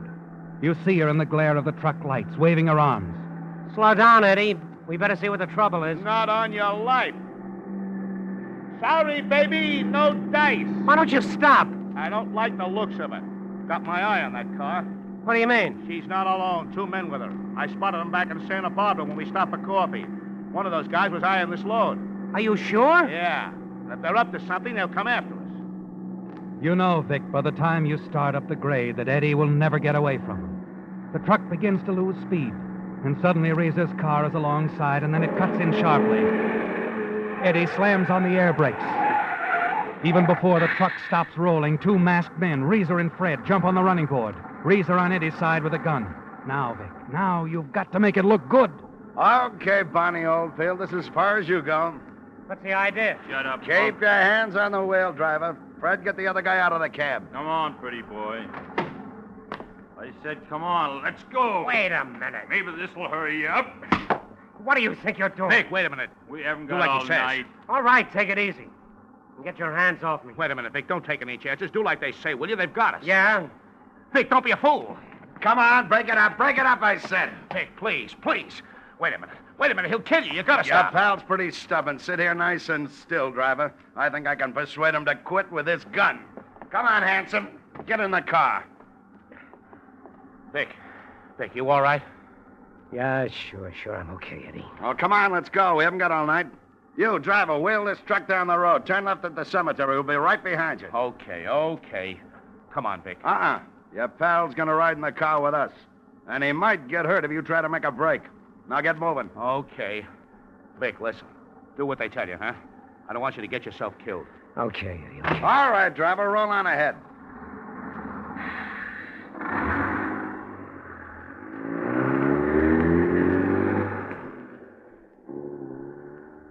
That pal of yours sure thinks a lot of you, Vic. Yeah. He thinks I'm just grand. How'd I do, Rizzo? Nice performance. You got an A for effort. Everything's worked like a Swiss watch. It's in the bag. Yeah. I told you I'd make it look good, didn't I?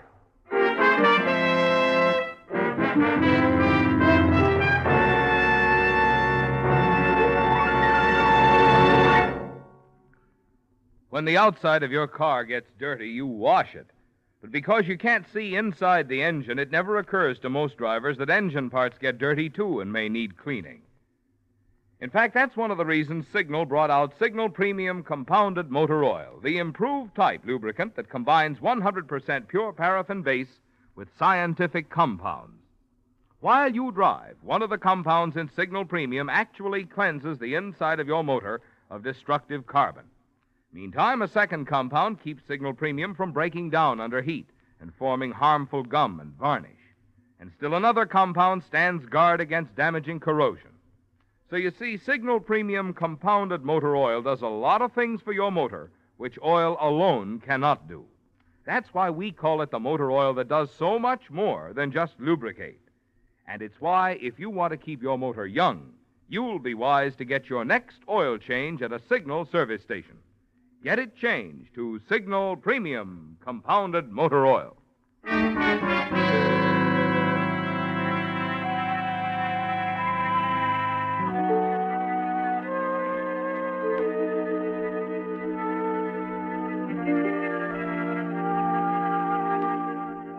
The moment Eddie Martin stepped into the Hilltop Cafe that night, Hazel, the Hilltop's genial proprietor, knew that something was wrong.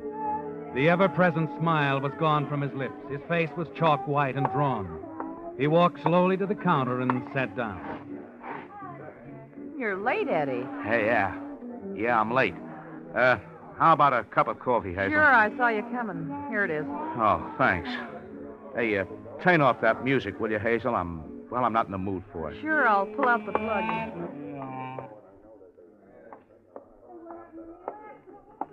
Eddie, what's wrong? You look like you've just seen a ghost. Hijack, Hazel. 2 guys jumped us this side of Arroyo Grande. No kidding. Yeah. One of them, a guy named Risa, a cop said. shoved a .38 under my nose. Sure.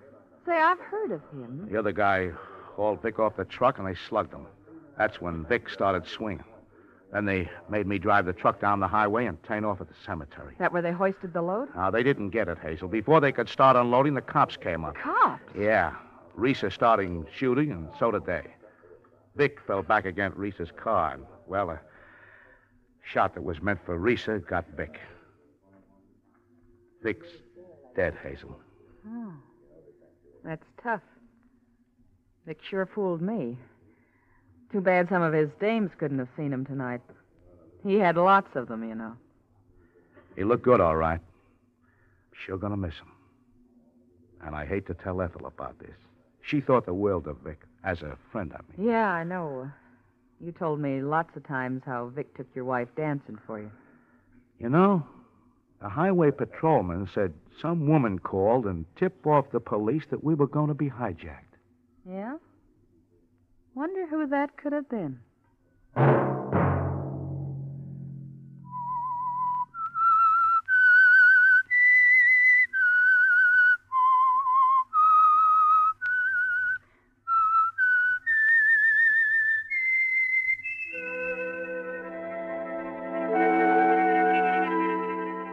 Let that whistle be your signal for the Signal Oil program, The Whistler, each Sunday night, brought to you by the Signal Oil Company, marketers of Signal gasoline and motor oil and fine quality automotive accessories.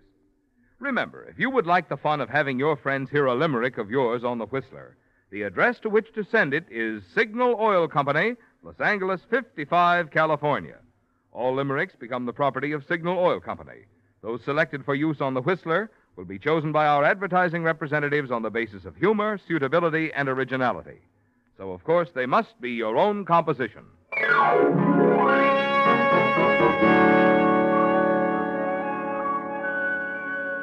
Featured in tonight's story were Frank Lovejoy, Eddie Marr, Joan Banks, and Ted DeCorsia.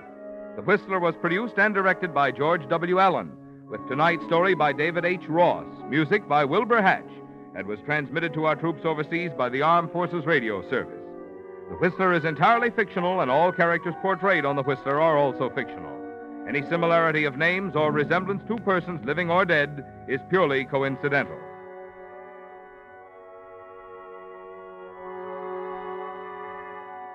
Remember, beginning next Sunday, The Whistler will be heard at a new time. So tune in at 7:30 next Sunday for another strange tale by The Whistler.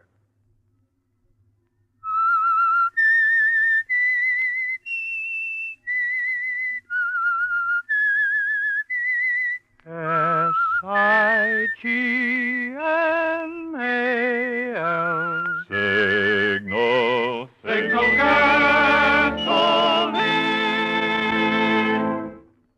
This is Marvin Miller speaking. This is CBS, the Columbia Broadcasting System. And now, stay tuned for the program that has rated tops in popularity for a longer period of time than any other West Coast program in radio history. The Signal Oil program, The Whistler.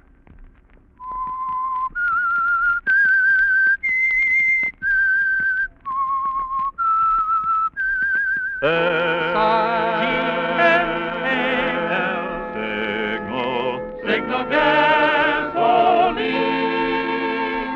Signal, the famous Go Farther gasoline, invites you to sit back and enjoy another strange story by The Whistler.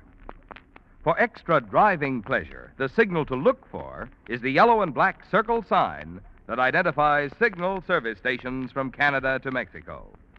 And for Sunday evening listening pleasure, the signal to listen for is this whistle that identifies the Signal Oil program, The Whistler.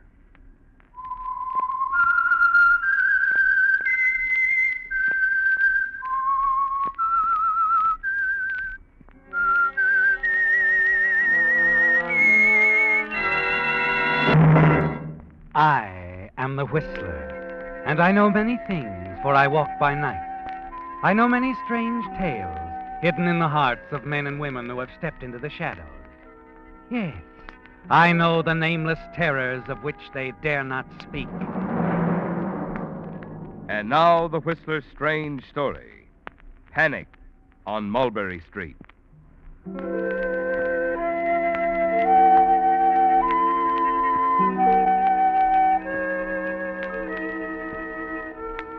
Mulberry Street is in the heart of the city, yet it's very quiet there. Perhaps because it's only 1 block long with a small park at one end, the river at the other. Or perhaps the quiet is due to the nature of its small, unimposing array of shops and converted brownstone flats. Among the shops is the bookstore belonging to Henry Pettigrew. It's as quiet as Henry himself and equally middle-aged. Some of the books on the shelves reflect Henry's hobby, criminology, a most fascinating subject to Henry Pettigrew, and he spends many an evening discussing various cases with his good friend, Police Lieutenant Perez. It's on just such a night that Henry, rather embarrassed, calls attention to something which he's been anxious to show the officer. What is it, Henry? What have you got on your mind? All right, I'll show you. I've been afraid you'd laugh at me. Have I ever? Here, these newspaper clippings. Let me see what they are. I see. Well, yes, you have stories here on all the deaths in the city for weeks. For 1 month, to be exact, Lieutenant. But all of those deaths don't interest me. What? Just these 6. See, they're rather unusual. You see here now. We have an unsolved murder on Ashton Street, an accidental death on Carl Street, another on Elm, suicide on Gordon, a disappearance on Iris, and a hit and run on Kirby. So what? Well, the streets in this area are in alphabetical order. Yeah, I know that. Now, these deaths occur on A, C, E, G streets, and so on. Now, if I'm correct in my conclusions, there's a pattern in progress. And the next street in order is M. M? Well, Mulberry. Your own street. Oh.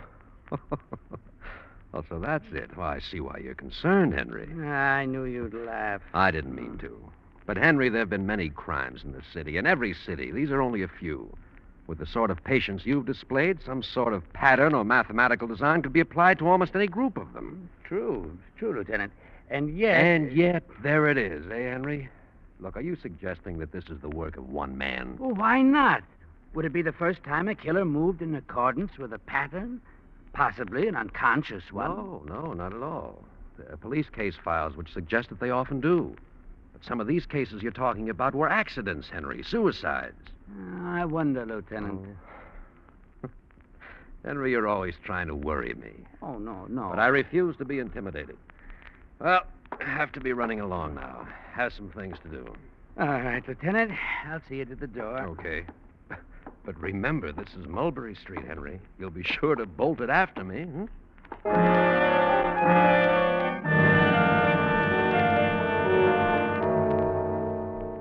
He's amused, isn't he, Henry? You expected him to be, but you're pleased, proud of the little plan you've worked out, your ceaseless reading and clipping until you found something on every street you wanted. And you're still thinking about it, smiling because you know you've impressed Lieutenant Perez in spite of his amusement. Then the following morning, Arnold Fenway comes roaring into your shop in one of his unreasonable outbursts. Pettigrew, I thought I told you to stay away from my sister. And I told you, Arnold, that if Mary Ellen doesn't object to my company, I shall most certainly... I'm warning you for the last time. Stay away. I'm not afraid of you, Arnold. I've asked Mary Ellen to marry me. Forget it. Mary Ellen's not marrying you. Or anyone else? What? That's it, isn't it, Arnold? Even though Mary Ellen is 43, you don't want her to marry anyone. You want to keep her an old maid. Keep talking, Pettigrew. Because her husband might have something to say about the way Mary Ellen should handle the estate left to her by her uncle. Why, you... Oh, you fell down. Here, I'll help you up. Take your hands off of me. Stay away from Mary Ellen Pettigrew, or you won't be around to make any of those screwball predictions. Won't I? What are you trying to pull with that hogwash anyway? Trying to scare people? I'm not trying to frighten anyone. How'd you figure Mulberry Street was next for some kind of crime, huh? I don't have to explain that to you, Arnold. Okay, so you don't. Remember what I said, Pettigrew. Stay away from Mary Ellen, or I might make that prediction of yours about an accident on Mulberry Street come true.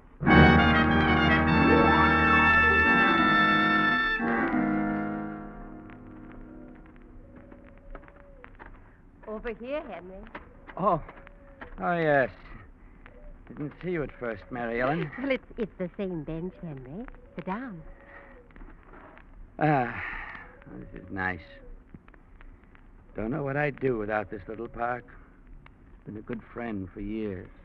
And I don't know what I'd do without you to talk to, Henry. How's it been?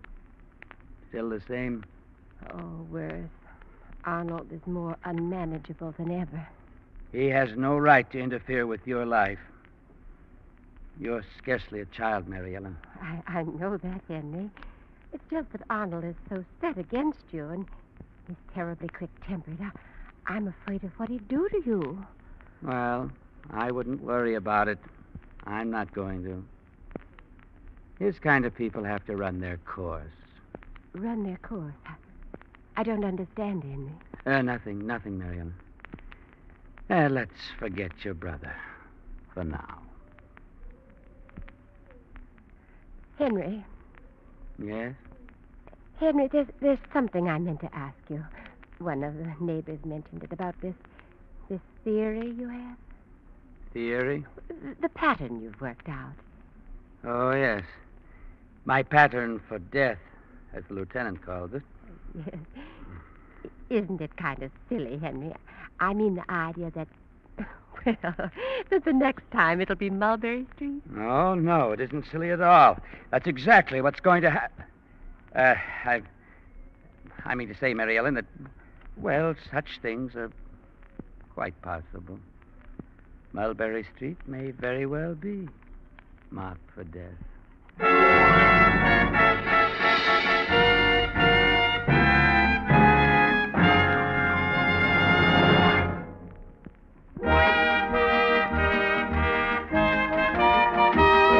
Tonight's limerick, inspired by the cartoon on Signal's new billboard, was sent in by Jim Fleming of Oakland, California. There once was a driver who plastered his car with every new gadget, including radar. The car was a riot. No one could deny it. But without Signal gas, he could never go far. Signal, signal, signal gasoline. Your car would go farther gasoline. Our gadget-minded friend in the limerick should have realized that the logical way to make a car go farther is with Signal, the famous Go Farther gasoline. What's more, by filling his tank with Signal, he'd also have discovered how much fun driving can be. For the secret of Signal's good mileage, the more efficient performance that today's Signal gasoline coaxes from your motor, also helps you enjoy faster pickup and smoother, more responsive power. So if you want your gasoline dollars to go farther, just heed the advice on those Signal billboards you pass. Next time, fill up with Signal, the famous Go Farther gas.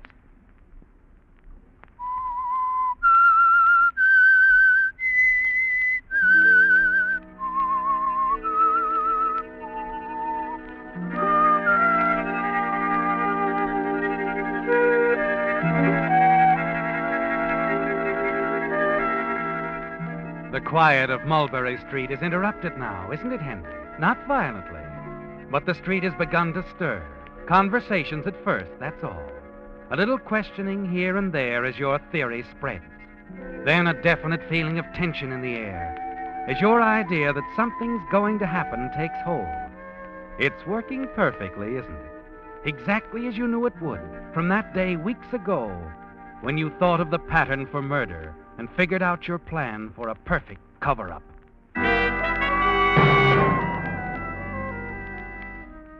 The morning following your rendezvous with Mary Ellen at the park, you're not surprised to see her come rushing to their bookstore.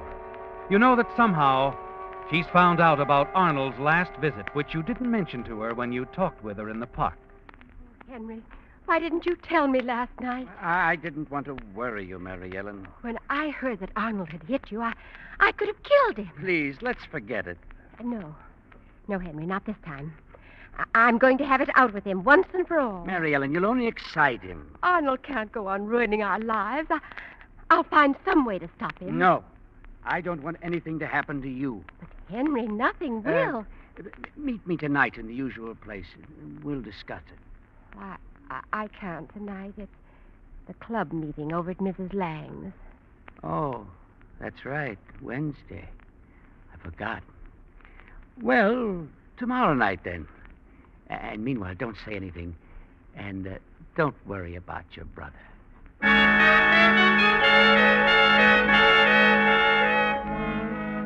She'll be free of him soon, won't she, Henry? And so will you.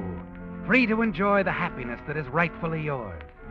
And you won't have to live in constant fear of what he might do to her. You know that Arnold drinks heavily at times. He's a man of violent temper. And in a moment of blind rage, he could easily kill her or you. Tonight, with Mary Ellen away at her club meeting, Arnold will be alone in the house. Yes, Henry, the time is right for your pattern of death.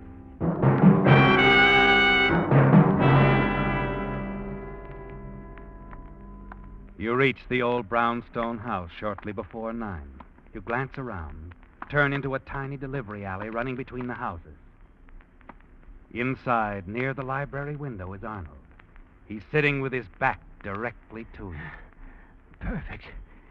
His back. Couldn't be better. Then Arnold rises suddenly. You duck out of sight as he comes to the window.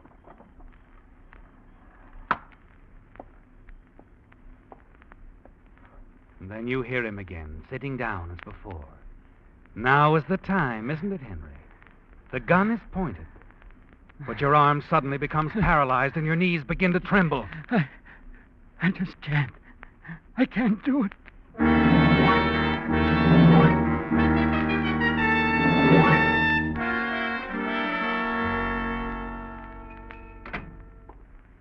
Oh. Good morning, Lieutenant. Henry, I guess I came to apologize. Apologize? Mm-hmm. For laughing at your idea, that pattern stuff. You heard what happened? Happened? No. Arnold Fenway disappeared from his home last night under mysterious circumstances. Disappeared? Uh-huh. Maybe you hit something with that crazy idea of yours, Henry. You stand in shocked silence, staring at the lieutenant, your mind spinning crazily. It's fantastic, isn't it, Henry? But it's happened. The theory, the plan you worked out to cover up Arnold's murder, it really exists. Yes, you've accidentally stumbled onto a killer's pattern for death. I just can't believe it, Lieutenant. This theory, it looked good on paper, but I never really thought... Look, Henry, just how much do the people here on Mulberry Street know about this? Well, none of the details, really. Not any more than what I told Frank Ferris. Oh. How much did you tell him, Henry? Just that I'd figured something out, that there might be a crime on Mulberry Street before long. Well, I'm not saying there is anything to this theory of yours, Henry, but if there is a killer at large, we don't want him to know we're aware of this pattern, this blueprint, so keep it quiet. Oh, yes, yes. Well, that's all I had in my mind. I'll be getting back over to the Fenway house. Lieutenant. Huh? Mind if I come along? No, not at all. Come on.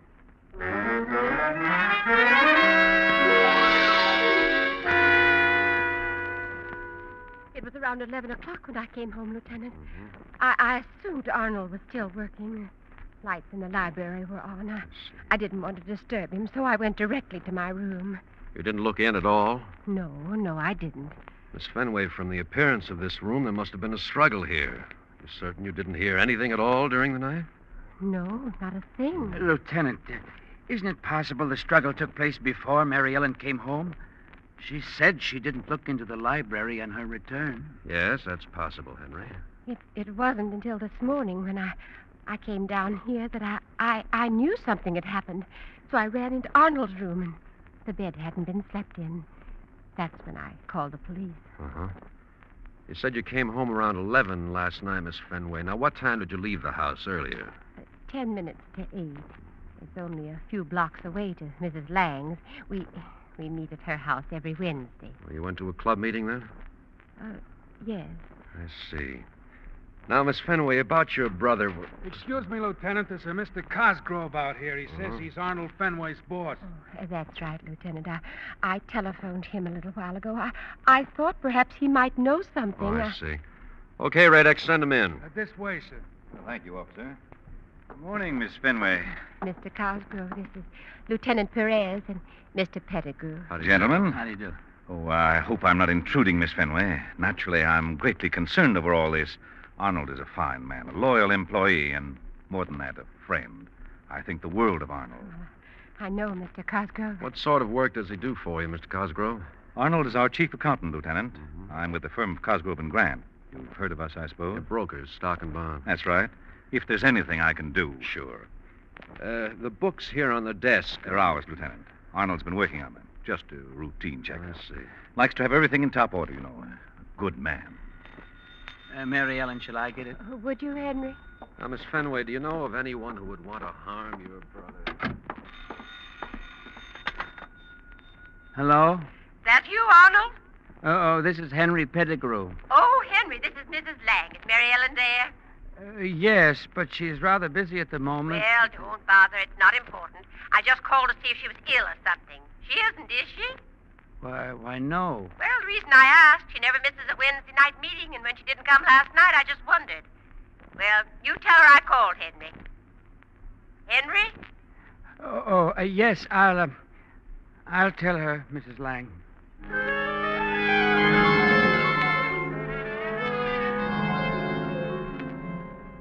You can hardly believe it, can you, Henry? Mary Ellen deliberately lied to the lieutenant.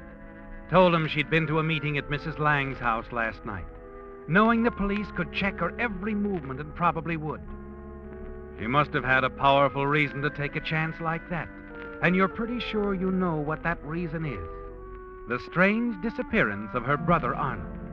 Suddenly something catches your eye, something in the rose bed just below the window. You slip out of the house, hurry into the garden, and pick up the bright, shiny object, a cufflink. You've seen it before, haven't you, Henry? It's one of Arnold's cufflinks.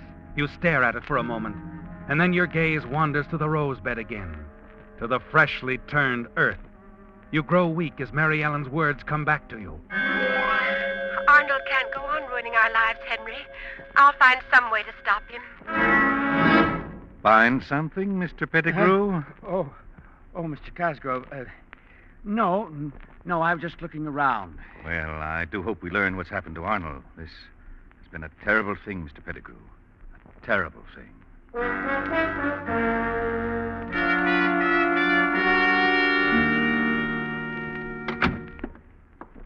Is that you, Henry? Yes, Mary Ellen. Oh. Henry, who was that on the phone before? Mrs. Lang. Oh.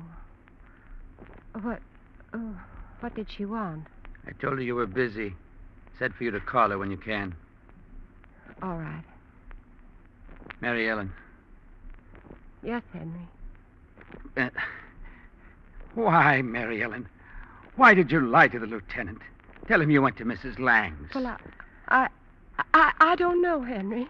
Where did you go? Well, Arnold and I, we had a quarrel last night, and he became very angry. He struck me. Mary Ellen. Oh, Henry. Henry. Oh, now, my dear. He's never hit me before, and I was so confused, so angry. I don't remember what happened. I was suddenly walking along the river. It was like a nightmare. And then suddenly I was back at the house. Mary Ellen. Oh. No one answered my ring, so I came around back. Thought there might be someone in the garden. Mr. Cosgrove. Good evening, Miss Fenway, Mr. Pettigrew. I happened to be in the neighborhood. Just wondered if there'd been any word about Arnold. No, there's been no word at all. I see. Well, these things do take time, I suppose. Police doing all they can, of course. Well... We were just going in, Mr. Cosgrove. You'll have a cup of coffee with us? Why, I think that would be Don't fun. bother, Mary Ellen. You've had a very trying day. Now, you need your rest. Mr. Cosgrove and I'll just run along. Oh, yes, of course. Mr. Pettigrew is right. Well, it's no trouble. See you tomorrow, Mary Ellen.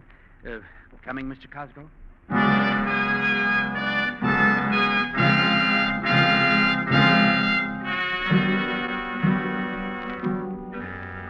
As you walk along the quiet street with Mr. Cosgrove by your side, listening to his small talk, You're certain there's something more important on his mind, aren't you, Henry? You're sure he overheard your conversation with Mary Ellen in the garden. He knows she quarreled with Arnold the night he disappeared, that Arnold had struck her. Yes, Cosgrove is sure she's involved in Arnold's disappearance, isn't he? And so are you. And then as you reach your shop door... Mr. Pettigrew. Yes? About Arnold. The two of you never hit it off very well, did you? Oh, I don't know. He's told me quite a bit about you, his objections and all. Arnold didn't get along with his sister either. What are you driving at, Mr. Cosgrove? Arnold Fenway is a friend of mine, a trusted employee and good friend. I'll do anything in my power to find out what's happened to him. I understand that. If you know anything about his disappearance, even if you think Miss Fenway, his sister, does. Are you insinuating that she... I believe she knows more about this than she cares to tell. So do you. And if you're shielding her... Why, that's ridiculous. Is it? Perhaps the police won't think so. Good night, Mr. Pettigrew.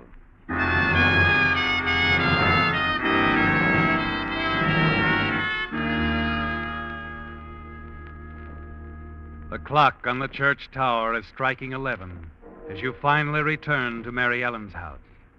You wonder if Mr. Cosgrove has been to the police. You ring the bell and wait. You ring again. There's no answer. And then a voice from the house next door. Mary Ellen ain't home, Henry. Oh, Mr. Griffin. She left a few minutes ago, Henry. The police came for her. The police? Oh, I see. I see.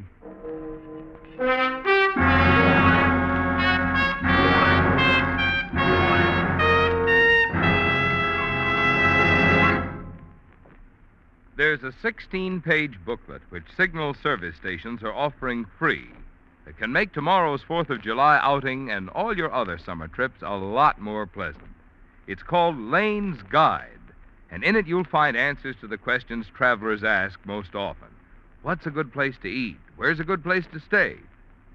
In addition, this handy pocket-sized booklet, which was prepared by an independent travel organization, contains much other useful information, such as whether prices are low, medium, or high, whether the lodging place is on a beach or has a swimming pool, and in the case of motels, whether kitchens are available. Since Lane's Guide includes 243 cities and towns throughout 7 western states, you'll want a copy in your car for all your summer travels. So I'd suggest that you stop at the very next Signal station you see to get your copy of Lane's Guide while the supply lasts. You'll find that this is just one of many friendly services that independent Signal dealers offer to put more pleasure into your driving while you go farther with Signal.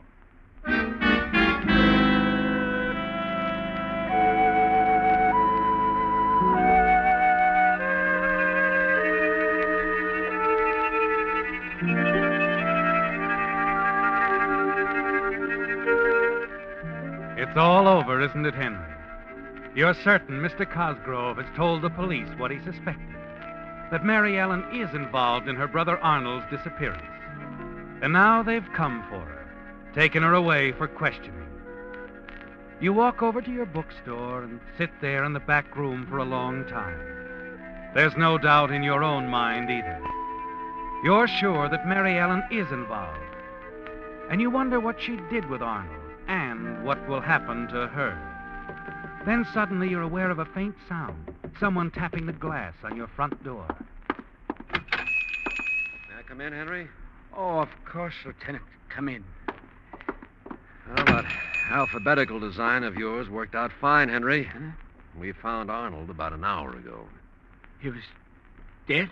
No, on the contrary. He was very much alive. But he wouldn't have been for long if it hadn't been for your alphabetical street idea. My idea? That's right. He used that idea for his own ends, Henry. When you insisted Mulberry Street was scheduled for the next crime, he decided to be it. Then his disappearance Was strictly phony. He messed up his library to make it look good. He was trying to get away. But why? The night Arnold disappeared, he dug up some of the firm's money he'd hidden in the rose bed. The cufflink. Yeah, the cufflinks. That's what made you think Mary Ellen had had something to do with it. That's how Cosgrove knew Arnold was planning a getaway. Cosgrove just told us the whole story.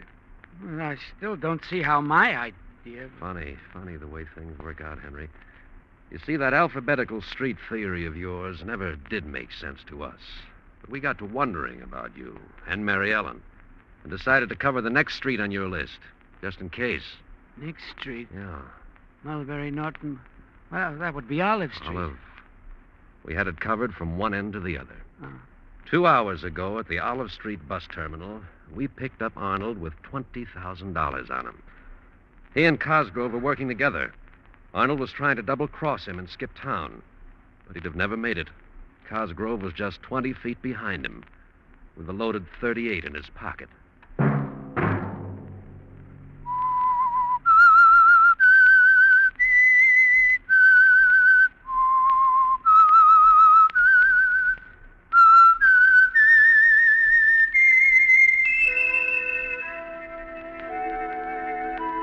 Let that whistle be your signal for the Signal Oil program, The Whistler, each Sunday night at this same time.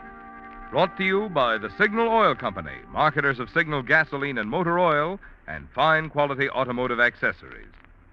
Signal has asked me to remind you, to get the most driving pleasure, drive at sensible speeds, be courteous, and obey traffic regulations. It may save a life, possibly your own.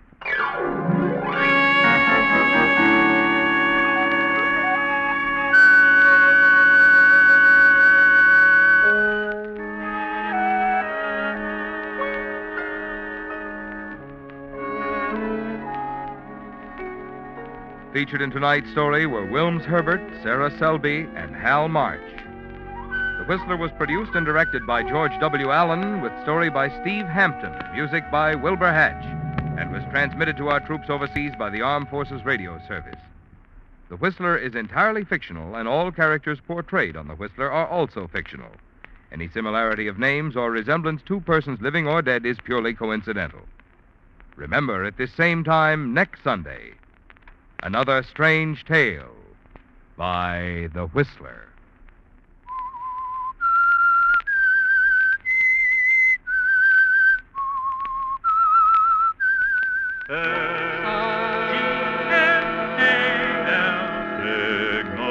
Signal gasoline. This is Marvin Miller speaking. This is CBS, the Columbia Broadcasting System.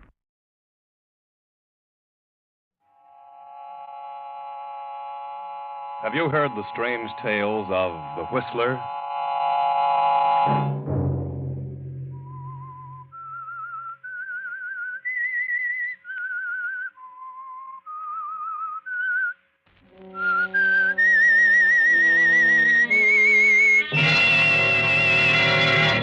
I'm the Whistler. No, it wasn't a dream. It was too real. This is what I've been afraid of. I know you don't believe me. You think I'm insane, both of you. Friday night, and CBS presents The Whistler.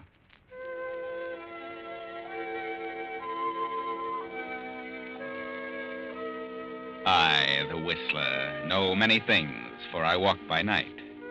I know many strange tales, many secrets hidden in the hearts of men and women who stepped into the shadows. And so I tell you tonight the weird story of the Avengers. In the great Southwest, a range of high mountains extends as far as the eye can see. This is mining country, silver and gold. Halfway down the mountain is a tiny village, the mining town of Rainbow, a raucous sort of place composed of a number of stores, many saloons, and the federal land office, where the fortune hunters file their claims. 15 years ago, Rainbow was a rip-roaring village, and in a back room of the Crystal Palace bar, a young man and a young woman hold an earnest conversation. Tell me, Miss Martin, how long have you been in this town? Oh, about 2 years. Came here from Kansas City. And you know my brother, John Maddox? Well, I certainly do. How well do you know him? Well enough. He came out here a year ago, and he's been hiding out up on the mountainside ever since. Got a cabin up there. Prospecting, of course. Who isn't? How well do you know him? Oh, he used to come into town quite often. I got acquainted with him in here. First, I fell for him in a big way, but he seemed to resent it. Finally gave me the cold shoulder. Well, he has a wife and a 5-year-old daughter back east. That's what he said, but I didn't believe him. He's a bit nutty, isn't he? Nutty? No, I wouldn't say nutty. He's a smart boy. He's an engineer. Graduate of the State School of Mines. He is? Well, what's he doing here, living like a hermit? I wonder. So he gave you the cold shoulder, huh? He certainly did. Well, John is an educated mineralogist. He came out here to make a strike. And if anyone does, he should be that one. Maybe he's located a vein of ore. What do you have on your mind, Mr. Maddox? Well, I thought maybe you'd seen him visiting the assayer's office a little more often than usual. And what if I have? Or the land office?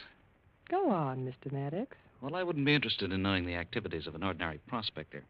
But a graduate mining engineer like John, well, he may have a lead on something good. Yes? And I thought, that is, I heard you might be more or less familiar with his activities. That's right.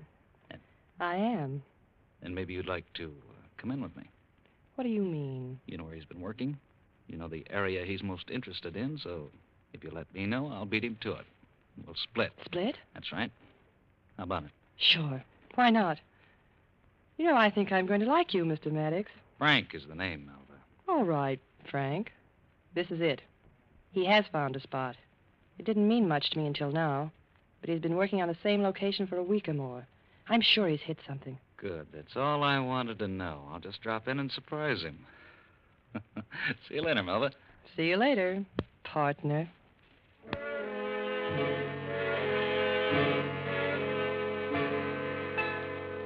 And so that night, John Maddox is working on some maps and papers. The meager lamp throws a dim light about the room. For an hour, he sits at the table. Then suddenly the silence is shattered by a sound from the kitchen.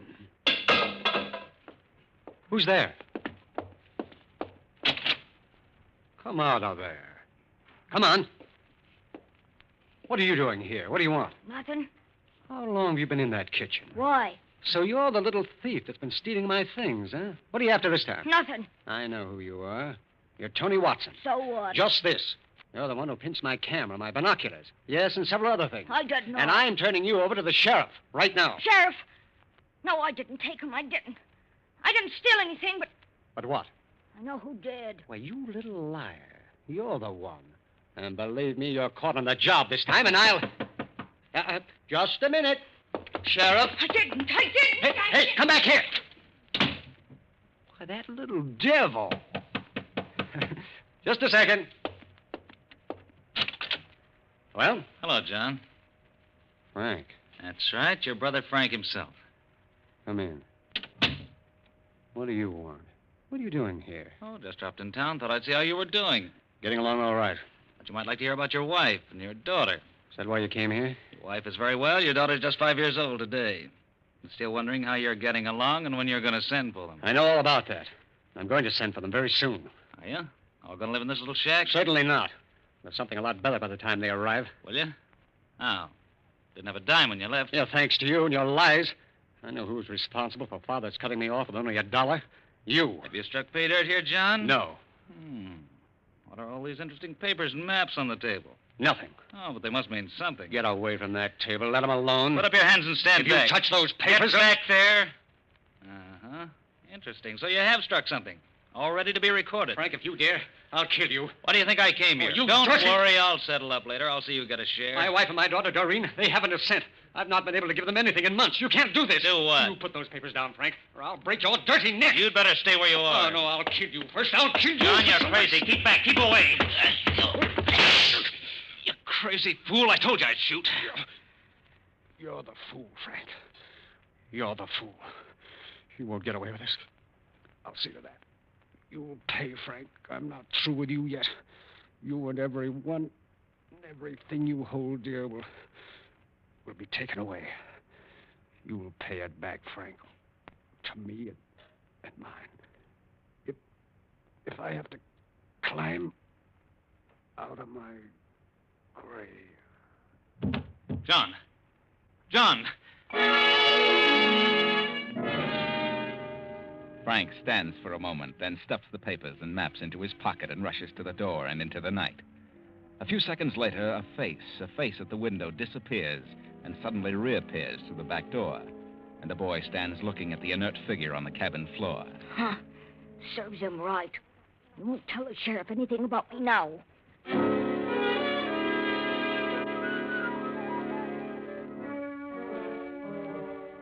15 years have passed, and now the little mining village of Rainbow is a thriving city of mines and smelters.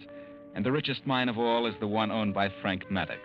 And Frank Maddox rules the city. Frank is married now and has a child, a girl of 5. The child has been ill for days. And tonight, as Frank Maddox steps through the door, his wife meets him with a strange, vacant stare. Melba, what's happened? How is she? She's... Oh, Frank. All those doctors, and they couldn't save her. No. They said she didn't have a chance. They did their best. Fools, what good are they? What are they paid for? They don't even know what was wrong with her. No, Frank. But, well, whatever it was horrible. She died in agony. Specialists. I told them they could name their own price. The sky was the limit. It didn't seem to make any difference. Oh, the poor little thing, the poor baby. It didn't seem to be anything serious at first. It was just a week ago. She was sitting at her desk, drawing pictures, and then all of a sudden she started to gasp for breath and fell to the floor in a faint. Yes, I know. And then she lapsed into a coma. Oh, Frank. Frank, what was it? Why? Darling, I couldn't think. what is it? I can't get my breath. Here, drink this. Frank, I didn't want to tell you, but I'm frightened. I've had it for several hours. It's just like the baby. The same thing. The baby and now you. I know what it is. It's him. It's John. John? Your brother? Yes, I knew this was going to happen. John told me. But John's dead. The night the baby took sick, I saw him in a dream. He told me something was going to happen to us, and last night I saw him again. He was grinning and laughing. He told me that... Told you what? He told me that he'd finally reached through to me, that he'd finally made contact. That's crazy. He said tomorrow would be a sad day for me. Today. But it's a dream. I know, but he said something else. He said that now his wife was dead, that the sooner I made things right with his daughter, Doreen, the better. Frank, that's nonsense. No, there must be something to it. I'll find the girl. I'll get her down here. I'll try to fix things up. Maybe that'll stop all this. Frank, please use your head. It was a dream. I've got to find that girl. I'll send Anthony to find her. I'll explain the whole thing to him. He can find her. But why tell him about it? Well, he's my assistant. I confide in him. He'll find her. Very well, then. Tell Anthony. Tell him to find her and bring her here. Because if you... Frank. Melba, darling. Please find that girl. Doreen.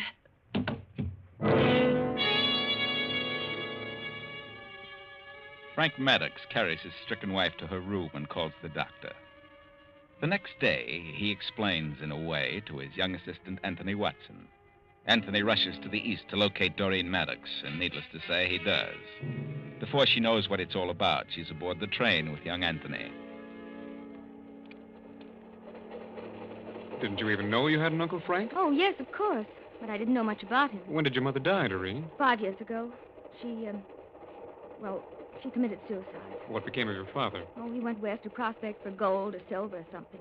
But he got into trouble. Someone shot him, and that's all I know about it. Has your Uncle Frank ever offered to help you? No, not that I know of. Mother never mentioned it if he did. He's a very rich man, you know, and as I've told you, very ill. Ill?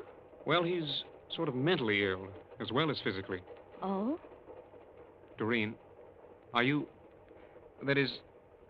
Well, a girl as lovely as you should be engaged or in love. But I'm not. You're not? Really? No. Well, that's wonderful. I can't believe it. Well, it's the truth, whether you believe it or not. Oh, I believe you. And, well, I'm glad to hear it.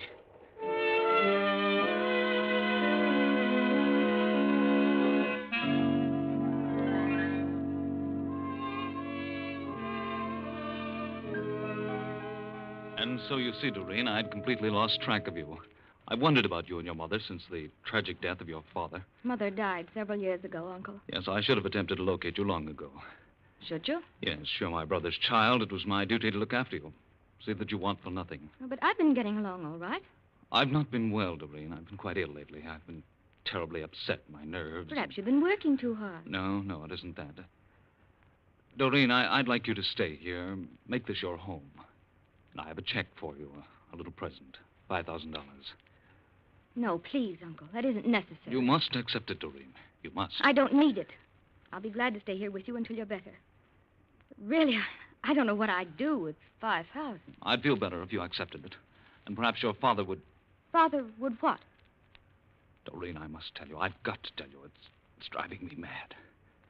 John is trying to kill me. Oh, Uncle. Father's been dead for years. I know, but he died hating me. Hating you? He blamed me for his having been cut off with only $1 in our father's will. But he was wrong, and... Well, now he's trying to kill me. Oh, I can't believe such a thing. I have horrible nightmares. John appears to me, always threatening me. He came to me the night my little daughter became ill, and then after she died. He came again when my wife was stricken, and said that after she was gone, it would be my turn. But that's just your imagination, Uncle. Well, get it out of your mind. I can't. I'm afraid to go to sleep. You only see him in your dreams? Yes, but each time he comes nearer, closer, more real. Oh, it isn't just imagination. I'm afraid that one of these days I'll see him when I'm not asleep. And you think my being here will help matters? Is that it? Yes. If he knows you're here, that I'm taking care of you and have your welfare at heart, perhaps he'll let me alone. Prove to him that he judged you wrongly? Yes. I must make him understand. I can't go on this way. I'm a physical wreck. I'm afraid my mind will snap. I understand, Uncle. I'll try to help you. But you must try to get this off your mind. Yes, I'll try. You'd better go to bed now, Uncle. Please, take the check. Very well. Good night.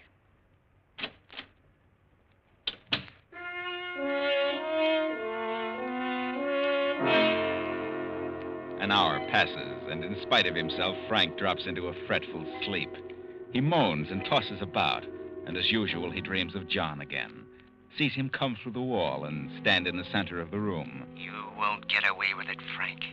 Everything and everyone you hold dear will be taken away. You'll pay it back, Frank, to me and mine. No. Let me alone. Anthony! Doreen!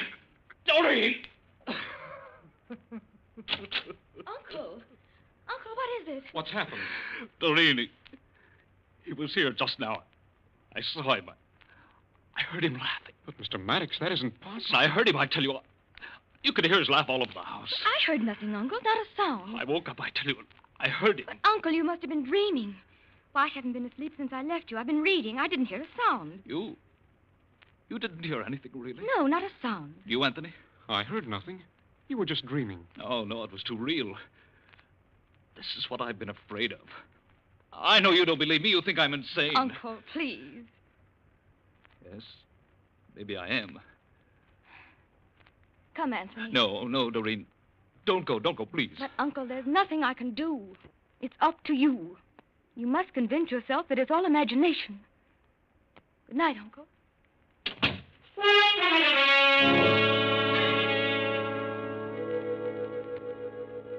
And then the next night comes, and Frank dreams again, the same frightful dream. John appears, repeats the same words, and laughs in the same way. Frank is wide awake now, shaking with fear, and all the while trying to convince himself that it's only his imagination. Then the bedroom door opens suddenly. Doreen steps into the room. Her face is white with fear. She trembles as she moves slowly toward the bed. Uncle. Doreen, what is it? What's wrong? Uncle, just now, I heard something. What? Doreen, what did you hear? I must have been dreaming. I must have. But it was so clear. Your father? Yes, I heard him. And he was laughing. Then if you heard him, it must be true. He has come back. Oh, did you hear it, too? Yes, he was here in this room. What did he say to you? I can't remember. I was so frightened. But I heard him. And that laughter. Now you believe me. Now you know I'm not imagining things. Oh, Uncle, I don't know. I'm so frightened I don't know what to think. I can't stay here any longer. I've got to leave. I can't stay another night. Oh, Doreen, please, don't go. Not yet. Promise that you'll stay just a while longer. Please. But, Uncle, All right, I'll try. I'll stay.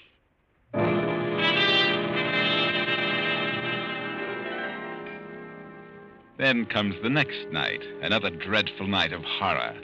Frank tries his best to control his mounting fear as evening passes and midnight comes. He fights sleep, the sleep that brings him nothing but horrifying dreams and the voice of John. But finally he can hold out no longer, and his eyes close. A half hour goes by, then... Frank, you're not asleep, Frank. You're wide awake, and this is real. John, what do you want? Tell me. I'll do it. I'll do anything. I told you you'd pay. Everything and everyone dear to you would be taken away. At this very moment, your wife is dying, Frank. First your daughter, now your wife, and then you. John, please, I'll do anything. Then sit down at that table and write. Write a will. Everything to the one it belongs to.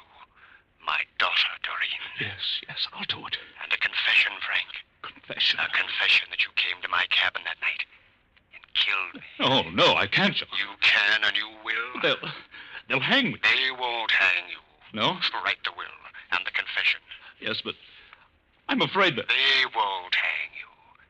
Because in just 1 minute, you will be dead. John, Hurry, no. Frank. You haven't much time to save your soul. You're going to have a stroke, Frank. In just a minute, you'll feel a sudden beating of your temples. A stroke is what they'll call it. And you'll be dead. Hurry. Yes, I'll write it. I will. Your conscience will be clear, Frank, and that'll be best for you. I know. I said I'd reach you if I had to crawl out of my grave. There it is. Now, please leave me alone, Frank. Please, please. It's too late, Frank. You're going back with me. Look at the clock. 15 seconds left. Now it's starting. Your head is beginning to whirl. Strange sounds beat in your ears. Faster. Faster. Do you hear? Yes. Oh, please don't, John. 5 seconds. There it is. You're dying, Frank. This is the end. The end of Frank Maddox. No, John! John! No!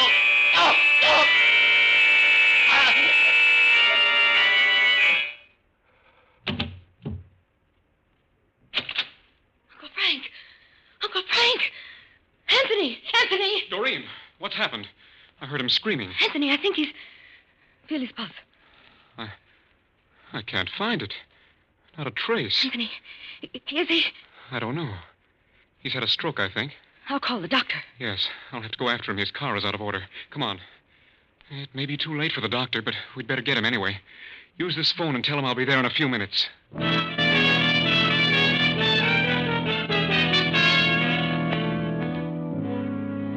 In here, doctor. What happened to him? I think he had a stroke. A stroke, eh?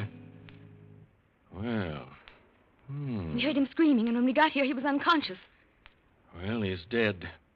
But he didn't have a stroke. What? You can see for yourself. He's been stabbed in the heart. You don't need me.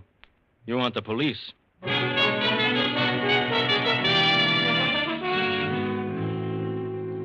say, miss, that you heard your uncle screaming? I did.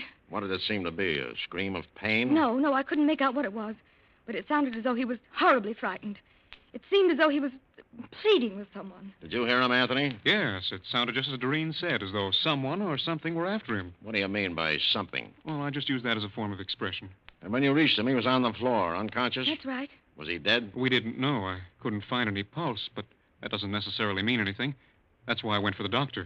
And you didn't notice the knife wound in his chest? No. Did you see it, miss? No, it may have been there, but I didn't notice it. Are you sure he didn't have a stroke, Doctor? Positive. He may have had a collapse, fainted, but there was no stroke. He died from this stab in the heart. What sort of instrument would you say was used? Well, I'd say a long, thin knife about a half-inch wide. Like a letter opener? Yes, sort of a stiletto. Doctor, had you been treating Mr. Maddox lately for any particular ailment? Well, I've been attending him frequently of late. What was troubling him? I don't know. Oh, you don't know. Are you sure? Well, I couldn't find any definite physical trouble, but he was becoming terribly run down. Seemed to get worse each day. He couldn't eat nor sleep. Extremely nervous. Hypertension. I gave him sedatives and tonics, but they seemed to do no good, so I finally came to the conclusion that it was mental. Mental? What do you mean? I think he developed some sort of phobia, a fear. What, I was never able to determine. In time, it would have resulted in insanity and finally death, or perhaps a stroke and death. But in this case, it was not a stroke. You've been attending his wife? Yes. What is her ailment? Carcinoma. But she doesn't know it. There's nothing more I can do for her, except alleviate the pain. Miss Maddox, from the tone of your uncle's screams, would you say that there was some person in the room with him at the time? Yes and no. Yes and no. What does that mean? I mean, he may have thought someone was here with him. May have thought someone was with him. Yes, that is... Well, from all appearances, there was someone with him. The someone who stabbed him. Anthony, was Miss Maddox in this room when you came in? No, we met in the hall and came in together. Neither of you saw the knife wound. I'm sure I didn't. Doreen, you just said that he may have thought someone was here in this room. What do you mean? Well, he was afraid of... Afraid of what? Afraid of who? Afraid of my father. What? Why, your father's been dead 15 years. Yes, but that's just it. I may as well tell you. He was afraid my father was trying to kill him. That's what was wrong with him, why he couldn't sleep. Oh, bosh. Now it's spooks. No. He said that father appeared to him every night and threatened him. Threatened him? Well, all right, so he threatened him. Why? He said father hated him, that father thought Uncle Frank had caused him to lose his inheritance. Well, Doctor, do you think that's what was wrong with Frank? Could have been. Quite possible. All right, I'll grant you that. But no spook produced that knife wound. Doreen, do you believe that your father lost his inheritance because of your uncle? No, I do not. Are you sure? I'm sure father did not lose his part of the estate because of Uncle Frank. Are you sure? Could you prove that? Well, no, I couldn't. I never heard father mention it. I never heard him accuse Uncle Frank. What brought you here? My uncle sent for me. Why? Because he was afraid of my father. He thought my being here might help matters. That's right, Captain. He sent me for Doreen. I located her and brought her here. Oh, me. Oh, my. This gets worse and worse. You know all about it, too, did you? Yes, Mr. Maddox confided in me. He had the idea that if Doreen were brought here and he showed good intentions toward her, that John would leave him alone. Oh, poor John. What a busy guy. It isn't funny. You said it. Frank Maddox has been murdered, and it wasn't a spook. I know who did it, and I know why. What are you talking about? Frank Maddox didn't send for her. She came here of her own accord and for a definite reason. She did not. I brought her here. You're lying. You're trying to cover up for her. I am not. Because you're in love with her. Anybody can see that. Well, what if I am in love with him? That doesn't have anything to do with this. Frank Maddox sent me for her. He did not. She knew that Frank was the cause of her father losing his inheritance. So she came here to kill him, and she did. Well, that doesn't make sense. Why would she kill him? What would she gain by that? Ever hear of revenge? If it hadn't been for Frank, her father would have been wealthy, and so would she. But she didn't know about her father's accusations until Frank Maddox told her himself. Oh, then you admit that she does know about it now. I knew nothing about it until Uncle Frank told me. But I still think father was wrong. Whether you knew about it before you came here or learned it after you got here, what's the difference? It's a motive. You stabbed him. You left the room, and then you met Anthony in the hall. You stuck Miss Maddox, and you haven't a chance. Wait a minute. Mrs. Maddox, don't come in here. And why not? Why shouldn't I come in here? You shouldn't get up. You should... I know all about it. I know what's happened. I've heard every word. You're very ill, Mrs. Maddox. I know. I heard you. And now I know what's wrong with me. I know what carcinoma is, Doctor.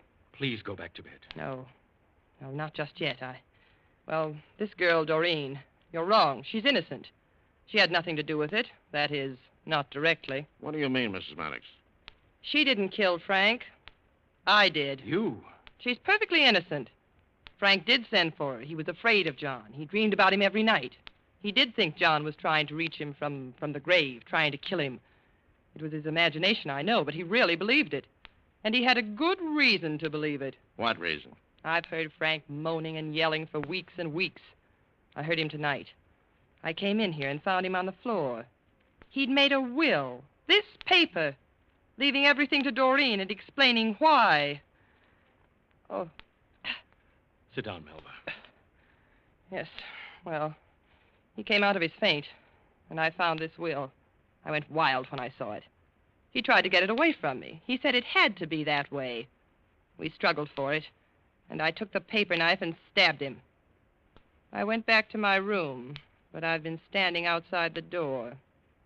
I heard everything, particularly what you said about me, Doctor. So what does it matter? This girl is innocent. What is this paper? Let's see it. I'll tell you what it says. It leaves everything Frank has to Doreen. And the reason why? Frank killed John. What? Yes. It was all my fault. I knew John had made a strike, and I told Frank about it. Frank went to John's cabin and killed him, took the maps and the papers and filed an claim. I was the one responsible for everything. But it all rightfully belongs to Doreen. And now Well, now that I've heard the doctor's sentence, what does it matter? Well, Doreen, that was lucky for you. Lucky that Melba was standing outside the door and heard the doctor. But oh, what I know about you, Doreen. You and Anthony. Anthony did bring you down here, but on the way he fell madly in love with you. He told you about your uncle's fears, and so between the two of you, you decided to make his dreams more than real. Anthony arranged a little radio speaker in Uncle Frank's room. Yes, it was Anthony who spoke to Frank, not John's voice from the grave. Anthony merely amplified Frank's dreams, yes. You and Anthony planned to work on Frank psychologically in order to get that will and the confession. But how did Anthony know the exact words to use? The words John used when he was dying that night in the cabin? Why, because Anthony was the little boy John caught in his cabin that night. The boy who heard every word said between Frank and John. The smart little boy who saw it all.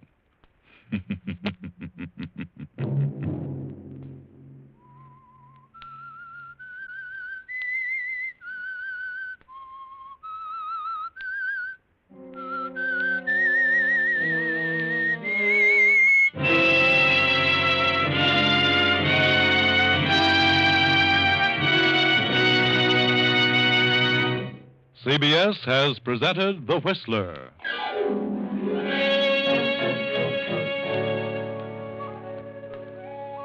Original music for this production was composed and conducted by Wilbur Hatch. The Whistler is written and directed by J. Donald Wilson and originates from Columbia Square in Hollywood. Next week, same time, I, the Whistler, will return to tell you another unusual tale.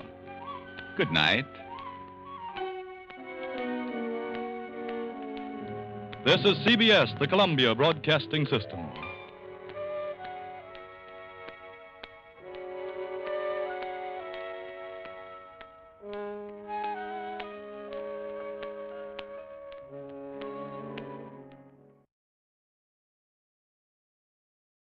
The Signal Oil Program, The Whistler.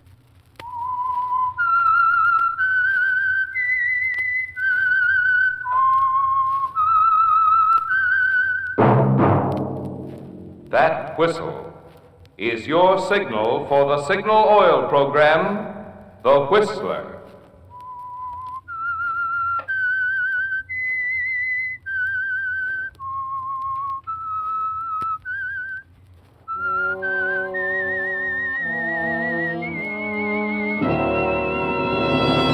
I am the Whistler, and I know many things, for I walk by night.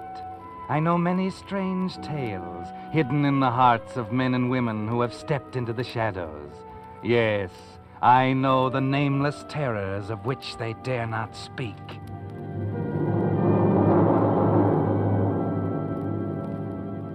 Yes, friends, it's time for The Whistler. And remember, let every traffic signal remind you, with new Signal gasoline, you do go farther than ever. Look for the familiar big yellow and black circle sign that identifies those popular Signal service stations in 7 western states from Canada to Mexico. And now, the Whistler's strange story, Treasure Hunt.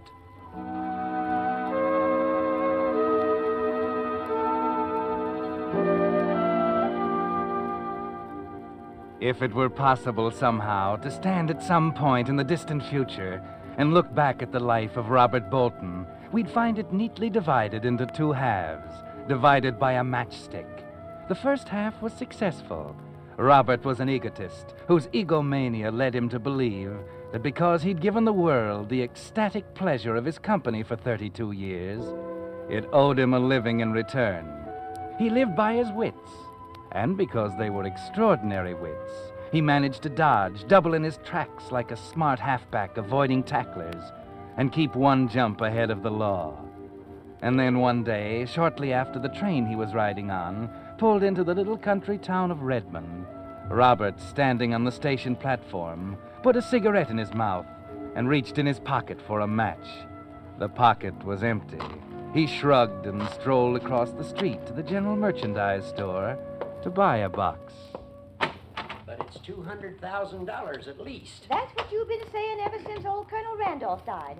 They've been living on credit for 5 years. Oh, every soul in town. And I'm telling you, Gregory Mott, we ain't going to see 1 red cent. You mark my words. How do you know we ain't? Well, just you go back and look at them bills the Randolph sisters has got run up here. Flour and eggs and milk and everything. It's nigh on to $500. But Martha and Effie's bound to find that money any day now. Can't never tell. If I hear that again, I'll scream out loud. When we find Grandfather Randolph's $200,000, we'll pay our bills. Well, they ain't found it yet, and they ain't gonna, if you ask me. Reckon the old colonel hit it good. And that's another thing. Why'd any man hide that much money around and leave a crazy poem to tell where it was hid? Is that reasonable? Oh, I know, Lou. It's just that Martha and Effie Randolph are such nice... I know. They're ladies, wearing them lace things like they was rich. I notice Martha's too much a lady to marry Sheriff Conway and get her bills paid. Maybe he ain't asked her. Effie thinks she's too good for him, and that's why. Ain't no excuse for letting their bills run. Why, they could take in boarders. They're willing to take in boarders, but who stops over in Redmond? Well, talking about it won't get us our money. I'm just getting tired of this whole... I beg your pardon. Oh, hello there, mister. Been here long? No, I just came in for a box of matches. Sure. Here you are. Thanks. You just passing through on the train? Yeah. You have a nice town here, Mr. Mott. I was on my way to Florida, but Redmond is such a charming little place. Might stay over for a while? Could be, Mr. Mott. Could be.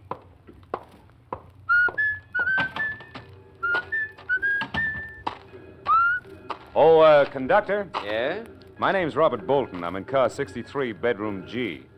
Would you have the porter get my baggage, please? I'm getting off here.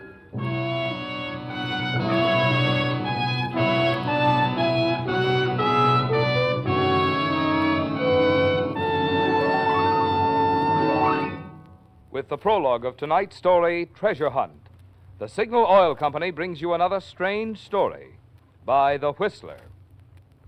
But now I think you'll be interested in a letter I received after a recent Whistler broadcast in which I had told how the atoms in gasoline molecules are actually rearranged to put exciting new power into new Signal gasoline. The letter read, Mr. Miller, you say they rearrange atoms in making Signal gasoline. I thought atoms are the things scientists split to make atomic bombs. Well, it occurred to me that other listeners may have wondered about this, too, so I'd like to make this point clear. Splitting atoms to release atomic power is one thing, but rearranging atoms is a completely different branch of science, through which some of today's most remarkable new products are being created. Take nylon hosiery, for instance. Do you know how nylon was created? Why, by rearranging atoms. And that fine new synthetic rubber for tires, it too was made by rearranging atoms. So you see, in rearranging gasoline atoms, Signal is just using the latest scientific method to put tremendously increased power into new Signal gasoline. Just another example of the alert, progressive policy of Signal Oil Company, which for 14 years has been quick to bring you every latest scientific advancement in the fine quality petroleum products wearing the name Signal. And now, back to the Whistler.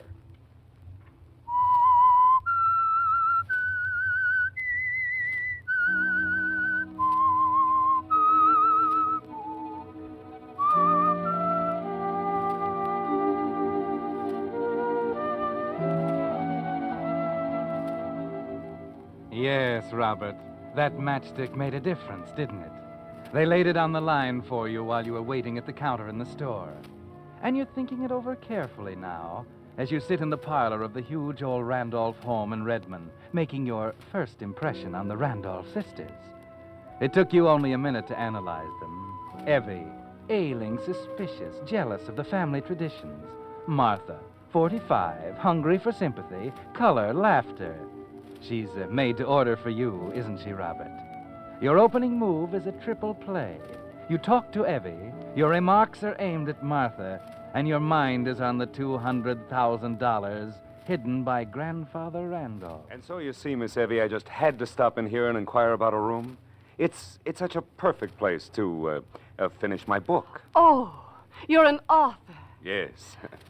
I write poetry. Poetry. Oh, how beautiful. I have always considered poetry a frivolous way of expressing thoughts which might better be done in prose. I love it. Your judgment is not to be considered, Martha. But go on, Mr. Bolton. Well, I graduated from Harvard in 1931, and I wandered around a bit. India, China, Japan, even got as far as Tibet. Oh, how wonderful. You've really been to those places. Yes. Mr. Bolton, I am not interested in your wanderings. Oh, I'm sorry. But I've got to have some place in which to write a place like this, Miss Randolph, with these lovely trees, these grand old rooms with their fine floors. That mahogany staircase. Why, that's a poem in itself, Miss Randolph.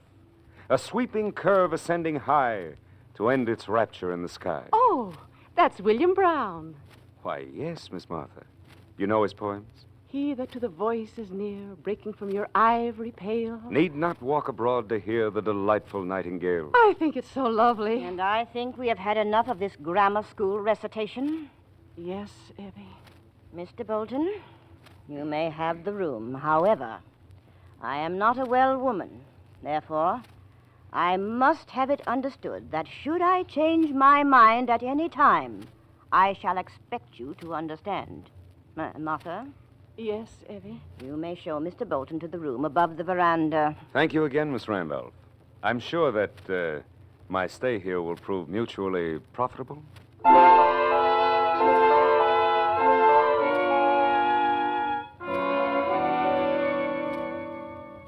Well, you're established in the Randolph house, Robert Bolton. But there's work to be done if there are $200,000 hidden someplace. You know Evie Randolph is shrewd, almost as clever as you are. But again, there's Martha, poor, homely, pathetically eager Martha, who hangs on your words. And you can be charming, can't you, Robert? It's not long before you've made a conquest, and such a simple one. Martha never has had such wonderful times, has she? Movies, poetry, a drive in a rented car. Oh, please, Mr. Bolton, you mustn't go so fast. Why not? It's like living in another world, just flashes of the earth we know. Gone before you can see the ugliness, the gray drabness. Oh, yes, it is like that.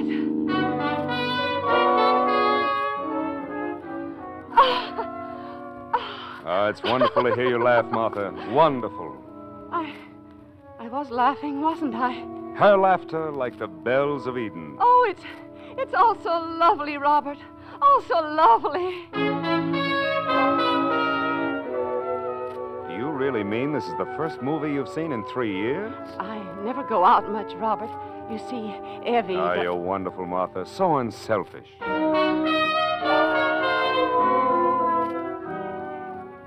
Yes, Robert, it takes only 3 days. Martha is hopelessly in love with you. But you've been very careful not to make love to her, haven't you? That you've been saving for a very important moment. A moment that comes one day as you walk with Martha in the garden of the Randolph place. Robert, is there anything wrong? Wrong?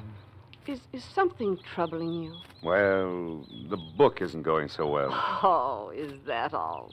But you've got to expect times when you think things are all wrong. You told me that yourself, Robert. Yes, but this is different, Martha. Maybe I'm a failure. Maybe people are right when they say a poet is some odd kind of a freak. But I don't feel that way. I know that, Martha. And I'm grateful. No, I'm the one who should be grateful. And I am, Robert. So grateful. You? But what for? Oh, because you've made me laugh. You brought something here that... I shouldn't talk like this, Robert. Why not, Martha? Well, yes. No, I won't say it. Say what, Robert? Look here, well, for the first time in my life, I find myself unable to choose the right words. But, Martha, what would you say if I told you I loved you? Oh, please, Robert, no. I'm sorry, I shouldn't have said it. But you did. You did. I'm a fool. You said it. But you can't mean it. Look at me. Look at me, Robert. I am, Martha. There's nothing for you to fall in love with. I'm ugly, Robert. Ugly. Don't say that. It's true. It's true, Robert. No, it's not. Listen to me, Martha. What is beauty if it has no soul? What is loveliness if there is no heart? That's... Robert Bolton. Martha. Oh, Robert. No, I shouldn't have. What have I to offer you? Nothing. You and your sister have all this, the house, the garden, money. Money? Well, Robert, dear, we have no more than you. Oh, you're joking. No, my darling. No, I'm not. Evie and I have been living on credit. Everyone thinks we'll find Grandfather Randolph's money. Money? There is money? I don't believe it, but Evie does. She's looked for it so many times. Oh, treasure hunt, huh? You're making fun of it. Oh, no, dearest. But, well, things like that just don't happen, not in real life. But suppose there was money, and we found it. Then you wouldn't have to worry about staying here with Evie. She could have the money, and we could have each other. Do you mean that, Robert? Don't you believe me, Martha? Oh, yes, Robert. But Evie would never let us have the verse. Verse? I don't understand. Well, Grandfather Randolph left the secret of the money hidden in a little verse he wrote. Evie keeps it in her room. I've only seen it once. Oh, well, that's that. But I could make a copy of it when she's asleep. She wouldn't have to know. Oh, you're clever, sweetheart. You know, I never would have thought of that. And if we find the money, we shall taste the sweets of Araby and live but for the ecstasy that life shall bring to us.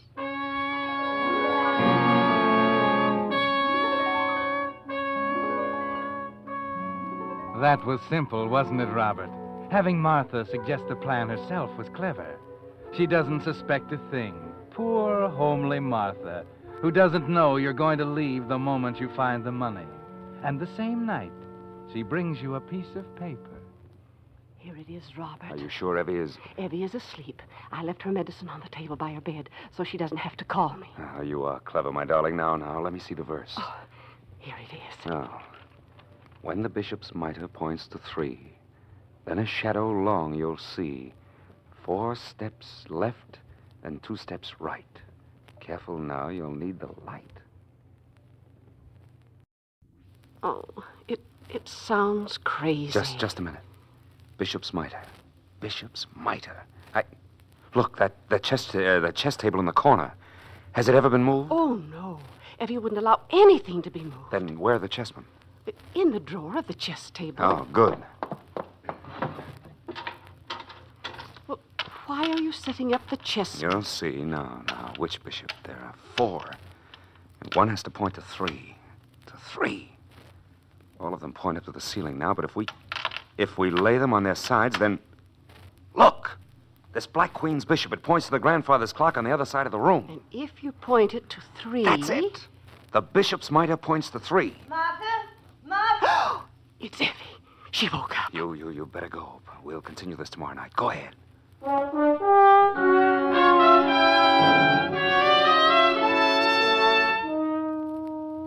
She won't wake up tonight, will she? I don't know, Robert. But did you figure out... I think so, now. The bishop's mitre points to 3. Then a shadow long you'll see. Shadow. Let's look outside. At 3 o'clock, the shadow of that elm tree would be... Come on!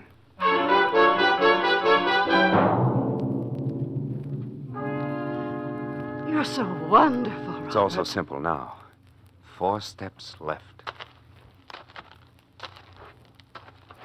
Then 2 steps right. And right in front of the old cooling shed. And the next line reads, careful now, you'll need a light. Martha! That means we'll need a light to see inside the cooling shed. That's it. The money is in the cooling shed. It is. But, we just don't have a light now, do we? We'll have to wait until tomorrow night. Well, I can get a lantern. No, Martha, darling. We'll wait until tomorrow night. But why? Can't we tell Evie now? You're not going to tell Evie until we get the money, do you hear? All right, Robert. Anything you say.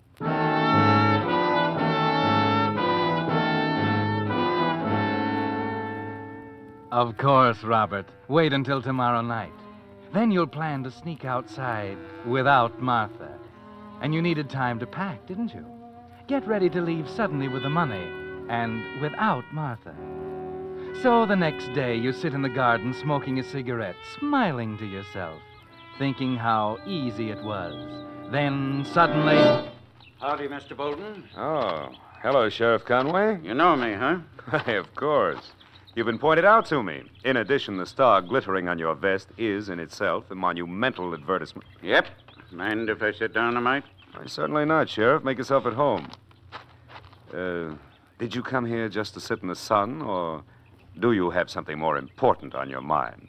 Well, Bolton, I ain't one to beat around the bush. There's some talk going around about you and Miss Martha. Really? What harm is there in that? Well, you're a young man, handsome. Thank you, Sheriff. I didn't know you cared. I don't think you're up to any good, Bolton. Martha's good 15, 20 years older than you. Oh, so that's the way the wind blows, is it? Torch-bearing in the provinces. You love her, don't you? Listen, I came here friendly-like, but I'm having a hard time now to keep from smashing that pretty face of yours. But you won't do it, Sheriff, because you'd look a great deal sillier and more stupid than you do now. You can't afford that, Sheriff. You're smart, ain't you, Bolton? Smart enough to know you haven't got a thing to say in this matter. Now, you listen. I intend to remain here as long as I like. You're after that money. You can prove that, of course. He doesn't have to. Miss Effie, you hadn't ought to come out here. It was thoughtful of you, Sheriff Conway, to concern yourself with our affairs, Martha's and mine. However, I am quite capable of handling this. Miss Effie, don't go getting riled up now. You're hard, Please, you know. Sheriff Conway. Mr. Bolton. Yes, Miss Abby.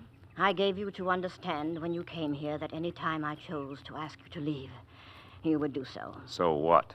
Consider this your last day here. You'd better reconsider that. You heard Miss Effie, Bolton. Sheriff? Yes, Miss Effie. Mr. Bolton, I'm a sick woman, but I'm not blind. My sister Martha is impressionable. She is infatuated with you, and you've done nothing to discourage her. Perhaps I love her. That's ridiculous, and you know it. Mr. Bolton, if you're not out of the house in 1 hour, I shall ask Sheriff Conway to evict you. Martha might have something to say about that. I've already told her. You have 1 hour, Mr. Bolton.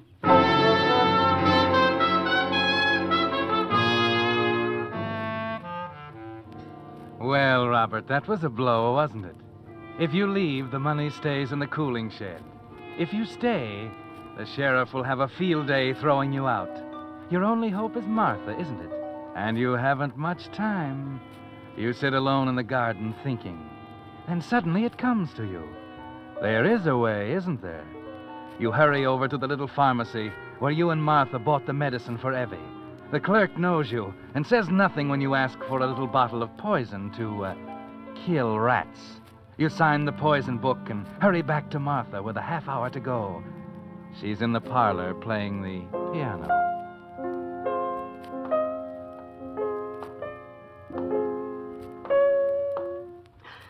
Robert. Please, Martha, go on, play. I want to remember you like this. It rather fits the mood. Please, Robert. I'll just stand here by the piano and... Oh, It's poison. Robert, what were you going to do with this? You weren't supposed to see that. Give it to me. You were going to kill yourself?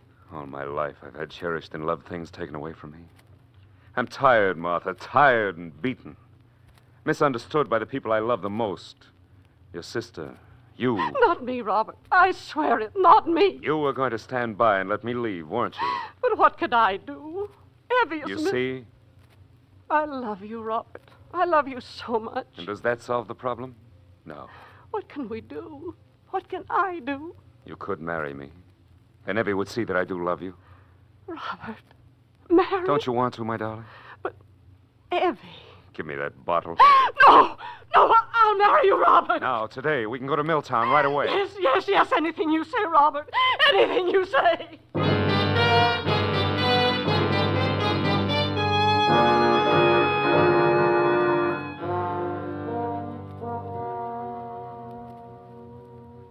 You don't seem to like me as a brother-in-law, Evie. I despise and loathe you, Mr. Bolton. Evie, you don't know Robert. You don't understand him. You poor blind fool.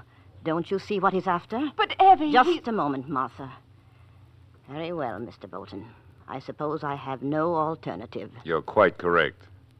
Martha, would you leave the room for a moment? What? Mr. Bolton and I have something to discuss in private. Well, if you say so, Evie. Be with you in a minute, dear. Yes, Robert. Now, Mr. Bolton. This is what you wanted, isn't it, Mr. Bolton? $200,000 in securities. You've got it. Of course. I've had it for 10 years. The verse was simple for me, too, Mr. Bolton. I thought it was cash. Half of it is yours, of course. Shall we divide it now? No, we'll have to have them analyzed. It'll take time. It's simpler than you think, Mr. Bolton. As a matter of fact, I'd just as soon you had them all. What are you talking about? Here you are. Take them. Well, I can't say I expected this. I'm not being generous, Mr. Bolton. You see, these securities have been worthless since 1929. What? Take them, Mr. Bolton, and get out. What kind of a trick is this? I said get out. You know it now. Tell the whole town about it. We defrauded them. We lived for 10 years on credit because they believed the money was here. You let me marry that ugly, stupid sister of yours? She knew it all the time. She did not know it because I never told her I found them. Now get out. Get out! Take your securities, Mr. Bolton.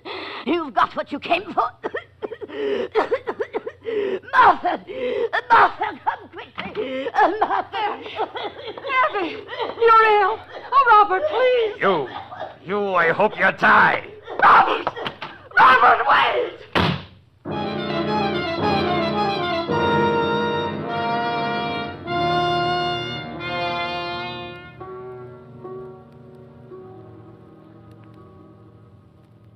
What time's the train leave, clerk? Little trouble up the line. Might be late today, maybe 5 o'clock. You can quit worrying, Mr. Bolton. You ain't taking no trains.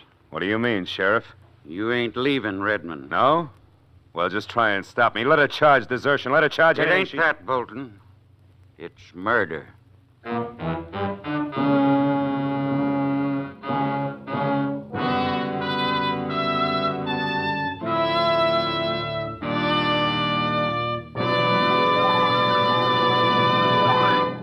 The Whistler will return in just a moment with a strange ending to tonight's story. Meantime, I'd like to bring you the solution to a little mystery that's puzzling a lot of drivers these days. Why are so many batteries going dead? Well, the answer is simple. Most batteries today have already seen a lot of use, and cold weather starting puts even more strain on today's tired batteries. That's why, if you don't like the experience of going out to start your car and finding your battery dead, it's just good insurance to make regular use of your signal dealer's complete battery service. He has the instruments and the know-how to determine the exact condition of your battery. If it's run down, your signal dealer has the latest equipment for charging. And if you do need a new battery, his rugged Signal batteries are built to Signal's own exacting specifications and guaranteed for long, long life. So stop in at your Signal dealer soon. You'll find he's much more than just a place to buy Signal's famous Go Farther gasoline and fine lubricants. Wherever you see Signal's yellow and black circle sign, there you'll also find complete Signal service and accessories to help your car run better, look better, and last longer. And now, back to the Whistler.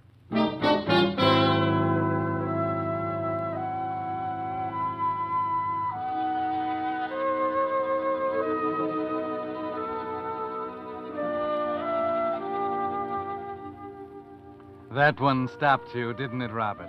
For once, you have nothing to say. And though you don't know it, the first half of your life, the half you lived before you reached into your pocket on the station platform at Redmond and found you were out of matches, is over. And the second half is about to begin. The sheriff refuses to explain further as you go together back to the Randolph house. He waits until you go through the door into Evie Randolph's bedroom, until you stand there staring down at her still figure on the bed. Sheriff, I swear to you I didn't. I tell you I had nothing to do with it. You bought this bottle of poison at Rigby's pharmacy. For myself, I told you. Ask Martha. I got a feeling the jury's not going to believe anything Martha says about you. They'd think she was trying to cover up for you. But I ain't telling you anything, though, am I? You likely know juries pretty well by now. Evie got that poison by mistake. Sure, when Martha took it away from you and hid it in the medicine cabinet. And that's where poor Evie found it. Sick, dazed. That's it. I knew you didn't believe I did it, Sheriff. Who says I don't? What? What are you getting at? Well, you can have your pick. You can leave Redmond. Yes. And face a murder charge. There's the money, the fight you had with Evie, The poison register at the store? Wait a minute. You can't do this. No? Or you can stay here and make Martha a good husband. Write poetry for her, take her riding, make her happy. And I'll forget about the other. Well? I won't do it. Oh? Murderers hang in this state, Bolton. All right, Sheriff. You win. And I'll be around checking up. And if you ever try to run out on her, I'll reopen the case on new evidence. And I swear before the Lord, Bolton, I'll hang you.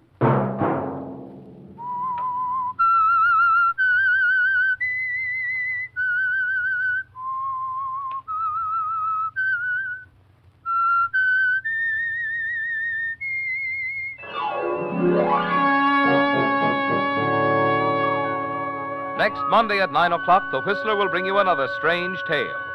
The Whistler is broadcast for your entertainment by the marketers of Signal gasoline and motor oil and fine quality automotive accessories, and by your neighborhood Signal dealer. This program, directed by George W. Allen with tonight's story by Russell Hughes, music by Wilbur Hatch, is transmitted to our troops overseas by the Armed Forces Radio Service.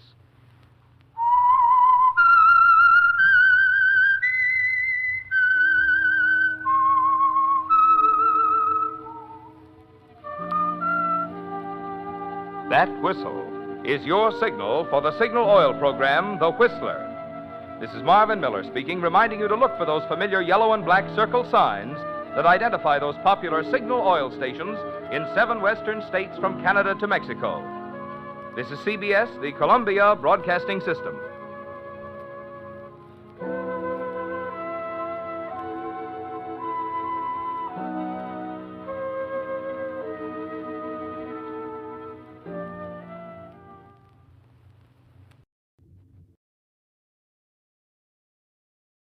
The Signal Oil program, The Whistler.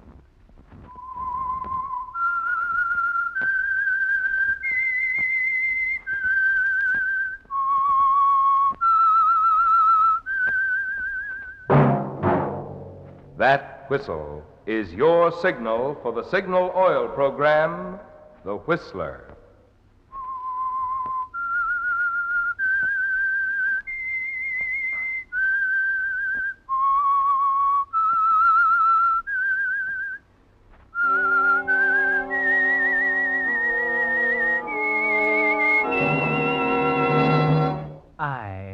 Whistler, and I know many things, for I walk by night. I know many strange tales hidden in the hearts of men and women who have stepped into the shadows. Yes, I know the nameless terrors of which they dare not speak.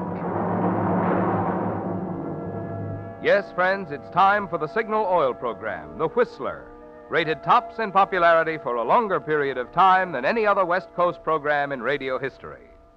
And Signal gasoline is tops, too, tops in quality. It takes extra quality, you know, to give you extra mileage. And Signal is the famous Go Farther gasoline. So look for the Signal circle sign in yellow and black that identifies friendly dealer-owned Signal stations from Canada to Mexico. And now the Whistler's strange story. Stranger in the House. Helen decided she might as well be honest with herself. The suspense was getting her down. But if she didn't find out one way or the other pretty soon, something was going to snap. It had been over 6 years since her foster brother Ted had left for the Orient on that government mission. And he was still out there, somewhere between Manila and Shanghai, alive or dead. It was a terrible thing to admit even to herself. But she was even wishing now for any kind of message. Even one stating Ted was dead. At least it would end the waiting. At least it would be better than not knowing at all. George, please. I don't want to talk about it anymore. Ted's been on my mind for so long now that I wish I could forget about him for a while. I'm rather surprised to hear you say that, Helen. Oh, I know it sounds terrible, but... George, it's been 6, almost 7 years of waiting and not knowing. Yes, I know, Helen. I can't stand it much longer, George. After all, he's my foster brother. Don't you understand? All these years of silence. If they'd only tell us something. You must realize there are a lot of women like you, dear. It's just one of the terrible things about the aftermath of war, that's all. That's just Wait, then. Let's not talk about him anymore. I'm your lawyer, Helen. There are some things we've got to talk about. All right. Go on, George. Well, it's been almost 7 years now. If we haven't heard from Ted in another 4 months, he'll be declared legally dead. What does that mean? There's a clause in your foster father's will, Helen. When Ted dies, the entire estate goes over to you. Why must you always throw that will in my face, George? Why must it always come around to money, money, money? Every time we talk about Ted, it's the same thing. I don't care about the money. All I care about is having him back alive and well. Now, please go, George. If it doesn't have to be settled till September, let's not talk about it till then. All right, Helen. George. Yes? I'm sorry I blew up. I guess I'm just not myself. Sure, Helen. I understand.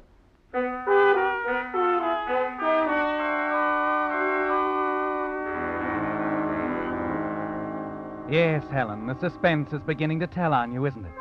Almost 7 years of it. Just a few letters from Ted early in 1941, telling you of his arrival in Manila. Then silence. No way you could get in touch with him. Nothing you could do but wait. And you're still waiting, rushing out to meet the postman, hoping each day will be the big one. George is more tactful now about the will. He doesn't mention it anymore, and you're very grateful. And then at long last, the suspense is ended. It's not the postman. It's Rhoda, your maid, walking into your bedroom one morning with a cablegram. When did it come, Rhoda? Just this minute, miss. A messenger brought it to the door. Arriving June 4th, Seattle steamer President Jefferson. Love, Ted. Oh, at last. Oh, Miss Helen, Mr. Ted coming home at last. Yes. Yes, Rhoda. At last.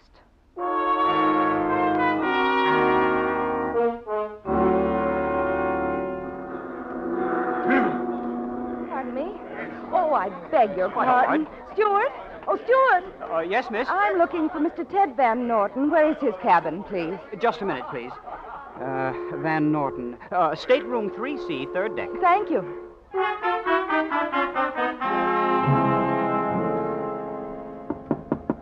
Come in. Ted, darling. Hello. I'm sorry.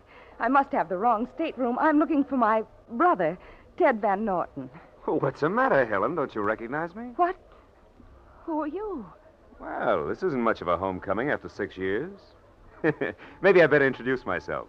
The name is Theodore Van Norton. Oh, there must be some mistake. Helen, darling, you're joking. Who are you? Well, I've already told you. I'm your foster brother, Ted Van Norton. You're not Ted. You're an imposter.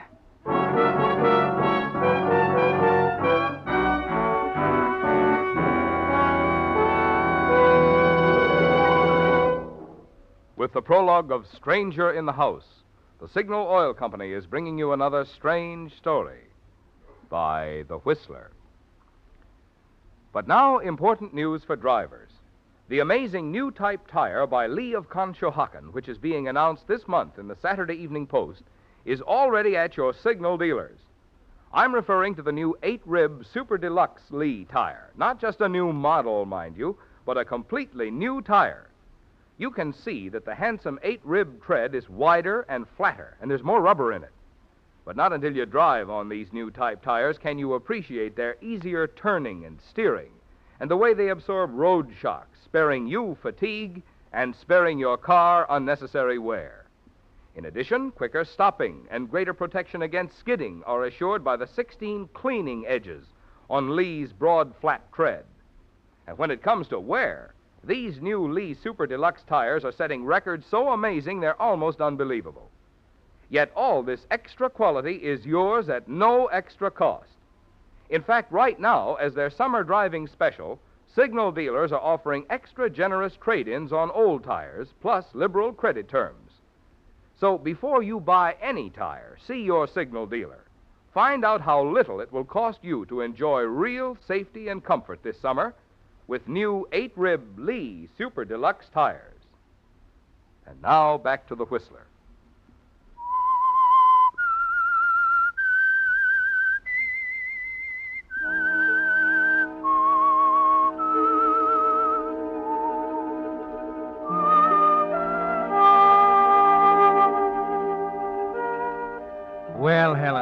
all you can do is stand there in the stateroom and stare at him. The effrontery of this stranger trying to pass himself off as your foster brother leaves you at a loss for something to say. True, he does resemble Ted. He's tall, the same build, the same athletic poise, the same general features. But the expression, it's not quite Ted's, is it? That's funny, isn't it, Helen? Perhaps he thinks it's funny in a different sort of way. Perhaps he's one of those people with a perverted sense of humor, a practical joker. Yes, it's hilarious, isn't it? To pull a trick like this after all those years of almost unbearable suspense. Well, darling, hadn't we better get a move on? Are you stupid enough to think you can get away with this? Get away with what? If this is some crude attempt at humor, I don't Not at think... all. I'm quite serious. Where's Ted? Oh, do you have to be that way? I explained once. Don't lie to me. Where is he? Excuse me a moment. Oh, steward, Yes, Mr. Van Orton? would you take care of my hand baggage, please? Yes, sir, right away. Thanks. Come on, Helen, let's go down to the dock. I'll call the purser. Wait a minute, now look.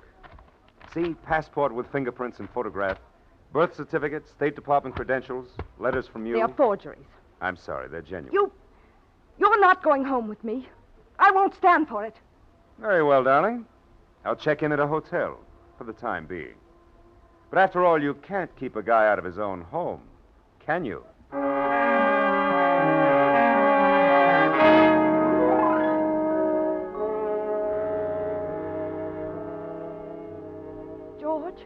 George, I've never been so stunned in my life. He just stood there smiling at me, saying over and over that he was Ted. Wait a minute. You say he had identification? Everything. Even letters from me. I wrote them when Ted first arrived in Manila. Were they genuine? Oh, I think so. You're my lawyer. Do something. He'd know better than try to get by with forgeries. Helen, you're sure you're right? George, you don't think I know my own brother? Oh, but it's been close to 7 years. He's probably been in prison camp. That can make a lot of difference in a man's appearance. But it's not entirely a matter of appearance. It's the way he walks, his voice, his mannerisms. Besides, Ted's dead. What? Something terrible's happened, I'm sure of it. This man might have killed him. Yes, that's it. So he could get his hands on Ted's money. That's a pretty serious charge, Helen. You've got to be sure of yourself. You're the only one in Seattle who can recognize him. Remember, he's been gone for 7 years. Do you have any pictures? No, I thought of that. No. No, there weren't any, not since he was a little boy. Spent most of his time in the East with Aunt Ida. Well, where's she? She died some time ago. Well, there are a lot of ways we can check on him. The State Department ought to know about him. He's been with them for over 10 years. You say he's stopping at a hotel? Yes. You know, of course, that if he can prove his identity, he has a legal right to live here in this house. I tell you, he's a flagrant imposter. He's not coming here if I have to hire somebody to throw him out.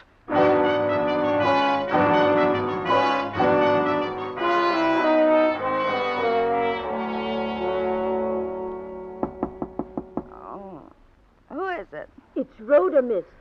Oh, what time is it? After 8. Oh, go away.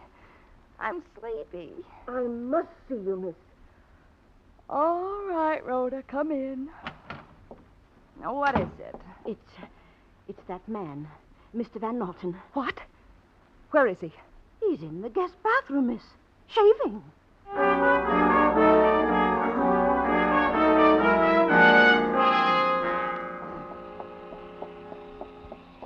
Give me a home where the buffalo roam, where the deer... Well, good morning. What do you think you're doing? Shaving, morning ablutions. Can't say I'm used to having ladies barge into the bathroom. Get out of here. Temper. How did you get in? Well, I couldn't get a room at a hotel, so I took a taxi up last night. Walked in the back door. It was open, you see. You can leave the same way you came in. Oh, no, I'm here to stay, sister dear. I've got the proof in my pocket. And if you want to get me out, you can trot right down to the Hall of Justice and get yourself a court order.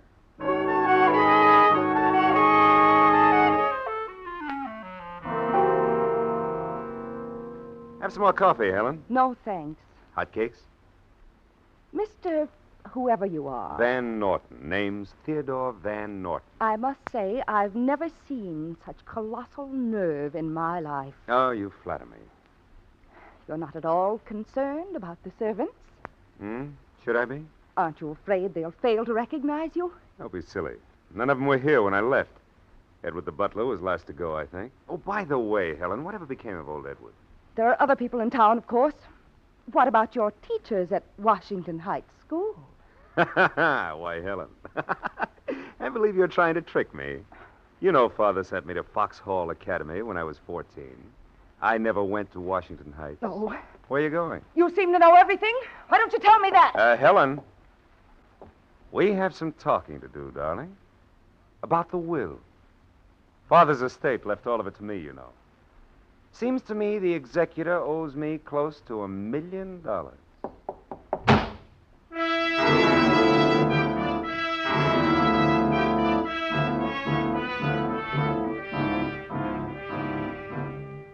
You knew it was coming, didn't you, Helen? That's the purpose behind this whole crazy business. It's still inconceivable to you that the man can actually expect to get away with it. George was right. There are 1,000 ways you can check up on him. And the imposter himself just gave you an excellent one. You make a long-distance call to the Foxhall Academy and talk to Mr. Rigby, the headmaster. Why, yes, of course, Miss Van Norton. I'd be delighted to come down tomorrow afternoon. Ted was always one of my favorites, you know. Any special time? What about 2 o'clock? Fine. It'll be quite a reunion, won't it? Yes, indeed, Mr. Rigby. Quite a reunion.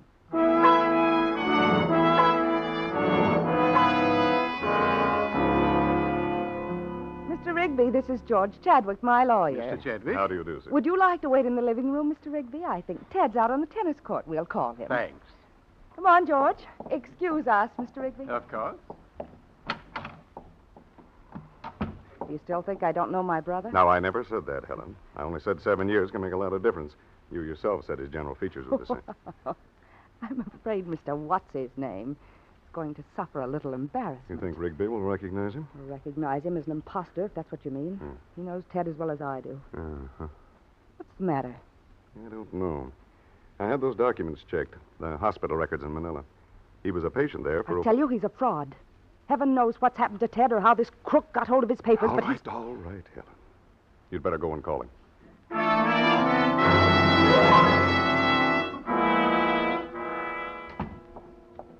Hello, sis. What's up? I was sorry to interrupt your tennis game. Ted? Oh, it's Ted now, huh? Why, of course. I could have been mistaken, you know. Well, can't say I expected this. I'd be a little foolish not to admit it when I'm wrong, wouldn't I? Come on, dear. Where to? Just to the living room. You can go back to your tennis in a moment. Oh, there you are, George. Hello, Ted. Hello, George. What's going on around here? We're going into the living room, George. Perhaps you'd like to join us. Yes, of course. Well, open the door, George. Oh, sorry. Say, what's this all about? Rigby! Teddy, old boy, how have you been? Oh, you old son of a guy. Hey, what is this, Helen? A surprise? Why don't they tip a guy off when his old headmaster comes to see him? Oh, you're looking fine, Teddy. Yeah? Good Lord, it's been a long time. Yeah. Last time I saw you was after the Washburn game, remember? Yeah, at Spokane. Sticky was there, too. Say, do you remember the bus broke down that night outside of Wenatchee? You and I had a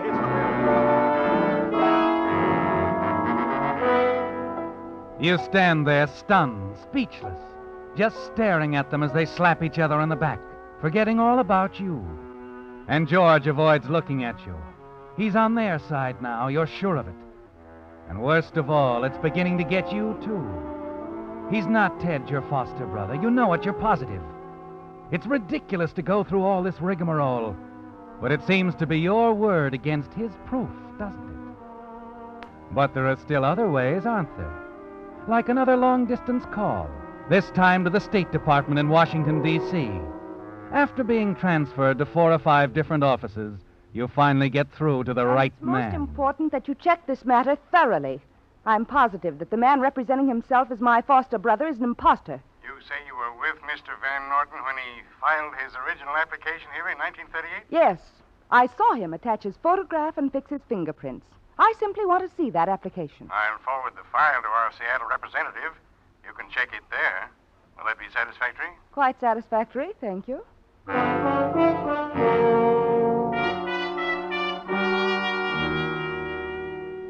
I see.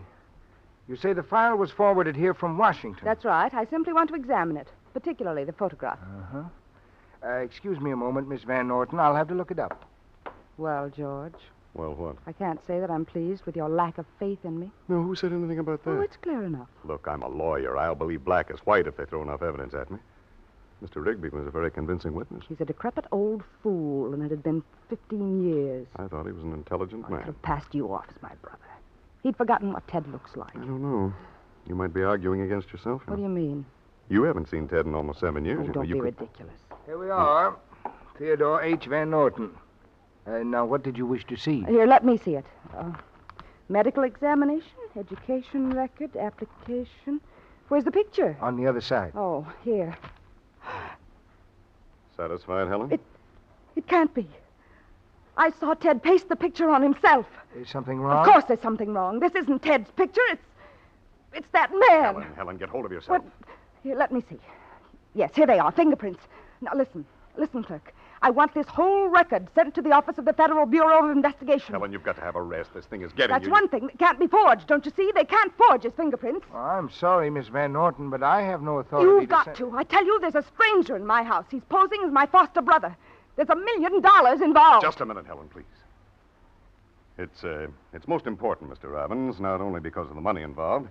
Mrs. Van Norton is extremely upset. Well, of course, Mr. Chadwick, but you see, I can't simply turn over material like this to I'll the... make the necessary arrangements with the FBI, Mr. Robbins, and get your authority from Washington. Will that be satisfactory? Oh, quite, Mr. Chadwick. Quite.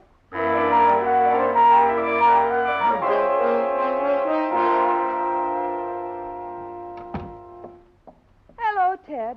Well, Helen, I began to wonder where you were all afternoon. Oh, downtown shopping. The stores are frightful these days.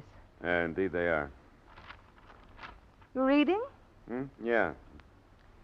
How's Dick Tracy? No, haven't checked him today. It's funny. You used to read Dick Tracy before you even looked at the headlines. I guess a guy gets a little serious after all those years overseas. Prison camp, hospital. Yes, I suppose so. You're looking calmer today. Finally decide on the real thing? I want you to forgive me, Ted. It's so unbelievable that I don't quite trust my senses anymore. Sure. You're a good kid, Helen. I don't blame you. Will you drink on it? Why not? What'll it be? Bourbon and soda. Oh, you're a man after my own heart. You know, I'm kind of surprised. I thought you'd be a tougher nut to crack. Oh? You expected me to be suspicious? Well, after that episode on the boat, I expected anything. Oh. Here you are. Thanks. What'll we drink to? To us, of course. All right. To us.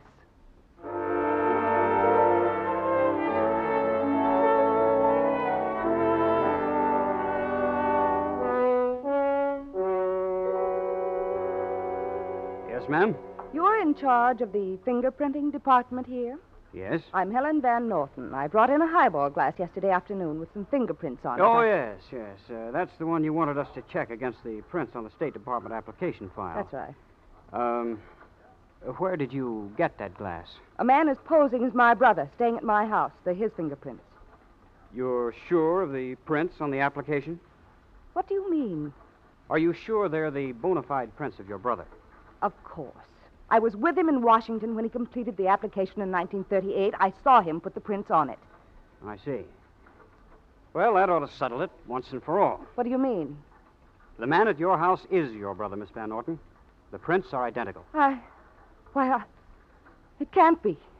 It can't. We wouldn't commit ourselves if we weren't positive. I see. Of course. Oh, thank you.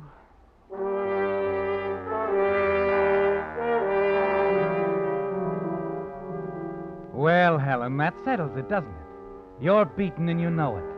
And worst of all, you're not at all sure of yourself anymore. Yes, that's the unbearable part. Not knowing in your mind whether you're right or wrong.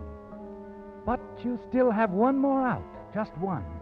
It's a long chance, but you've decided you have to take it, to decide once and for all whether or not this man Ted is your foster brother, whether you can trust your own mind.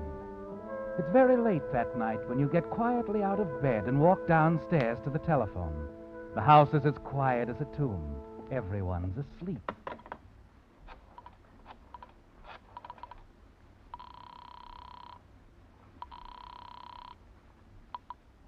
Long distance.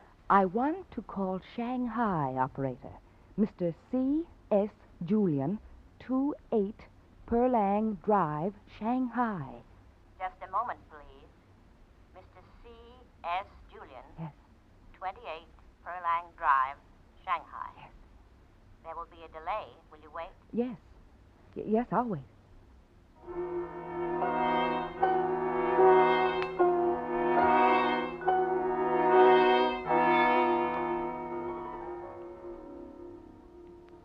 Here's your party.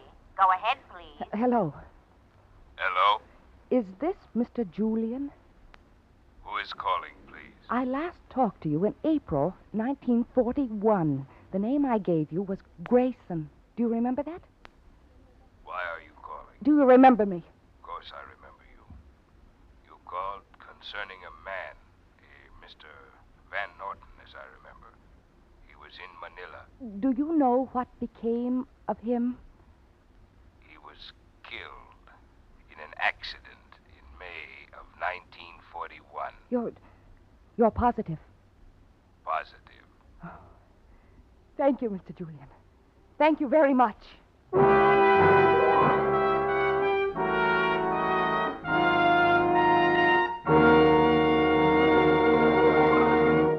The Whistler will return in just a moment with a strange ending to tonight's story. Meantime, a word of wisdom to Mr. Average Driver. You spend well over $100 a year for gasoline. That's a lot of money. You'd like to be sure it's buying the gasoline that's tops in quality, the gasoline that gives you top performance from your car. Well, you can be sure if you'll just keep 2 points in mind when you buy gasoline. 1, it takes extra quality to go farther. And 2, Signal is the famous Go Farther gasoline. After all, the only way any gasoline can put more thrilling performance into your car is by helping your motor run more efficiently. And when your motor runs more efficiently, naturally you get better mileage. So there you have it in a nutshell, the reason why Signal's good mileage is so important to you. And the reason Signal says, to be sure of the tops in gasoline quality, there are just 2 things to remember. 1, it takes extra quality to go farther. And 2, Signal is the famous Go Farther gasoline. And now back to the Whistler.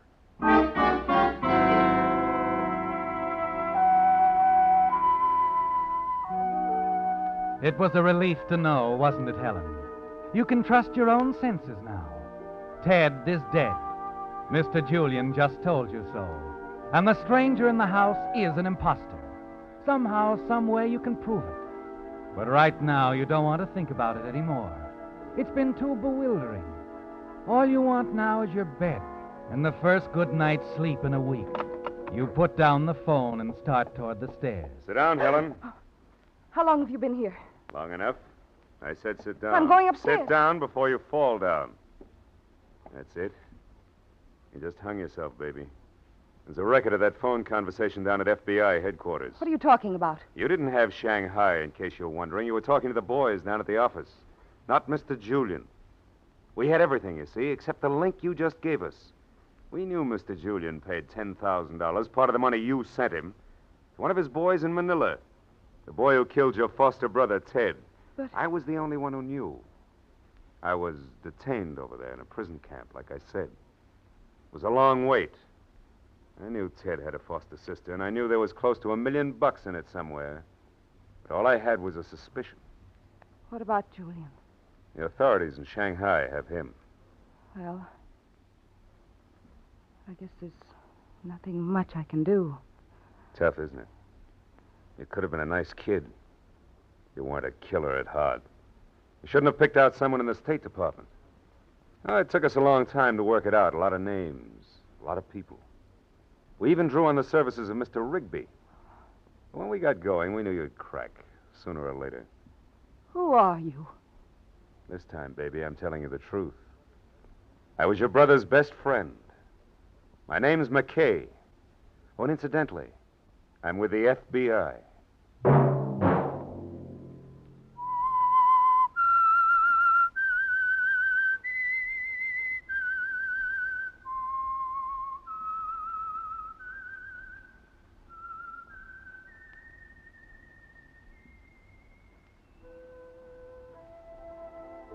Let that whistle be your signal for the Signal Oil program, The Whistler, each Wednesday night at this same time. Brought to you by the Signal Oil Company, marketers of Signal gasoline and motor oil and fine quality automotive accessories. Signal has asked me to remind you, to get the most driving pleasure, drive at sensible speeds, be courteous, and obey traffic regulations. It may save a life, possibly your own.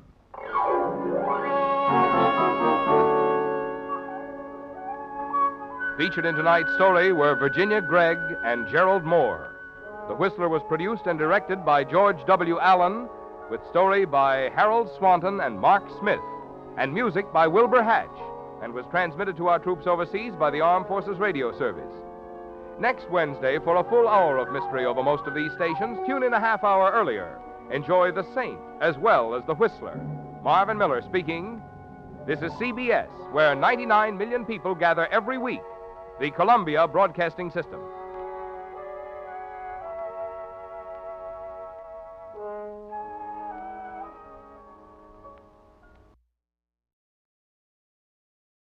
Signal gasoline.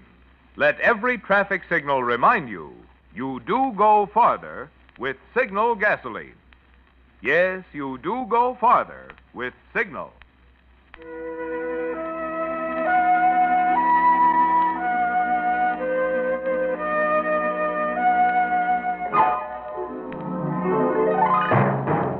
The Signal Oil Company and your neighborhood Signal dealer bring you another curious story by The Whistler.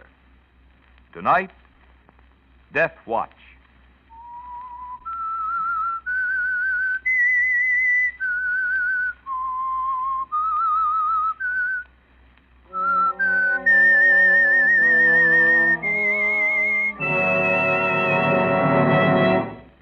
I am the Whistler, and I know many things, for I walk by night. I know many strange tales hidden in the hearts of men and women who have stepped into the shadows. Yes, I know the nameless terrors of which they dare not speak.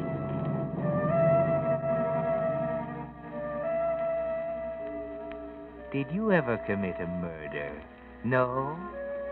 Then you don't know, do you, how irresistible is the urge of the murderer to return to the scene of his crime?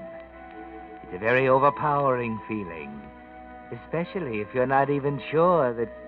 Oh, but wait, I'm getting ahead of the story.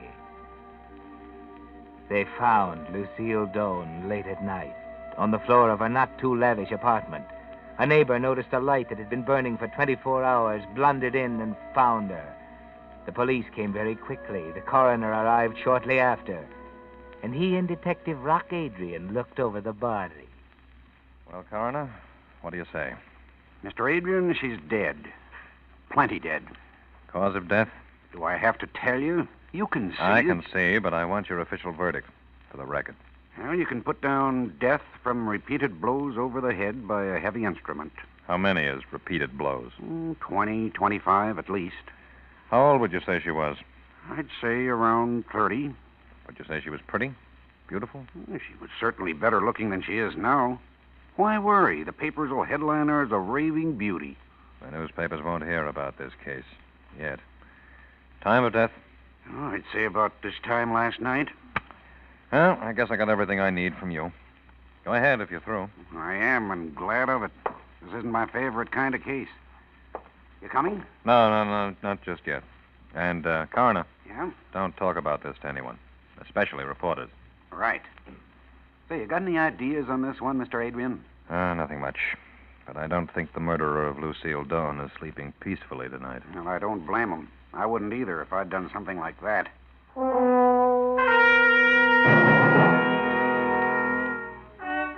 Yes, and how right you are. The murderer of Lucille Doane is not sleeping peacefully tonight.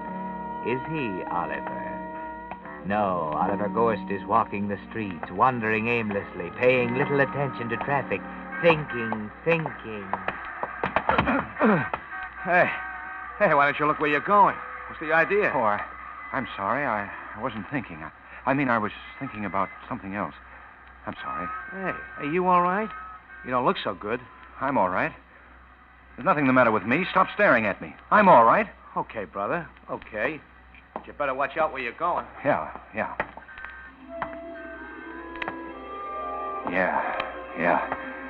Watch where I'm going. Watch. Where am I going? I started toward home, but I'm walking downtown. I am almost to Lucille's place. No, I can't do it. I can't go back there. Not now. But why do I keep walking in that direction? Why?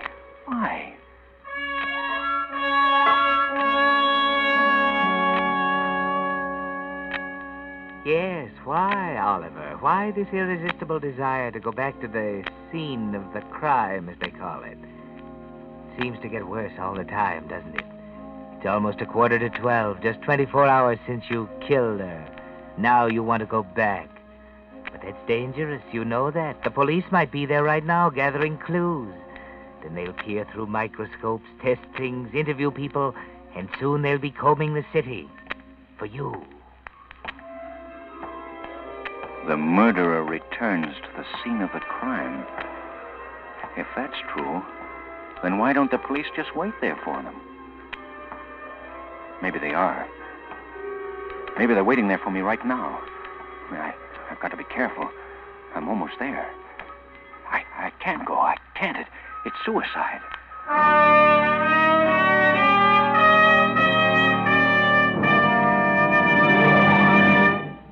Here's a timely little gift offer for all you Whistler fans who drive cars.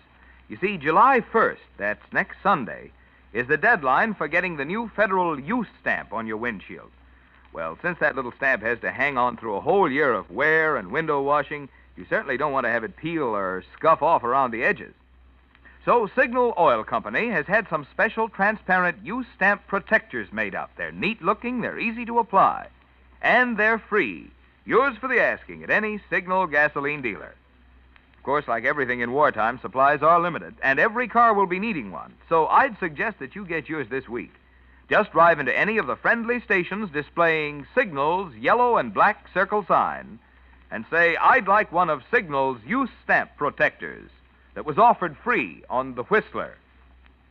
And now, back to the Whistler.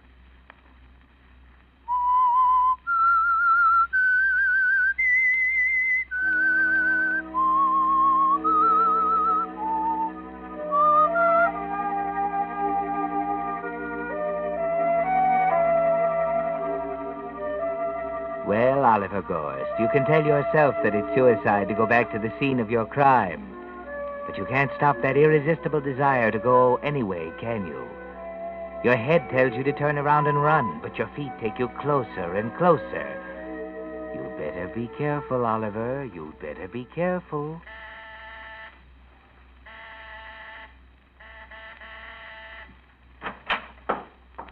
Where the devil's a switch? Hey, anyone here? Hello, Inspector. They told me I'd find you here, Adrian. What's up? It's the idea of camping here and not letting the newspapers have the story. Not so loud, Inspector. Close the door. Yeah. I've got a hunch about this crime. I'm listening. Better be good. Where's Arnold and Henderson? That's sleeping. Sleeping? And just what do you do while they slumber? Wait. We take turns. For what? The murderer? I don't get it. Whoever killed Lucille Doane did it in a moment of blind fury and then rushed out of here thinking only of escape. Only then did he realize what he'd done. Now he's bound to have the jitters. Every time he picks up a newspaper, he expects to read about the crime. If we keep this thing still, our silence will puzzle him. He'll begin to wonder whether the police have discovered the body. He might come back for any number of reasons. But I think he'll come back lured by all the doubts and hopes and curiosity our silence can stir up in the mind of one who's come face to face with murder for the first time. Murder's very upsetting, you know. Yeah, especially for the victim. Well, all right, Adrian, go ahead. Some of your wacky ideas have been your most successful ones, and I'll string along. But don't take too long. Thank you, Inspector. I'll take care of the chief and the newspapers. Good night and good luck.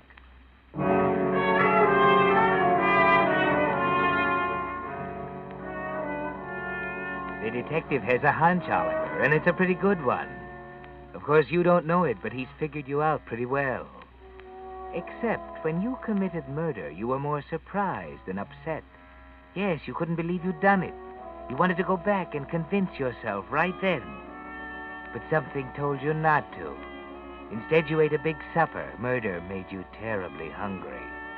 There was nothing like a good meal to buck a man up. Only now you wish you had gone back, don't you? Just to make sure. Maybe I didn't do it after all. Maybe it's something I dreamed. I've often thought of killing someone. No, of killing her when she was causing so much trouble. That's it. I dreamed of killing her, and the dream was so vivid, I thought it actually happened. I have to go back to convince myself it isn't true. She'll be surprised to see me so soon after our quarrel. I'll look around, and if I don't see any bloodstains, I'll know it didn't happen. But why can't a man be sure about something like that? It's such an awful thing to do. Kill a human being. I couldn't have done it. I'd feel remorse. I'd have such a sense of guilt, I'd have to give myself up or drown myself. It goes to show I didn't do it. How could I have eaten that meal afterwards if I'd killed her? The food would have choked me. But I'm hungry again. I'll stop for a sandwich. That'll give me time to think.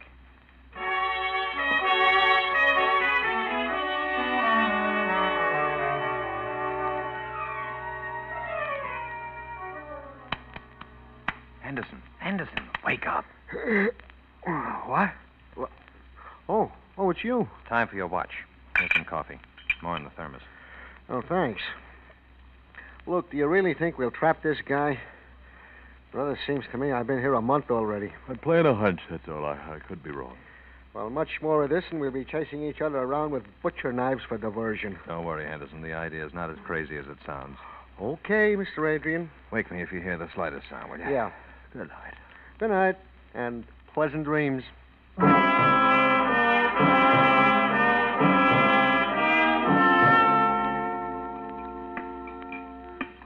there anything else for you, mister? What did you say? I said, would you like anything else? Oh, well, yes, I think I'll have another hamburger. Well, I'm sorry, but the chef's gone. Oh. All we have is coffee and cold sandwiches. We'll be closed in about 20 minutes. Well, I'll have a cup of coffee. Okay, draw one.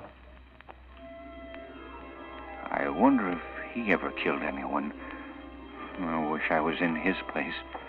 Nothing to worry about. Lucille deserved to die. I had to do it. It's not my fault she fell in love with me, and I warned her not to, that I could never marry her. She understood all that. It's foolish to come all the way down here just to prove I wasn't dreaming. I'll call her up. I'll be pleasant and tell her I'm sorry about the quarrel and cheer her up a little. Hey, mister, don't you want the coffee? Huh? Oh, yes, I'll be back. I'm just going to telephone.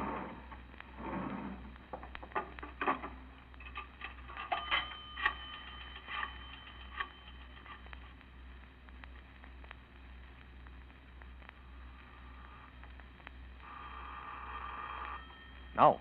Don't touch that receiver, Henderson. Oh, it might be headquarters. No. I'm not to be called here. I left instructions with the operator to trace any call that comes in. Try to stall anyone who calls. Let it ring.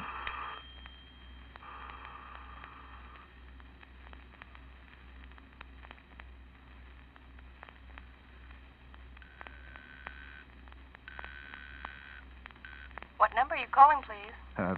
Lincoln 57431, please. Will you please hang up and dial again? I'm returning your coin.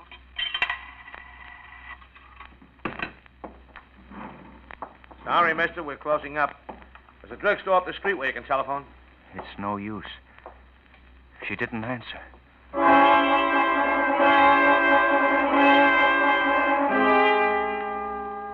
No, Oliver, she didn't answer. And you know why, don't you? Really, you know why. But you don't know about Detective Rock Adrian and the operator tracing the call, do you?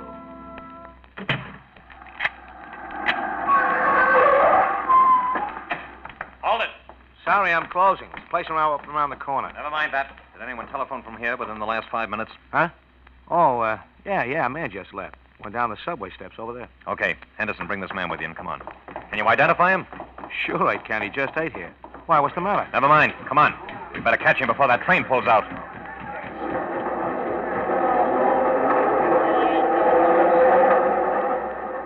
Wait a minute. I'm afraid we're too late.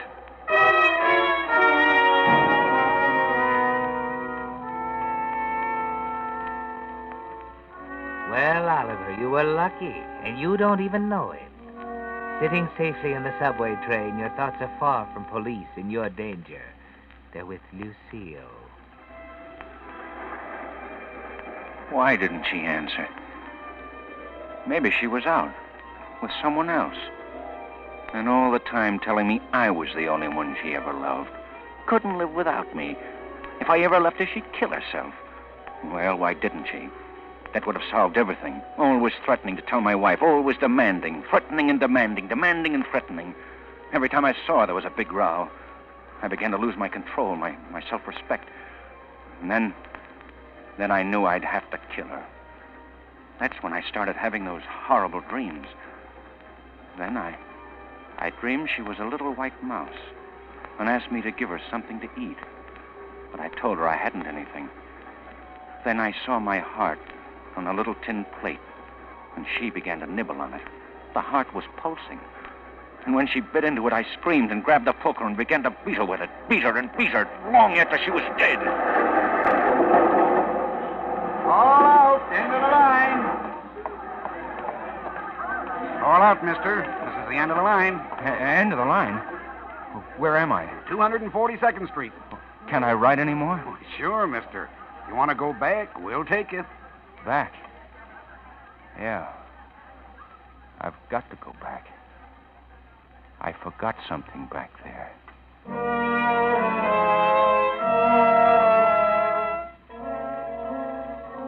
Yes, Oliver, you forgot something. Or did you?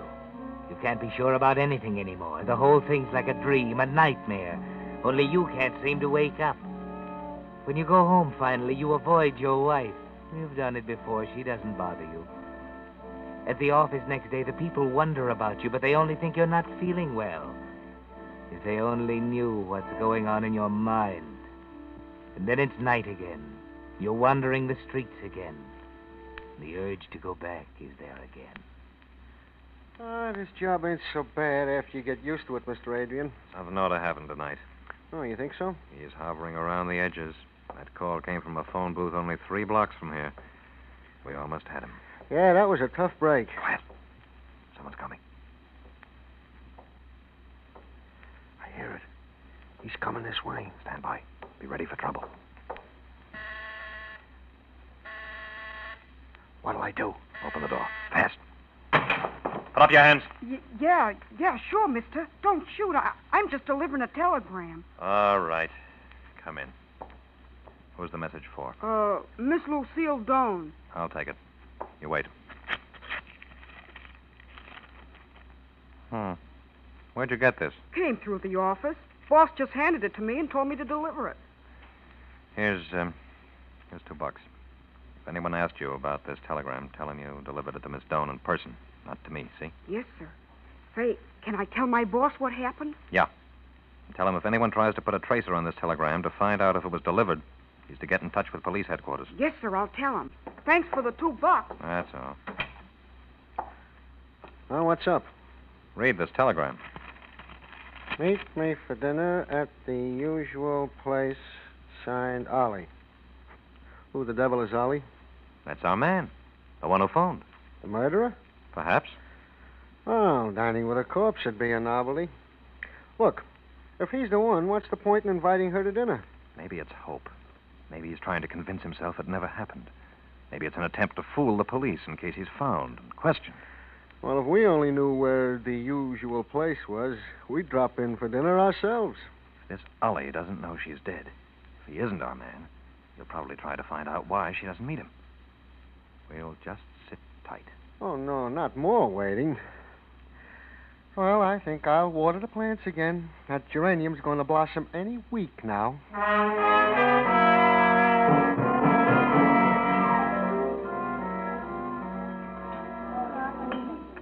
Waiter. Yes, sir. What time is it? 10:15. Can I get you something? No, I'll wait a little longer. My companion must have been detained. She'll be along any minute now. I'd suggest, sir, if you want steak, you better let me place your order. We have only a few left. Well, I don't know. She eats so little. I tell you what, reserve one steak. If she orders it, I'll take something else. Very well, I'll have one put aside. And bring me another newspaper. Yes, sir. Why did I tell him only one steak? We both like them better than anything else. Maybe I know she won't come. Is this just a game I'm playing with myself, just pretending it never happened? But why? Why isn't there something in the papers? I've read 100 since Monday, and all there is war news. Nothing about... she's staying away on purpose, just to torture me. She knows how easily I become upset and worried. She's deliberately not answering my phone call and my telegram. Just like her to pull a trick like that. Like the time she faked a suicide and had me frantic for a week. Well, two can play that game. I'm not waiting any longer. Waiter. Yes, sir. I'll have the steak by myself. Medium rare. Baked potato. Green salad with French dressing.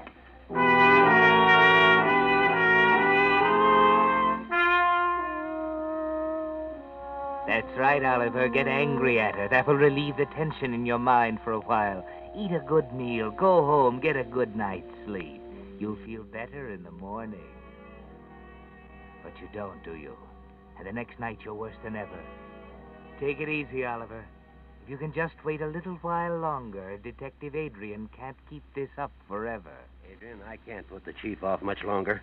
He's howling for an arrest. We'll get him, Inspector. He's nibbling at the bait. Yeah, but when? It's 3 days since the murder. That's not long. Just give me a few more days. Days? Good Lord, the chief wants to see me the first thing in the morning. And I know what he'll say. I can guess. Give me one more day. I'm sure something will break. Well, I'll try. I'll tell him you got a hot lead. The case will soon break. Thanks, Inspector. Oh, forget it. And let me warn you, Adrian, this is the last time I get involved with you and your hunches. This kind of detective work is too hard on the nerves. I'm a wreck. And my wife's complaining. But just think what state of mind the murderer must be in. Oh, Lord. What I wouldn't give for a night of quiet, undreaming sleep. I'm a sick man. Maybe I ought to go to the doctor. But I'm afraid. Afraid of what I might tell him. I've so many things on my conscience. There's only one person in all the universe who can help me, and that's Lucille. I can't fight anymore. I've got to go to her.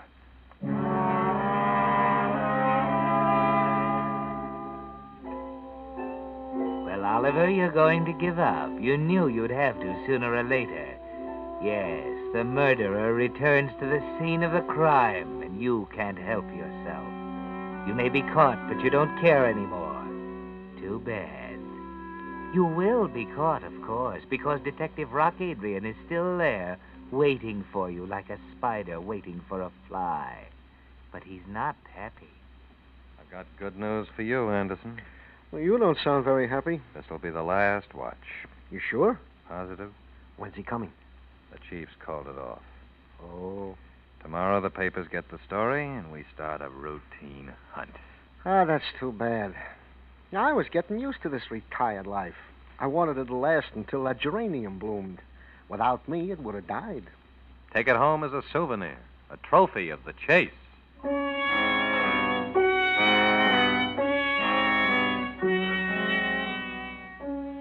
You see, Oliver? If you could only wait until tomorrow. But you can't, can you? You're going back to Lucille right now, and nothing can stop you.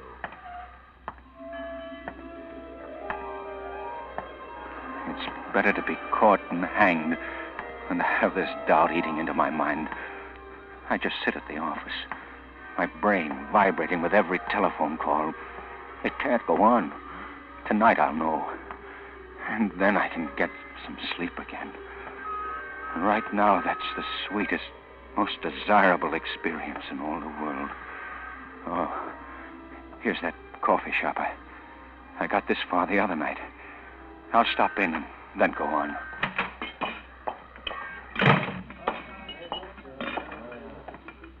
What's yours? Coffee. I guess I'll have a roll, too. Draw one. Hey, mister, you were in here the other night, weren't you? Oh, yes, I guess I was. You made a phone call, didn't you? Yeah. Yes, I remember. Well, you look like a pretty good guy. I'll give you a tip. I don't know what's up, but right after you left, the cops were here and wanted to know who called. Then they beat it right down to the subway, but your train was just pulling out. Now, as I The said... police? Yeah, and they seemed anxious.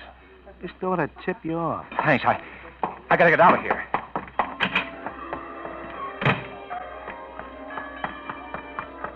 They're after me. It's true. I killed her and they're after me.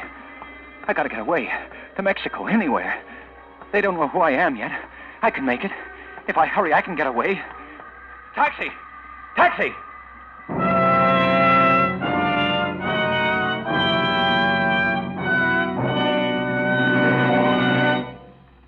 In just a moment, the Whistler will bring you the strange ending to tonight's story. Meantime, I'd like to tell you about the happy ending that more and more drivers are finding in their quest to make rationed gasoline go farther. Now, if you think I'm going to say Signal Go Farther gasoline, well, you're right. Well, after all, friends, what could be a more logical place to look for mileage than to the gasoline that for years has been famed for mileage? You see, each oil company has its own formula for its own brand of gasoline. Well, long before the war, when economy was still the important thing, Signal Oil Company set out to produce a gasoline formula that would give more miles.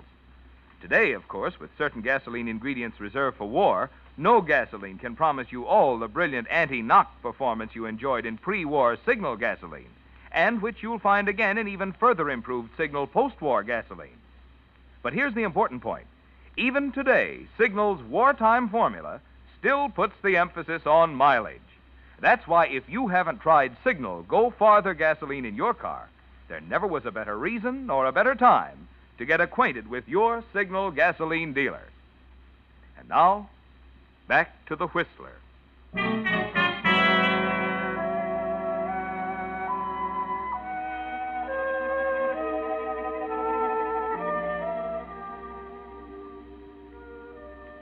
Well, Oliver Gorst, by a stroke of luck, you found out. At last your mind is relieved. Or so you think. At last you know you did kill Lucille. It wasn't a dream. No, the police are after you. But you found out in time. You can get away. As long as the police don't know who you are, you can just go home and pack your bag, buy a ticket, and go away. Nobody will ever know. And those policemen sitting back there in Lucille's apartment can wait till doomsday for you. Your move. Well, thanks. You know I got you licked. Sure. But I like to take my time about giving up. I'm sure glad I'm not playing you for dough. Hey, did you hear that? Elevator. Stopped at this floor. He's coming this way. Get ready. But don't make a sound. Let it ring. I'll open it. You stand by. Oh, I thought... Come in. Well, I'm looking for a Miss Doane. This is Miss Doane's apartment. Well, is Miss Doane here? I'd like to speak to her privately. She's not in just now. May I ask who you are? It doesn't matter. I'll call some other time. I'm sorry, but we're interested in Miss Doane, too. I'm Detective Adrian from police headquarters. Police? Is Miss Doane involved with the police? Very much so. Well, I'm glad. It's about time the police took care of women like that. Breaking up homes, stealing my husband. I found her address in my husband's letter file. I came here to tell her that if she didn't leave him alone, I'd call in the police myself. Your name, please? I'm Mrs. Gorst. Mrs. Oliver Gorst. And I want to tell you that Your address? 30 Western Street. As I was saying, Oliver and I were quite happy until this woman came along. What's the matter? Here they are, Mr. Adrian. Hello, Inspector. This is Rock Adrian. Have Oliver Gorst, 30 Weston Street, picked up for questioning. Yeah, for the murder of Lucille Doane.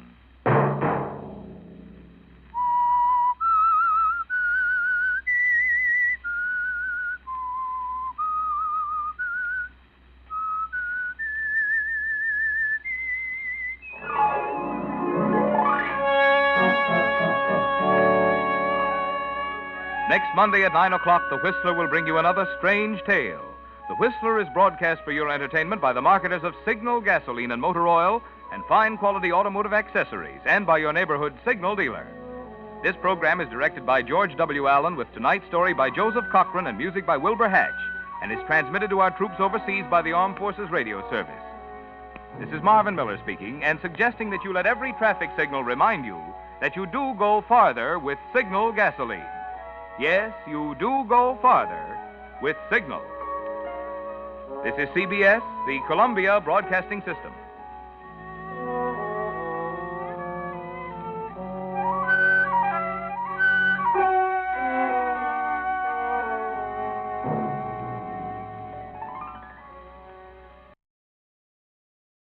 And now, stay tuned for the program that is rated tops in popularity for a longer period of time than any other West Coast program in radio history. The Signal Oil program, The Whistler.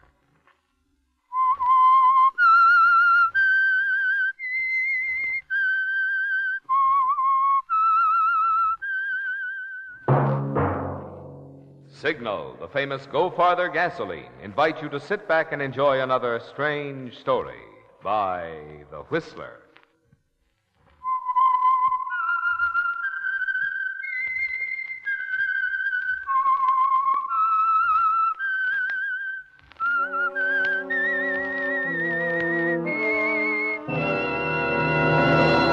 I am the Whistler, and I know many things, for I walk by night. I know many strange tales hidden in the hearts of men and women who have stepped into the shadows. Yes, I know the nameless terrors of which they dare not speak. And now for the Signal Oil Company, The Whistler's strange story. 2 and 1 makes murder.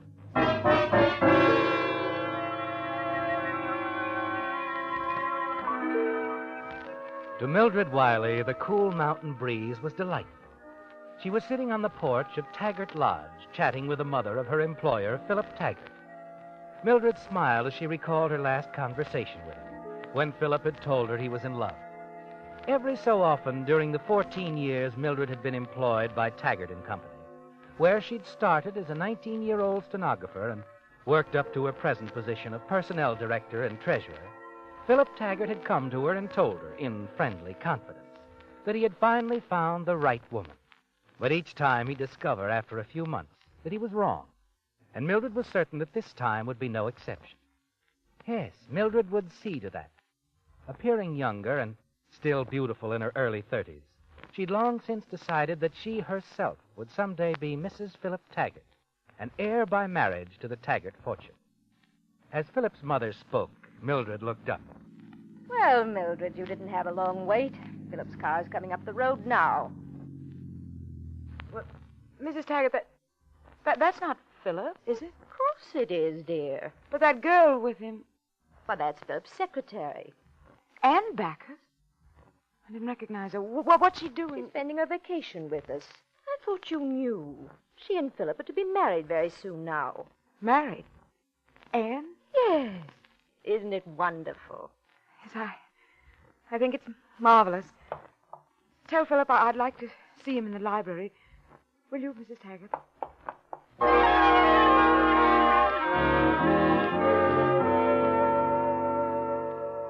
Of course, Philip, it's none of my business. But I think you're being very foolish. Anne's only 23. Well, she could marry dozens of young men her own age. Yet she chose me. Very flattering, isn't it? She chose you because you're Philip Taggart, heir to the Taggart fortune. That isn't very kind, Mildred. It's kinder than you realize. I'm only thinking of you. A girl like Ann Backus, well, she couldn't make you happy for any length of time. Please, Mildred, you've been with us so long now, you're almost like one of the family, and I'm sure that you're sincerely interested in my welfare, but this is something that concerns only Ann and me. We're being married in a month.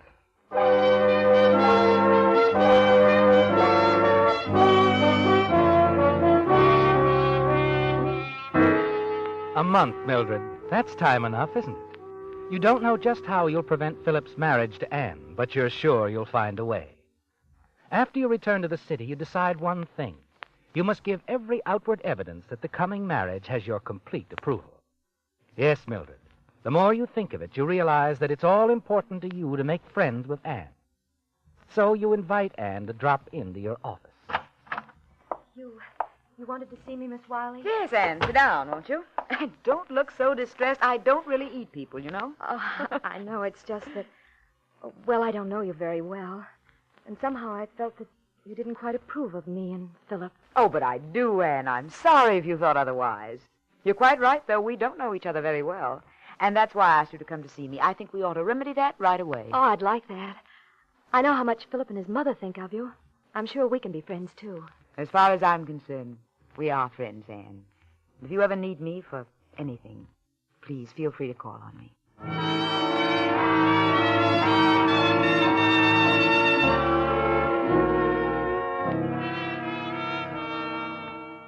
You've made a fine start, haven't you, Mildred? Yes, you've made Anne believe that all you want of her is her friendship. And you do want it, don't you, Mildred? You're convinced that having Anne's trust and respect is an important step toward preventing her marriage to Philip. For several days, you consider various other moves. Discard them one after another. You want to be certain you make no mistakes. And then one morning at breakfast, you open the morning paper. Philip Taggart, well-known industrialist, marries Secretary Anne Backus in surprise elopement. You stare at the picture of the happy pair, then crumple the paper angrily. It won't last. I won't let it last. One way or another, I'll break up that marriage forever.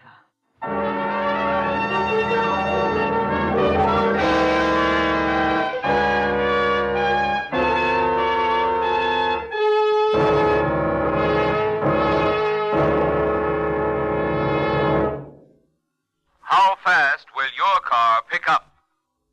Pick up? Just try a tank full of Signal Ethyl and see. How easily will your car climb a hill? Climb a hill? Well, just try a tank full of Signal Ethyl and see. You'll see the smartest, most thrilling performance your car is capable of. After all, Signal Ethyl, the premium grade of Signal's famous Go Farther gasoline, is a true super fuel, engineered to bring out the best in any car of any age, engineered to put the pulse-quickening thrill of swift acceleration at the command of your toe, engineered to sweep you over hills, even those steep ones, with smooth, sure power to spare. The kind of driving that's really fun. So, just for fun, why not treat your car to a tank full of Signal Ethyl and see? See for yourself.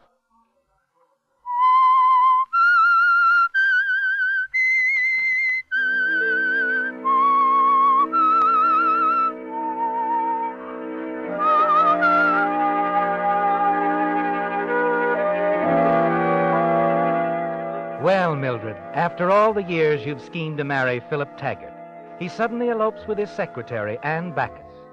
But you're still determined to land Philip Taggart for yourself someday. And the day after they return from their honeymoon, you begin. First of all, you decide to win Anne's complete confidence. And for the next few weeks, you see her frequently at the Taggart home, until you're certain Anne believes in your friendship, trusts you implicitly. And as you know her better, you begin to wonder whether she's as sweet and innocent as she seems. Her studied avoidance of any reference to the past or her family make you more suspicious. You decide to take a gamble. You hire a private investigator to look into Anne's past, her family, her connections. After weeks of expenditure, worry, and secret hope, your investigator turns in his report. Well, Miss Wiley, I'd say your money had been well invested, very well invested. Your little girlfriend is personally above reproach, but she made a bad mistake once about 3 years ago. What kind of mistake? She got married. So Philip Taggart's charming young bride is a divorcee. No, she's still married to the guy she married 3 years ago. You mean she's a bigamist? Well, not by intent, by accident. This first fellow she married, Fred Backus, was a no-good tin-horn gambler. When he and your little girlfriend split up, she wanted to go to New York, so to save time, she signed no contest papers. And he agreed to file suit immediately. But he never got around to it. Nah. You know where this Fred Backus is?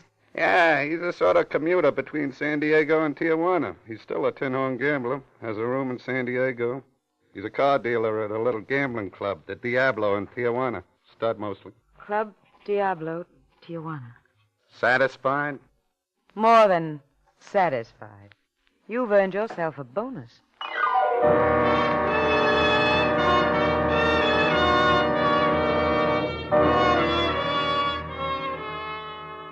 Well, Mildred, you've made quite a discovery, haven't you? Mrs. Philip Taggart isn't legally Mrs. Philip Taggart after all. And Anne herself doesn't know it. The important thing now is how to use this explosive information. That night, you decide on an important move. 2 evenings later, you arrive in San Diego, register at an inconspicuous hotel as Mary Weiss, San Bernardino. You dress carefully and taxi to Tijuana, where you easily locate the Club Diablo and Fred Bacchus. By 4 a.m, it begins to look as though your visit to the Southland will be worthwhile. Look, lady, if the boss heard me say this, I'd get fired. But this isn't your night. And I'd hate to see a classy dish like you go broke. Why don't you lay off for the rest of the night, huh? Try again tomorrow night, Maybe you've got something, Mr. Bacchus, Fred Bacchus. Look, we close in half an hour. How about me buying you some ham and eggs? Why not?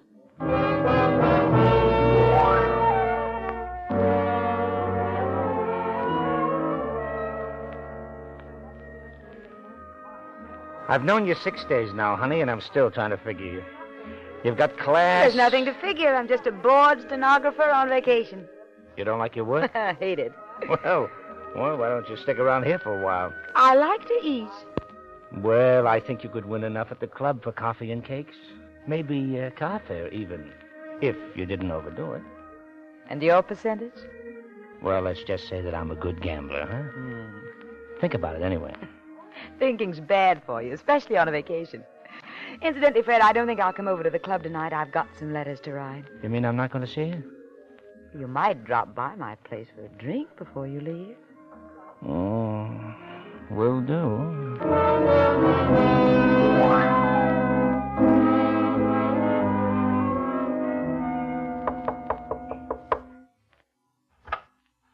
Well, come in, Fred. Sit down. Thanks. Oh, Seattle paper, huh? Yeah, a month old, though. I found it on a chair in the lobby. I never saw one before.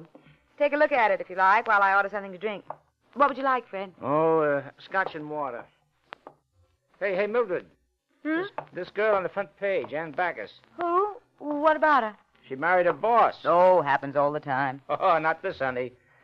You see, this babe is my wife. Oh, she doesn't know it, though.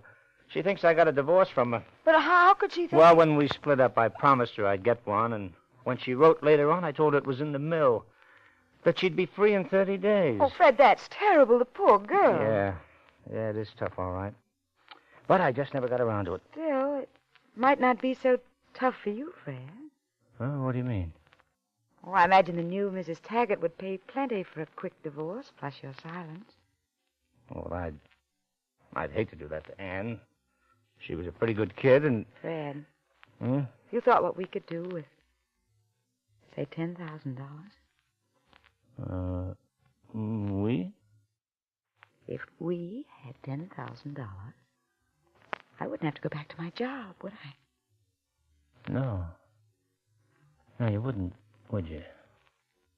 Isn't it worth a try, honey? Oh.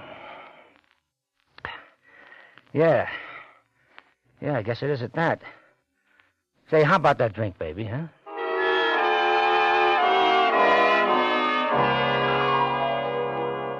Well, Mildred, Fred's no longer a problem, is he? By the next day, you've sold him on a blackmail approach to Anne. Seen him off on a train to Seattle with the promise that you'll wait impatiently for his return. Then you return to your hotel, check out, and hurry to the airport. By the time Fred reaches Seattle, you're already there and have set the stage. You're certain that once Fred contacts Anne, she'll come to the one person she feels she can trust with such shocking information. You, Mildred. And a few days later, just as you planned it, Anne pours out her heart to you over lunch. I don't know where to turn, Mildred. What to do. You haven't mentioned this other marriage to Philip. Oh, no. Not to anyone but you. I must tell him, of course. Oh, but you mustn't, Anne. What? You can't tell Philip anything about this, not until it's all over. But I'll have to, Mildred. It's not fair to him. And there's the money, the $10,000 Fred's demanding. Now, don't worry about the money. I'll lend that to you. Oh, no, I couldn't let Anne, listen to me. The $10,000 is a small price to pay, comparatively. Oh, but Mildred, that much money, it must be... Most of my life savings, yes. I'm not worried about that. Once this nightmare's over, you'll pay me back. Believe me, Anne, there's only one course you can take. I want to do whatever's best for Philip. You know that. Well, let's consider Philip. You don't want to hurt him unnecessarily, I know. But if it ever reached the papers that Philip Taggart's wife was a bigamist, do you know what that could do to a man in his position? I know, I know. Well, you can spare him all that scandal, all that notoriety, Anne. You'll have to ask Philip to divorce you temporarily. Divorce me? Oh, but I said it wouldn't be easy at first. But you'll have to let Philip divorce you. Then go to Reno and divorce Fred Backus. Once that's final, you can come back, tell Philip everything, and remarry him without any strings attached. But, Mildred, what about Philip? Will he want me back after all this? You know how much he loves you. If I know Philip, once you're divorced and in a position to tell him the whole story, he'll love you all the more for sparing him this scandal. If you like, I'll go to Philip with you. Oh, Mildred, would you? I know Philip would understand if we went to him together. I'll be glad to. But first things first, You tell your Mr. Backus he'll have his money tomorrow.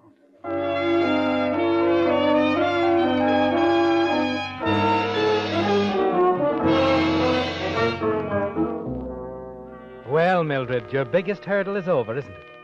The weeks you've spent gaining Anne's confidence have paid you a real dividend.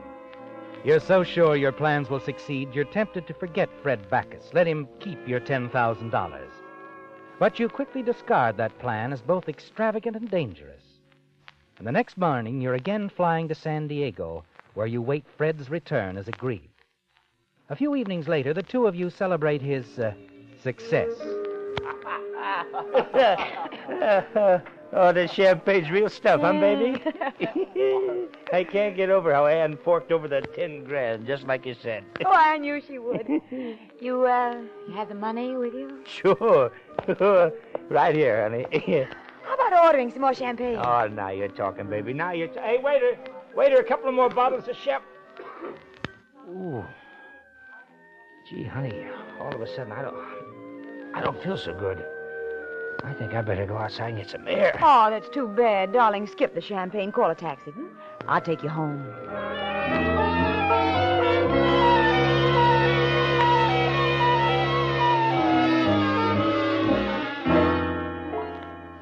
Once you get Fred to his room, he falls into a dead sleep. You made sure of that, didn't you, Mildred? You go quickly through his pockets. There it is, the blackmail money you gave Anne in Seattle. You smile as you slip it into your purse. Things are going just the way you planned. By the time Fred awakens, your brief masquerade as Mary Weiss will be finished. Your only worry now is whether Anne went through with her request that Philip divorce her. But that concern is quickly dispelled when you return to Seattle in the office and learn that it is common gossip that Anne has left Philip. You pretend to be deeply shocked and go at once to his office. Well, Mildred, I guess you can say I told you so. I didn't come to say that. Anne will come back. Philip, everything will clear up, I'm sure. No. She's left me. She's taken an apartment at the Marlboro.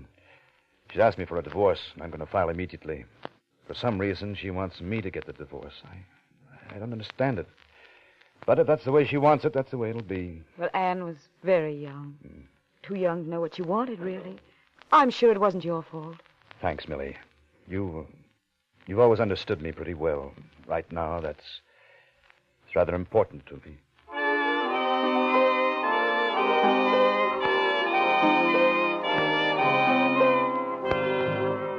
Philip welcomed your visit, didn't he, Mildred? There's little doubt in your mind now that you've won. That sooner or later you'll be Mrs. Philip Taggart. But the following evening, sitting in your apartment, an unexpected phone call hits you like a bombshell. Hello? Hello, sweetheart. Fred Backus. You didn't expect to hear from me so soon, did you? No, I didn't. How did you find me? Easy, from your driver's license. My driver's license? Yes, it was in your purse. I saw it 3 or 4 times. I see. Well, what are you going to do? Nothing if you play it smart. Give me back my dough. And if I don't? Then I think Mr. Philip Taggart might like to know why his wife left him. I could make it pretty hot for you, you know. Yes. Yes, I guess you could. All right, Fred, I'll have the money for you tomorrow night. Where? I'll bring it to you. Where are you staying? At the Winston, room 524. I'll be there at 7:30, Fred. I know when I'm whipped.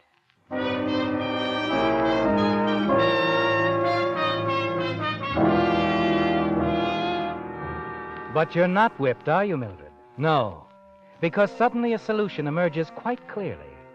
You can remove Fred Backus as a threat and eliminate Anne as an obstacle to your plan in one daring move. Then your path will be clear to win Philip Taggart for yourself. Yes, Mildred, at last you're sure of what you must do. And you set your final plan into action the very next afternoon when you visit Anne at her apartment at the Mulberry. Oh, Mildred, come in. Oh, I'm so glad to see you. You're the first person I've seen since I left Philip. Oh, here, sit down. Oh, well, I can't stay very long right now, but I had a hunch you might be a little bit lonesome. Wondered if you were planning to be home this evening. I thought I'd stop by later. Oh, I'd love to see you. I'll be here alone all evening. How about a drink? No, I don't think so. I'll just have a cigarette with you and run. Oh, there's some in the box on the table. I have some, thanks, dear. Darn it, that's your last match. Oh, don't I have any out? Oh, I'll go in the kitchen and get some. Fine. Meanwhile, do you mind if I powder my nose? Of course not. Right over there.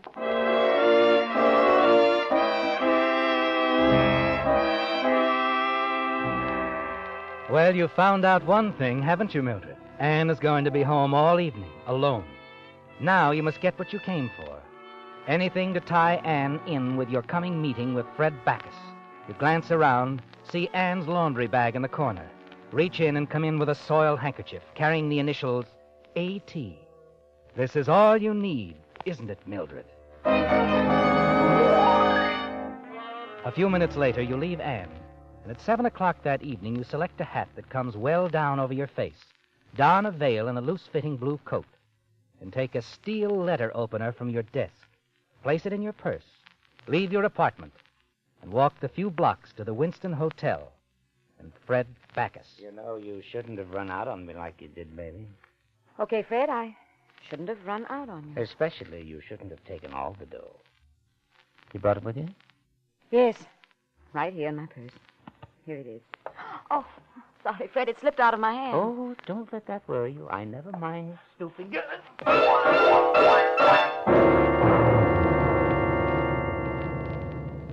Without a glance at the man you have just killed, you carefully wipe your fingerprints from the steel letter opener and wrap it in a newspaper. Next, you pointedly drop Anne's initial handkerchief near the door. Quietly make your way from the hotel to the corner, where you toss the letter opener into a sewer, and then stroll back to your apartment. Next day, the papers carry an account of the murder of Fred Backus. But it's not until 2 days later that the police trace the handkerchief to Anne Taggart and pick her up on suspicion of murder. It's almost over, isn't it, Mildred? The following morning, as you reach the office, you find a telegram on your desk. In view of recent unhappy developments, Mother and I are staying indefinitely at Taggart Lodge. We'd enjoy having you spend weekend with us if you'd care to drive up tomorrow. Affectionately, Philip. Hello? Did you get the telegram I left on your desk okay, Miss Wiley? Oh, yes, Johnny, yes. No bad news, I hope. On the contrary, it's good news. I've just found something that means a great deal to me. Something I once thought I'd lost.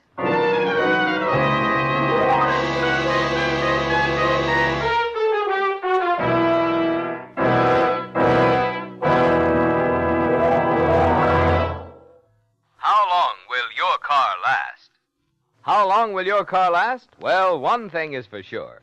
If you could reduce engine wear 50%, your car should last a lot longer, shouldn't it? And now you can do just that. Reduce engine wear due to lubrication 50% with amazing new Signal Premium Motor Oil. Think of the extra driving pleasure, the extra savings this can mean for you. Thanks to new Signal Premium, your car should now run twice as many miles before needing an overhaul due to engine wear. If your car is not already an oil eater, new Signal Premium should double the period during which you'll continue to enjoy low oil consumption. And speaking of price, although most things have gone up, this superior quality, heavy-duty type oil that gives you all these extra benefits has not been increased in price at Signal stations. So if you want to keep expenses down and your car's performance up for a long time to come, you know the oil to change to. New Signal Premium. And you know where to get it. At Signal service stations.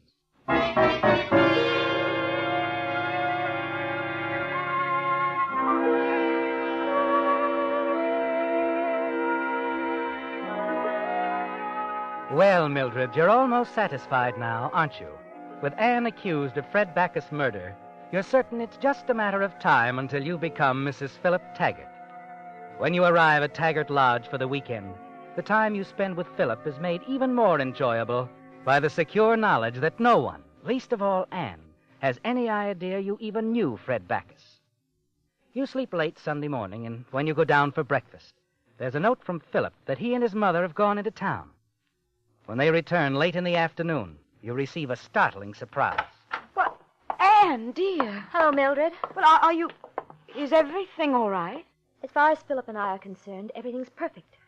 We're being remarried immediately. Remarried? Yes, Mildred. Now that Anne is a legal widow, I want to make her my legal wife as quickly as possible. But how did... Anne had nothing to do with Fred Backus's death, Mildred. But... Why, that's wonderful. That's wonderful news. Mildred, this is Police Lieutenant Jason. Police? Yes, he thinks you might know something about Fred Backus. I? Oh, that's preposterous.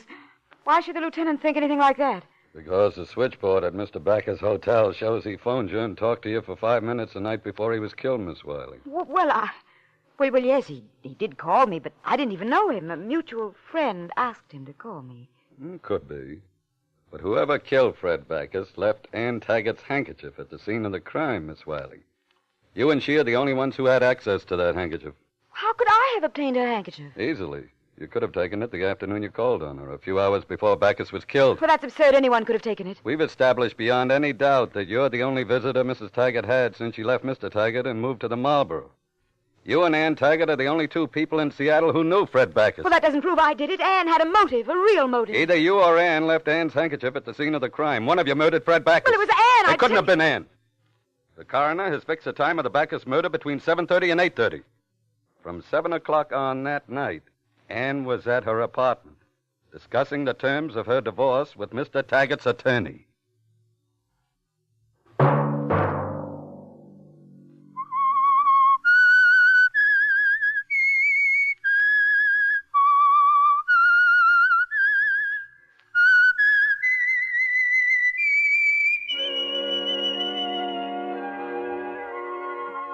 Let that whistle be your signal for the Signal Oil program, The Whistler, each Sunday night at this same time. Meantime, Signal Oil Company and the friendly independent dealers who help you go farther with Signal gasoline hope you'll remember, regardless of what gasoline you use, you'll enjoy more miles of happy driving if you drive at sensible speeds, obey traffic regulations, and avoid taking chances. You may even save a life, possibly your own.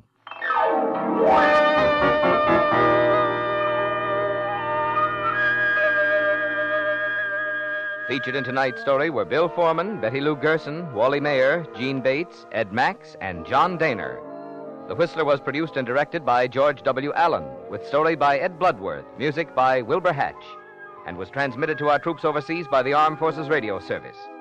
The Whistler is entirely fictional, and all characters portrayed on The Whistler are also fictional.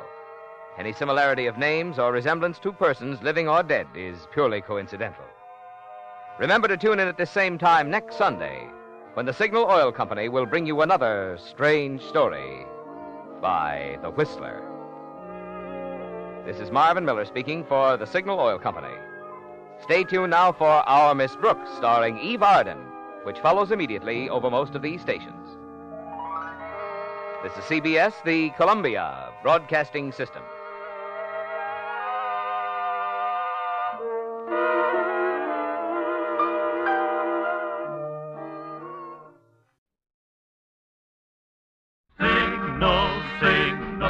Signal gasoline. Your car will go far with Go Father gasoline. Sit back and relax, friends. It's time to enjoy the Signal Oil program. Yes, the Signal Oil program, The Whistler.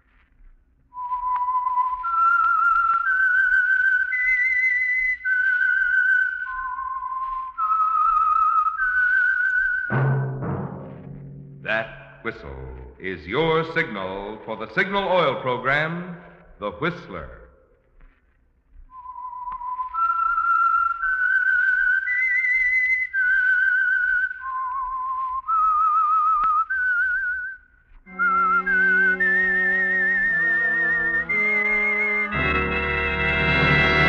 I am am the Whistler, and I know many things, for I walk by night. I know many strange tales, hidden in the hearts of men and women who have stepped into the shadows. Yes, I know the nameless terrors of which they dare not speak. Yes, friends, it's time for the Signal Oil program, The Whistler, rated tops in popularity for a longer period of time than any other West Coast program in radio history. And Signal gasoline is tops, too, tops in quality. It takes extra quality, you know, to give you extra mileage. And Signal is the famous Go Farther gasoline. So look for the Signal circle sign in yellow and black that identifies independently operated Signal stations from Canada to Mexico. And now the Whistler's strange story. That physical fact.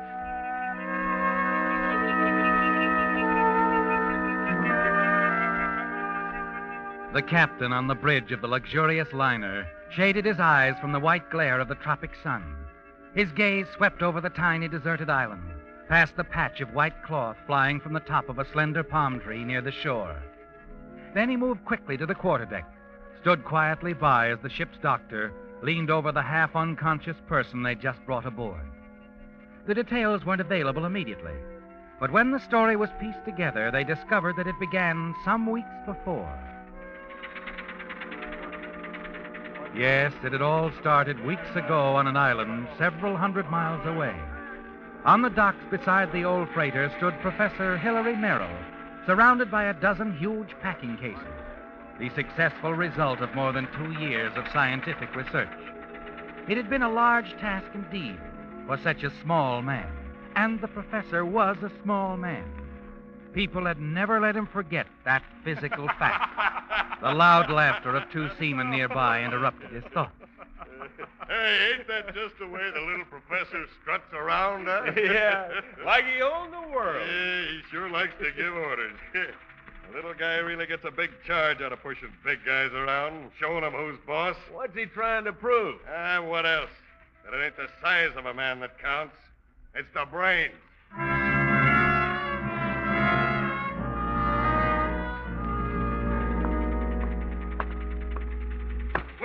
Well, Professor, glad to have you aboard.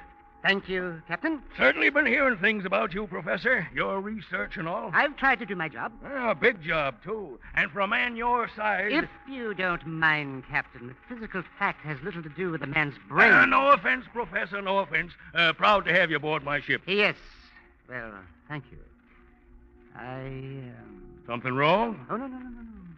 Just noticed the young lady coming aboard. Hey, class.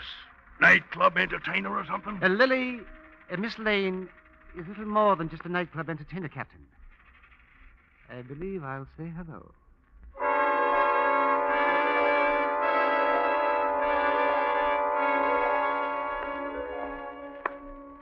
Well, Lily, there we meet again. Well, Professor, hello. I was wondering if I'd know anyone on board. You heading home? Yes, I am. I'm heading back. And you, Lily? What brings you aboard? Just that, Professor. I'm bored. The islands, people, everything. Thought I'd give the States a break. Wonderful. And our meeting like this should make the trip more pleasant for both of us. I don't see why not. We take quite a boat, you know. No, I didn't. How do you mean? The cargo. The usual. Along with a few passengers, I thought. That's all. Except for a very fancy shipment. In the purser's safe. I didn't know anything about that. You do? Oh, yes. This ship is carrying quite a fortune. Well, what do you know? Now, why don't we go down to my cabin and buy ourselves a bon voyage drink? An excellent idea, Lily. And you can tell me all about your research work, hmm?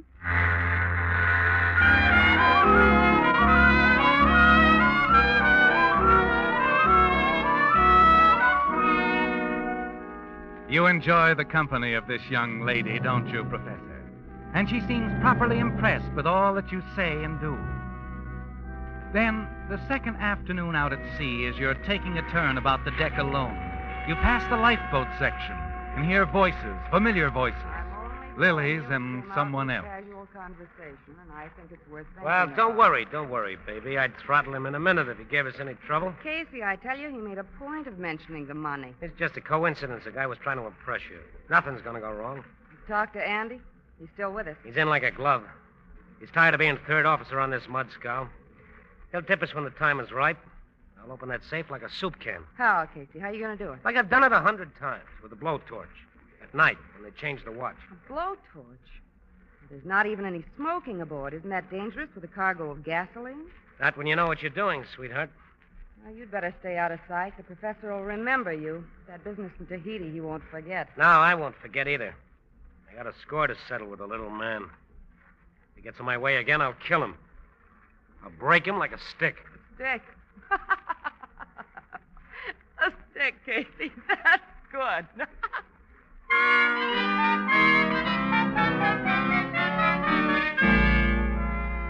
Lily's laughter infuriates you, doesn't it, Professor? More than anything else. And you wonder what to do about what you've overheard.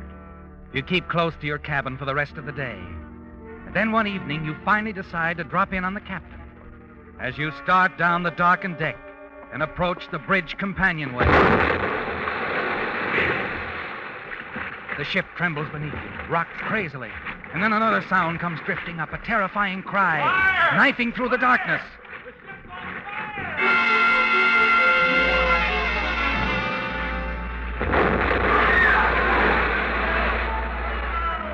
Suddenly, you seem to be in a hot, searing vacuum. The pressure becomes unbearable. You want to scream, but you can't. Then the vacuum breaks. You're spinning through the air, and then you hit the water. The rest is a blur, a horrible nightmare.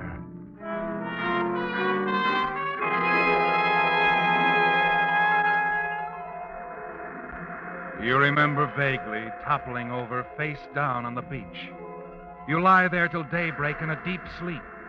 And in your dream, there are voices, and they come closer and closer. Hey, Professor, come on. Snap out of it. What is it? Morning, Professor. Welcome to our little island. Casey? Yeah, Casey. Remember me? How you feeling, Professor? But all right, I guess. Who are you? Name's Andy. Oh, yes. Would you give me a hand, Andy? Never mind, I'll give you a hand, Professor. Cut it out, Casey. Now, look, there's just four of us. We have to get along. You mean we're the only ones? Right so. Me, Casey here, you, and the girl. The girl? Lily. She's lying up there under the trees. The explosion shook her up pretty badly. I hope she'll come out of it okay. Oh, sure, she will. She'll be fine. But I don't know about you, Professor. I haven't made up my mind. Leave him alone. Sure, for now. But I think this'll be fun, don't you, Professor? Just the four of us alone on an island. Real cozy, huh, Professor?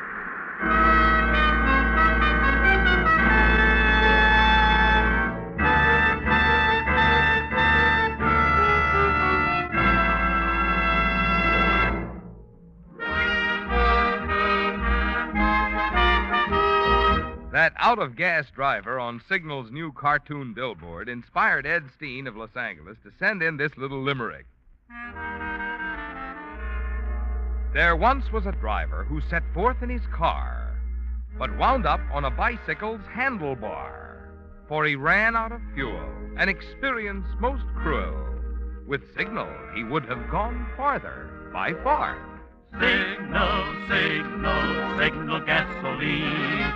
Your car will go far with Go Father gasoline. Ed Steen certainly hit the nail on the head when he said that the embarrassed motorist on the billboard would have gone farther with Signal. But a limerick, alas, just doesn't have room to include all the benefits you enjoy when you fill up with Signal, such as when you step down on your throttle and discover their alert flashing signal pickup, plus smooth, quiet signal power to spare. For like birds of a feather, mileage and performance go together. So whether you're looking for economy or just plain honest-to-goodness driving pleasure, remember the advice on those billboards you're seeing. Next time, fill up with Signal, the Go Farther gasoline.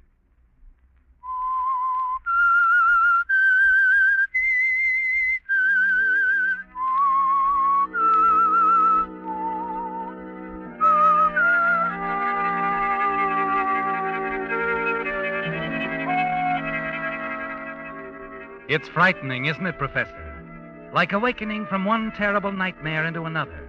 Worse, more threatening. Casey, this big hulk of a man who resents the very air you breathe.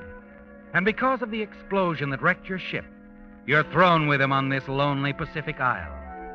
Moments later, you discover why Andy, the third officer from the sunken ship, interfered in your behalf. It's Lily, isn't it? She's injured and perhaps badly, and they don't know what to do about it. They take you to her, and Casey starts giving orders again. Come on. Do something for her, little man. Easy. Take it easy, Casey. Can you do anything for her, Professor? I can try. If you'll keep him away from me. Come on, Casey. Now, wait a minute. I'm not sure about... Come on. She's in his hands now. Okay, Professor, but treat her good. Very good. Now, you'll be in my hands.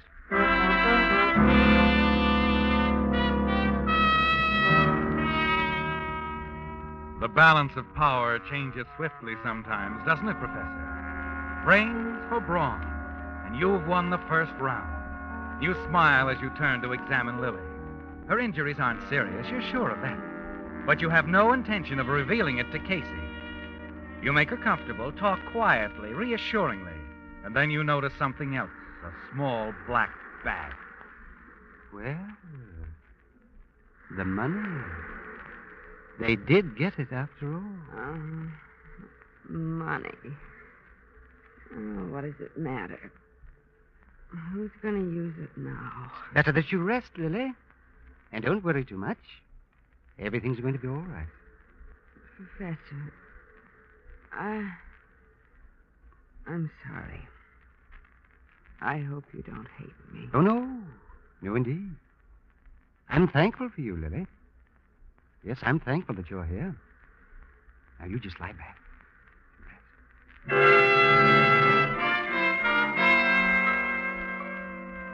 Later, you walk down to join Casey and Andy on the beach and see that they're swimming in the water, striking out for something with long, powerful strokes. You marvel at their strength as you see the object of their efforts, a wrecked lifeboat on the reefs. Minutes later, the two men have the gray hulk beached. It's almost a complete wreck, but lashed securely in the prow of the boat are two casks of water, a heavy axe, and in one remaining watertight compartment are several tins, emergency rations of meat and biscuits. Hey, this is a break. Look at that, Casey. Food and water. Wonderful. Hey, give me that. I'm going to buy myself a drink. Casey, put that down. What? I said, put it down. Listen, you, since when are you... Hold it, Casey. Each drink you take puts us all that much closer to oblivion. We can stay here, oh yes, eating, drinking up our lives day by day. Or we can make an attempt to save ourselves. What do you mean? A raft. We can build a raft. Yeah, out of what? This shattered lifeboat, the canvas, the trees. Anything we can lay our hands upon. He's got something there, Casey. Sure. Suppose we do build a raft. We end up in the middle of nowhere. How do we know we got enough food and water? We don't. At best, it's a hit-and-miss proposition. We might hit. I'm game. Anything's better than sitting here letting that burning sun fry our heads off. What's the first move? I'll have to have time to figure out our chances. You must all give me your full confidence. I must also be given complete charge of the food and water. What? I've traveled these waters extensively. There were many other expeditions, you know. Concerning navigation, I know the stars like the palm of my hand. But most important of all, I know the approximate position of this island. Yeah? Where are we, Professor? That knowledge, Mr. Casey, I will keep to myself. You see, that's my passport to safety. My insurance that all of us will leave this island together.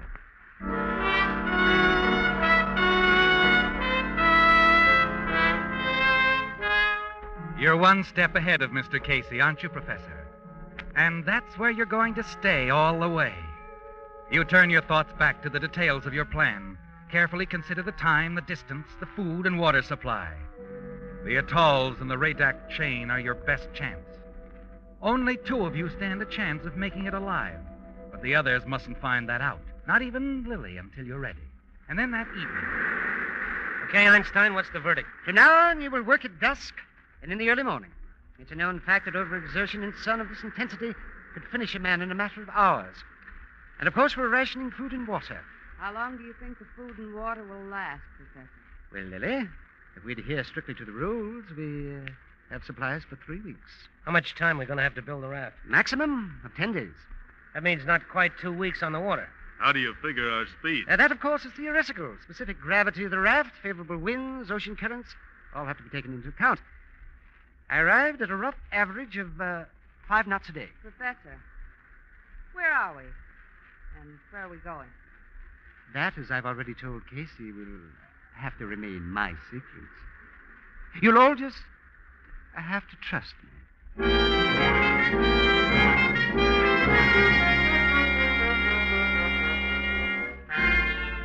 In the week that follows, the work of building the raft progresses under Casey's supervision. You spend all your time weaving palm strands into a sail, taking care of Lily. And then early one morning, as you pause in your labors, you glance up. And a few feet away, resting on one elbow, Lily stares at you, a faint smile on her lips. Good morning, Lily. Have a good sleep? Uh-huh. How do you feel? Oh, I'm still weak as a kitten, I'm afraid. I'll get you some biscuits and water. No, later. Right now, I'd rather talk. You know, you're pretty smart. And what's amusing? The way you handle those 2 big hulks, Casey, Andy. I find it very amusing. I kind of like it, Professor. I've always liked a man with brains. Then how is it that you and Casey... well, I mean... Oh, he's all right. I figured he'd do till something better came along. I see. I guess I've always felt that someday I'd run across just the kind of a guy I wanted. Nice sort of guy, and smart. And all the Caseys in the world could drop dead for my dough. And speaking of money... A little black bag here, Professor? What you thinking about? You're in. I've already talked with Andy. He'd cut you in for a share. And Casey? What did he say? Casey's been outvoted. He's sore, but there's nothing you can do about it. So you're in. That's fine, Lily. That's fine. Professor. Yes? Don't get me wrong. I'm not fishing for information. I don't care where we are, where we're going. Just as long as I get there. What is it, Lily? Do you really think we have a chance? The 4 of us? We have a good chance, yes. A couple of smart people would stand a better chance of making it, wouldn't they? I mean, food, water, and everything. Yes. 2 smart people would have a better chance than 4, Lily. A much better chance.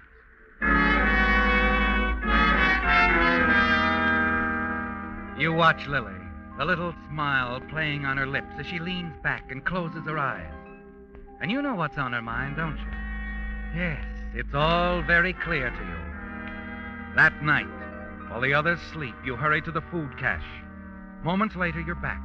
You carefully approach the sleeping Casey, place 2 whole biscuits under the palm branches that serve as his mattress.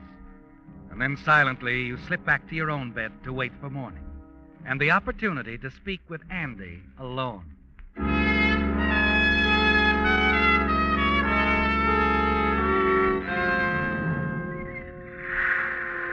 How's the raft coming along, Andy? They ought to finish it up, Professor. How about the sail? All but completed. Great. Well, I'd better get down there and give Casey a hand. Just a moment. I must talk with you. What's up? Well, I've suspected for the last few days that our supplies were being tampered with. What? Yes, last night I feigned sleep.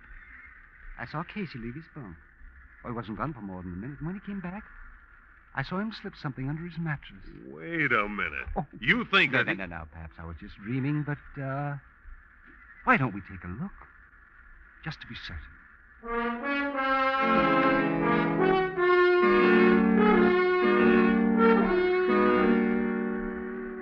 How do you like that? 2 whole biscuits in his bunk. Just wait till I get my hands on... No, Andy. No, wait. We must be very careful. Something must be done about it, yes. A man like Casey is dangerous in this situation. He threatens our own lives. Why don't I just go down to the beach Oh, now no, and... no. I have a better idea. Now, tonight, when everyone's asleep, you must go to the food cache and wait. And if I'm thinking correctly, Casey eats his stolen biscuits at night. And if that's the case, well, he'll get thirsty. Sure. And I'll give you odds you'll have a nocturnal visitor. And if I have this visitor? Well, I'd keep your knife in readiness if I were you, Andy. You know, we must be completely heartless in a situation like this. Yeah. If Casey walks to the food cache tonight, Professor, it'll be his last walk.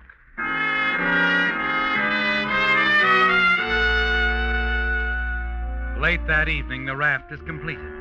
And now you're ready to make the next move in your plan to turn the two men against one another. It was easy to sell Andy the idea. He'd trust you. You could talk to him, give it to him straight, because that's the kind of a person he is. But Casey isn't going to buy as easily. You've thought it over very carefully, haven't you, Professor? You know exactly how you're going to approach Casey.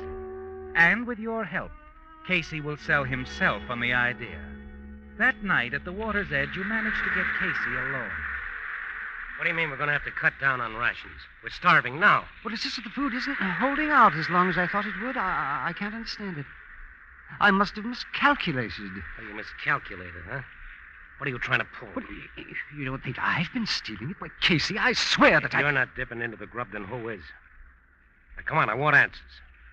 Handling the food is your department. You're responsible. But I know, but I can't stay awake 24 hours a day watching you and Andy. Can I? Andy? Well, listen, Casey, I don't know that this means anything, but several nights lately, I think I've seen Andy coming from the food cache. Andy, huh? Well, Professor, you can sleep tight tonight. I'm going to stay awake.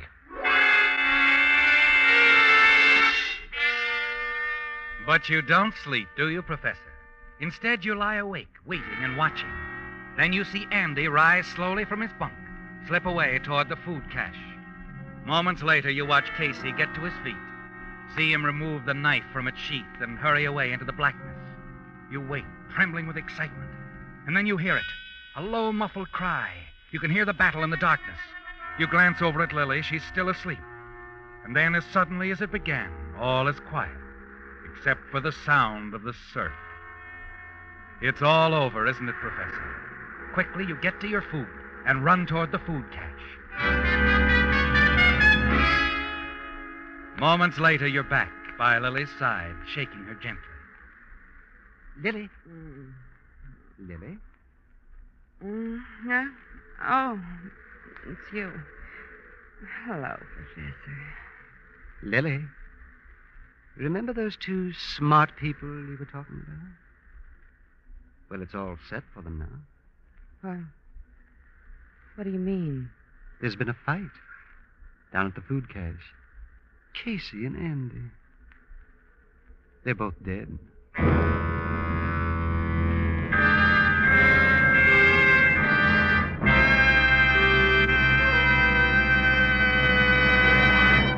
The Whistler will return in just a moment with the strange ending to tonight's story. Many of you are thinking of putting new tires on your car before starting on your vacation trip. So here are some important facts to remember for most value per dollar. In both mileage and safety, your best buy is a first-line, I repeat, first-line tire. And to be sure you're getting first-line quality, you'll be wise to choose a Lee tire made by Lee of Conshohocken, who for 47 years has made only one quality, the finest of first-line tires. Typical of Lee's superior construction, the rugged cold rubber that goes into Lee tires is now toughened even more with patented Fill Black O. That's one reason today's Lee tires actually wear longer than ever before, and why signal dealers can now back every Lee tire with a double guarantee. And best of all, you can now trade your smooth old tires for these extra long-wearing Lee first-line tires at surprisingly small cost.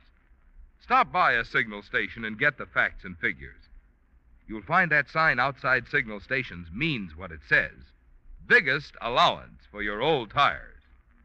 And we do mean biggest.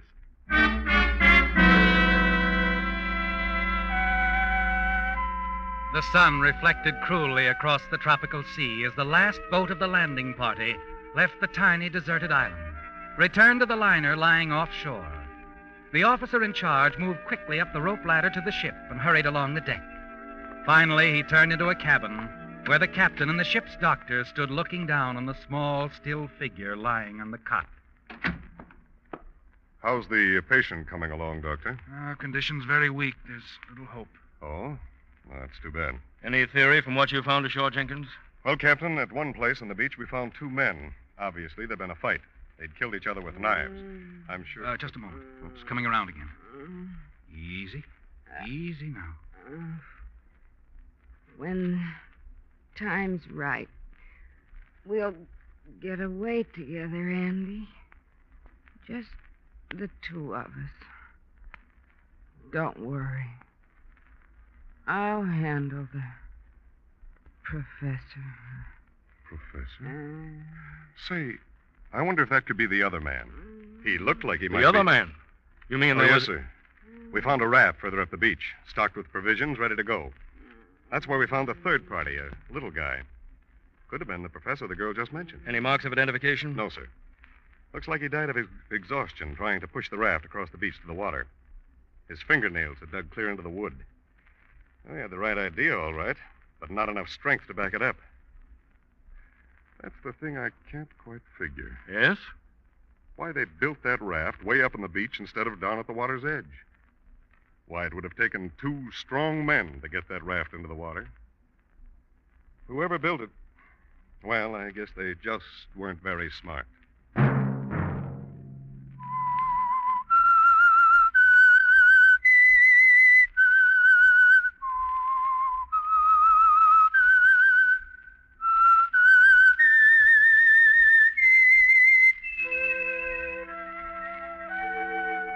Let that whistle be your signal for the Signal Oil program, The Whistler, each Sunday night at the same time. Brought to you by the Signal Oil Company, marketers of Signal gasoline and motor oil and fine quality automotive accessories.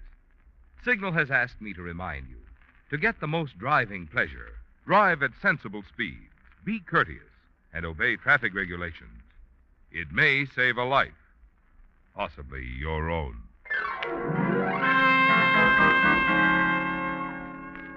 Featured in tonight's story were Howard McNair, Virginia Gregg, Frank Lovejoy, and Don Harvey.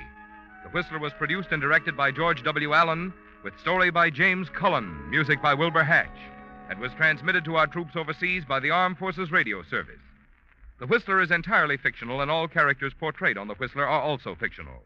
Any similarity of names or resemblance to persons living or dead is purely coincidental. Remember at this same time next Sunday, another strange tale by The Whistler. Signal, signal, signal gasoline. Your car will go far with no other gasoline. This is Marvin Miller speaking. This is CBS, the Columbia Broadcasting System. The Signal Oil program, The Whistler.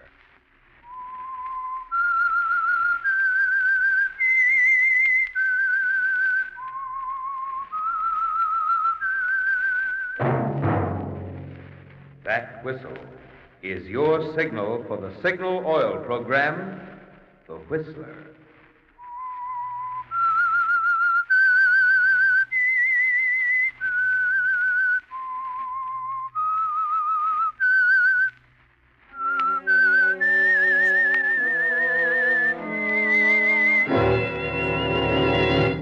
I am the Whistler, and I know many things, for I walk by night. I know many strange tales hidden in the hearts of men and women who have stepped into the shadows. Yes, I know the nameless terrors of which they dare not speak. Yes, friends, it's time for the Signal Oil program, The Whistler. Rated by independent research, the most popular West Coast program.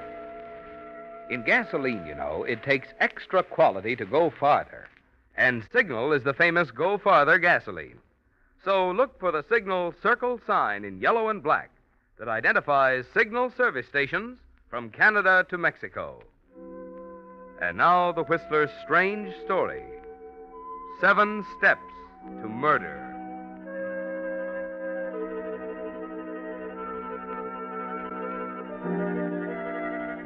The Atkins-Clayton affair was unusual for 2 reasons.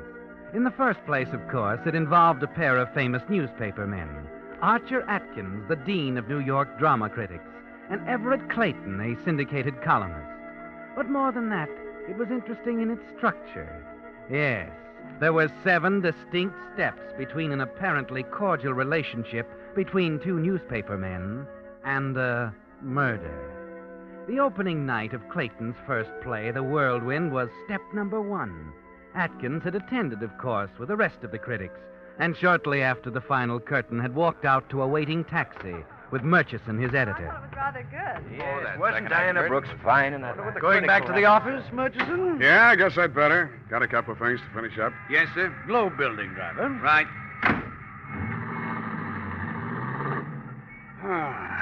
Well, Atkins, must say your friend Clayton gave me quite a surprise. You never told me he was a dramatist. Oh, full of hidden talents, the boy. When he was a kid, he could stand on his head and wiggle his ears at the same time. You've known him for a long time, haven't you? I grew up with him. Mm-hmm. Seems to me I heard somebody say you were once engaged to his sister. Absolutely correct. I was quite fond of her at one time. Where is she now? In Texas, devoting her talents to some respectable school teacher or something. Then you and Clayton... Yes, Murchison. We came east to school together. Then college. Came to New York together after that. Anything else, Chief? Yes, one other thing. Why are you annoyed? Annoyed? More than that, I know the signs. You're furious. Oh, come now, Murchison. You didn't go backstage. I have a deadline to meet. You know that? You've been late before. Not tonight. It's Clayton's first play, you know. It's only right that I give him a real send-off. He deserves it. He certainly does.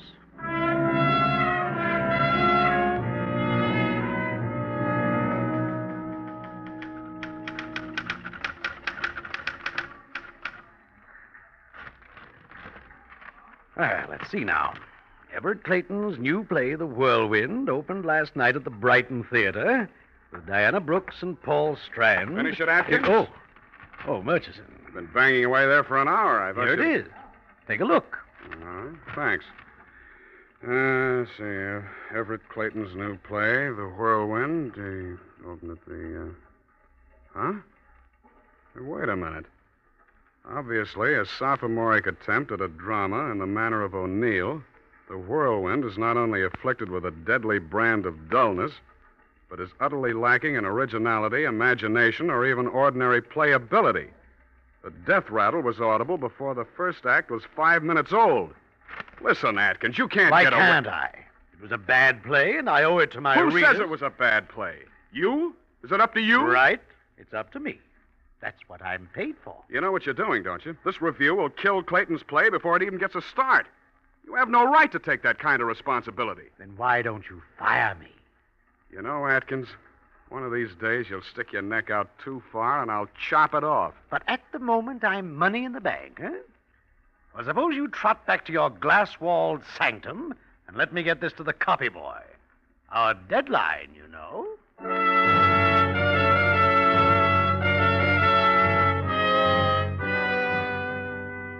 And that was step number 2, Archer. Your review of Everett Clayton's play. You wait now in the coffee shop of the Stratford Club where both of you live. It's 20 minutes since the morning papers hit the streets, and you know exactly what will happen.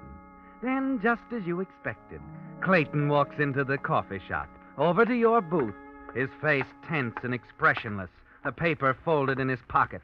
Well, Everett, good to see you. Sit down. Thank you. Waiter. Yes, sir. Coffee, please. Yes, sir. 2, sir? No coffee for me. Milk.